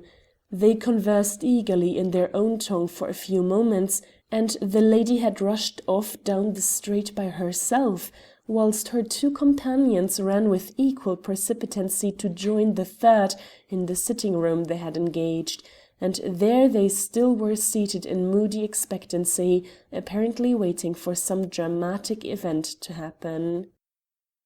It was time that all good people were in bed. But it was hopeless to approach such lunatics with questions, for they were English, and no decent Frenchman could possibly hope to understand their actions or motives. It was satisfactory that they could speak French well, therefore the manager counselled the hall porter to exhibit patience and prudence. Moreover, my lords upstairs would be sure to recompense him for an enforced vigil by a liberal pourboire. At last, when the Canebière was empty, and when the latest café had closed its doors and the final tram-car had wearily jingled its way up the hill towards a distant suburb, the electric bell jangled a noisy summons to the front door. It produced the hall porter and Fairholme with remarkable celerity. The Frenchman cautiously opened the door and saw outside a muffled-up female who eagerly demanded admittance. He knew by her accent that she was not a Marseillaise, but the shawl that covered her head and shoulders showed that she belonged to the working classes. "Whom do you wish to see at this hour?" he gruffly demanded. "I live here," said Edith. "I came here tonight with my brother from Paris. Please let me in at once." In her excitement and breathlessness, for she had hurried at top speed from the harbour, Edith forgot that the homely garment she adopted as a disguise effectually cloaked her from the recognition of the hall porter as from all others. Moreover, her French accent was too good. It deceived the man even more thoroughly than did the shawl. "Oh, really now," he said, "this is for laughter. A woman like you staying at the hotel. Be off, or I shall call a gendarme." In his amazement at her demand he had not heard Fairholme's rapid approach behind him. He was now swung unceremoniously out of the way, and the Earl jumped forward to seize Edith in his arms. "My darling girl," he cried, "where have you been? We almost gave you up for lost. Where's your hat? Where did you get that shawl?" And all the time he was hugging her so fiercely that it was absolutely impossible for her to say a single word. At length she disengaged herself. "Don't be so ridiculous," she said, "but let me come in and close the door. The hall porter will think we are cracked." She summarized the hall porter's sentiments most accurately. He explained the transaction to the manager with most eloquent pantomime, and the two marvelled greatly at the weird proceedings of their strange guests. "Ah," said the manager at length, "now that mademoiselle has returned, perhaps they will go to bed." At that instant Brett's voice was heard upon the stairs. He wanted the telephone again. Edith had rapidly detailed her adventures to her astonished auditors, and Brett seemed to resolve on some plan of action with the lightning rapidity peculiar to him. Owing to the late hour he got through to Paris without much difficulty, and then he returned to the sitting-room, where Edith was rehearsing in greater detail all that had happened since she left them at the hotel door. Brett explained to his companions the motives of his second telephone message. "I am convinced," he said, "that Gros Jean is in communication with his daughter. For this reason I did not wish the police to put in an appearance at the Café Noir until tomorrow night, or rather tonight, for we have long entered upon another day. I wished to have a reasonable time for a quiet inquiry at Marseilles before mademoiselle could be apprised of our presence here. Miss Talbot's remarkable discovery has, however, wholly changed my plans. Mademoiselle Beaucaire and her lover have set off for some unknown destination, and the best chance we have of discovering it is to secure the immediate arrest of her father. Possibly, being taken by surprise at this hour of the morning, some document may be found on him which will reveal his daughter's destination. It occurs to me that she half expected him to arrive by a late train. Again, when the fishing smack puts into port, the girl will probably adopt some method of communicating with him. And that communication must come into our hands, not into his. So I have telephoned the police officials to Paris to raid the Cabaret Noir forthwith, and it is possible that they may report developments within the next 2 or 3 hours. "Is there no chance of your discovering the whereabouts of that fishing smack?" said Fairholme. "In what way?" demanded Brett. "Well, this is a big port, you know, and there are always tugs knocking about with steam up, on the off chance of their services being required. Isn't it possible to charter a steamboat and set off after the smack?" "I do not think so," said Brett. "I imagine it would be a wasted effort. By this time the Belle Sœur is well out to sea. She can go in a dozen different directions. She may beat along the coast towards Toulon and the Riviera. She can make towards Corsica, Sardinia, the Balearic Islands, Spain, or the mouth of the Rhone. She will certainly not show any lights, and I personally feel that although there is, perhaps, 1,000 to 1 chance we might fall in with her, It will be far better for our purpose to remain quietly here and await developments in Paris." "Anyhow," remarked Fairholme, convinced that his proposal was impracticable, "it will be an easy matter for the authorities to ascertain the port that she arrives at." Brett shook his head dubiously. "I have my doubts on that point," he said. "The man who has thus far kept himself so easily ahead of all pursuers, and exhibited such a wealth of resource in his methods, may well be trusted to cover up his tracks effectually. There is even a possibility that the Belles Sœurs will never be seen again, and that her number will long remain vacant on the shipping register of Marseilles. However, we shall see." "Then, Mr. Brett," put in Edith quietly, with a tired smile, "I suppose we may go to bed?" "Most certainly, Miss Talbot. You have earned your rest more than any of us to-night," he answered. He held out his hand to wish her good night, but she demanded with some surprise, "What are you going to do? Surely you want some sleep?" "I will remain here," he said. "I have bribed the hall porter to keep awake, and I may be wanted on the telephone at any moment." "Then I will stop with you," cried Fairholme. "And I too," chimed in Talbot. "You will do nothing of the sort," he answered with pleasant insistence.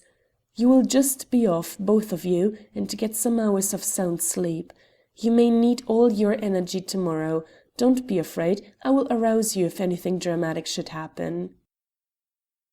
Left to himself, Brett again interviewed the hall porter and returned to the sitting-room, where he disposed himself for a nap on the sofa.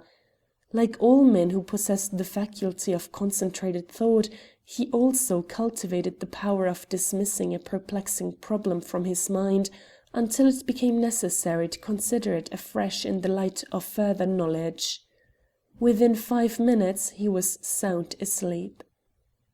At length he woke with a start. He was stiff with cold, for the fire had gone out, and the tiny gas jet he had left burning was not sufficient to warm the room. He sprang to his feet and looked at his watch. It was 6:30.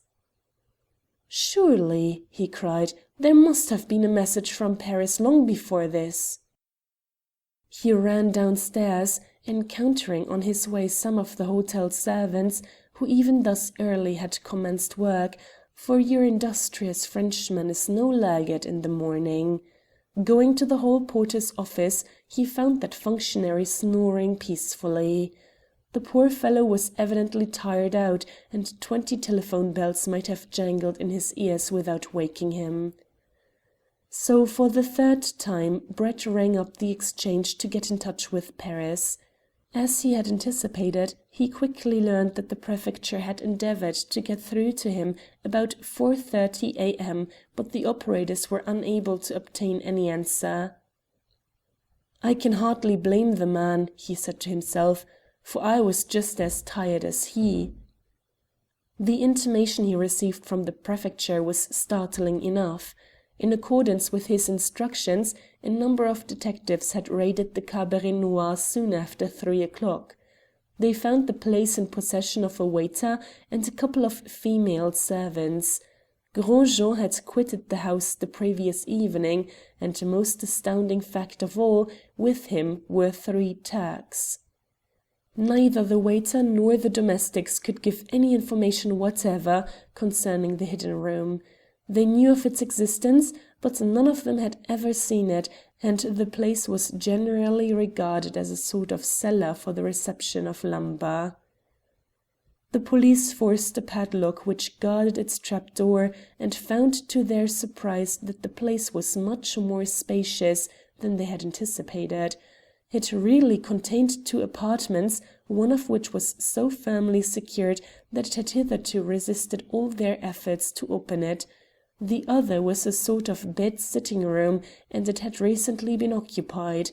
From various indications, they came to the conclusion that its latest tenants were Hussein ul Mulk and his confederates. Judging from the fact that these gentry had quietly left the café in Gros Jean's company about 7:30 the previous evening, they were not in confinement against their will.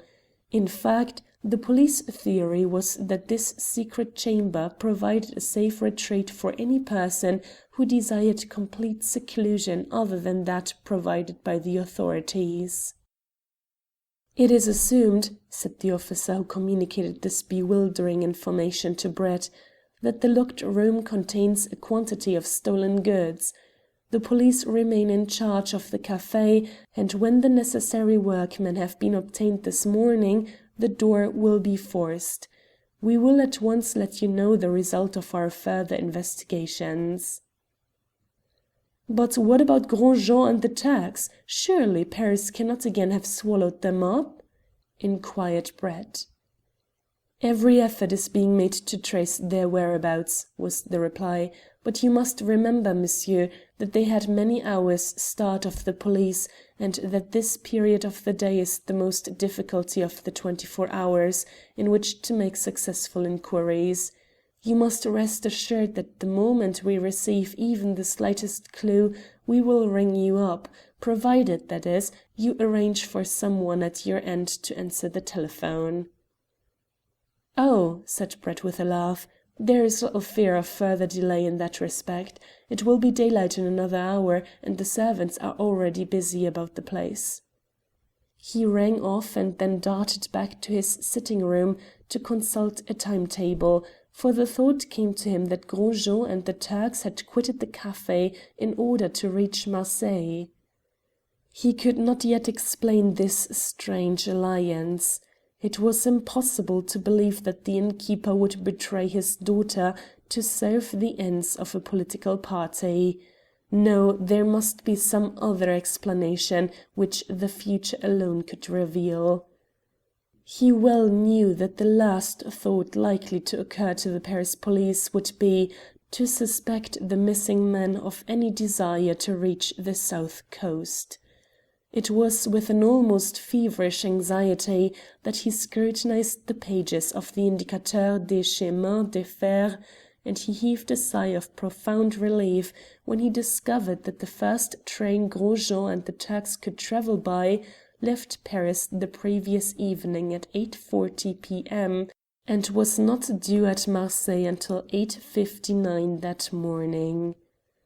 It was now close on 7 o'clock, so he went to his bedroom, effected some much-needed changes in his personal appearance, and then consumed an early breakfast of coffee and rolls.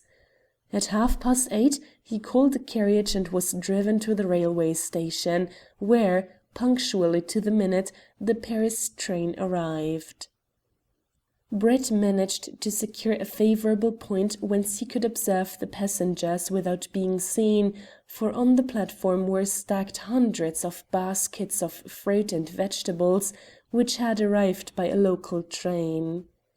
There were not many passengers in the express, and almost the first to alight were Gros Jean and the 3 Turks, Hussein al-Mulk and the 2 others he had seen in the Rue Barbette.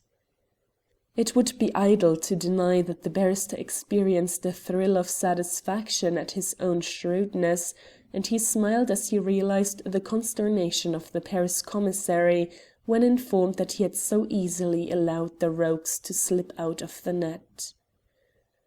The travellers were evidently tired after a sleepless journey. Gros Jean, being a fat man, had wobbled about a great deal during the night.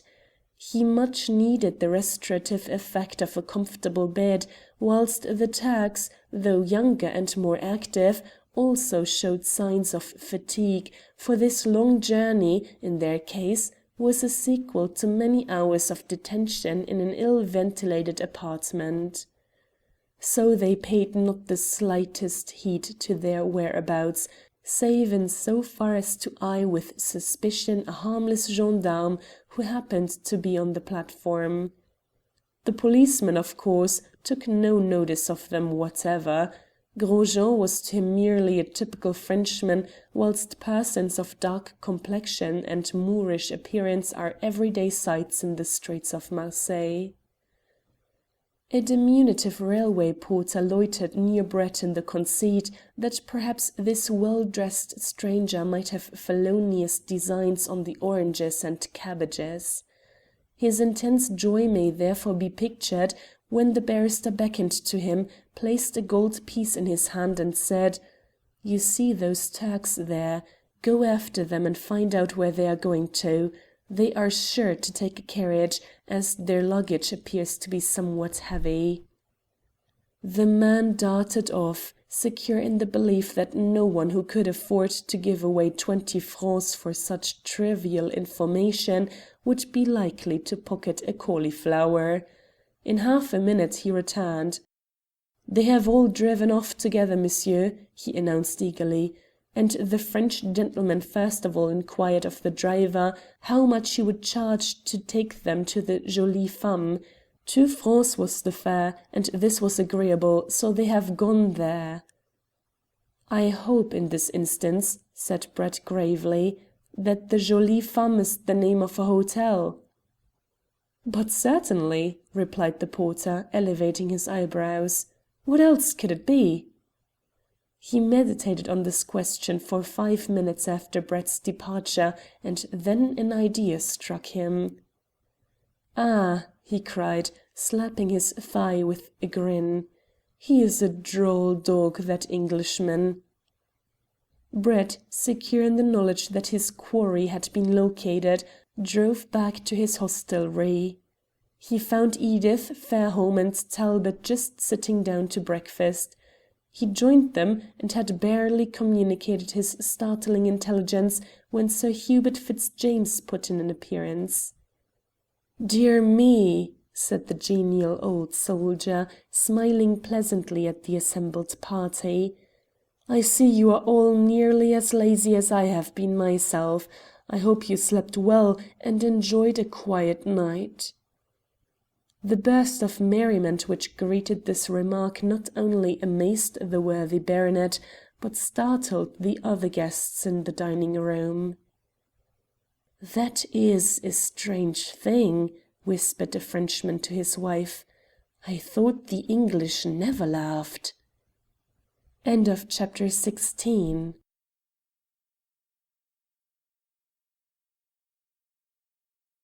Chapter 17 of The Albert Gate Mystery by Louis Tracy. Recording by Caroline. Chapter 17 The Yacht Bluebell. After breakfast the party adjourned to their sitting-room, and there Brett detailed his immediate plan of action. "The first point to determine is an important one," he said. "Which of you three, Sir Hubert Fitzjames, Talbot, or Fairholme, looks most like a Frenchman?" The trio at once began to scrutinize each other carefully, to Edith's intense amusement. "I am afraid, uncle," she laughed, "we must rule you out at once.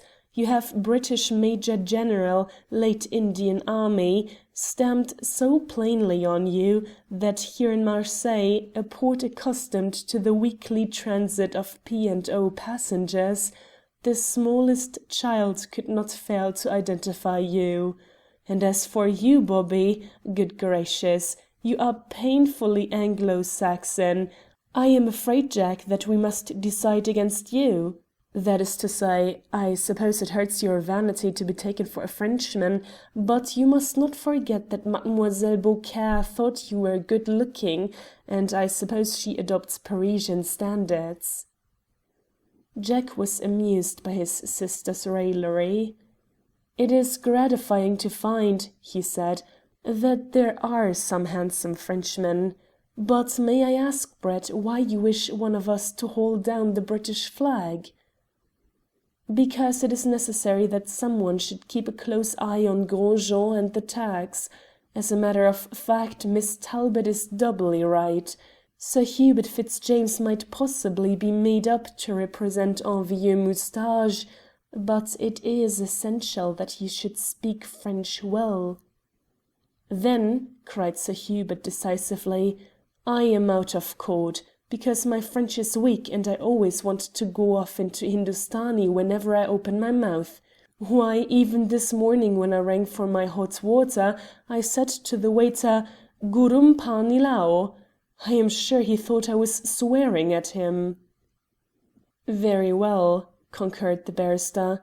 "It comes back to you, Talbot, and I regret to inform you that for the next few hours you must be content with the inferior cooking and accommodation of the Jolie Femme Hotel.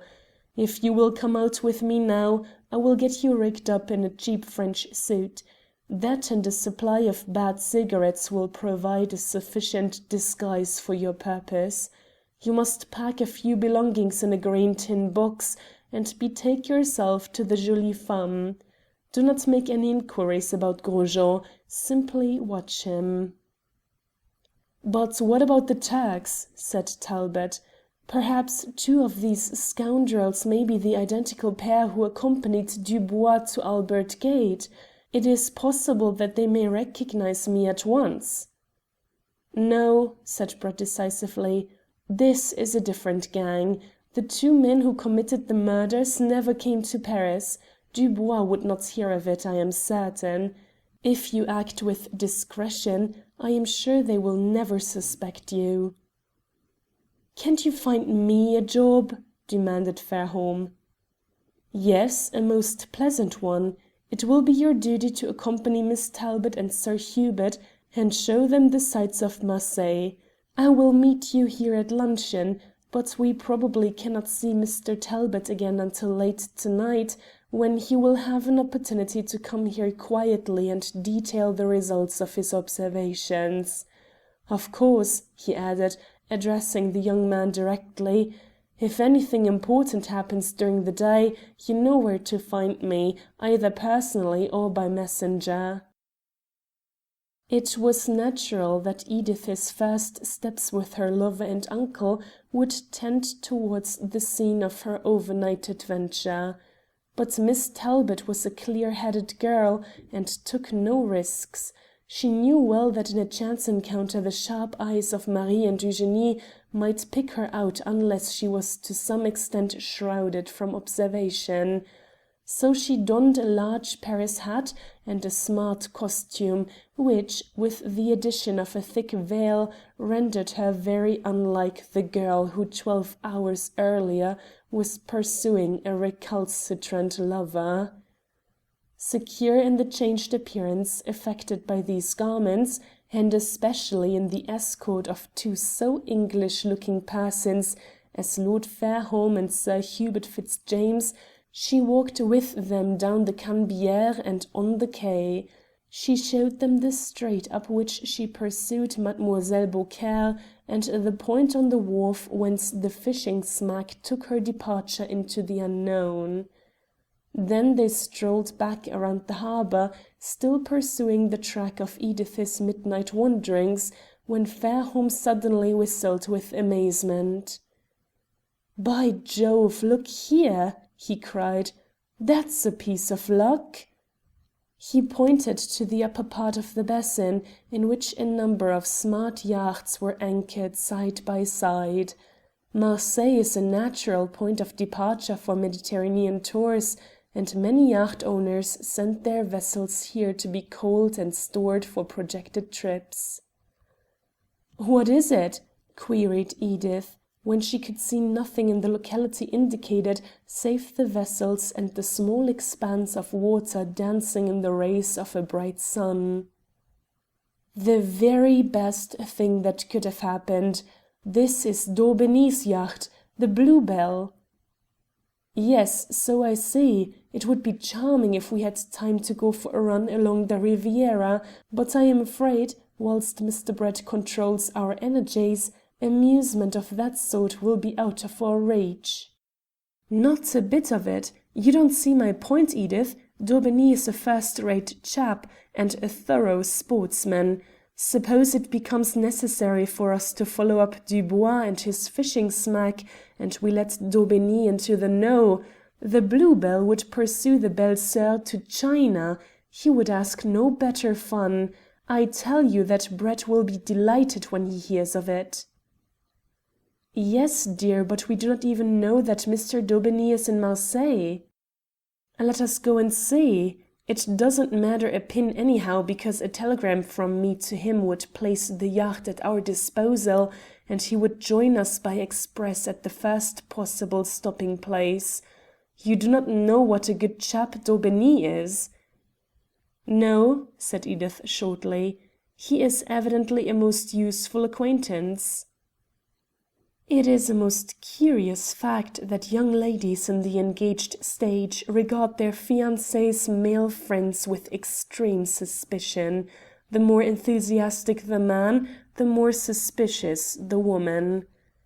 Fairholme, sublimely unconscious of this feminine weakness, continued to dilate upon the superlative excellencies of Daubigny until they reached the yacht itself. A smartly attired sailor was pretending to find some work in carefully uncoiling a rope which did not satisfy his critical eye.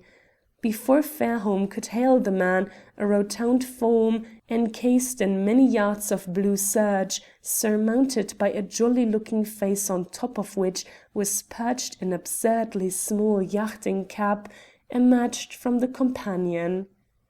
"Why, there he is!" shouted the Earl. "Hullo, Daubigny! Yoicks, tally-o!" The person addressed in this startling manner stopped as though he had been shot. He gazed at the sky and then gravely surveyed the gilded statue that surmounts the picturesque church of Notre Dame de la Garde. "Here I am, you idiot!" continued Fairholme. "I am not in a balloon. I am on the quay. Come here quick. I want to introduce you to Edith and Sir Hubert."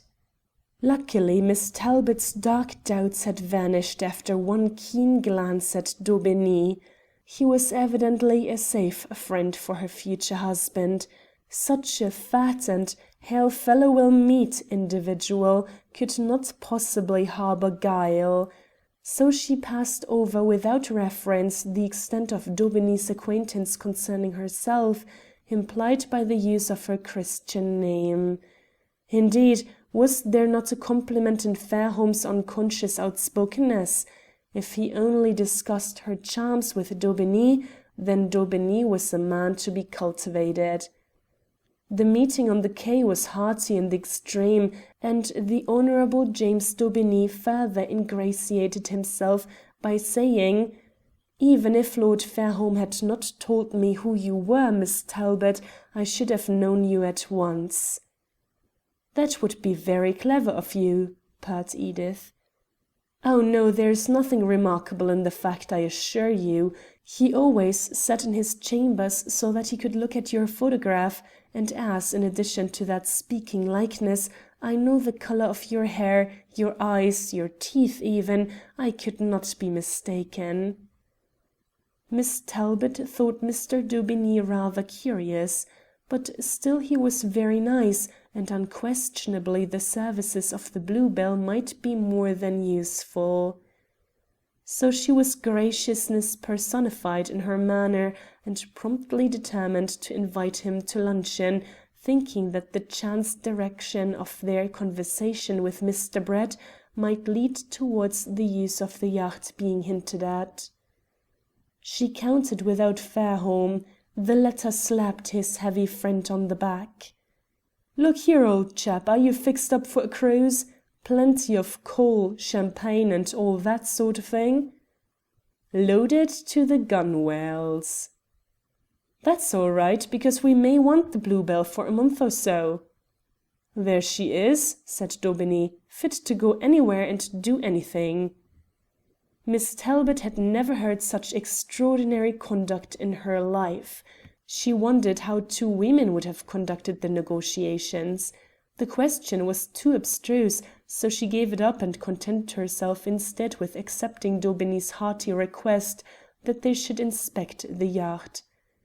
The Bluebell was an extremely smart little ship of 250 tons register and an ordinary speed of 12 knots. Incidentally, Miss Talbot discovered that the owner made the vessel his home. He was never happy away from her, and the Bluebell was known to every yachtsman from the Hebrides to the Golden Horn. To eke out her coal supply she was fitted with sails, and Daubigny assured his fair visitor that the Bluebell could ride out a gale as comfortably and safely as any craft afloat. Altogether, Miss Talbot congratulated herself on Fairholme's discovery, and she could not help hoping that their strange errand to Marseilles might eventuate in a Mediterranean chase. When the tour of inspection had ended, Daubigny suggested an excursion. "I understand you have never been to Marseilles before, Miss Talbot. In that case, what do you say if we run over and see the Château d'If, the place that Dumas made famous, you know?"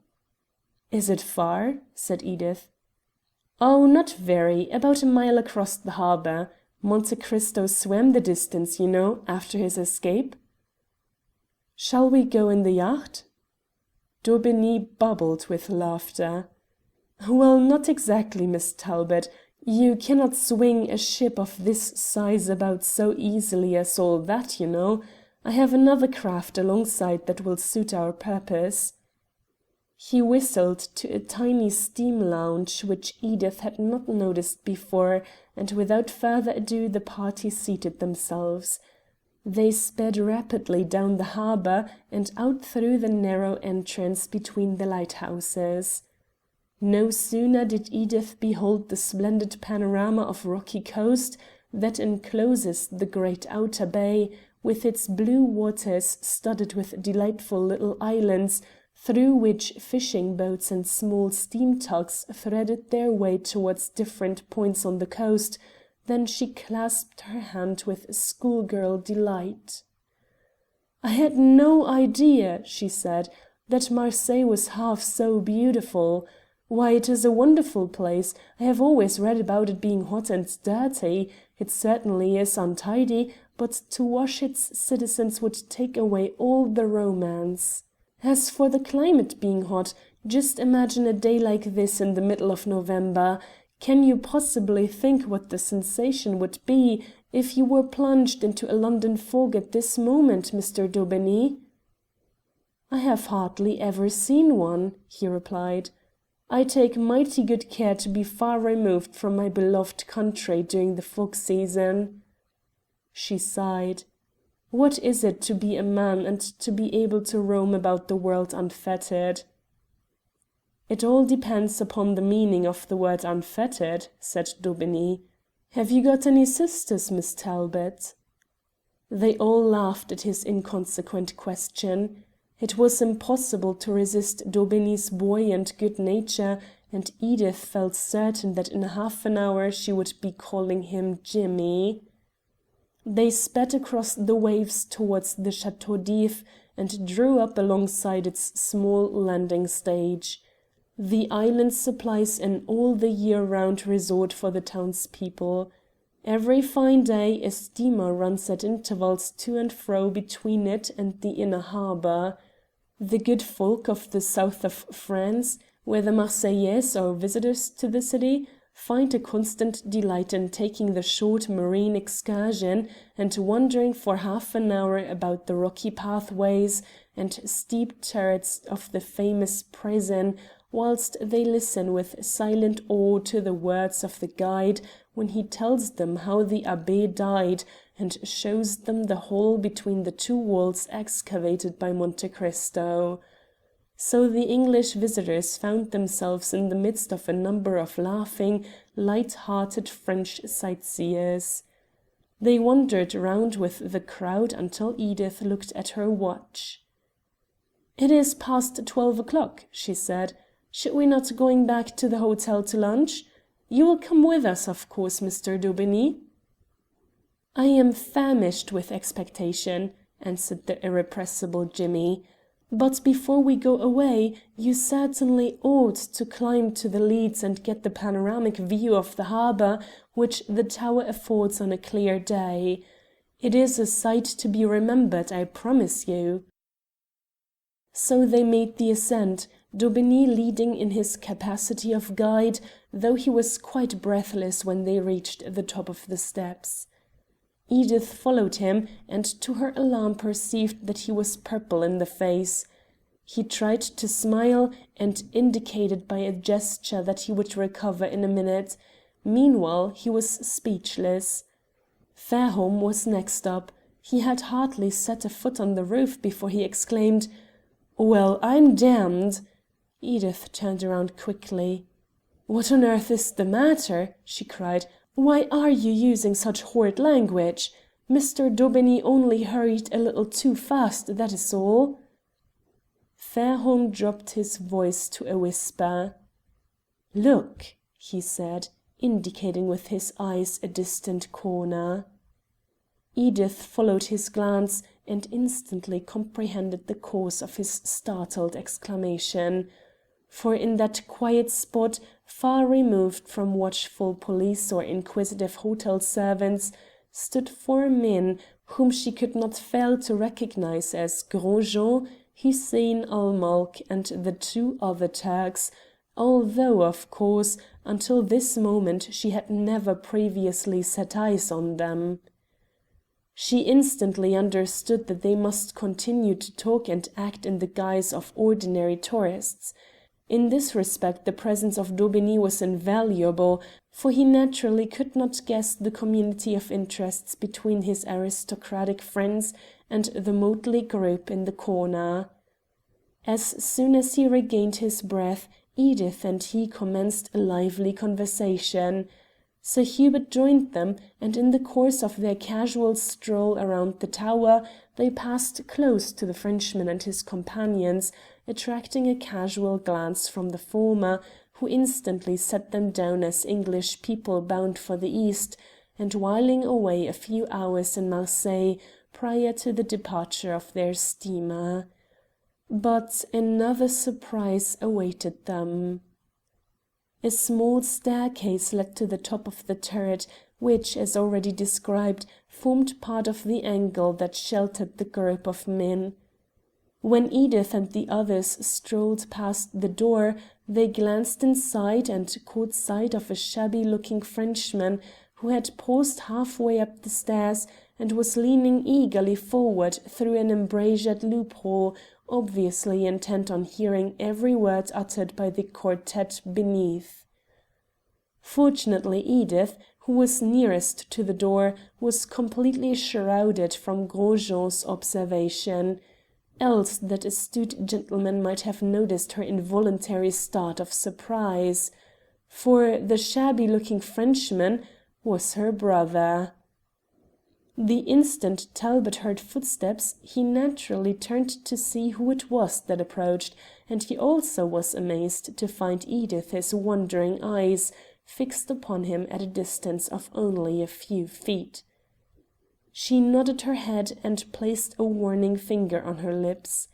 As it happened, Daubeny caught her in the act, and for the next few moments that gentleman's emotions were intense, not to say painful.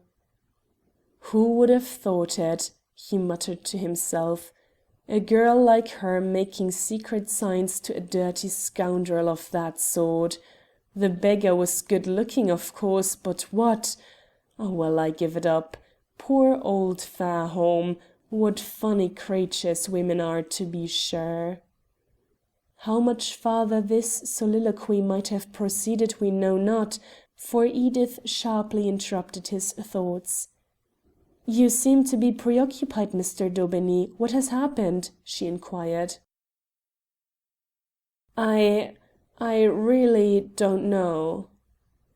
His distress was so unmistakable that her quick woman's wit divined the true cause.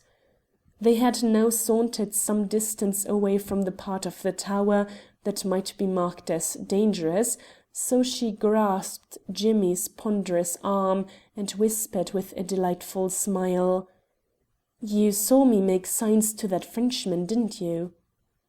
"Well, Oh yes, I understand. Of course you were surprised, but don't jump now or say anything. He is my brother." She need not have warned Daubeny as to any remarks he might feel inclined to make, for her announcement again rendered him speechless. "It is a mystery," she whispered, "a deep secret. We will tell you all about it at lunch." End of chapter 17.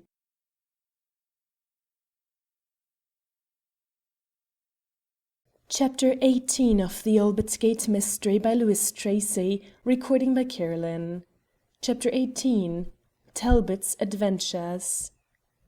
Although Miss Talbot spoke so confidently of revelations to accompany the expected meal, it is idle to pretend that any of the three people who were cognisant of Talbot's mysterious appearance on the island betrayed undue haste to return to the waiting lunch.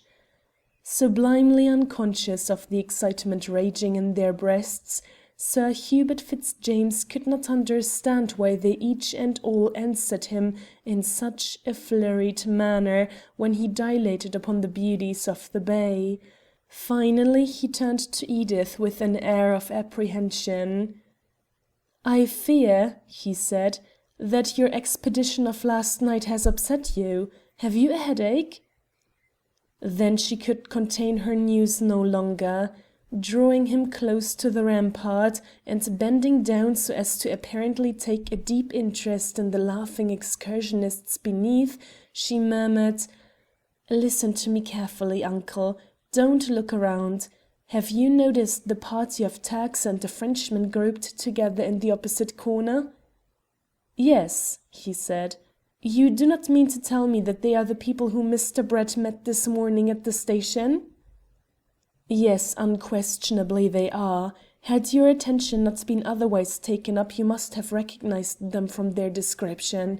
But the most marvellous thing remains. You know the little turret close to which they are standing?" "Yes." "Well, in the staircase leading to the top, and leaning out through a window, trying to hear what they are saying, is Jack." "What an extraordinary thing!" said the Major General, who was really very annoyed that such a meeting should have taken place under his very nose and its significance remain hidden from him. "Can we do anything?" he added. "Nothing save to remain here a little longer and be most careful not to appear to have the least knowledge of their identity. I have told you lest we might chance to meet Jack face to face, and you should be taken by surprise if you recognized him." "Is he in disguise, then?" gasped her uncle. "Yes, in a sense. Mr. Brett has put him into a sort of French working man's holiday suit. He looks so odd, but it is evident that neither Gros Jean nor the Turks have the least suspicion of his presence. It was very clever of Jack to get into that turret without alarming them." They were joined by Daubeny and Fairholme, and Edith knew by a single glance at the expressive expanse of the former's face that should he be again brought into close proximity to the Turks and her brother, it was quite possible the quick-witted Gros Jean might detect the look of interested amazement which must inevitably appear upon his honest British countenance.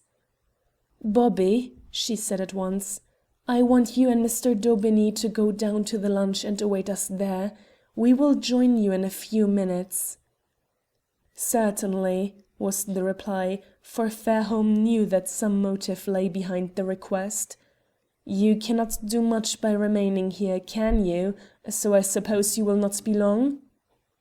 "No, uncle and I will survey the view until it is firmly fixed in our minds.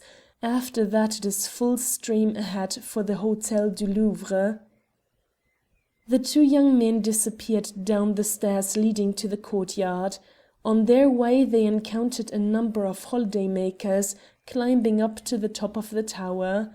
In they came, 20 or more of them, and promptly spread themselves around the walls, the Marseillaise among them indicating to their country cousins points of interest in the city and along the coast. At this moment, too, the siren of the small pleasure steamer at the quay announced she was about to make her hourly trip back to the town. Whereupon Gros Jean and the Turks, having apparently ended their consultation, crossed the roof and disappeared down the staircase. Instantly Jack Talbot strolled after them, but no sooner had the bulky form of Gros Jean, who was the last of his party, vanished than Talbot ran towards his uncle and sister and said rapidly: "Dubois and the girl have gone to Palermo. Gros Jean and the Turks have been in communication with the Sultan, and there is a movement on foot to buy back the diamonds. That is all I can tell you now, but let Mr. Brett know.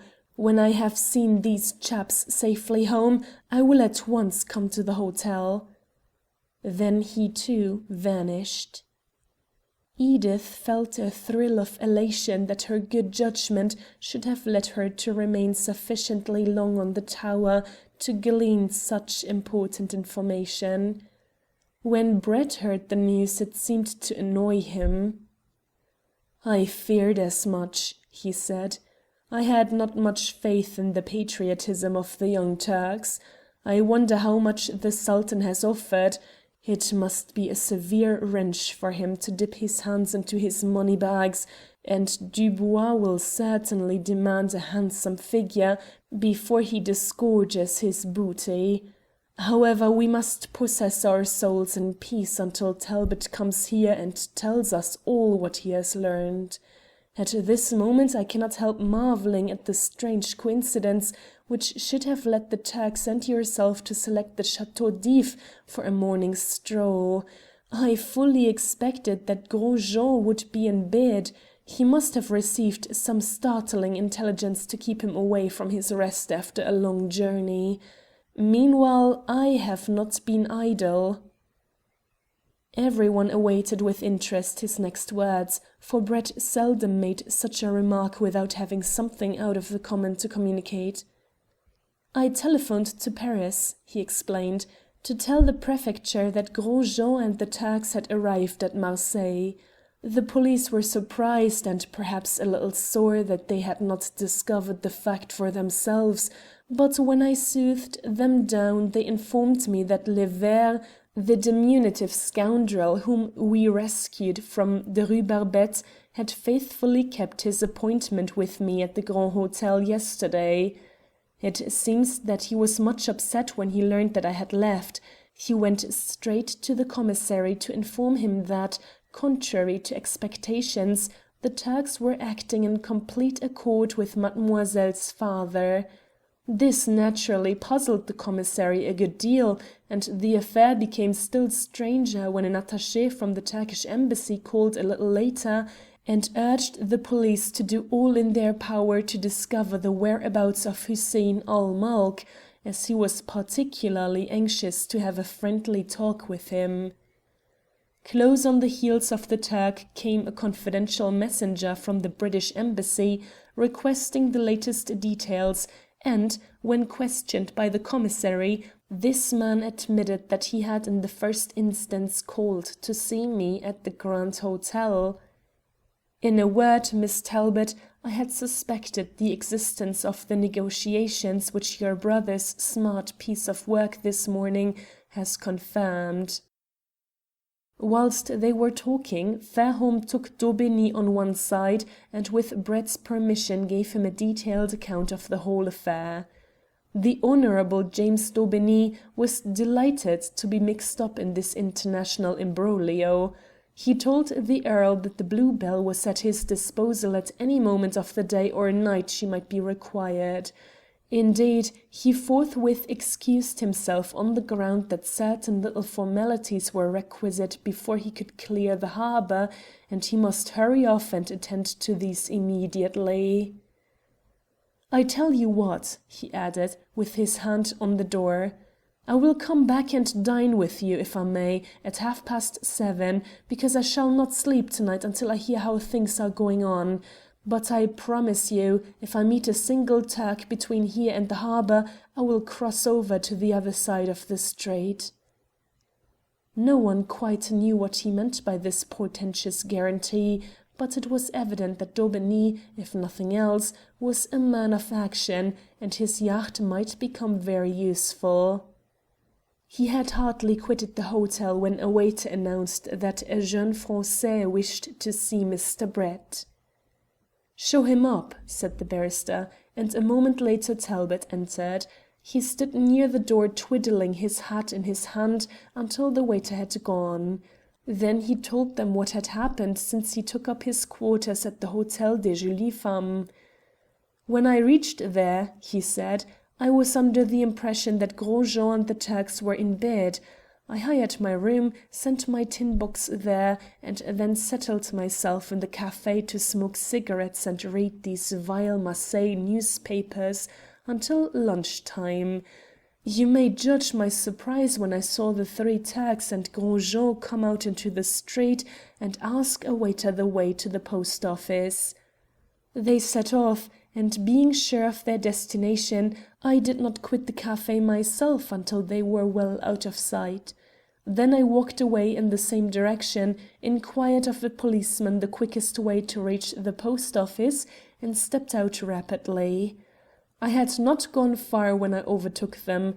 They reached the building. The Turks remained in the street, and Gros Jean went inside, so I followed him and found him inquiring for letters at the Poste Restante department. Whereupon I sent a telegram to London." "Who on earth did you telegraph to, Jack?" broke in Edith. "To my shirt maker, telling him to put a couple of dozens in hand at once." This unexpected answer evoked a general titter. "The funny thing to me," said Talbot, "was the effect of the message on the telegraph clerk. He could evidently read English, and he surveyed me curiously, for in my present appearance I looked a most unlikely person to order shirts by telegram from a well-known London house. However, I achieved my purpose, which was to overhear Gros Jean's request. He asked if there were any letters for Monsieur Isidore de Rion." "Good gracious!" cried Edith. "What an aristocratic name for that fat man!" Anyhow, it was effective. There was a letter for him, and he evidently only expected one, for, before the clerk who handed it to him was able to examine the remainder of the packet, he tore it open, glanced briefly at its contents, and then hurried out to join his friends on the street. After a short conclave, they entered a café and procured a railway guide. I tried hard to find out what section of the book Gros Jean was looking at, but failed, for the double reason that he did not consult the Turks, nor did he seem to make up his mind, for he looked through the book, sighed impatiently, and suggested to the others that they should go out again. I followed them into the Canebière, and thence down towards the harbour. When we reached the quay a small pleasure steamer was whistling for passengers, and a placard announced a 50-centime return trip to the Château d'If. Seemingly on the spur of the moment, Gros Jean invited the others to accompany him. It probably occurred to him that the island would supply a safe nook in which they could talk without fear of observation, as their presence on board the steamer would stamp them as excursionists.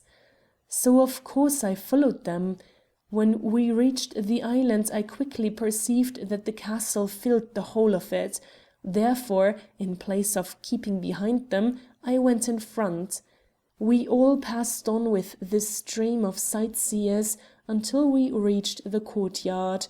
I had never been in the place before, but Gros Jean seemed to know it well.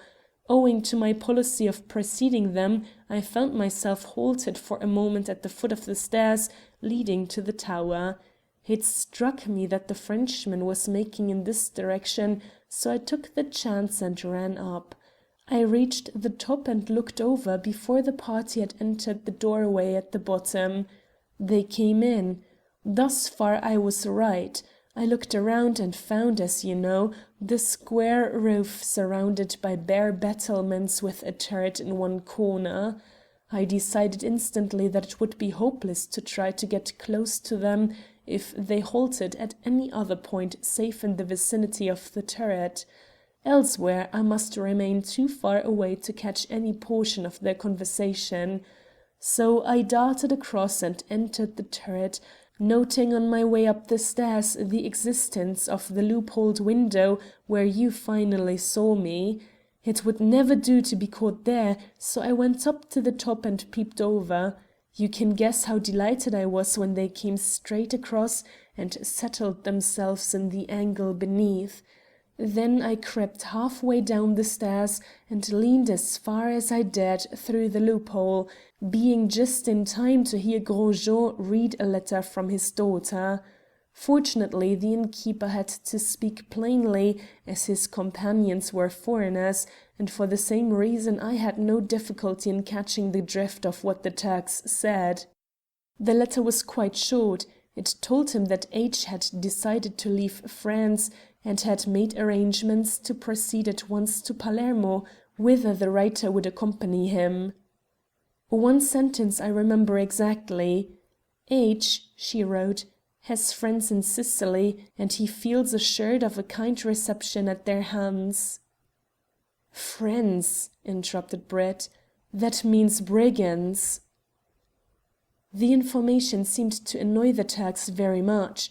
They were very angry at what they described as the enforced delay, and discussed with Gros Jean the quickest means of reaching Palermo forthwith. Then he told them that he had endeavoured to find out the trains running through Italy to Messina, but they could not leave Marseille until tonight, and he thought it best that they should have a quiet talk on the situation before deciding too hurriedly upon any line of action. The rest of their conversation was inconsequent and desultory, alluding evidently to some point which they had fully discussed before. But it is quite clear from the drift of their remarks that an emissary from the Sultan had approached Hussein ul Mulk and had offered such terms for the recovery of the diamond that not only were the young Turkish party in Paris eager to compromise with him, but they had succeeded in convincing Gros Jean that Dubois also would be likely to accept the proposition. Brett smiled grimly. The commissary in Paris always follows up the wrong person, he said. Had he only used his wits yesterday morning, he would have discovered that the agent of the embassy was in touch with Hussein ul Mulk, hence the presence of the quartet in Marseille today. Talbot was naturally mystified by this remark until Brett explained to him the circumstances already known to the reader. Was there anything else? Inquired the barrister, reverting to the chief topic before them. Only this. I gathered that Gros Jean did not know his daughter's whereabouts in Marseille, but she had arranged that if circumstances necessitates her departure from the town, she would leave a letter for him in the poste restante, giving him full details. Nevertheless, this presupposes the knowledge on her part that he would come to Marseille, so I assume therefore that telegrams must have passed between them yesterday afternoon. Obviously, said Brett. Anything else? Yes. And now Talbot's voice took a note of passion that momentarily surprised his hearers. It seems to me that this underhanded arrangement, if it goes through, condones the murder of poor Mehemet Ali and his assistants, and places on me the everlasting disgrace of having permitted this thing to happen, whilst an important and special mission was entrusted to my sole charge by the Foreign Office. Dubois has been able to commit his crime, get away with the diamonds, hoodwink all of us most effectually, and in the result obtain a huge reward from the Turkish government from his services. I tell you, Mr. Brett, I won't put up with it. I will follow him to the other end of the world, and at any rate take personal vengeance on the man who has ruined my career. For no matter what you say, the only effective way in which I can rehabilitate myself with my superiors is to hand back those diamonds to the custody of the Foreign Office. No matter how the panic-stricken sovereign in Yildiz Kiosk may sacrifice his servants to gain his own ends, I at least have a higher motive. It rests with me to prove that the British government is not to be humbugged by Paris thieves or Turkish agitators. If I fail in that duty, there remains to me the personal motive of revenge. No, Edith, it is useless to argue with me." For his sister had risen and placed her arms lovingly around his neck in the effort to calm him. "My mind is made up.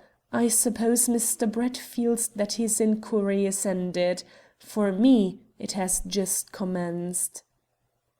The young man's justifiable rage created a sensation which was promptly allayed by Brett's cool voice. "May I ask," he said, "what reason you have to suppose that I should so readily throw up the sponge and leave Monsieur Henri Dubois the victor in this contest?" "Do you mean," cried Talbot, starting to his feet, "that you will stand by me?" "Stand by you?" echoed the barrister, himself yielding for an instant to the electrical condition of things. "Of course I will. We will recover those diamonds and bring them back with us to London if we have to take them out of the Sultan's palace itself. And now, Lord Fairholme," he added, before Talbot could do other than grasp his hand and shake it impulsively, "we want your friend's yacht. We will set out for Palermo at the first possible moment. We must reach there many hours, perhaps a whole day before Dubois, who is on a sailing vessel, and even with the start he has obtained, cannot hope to equal the performance of a fast steamer. Let Gros Jean and his Turks travel overland. We will beat them too. Come now, no more talk, but action. You, Fairholme, go ahead and prepare Daubigny. I will see to your luggage being packed. Talbot and I will join you in half an hour." "Eh, what is that?" broke in Sir Hubert. "Fairholme, Talbot, you? What are Edith and I going to do?" "Mr. Brett, of course," said Edith in her steady, even tones. "Did not trouble to include us, uncle, because we shall be on the yacht first. A woman can always pack up much better than a man, you know, and I will look after you, dear." Brett gave one glance at her flushed and smiling face, and forthwith abandoned argument as useless. An hour later the Bluebell was skimming merrily past the outer lighthouse in Marseille Bay. End of chapter 18.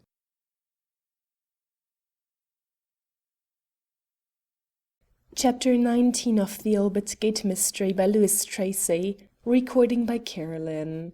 Chapter 19. The Race. For a wonder, the Gulf of Lyons was not boisterous. They had a pleasant journey through the night, and Daubigny assured them that this handsome yacht was doing 12 knots an hour without being pressed. Next morning they reached the Straits of Bonifacio, and here they had to slacken speed somewhat, for the navigation of that rocky channel was difficult and dangerous. Far behind them they could see a huge steamer approaching. As the morning wore, this vessel came nearer, and Daubigny, important now in his capacity of commander, announced that she was the P&O steamship Ganges, bound for Brindisi and the east, via the Straits of Messina. "She left Marseille at a late hour last night," he said, "and will call at Brindisi for the Indian mails." An idea suddenly struck Brett. "Do you know how fast she is steaming?" he inquired. "Oh, about 13½ knots an hour. That is her best rate. The P&O boats are not flyers, you know." "And does she stop at Messina?" Daubigny now caught the drift of the barrister's questions. "I don't think so, but Macpherson, my chief engineer, will probably tell us." Macpherson was produced, a bearded and grizzled personage, hailing from Dundee. Being a Scotchman, he would not commit himself. "I havena heard o' the P&O ships stoppin' at Messina," he announced, "but aiblins they would if they got their price." And Mac would not commit himself any further. Another hour passed, and the Ganges was now almost alongside. Although both ships were well through the Straits of Bonifacio, and the Ganges could have followed a course a point or two north of that pursued by the Bluebell, she appeared to be desirous to come close to them. Suddenly the reason became apparent. A line of little flags fluttered up on her masthead. "She is signalling to us," cried Daubigny excitedly. "Here, you!" he shouted at a sailor. "Bring Jones here at once." Jones was the yacht's expert signaller. He approached with a telescope and a code under his arm. After a prolonged gaze and a careful scrutiny of the code, he announced: "This is how the message reads: Turks on board, stopping Messina. Winter." For once the barrister was startled out of his usual quiet self-possession. "Winter!" he almost screamed. "Is he there?" 100 masked questions coursed through his brain, but he realized that to attempt a long explanation by signals was not only out of the question, but could not fail to attract the attention of passengers on board the Ganges. This he did not desire to do. Quick as lightning, he decided that by some inexplicable means the Scotland Yard detective had reached Marseille full of the knowledge that Dubois and the diamonds were en route to Sicily, and had also learned that he, Brett, and the others were on board the Bluebell. He had evidently taken the speediest means of reaching the island, and found himself on board the same ship as Gros Jean and the Turks. Hence he had approached the captain with the request that the Bluebell should be signalled. "What shall we answer?" said Daubigny, breaking in upon the barrister's train of thought. "Oh, say that the signal is fully understood." Whilst the answering flags were being displayed, Daubigny asked: "What does it all mean?"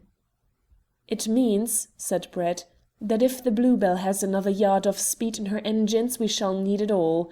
It perhaps will make no material difference in the long run, but as a matter of pride I should like to reach Palermo before Gros Jean. If I remember rightly, Palermo is 6 hours from Messina by rail. Can we do it?" Mac was again consulted. Of course he would not commit himself. "We will try damned hard," he said. And with this emphatic resolve the Bluebell sped onwards through the sunlit sea until, late in the evening, the Ganges was hull down on her quarter. Macpherson came on deck to take a last look at the P&O. "It will be a great race," he announced, "and I may have to kill a stoker, but—" and he dived below again. So rapidly did the Bluebell speed over the inland sea that as night fell over the face of the waters on the second day out from Marseille, the lookout forward announced "a light on the starboard bow," and Daubigny, after scrutinizing it through his binoculars and consulting a chart, announced it to be the occulting light on Cape San Vito. This discovery occasioned a slight alteration in the course. The Bluebell ran merrily on until the small hours of the morning, when everybody on board was suddenly awakened by the stoppage of the screw. This is always a disturbing incident at sea when people are asleep. Travellers not inured to the incidents of ocean voyaging cannot help conjuring up vivid pictures of impending disaster. It is useless to tell them that for the very reason the ship has slackened her speed, it is obvious she is being navigated with care and watchfulness. Reason at such a time is dethroned by the natural timidity of the unseen, and it is not surprising therefore that the passengers on board the Bluebell should one and all find some pretext to gain the deck in their eagerness to find out why the vessel had slowed down. The answer was a reassuring one. She had burnt a flare for a pilot, and quickly an answering gleam came from afar out of the darkness ahead. The pilot was soon on board. He was an Italian, but like most members of his profession doing business in those waters, he spoke French fluently. Brett asked him how long, with the northeasterly breeze then blowing, a small sailing vessel such as a schooner rigged fishing smack would take to reach Palermo from Marseille. The pilot seemed to be surprised at the question. "It is not a trip often made, monsieur," he said. "Fishing vessels from Marseille are frequently compelled to take shelter under the lee of Corsica or even Sardinia, but here in Sicily, why should they come here?" "Oh, I don't mean a schooner engaged in the fishing trade, but rather a small vessel chartered for pleasure, taking the place, as it were, of a private yacht." "Ah," said the Italian, "that explains it.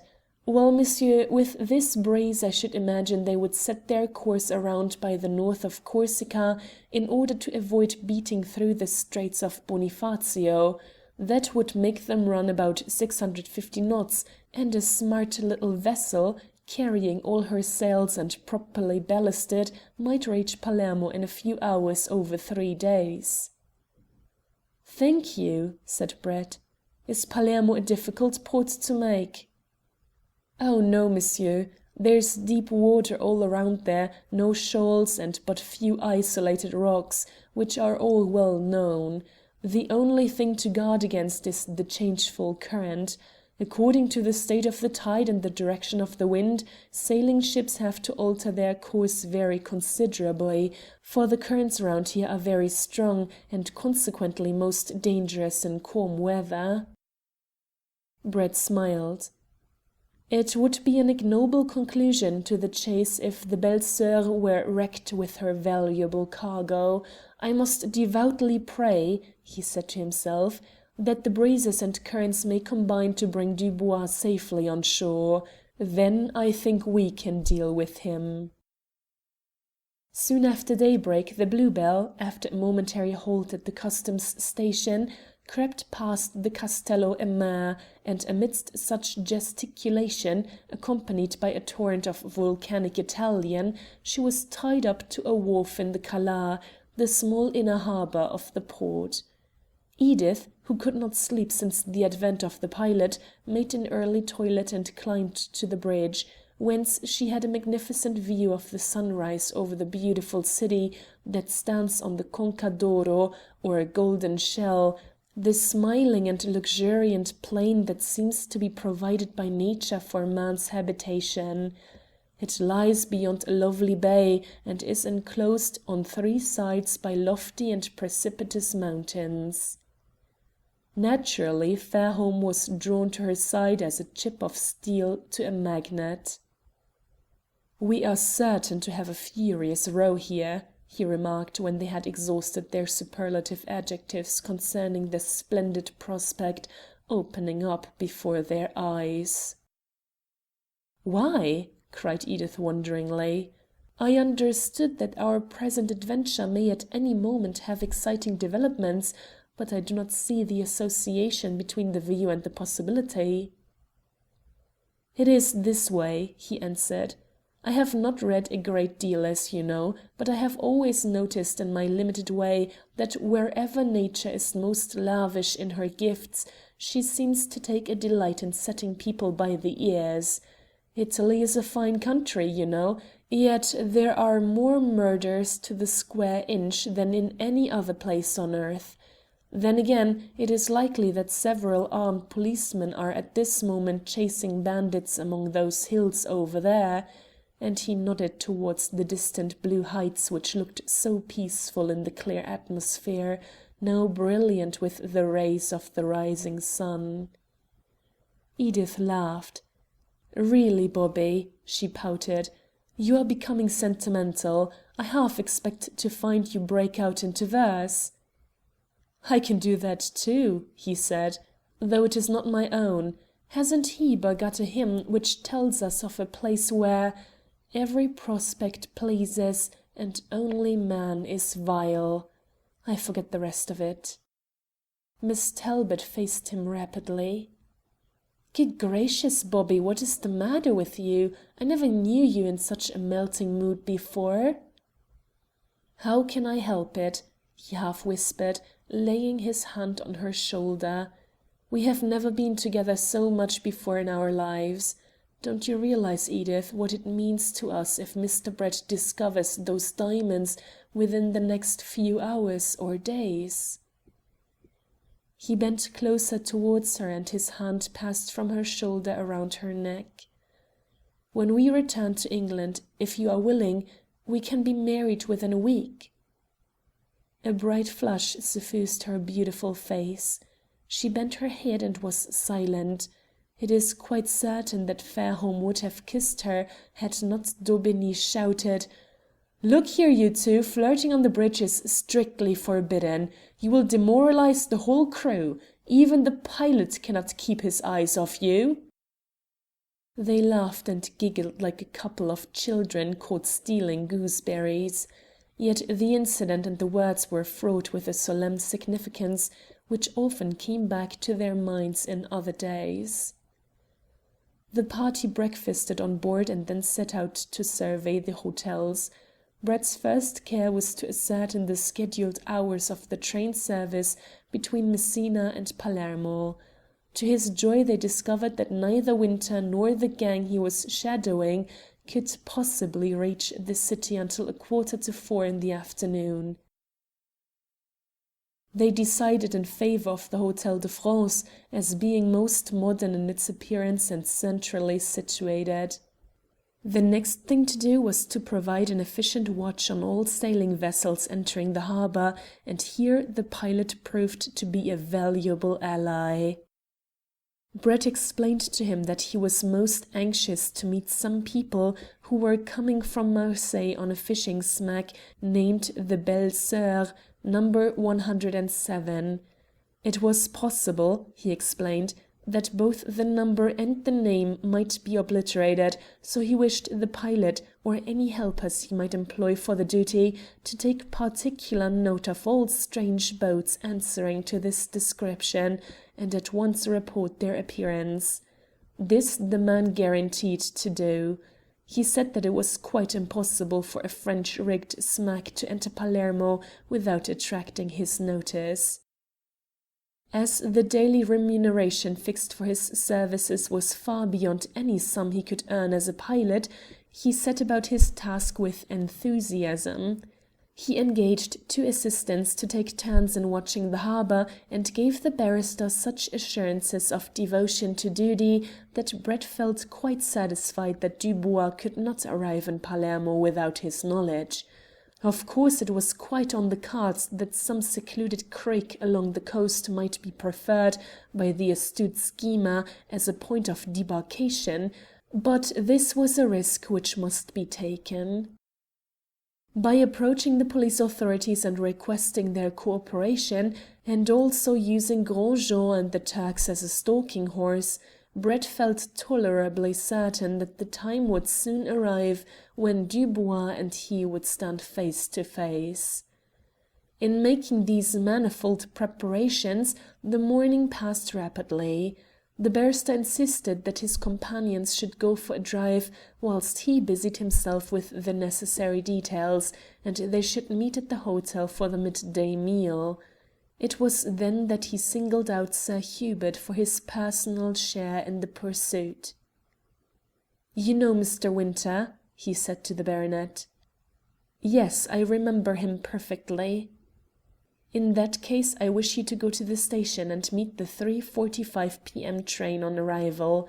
You will probably see the Turks and Gros Jean, but pay no attention to them. Keep a bright lookout for Mr. Winter. Walk up quite openly and speak to him, and the probability is that should Gros Jean have become suspicious of this Englishman who follows in the same track as himself, your presence on the platform will convince him that he was mistaken in imagining the slightest connection between Winter's journey and his own." "That is good," said the Major General. "It would never have occurred to me. Any other commands?" "None, save this," continued Brett, smiling at the old soldier's eagerness to obey implicitly any instructions given to him.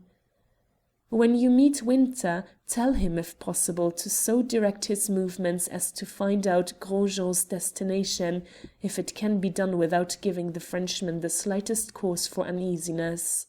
Otherwise the matter is of no consequence. I have already interviewed the chief of police here, and it will only be a question of an hour's delay before the local detectives effectually locate the quarters occupied by Gros Jean and the Turks. End of chapter 19.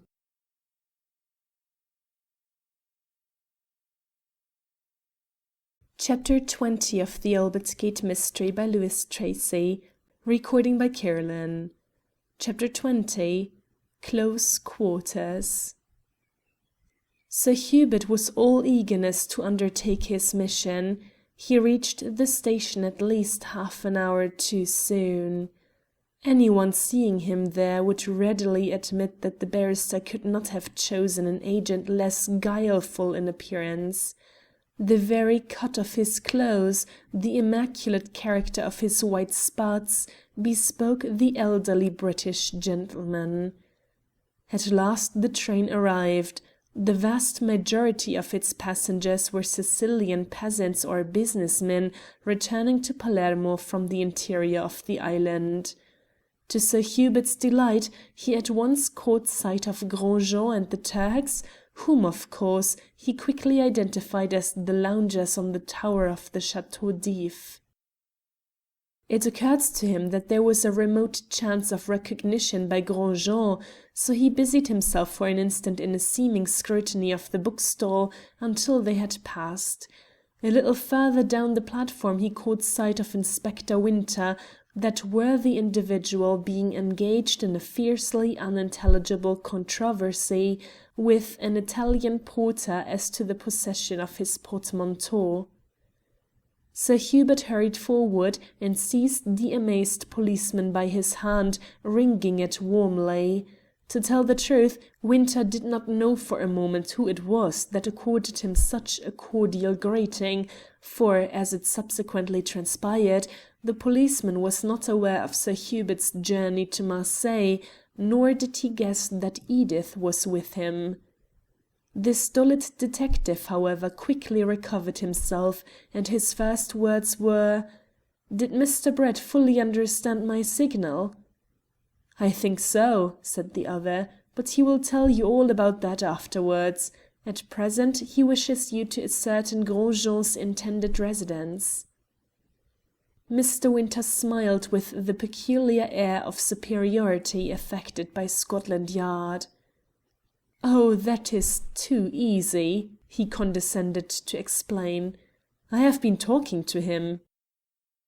"You don't say so!" "Yes, I have. My French is bad and his English is worse, but he understands that I am in the wholesale grocery trade. I have come to Palermo to buy currants." "Most extraordinary! How very clever of you!" Mr. Winter drew himself up with an air of professional pride. "That is nothing, sir," he said. "We often make queer acquaintanceships in the way of business. But Gros Jean is a smart chap.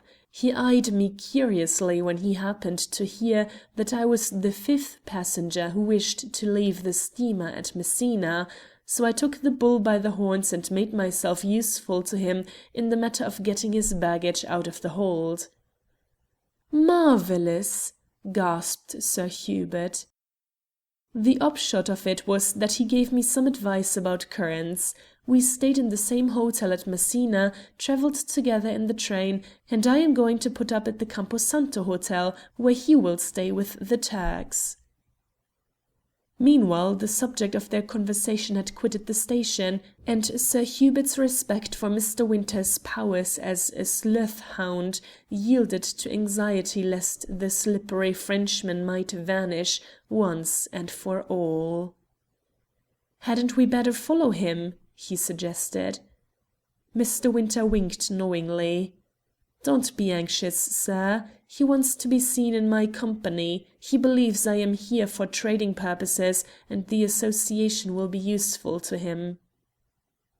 Nevertheless, The baronet was glad to find that Mr. Winter's confidence was not misplaced, when, 10 minutes later, he again encountered the Frenchman and the Turks at the door of the Campo Santo, a cheap and popular hotel near the square that forms the centre of Palermo.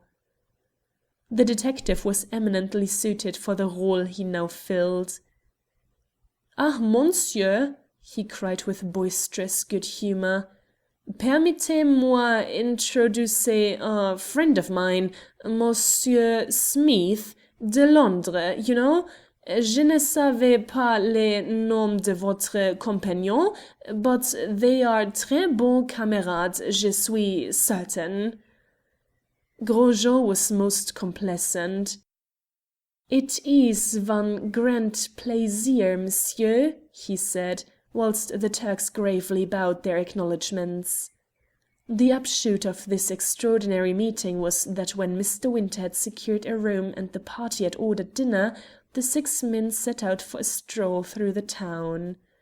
Sir Hubert strove hard to so manoeuvre their ramble that they should pass the Hotel de France, and perchance come under the astonished eyes of Brett and the others.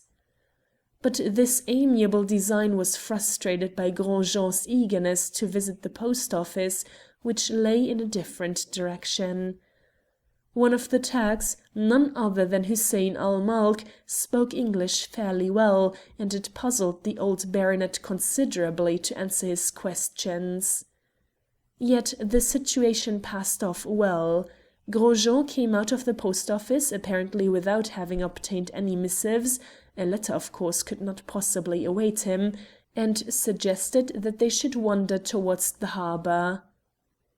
Sir Hubert strongly recommended the spectacular beauty of the street where the Hotel de France lay, but Gros Jean politely insisted that he wished to make some inquiries at the shipping office, and Mr. Winter backed him up, being ignorant of the baronet's real motive. There was nothing to do but to yield gracefully. They walked along the Corso Vittorio Emanuele. Sir Hubert, fresh with memories of his morning's drive with a guide, pointed out the chief buildings, becoming sadly mixed up in the names of some of them. Still, this was a safer topic than his previous conversation with Hussein ul Mulk, so he preserved gamely.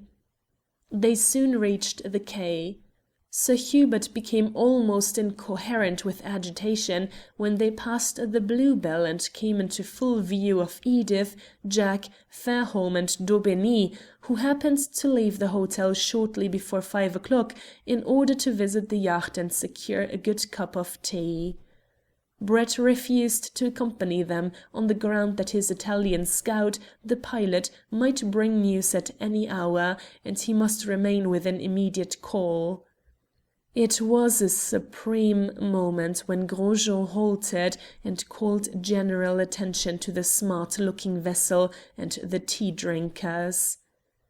Sir Hubert keenly examined the top of the funnel and tried simultaneously to yawn and light a cigar. In the result he nearly choked himself. Mr. Winter, somewhat more prepared for emergencies, endeavoured to interest Gros Jean in the wonderful clearness of the water. But Hussein ul Mulk and his two sedate friends suddenly betrayed a keen interest in Fairholme. When they last met the Earl on the tower of the Château d'If, they were so engrossed in the object of their visit to Marseilles that they had passed them unnoticed. But now, looking steadily at him, for Fairholme was seated facing them and was striving to maintain the semblance of an animated chat with Edith, there came to the Turks a memory, each instant becoming more definite, of an exciting scene in the Rue Barbette, and the opportune arrival of a stalwart young Englishman backed up by a couple of gendarmes.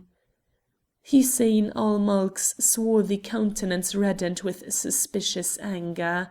He drew Gros Jean on one side and whispered something to him. The Frenchman started violently.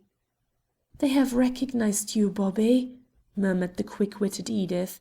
"Oh, why didn't we remain with Mr. Brett?" There is no knowing what might have happened had not fate stepped in to decide in dramatic fashion the important issues at stake. Whilst Gros Jean and the Turks were still conferring in stealthy tones, and the English people endeavoured to keep up an appearance of complete unconcern, a tramp steamer swung around the corner of the mole that protects the harbour.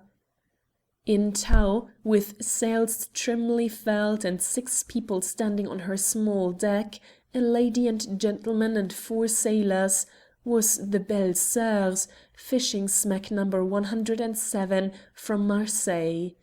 Instantly a watcher, otherwise unperceived, ran off from the quay at top speed towards the Hôtel de France.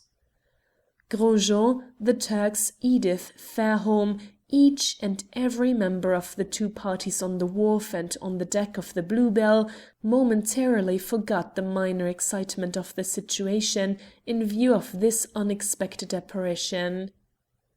"Voilà, ils viennent! Venez vite!" cried Gros Jean. He ran further along the quay, followed by the Turks.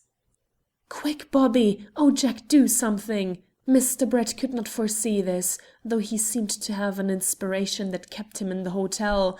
"What can we do? Dubois and the girl will know you at once. Jack, shouldn't you keep out of sight? Go below. Go and fetch Mr. Brett.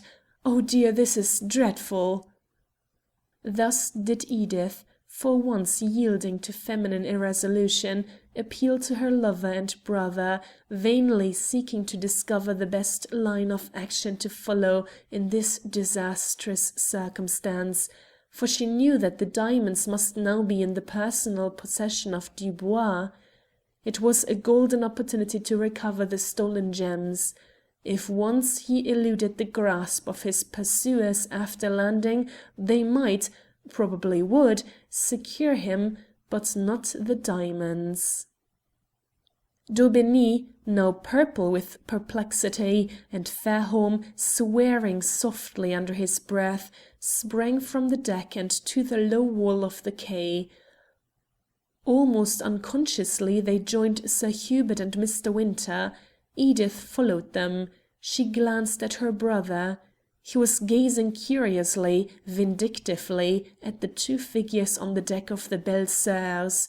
There was a fierce gleam in his eyes, a set expression in his closed lips, a nervous twitching at the corners of his mouth that betokened the overpowering emotions of the moment. With a woman's intuition, Edith realized that no power on earth, no consideration of expediency, would restrain him from laying violent hands on Dubois at the first possible opportunity. She knew there must be a struggle in which Gros Jean and the Turks, perhaps the 4 sailors, would participate. They might use knives and firearms, whereas the Englishmen were unarmed. So she ran back on board the yacht and cried to the Scotch engineer, "Oh, Mr. Macpherson, please come with some of your men. There may be a fight on the wharf and Mr. Daubigny and the others will be outnumbered." Macpherson for once forgot his cautiousness. There was none of the characteristic slowness of the Scottish nation in his manner or language as he yelled down the forehatch, "Tumble up there! Some damned Italians are going to hammer the boss! Bring along a monkey wretch or the first thing to hand! Sharp's the word!" Forthwith there poured from the hatchway a miscellaneous mob of seamen, firemen, and stewards. Following Edith and Macpherson, they ran along the quay. Already there was something unusual in progress. Loungers by the harbour, perceiving a disturbance, were running towards the scene of action. A solitary Italian policeman, swaggering jauntily over the paved roadway, was suddenly startled out of his self-complacency. "Caramba!" he shouted. Drawing his sabre, he broke into a run. For matters had developed with melodramatic suddenness. Casting off the steamer's tow ropes, The Belles-Sœurs swung alongside the wharf much more easily and quickly than did the friendly vessel by whose aid she had soon reached Palermo. Both steamer and smack had already been searched by the customs officers, who boarded them in the quarantine station, and the reason that the schooner had not been earlier sighted from the shore was supplied by the mere chance that she was rendered invisible by close proximity to her bigger companion. The instant that the fishing boat was tied to the wharf, Mademoiselle Beaucaire sprang ashore. Gros Jean, breathless and excited, was there to greet her. But the greeting between father and daughter was not very cordial. The innkeeper seemed to be dumbfounded with surprise at her early arrival. Dubois followed more leisurely. He took no notice of Gros Jean and appeared to be looking around for a cab. Two of the sailors were handing up a couple of portmanteaus from the deck. Hussein al-Mulk and the two other Turks, unable to restrain their excitement, crowded around the pink and white Frenchman, jabbering volubly, but Mademoiselle and her father moved some slight distance away. At this juncture, Mr. Winter strode resolutely forward, seized Dubois firmly by the shoulder, and said, "Henri Dubois, in the name of the King of England I arrest you for the murder of—" The detective's words were stopped by a blow. A wild struggle promptly ensued. The man turned on him like a tiger, and the Turks joined in. Gros Jean, too, ran back to take a hand in the fray.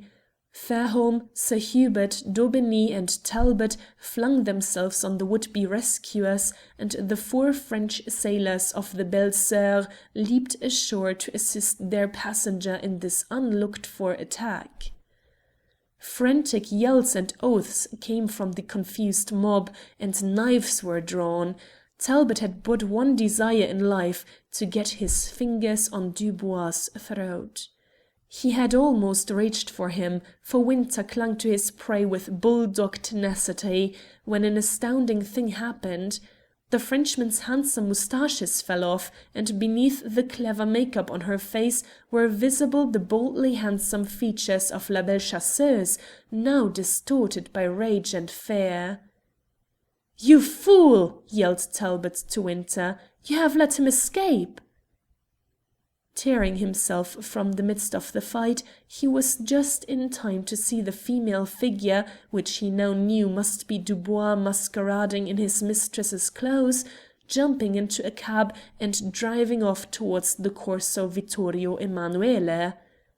"Come on, Fairholme!" he cried. "He cannot get away. Here comes an empty carriage." But now Macpherson and his allies had reached the scene. Using a monkey wrench or the first thing to hand, they placed the Turks, Gros Jean, and the crew of the Belles-Sœurs on the casualty list.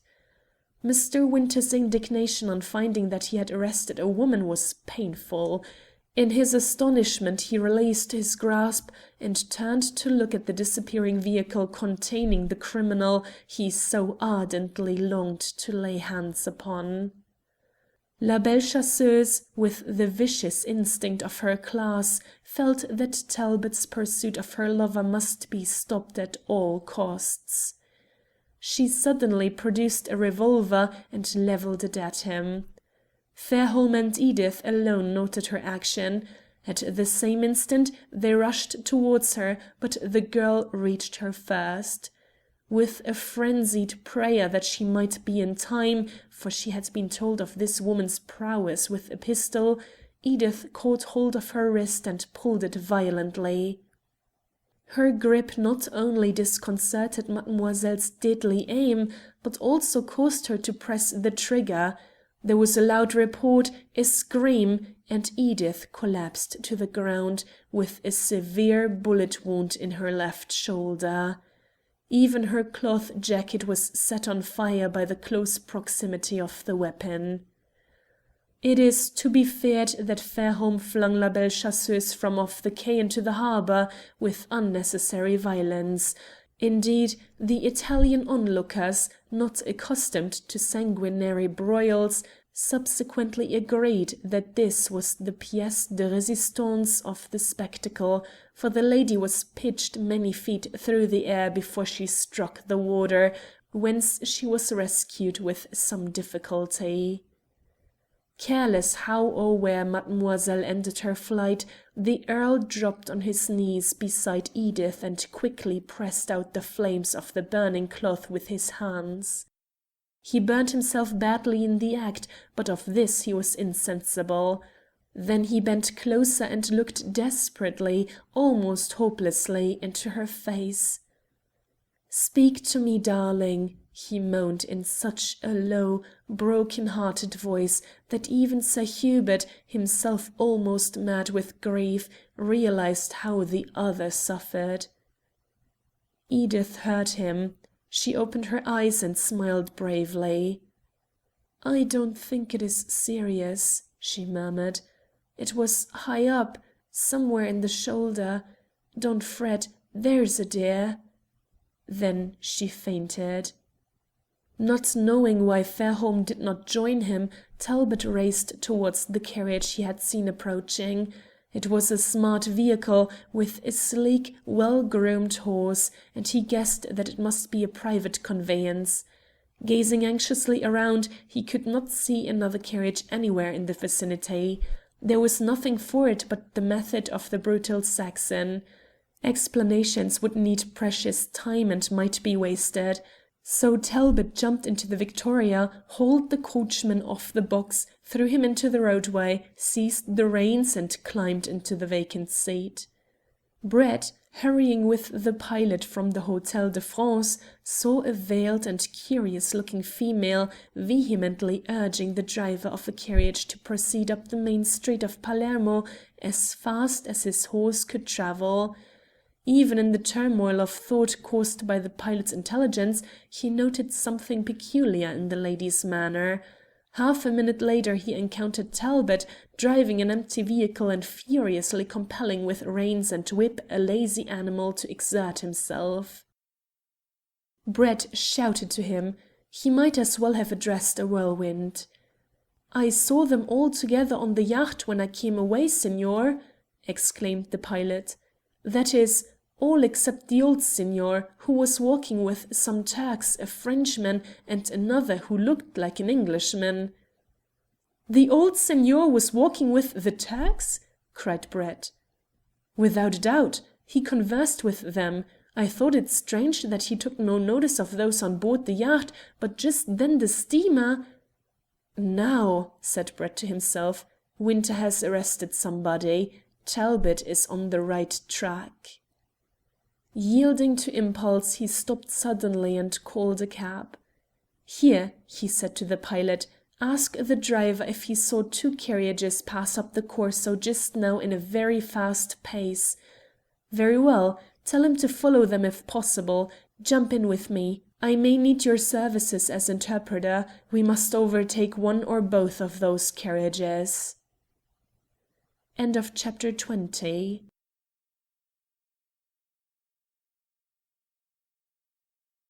Chapter 21 of The Albert Gate Mystery by Louis Tracy. Recording by Carolyn. Chapter 21. The Fight. Not often have the good people of Palermo seen 3 cabs pass through the Corso Vittorio Emanuele in such a fashion. The sight made loiterers curious, drove policemen frantic, and caused the drivers of other vehicles to pull to one side and piously bless themselves. Dubois had evidently offered his cocchiere a lavish bribe for a quick transit through the city, and the Italian was determined to earn it. Although he had a good start, and his horse was accustomed to negotiating the main thoroughfare at a rapid pace, nevertheless the half-starved animal was not able to maintain a high rate of speed for more than a few minutes. By the time they reached the Corso Catafini, which carries the chief artery of Palermo out into the country, crossing the railway and passing the magnificent convent of San Francisco de Sales, The horse was labouring heavily notwithstanding the frantic efforts of the cabman. It was at this point, when mounting the bridge, that Dubois knew for certain he was followed. 300 yards behind, he saw Talbot whipping an equally unwilling but better conditioned steed than that which carried his own fortunes. At the distance he could not recognize the Englishman, but instinct told him that this impassioned driver was an enemy. Brett, of course, was not visible, being far in the rear. "My friend," said Dubois, standing up in the small carriage and leaning against the driver's seat, "I offered you 20 francs if you crossed the city quickly. I will make it 40 for another mile at the same pace. See, I place the money in your pocket." "It will kill my horse, signorina." "Possibly. I will buy you another." The cocchiere thought that this was a lady of strange manner. There was an odd timbre in her voice, a note of domination not often associated with the fair sex. But she had given earnest of her words by a couple of gold pieces, so he murmured a prayer to his favourite saint that the horse might not die until the right moment. Thus they swirled on, pursued and pursuers, until the villa residences of the outskirts of the town were less in evidence, and fields devoted to the pepperwort, alternated with groves of olives and limes, formed the prevalent features of the landscape. Now it became evident that the leading horse could barely stagger another 50 yards, notwithstanding the inhumane efforts of the cocchiere to make the most of the poor brute's failing energies. At last the animal stumbled and fell, nearly pulling the driver off his perch. It was sad, but he had more than earned his price, for Palermo lay far behind. "My horse is done for, signorina," cried the cabman. "It is marvellous that he... Corpo di Baccio! It is a man!" Dubois felt that his feminine trappings were no longer a disguise, only a hindrance. He had torn off jacket, skirt, hat and wig. The frightened cabman saw his face, changed now into an athletic young man, attired in shirt and trousers, the latter rolled up to his knees, spring from the vehicle and vault over a ditch by the roadside. Some portion of the discarded clothing lay on the seat of the carriage, but Dubois had thrown the skirt over his arm. "Here, come back!" yelled the Italian. "What about payment for my dead horse?" But Dubois paid little heed to him. He was fumbling with the pocket of the skirt as he ran. Not until he had withdrawn a revolver from its folds, whereupon he at once threw away the garment, did the maddening remembrance come to him that he unloaded the weapon prior to the customs examination, and had forgotten to reinsert the cartridges. They were in the pocket of his serge coat, the coat which mademoiselle wore. She, like a prudent young woman, had been careful to reload the revolver she carried, and which she transferred to her new attire when, at the last moment, Dubois suggested the exchange of clothing as a final safeguard in the most unexpected event of police interference with their landing. Henri Dubois could not afford to expend his breath in useless curses, but his eyes scintillated with fiery gleams. He, the man who took no chances, who foresaw every pitfall and smiled at the devices of outraged law, to compromise his own safety so foolishly. For an instant he was tempted to fling the weapon away, but he controlled the impulse. "As it is," he thought, "this fellow who is pursuing me may not be armed, and I can terrorize him if he comes to close quarters." Moreover, this superlative scoundrel could feel tightly fastened around his waist a belt containing diamonds worth over 1,000,000 sterling. Such a censure was worth fighting for, whilst his pocket-book contained ample funds for all immediate necessities. If the worst came to the worst, he carried a trustworthy clasp knife, and he was an adept in the savate, the system of scientific defence by using hands and feet which finds favour with Parisian sports. On the whole, Henri Dubois made for a neighbouring wood in a state of boiling rage at his momentary lapse concerning the revolver, but conscious that he had many a time extricated himself from a worse fix. 100 yards in his rear ran Jack Talbot. The Englishman, notwithstanding his recent imprisonment, was in better condition than Dubois. He was a good golf player and cricketer, and although in physique and weight he did not differ much from the Frenchman, his muscles were more firmly knit, and his all-round training in athletic exercises gave him considerable advantage. Thus they neared the wood, neither man running at his top speed. Both wished to conserve their energies for the approaching struggle. Talbot could have come up with his quarry sooner, were it not for the paramount consideration that he should not be spent with the race at the supreme moment, whilst Dubois only intended to seek the shelter of the trees before he faced his opponent. The Frenchman did not want witness. Neither was aware that Brett and the Italian pilot had by this time reached the place where the two leading carriages were halted in the roadway. Without wasting a moment, the barrister leapt the intervening ditch and followed the runners across the field, whilst behind him, eagerly anxious to see the end of this mysterious chase, came the sailor. On the edge of the wood, Dubois halted and turned to face his pursuer. Instantly he recognized Talbot, and for the first time in his career a spasm of fear struck cold upon the Frenchman's heart. In the young Englishman he recognized the only man who had cause to hate him with an implacable animosity. But the unscrupulous adventurer quickly recovered his nerve. "So it is you who follow me so closely," he cried. "Go back, my friend. This time I will not tie you on a bed. You are becoming dangerous. Go back, I tell you." And with these words he levelled the revolver at Talbot's breast, for the latter was now within 50 yards of him. But Jack was animated with the mad elation of a successful chase, and governed by the fierce resolve that his betrayer should not escape him. For an instant he stopped. It was only to pick up a huge stone. Then he ran on again, and careless whether Dubois fired or not, he flung the missile at him. The Frenchman barely succeeded in dodging, as it passed unpleasantly close to his head.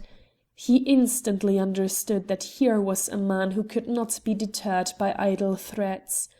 To attempt to keep him at arm's length by pointing an empty pistol at him would merely court disaster. So now, with an imprecation of genuine rage, he flung the weapon at Talbot, who in turn was so surprised by the action that he did not get out of the way in time.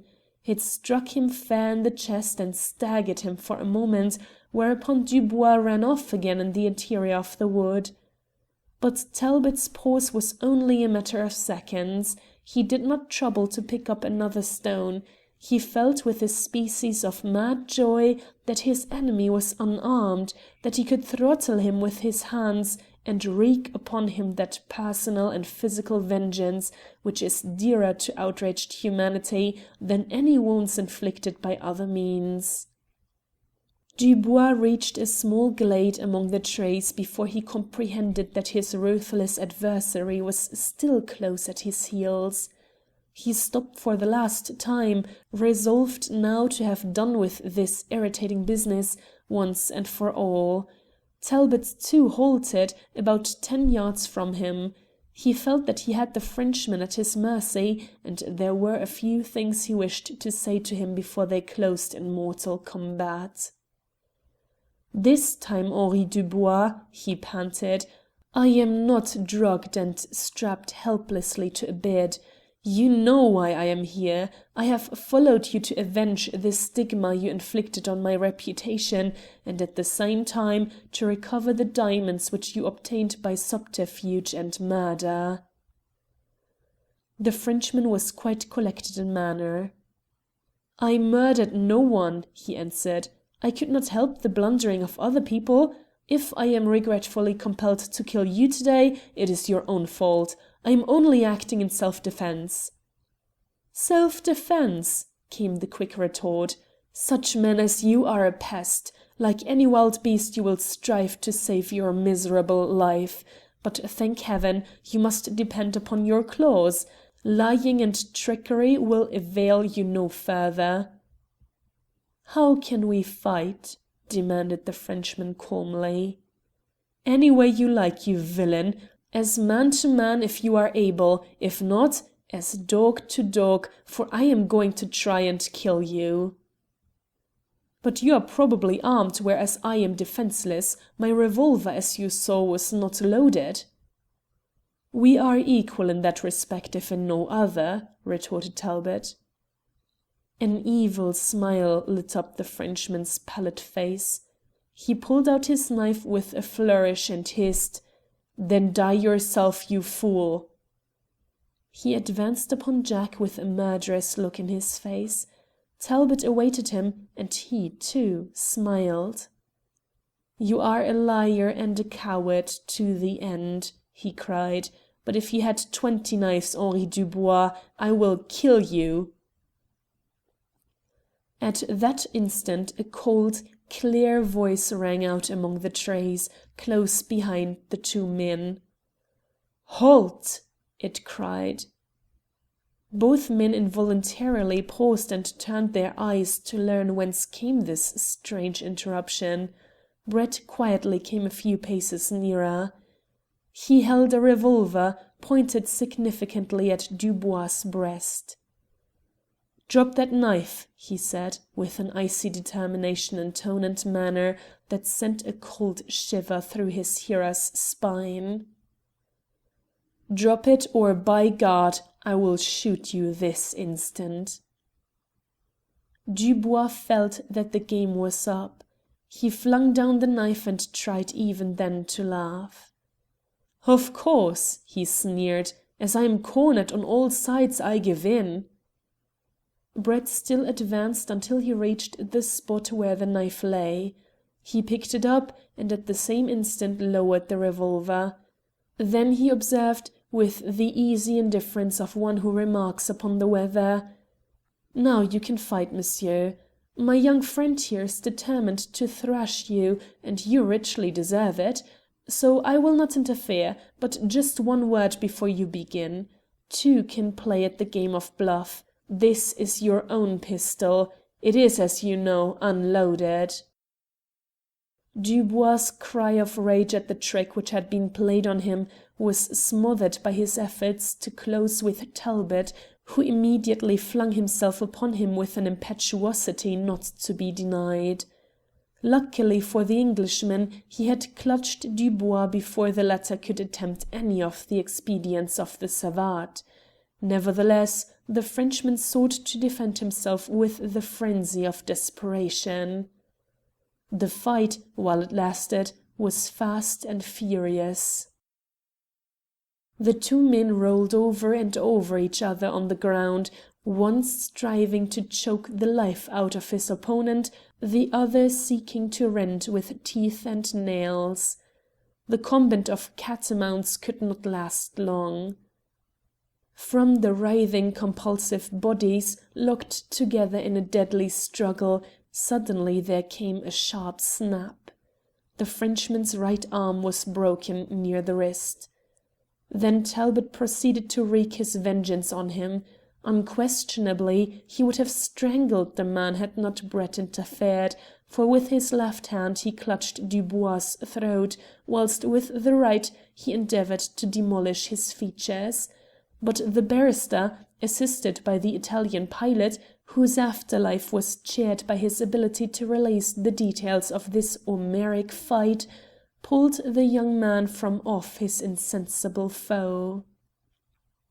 Talbot regained his feet. Panting with exertion, he glared down at the prostrate form, but Brett, being practical-minded, knelt by the Frenchman's side, tore open his shirt and unfastened the precious belt. "At last," he murmured.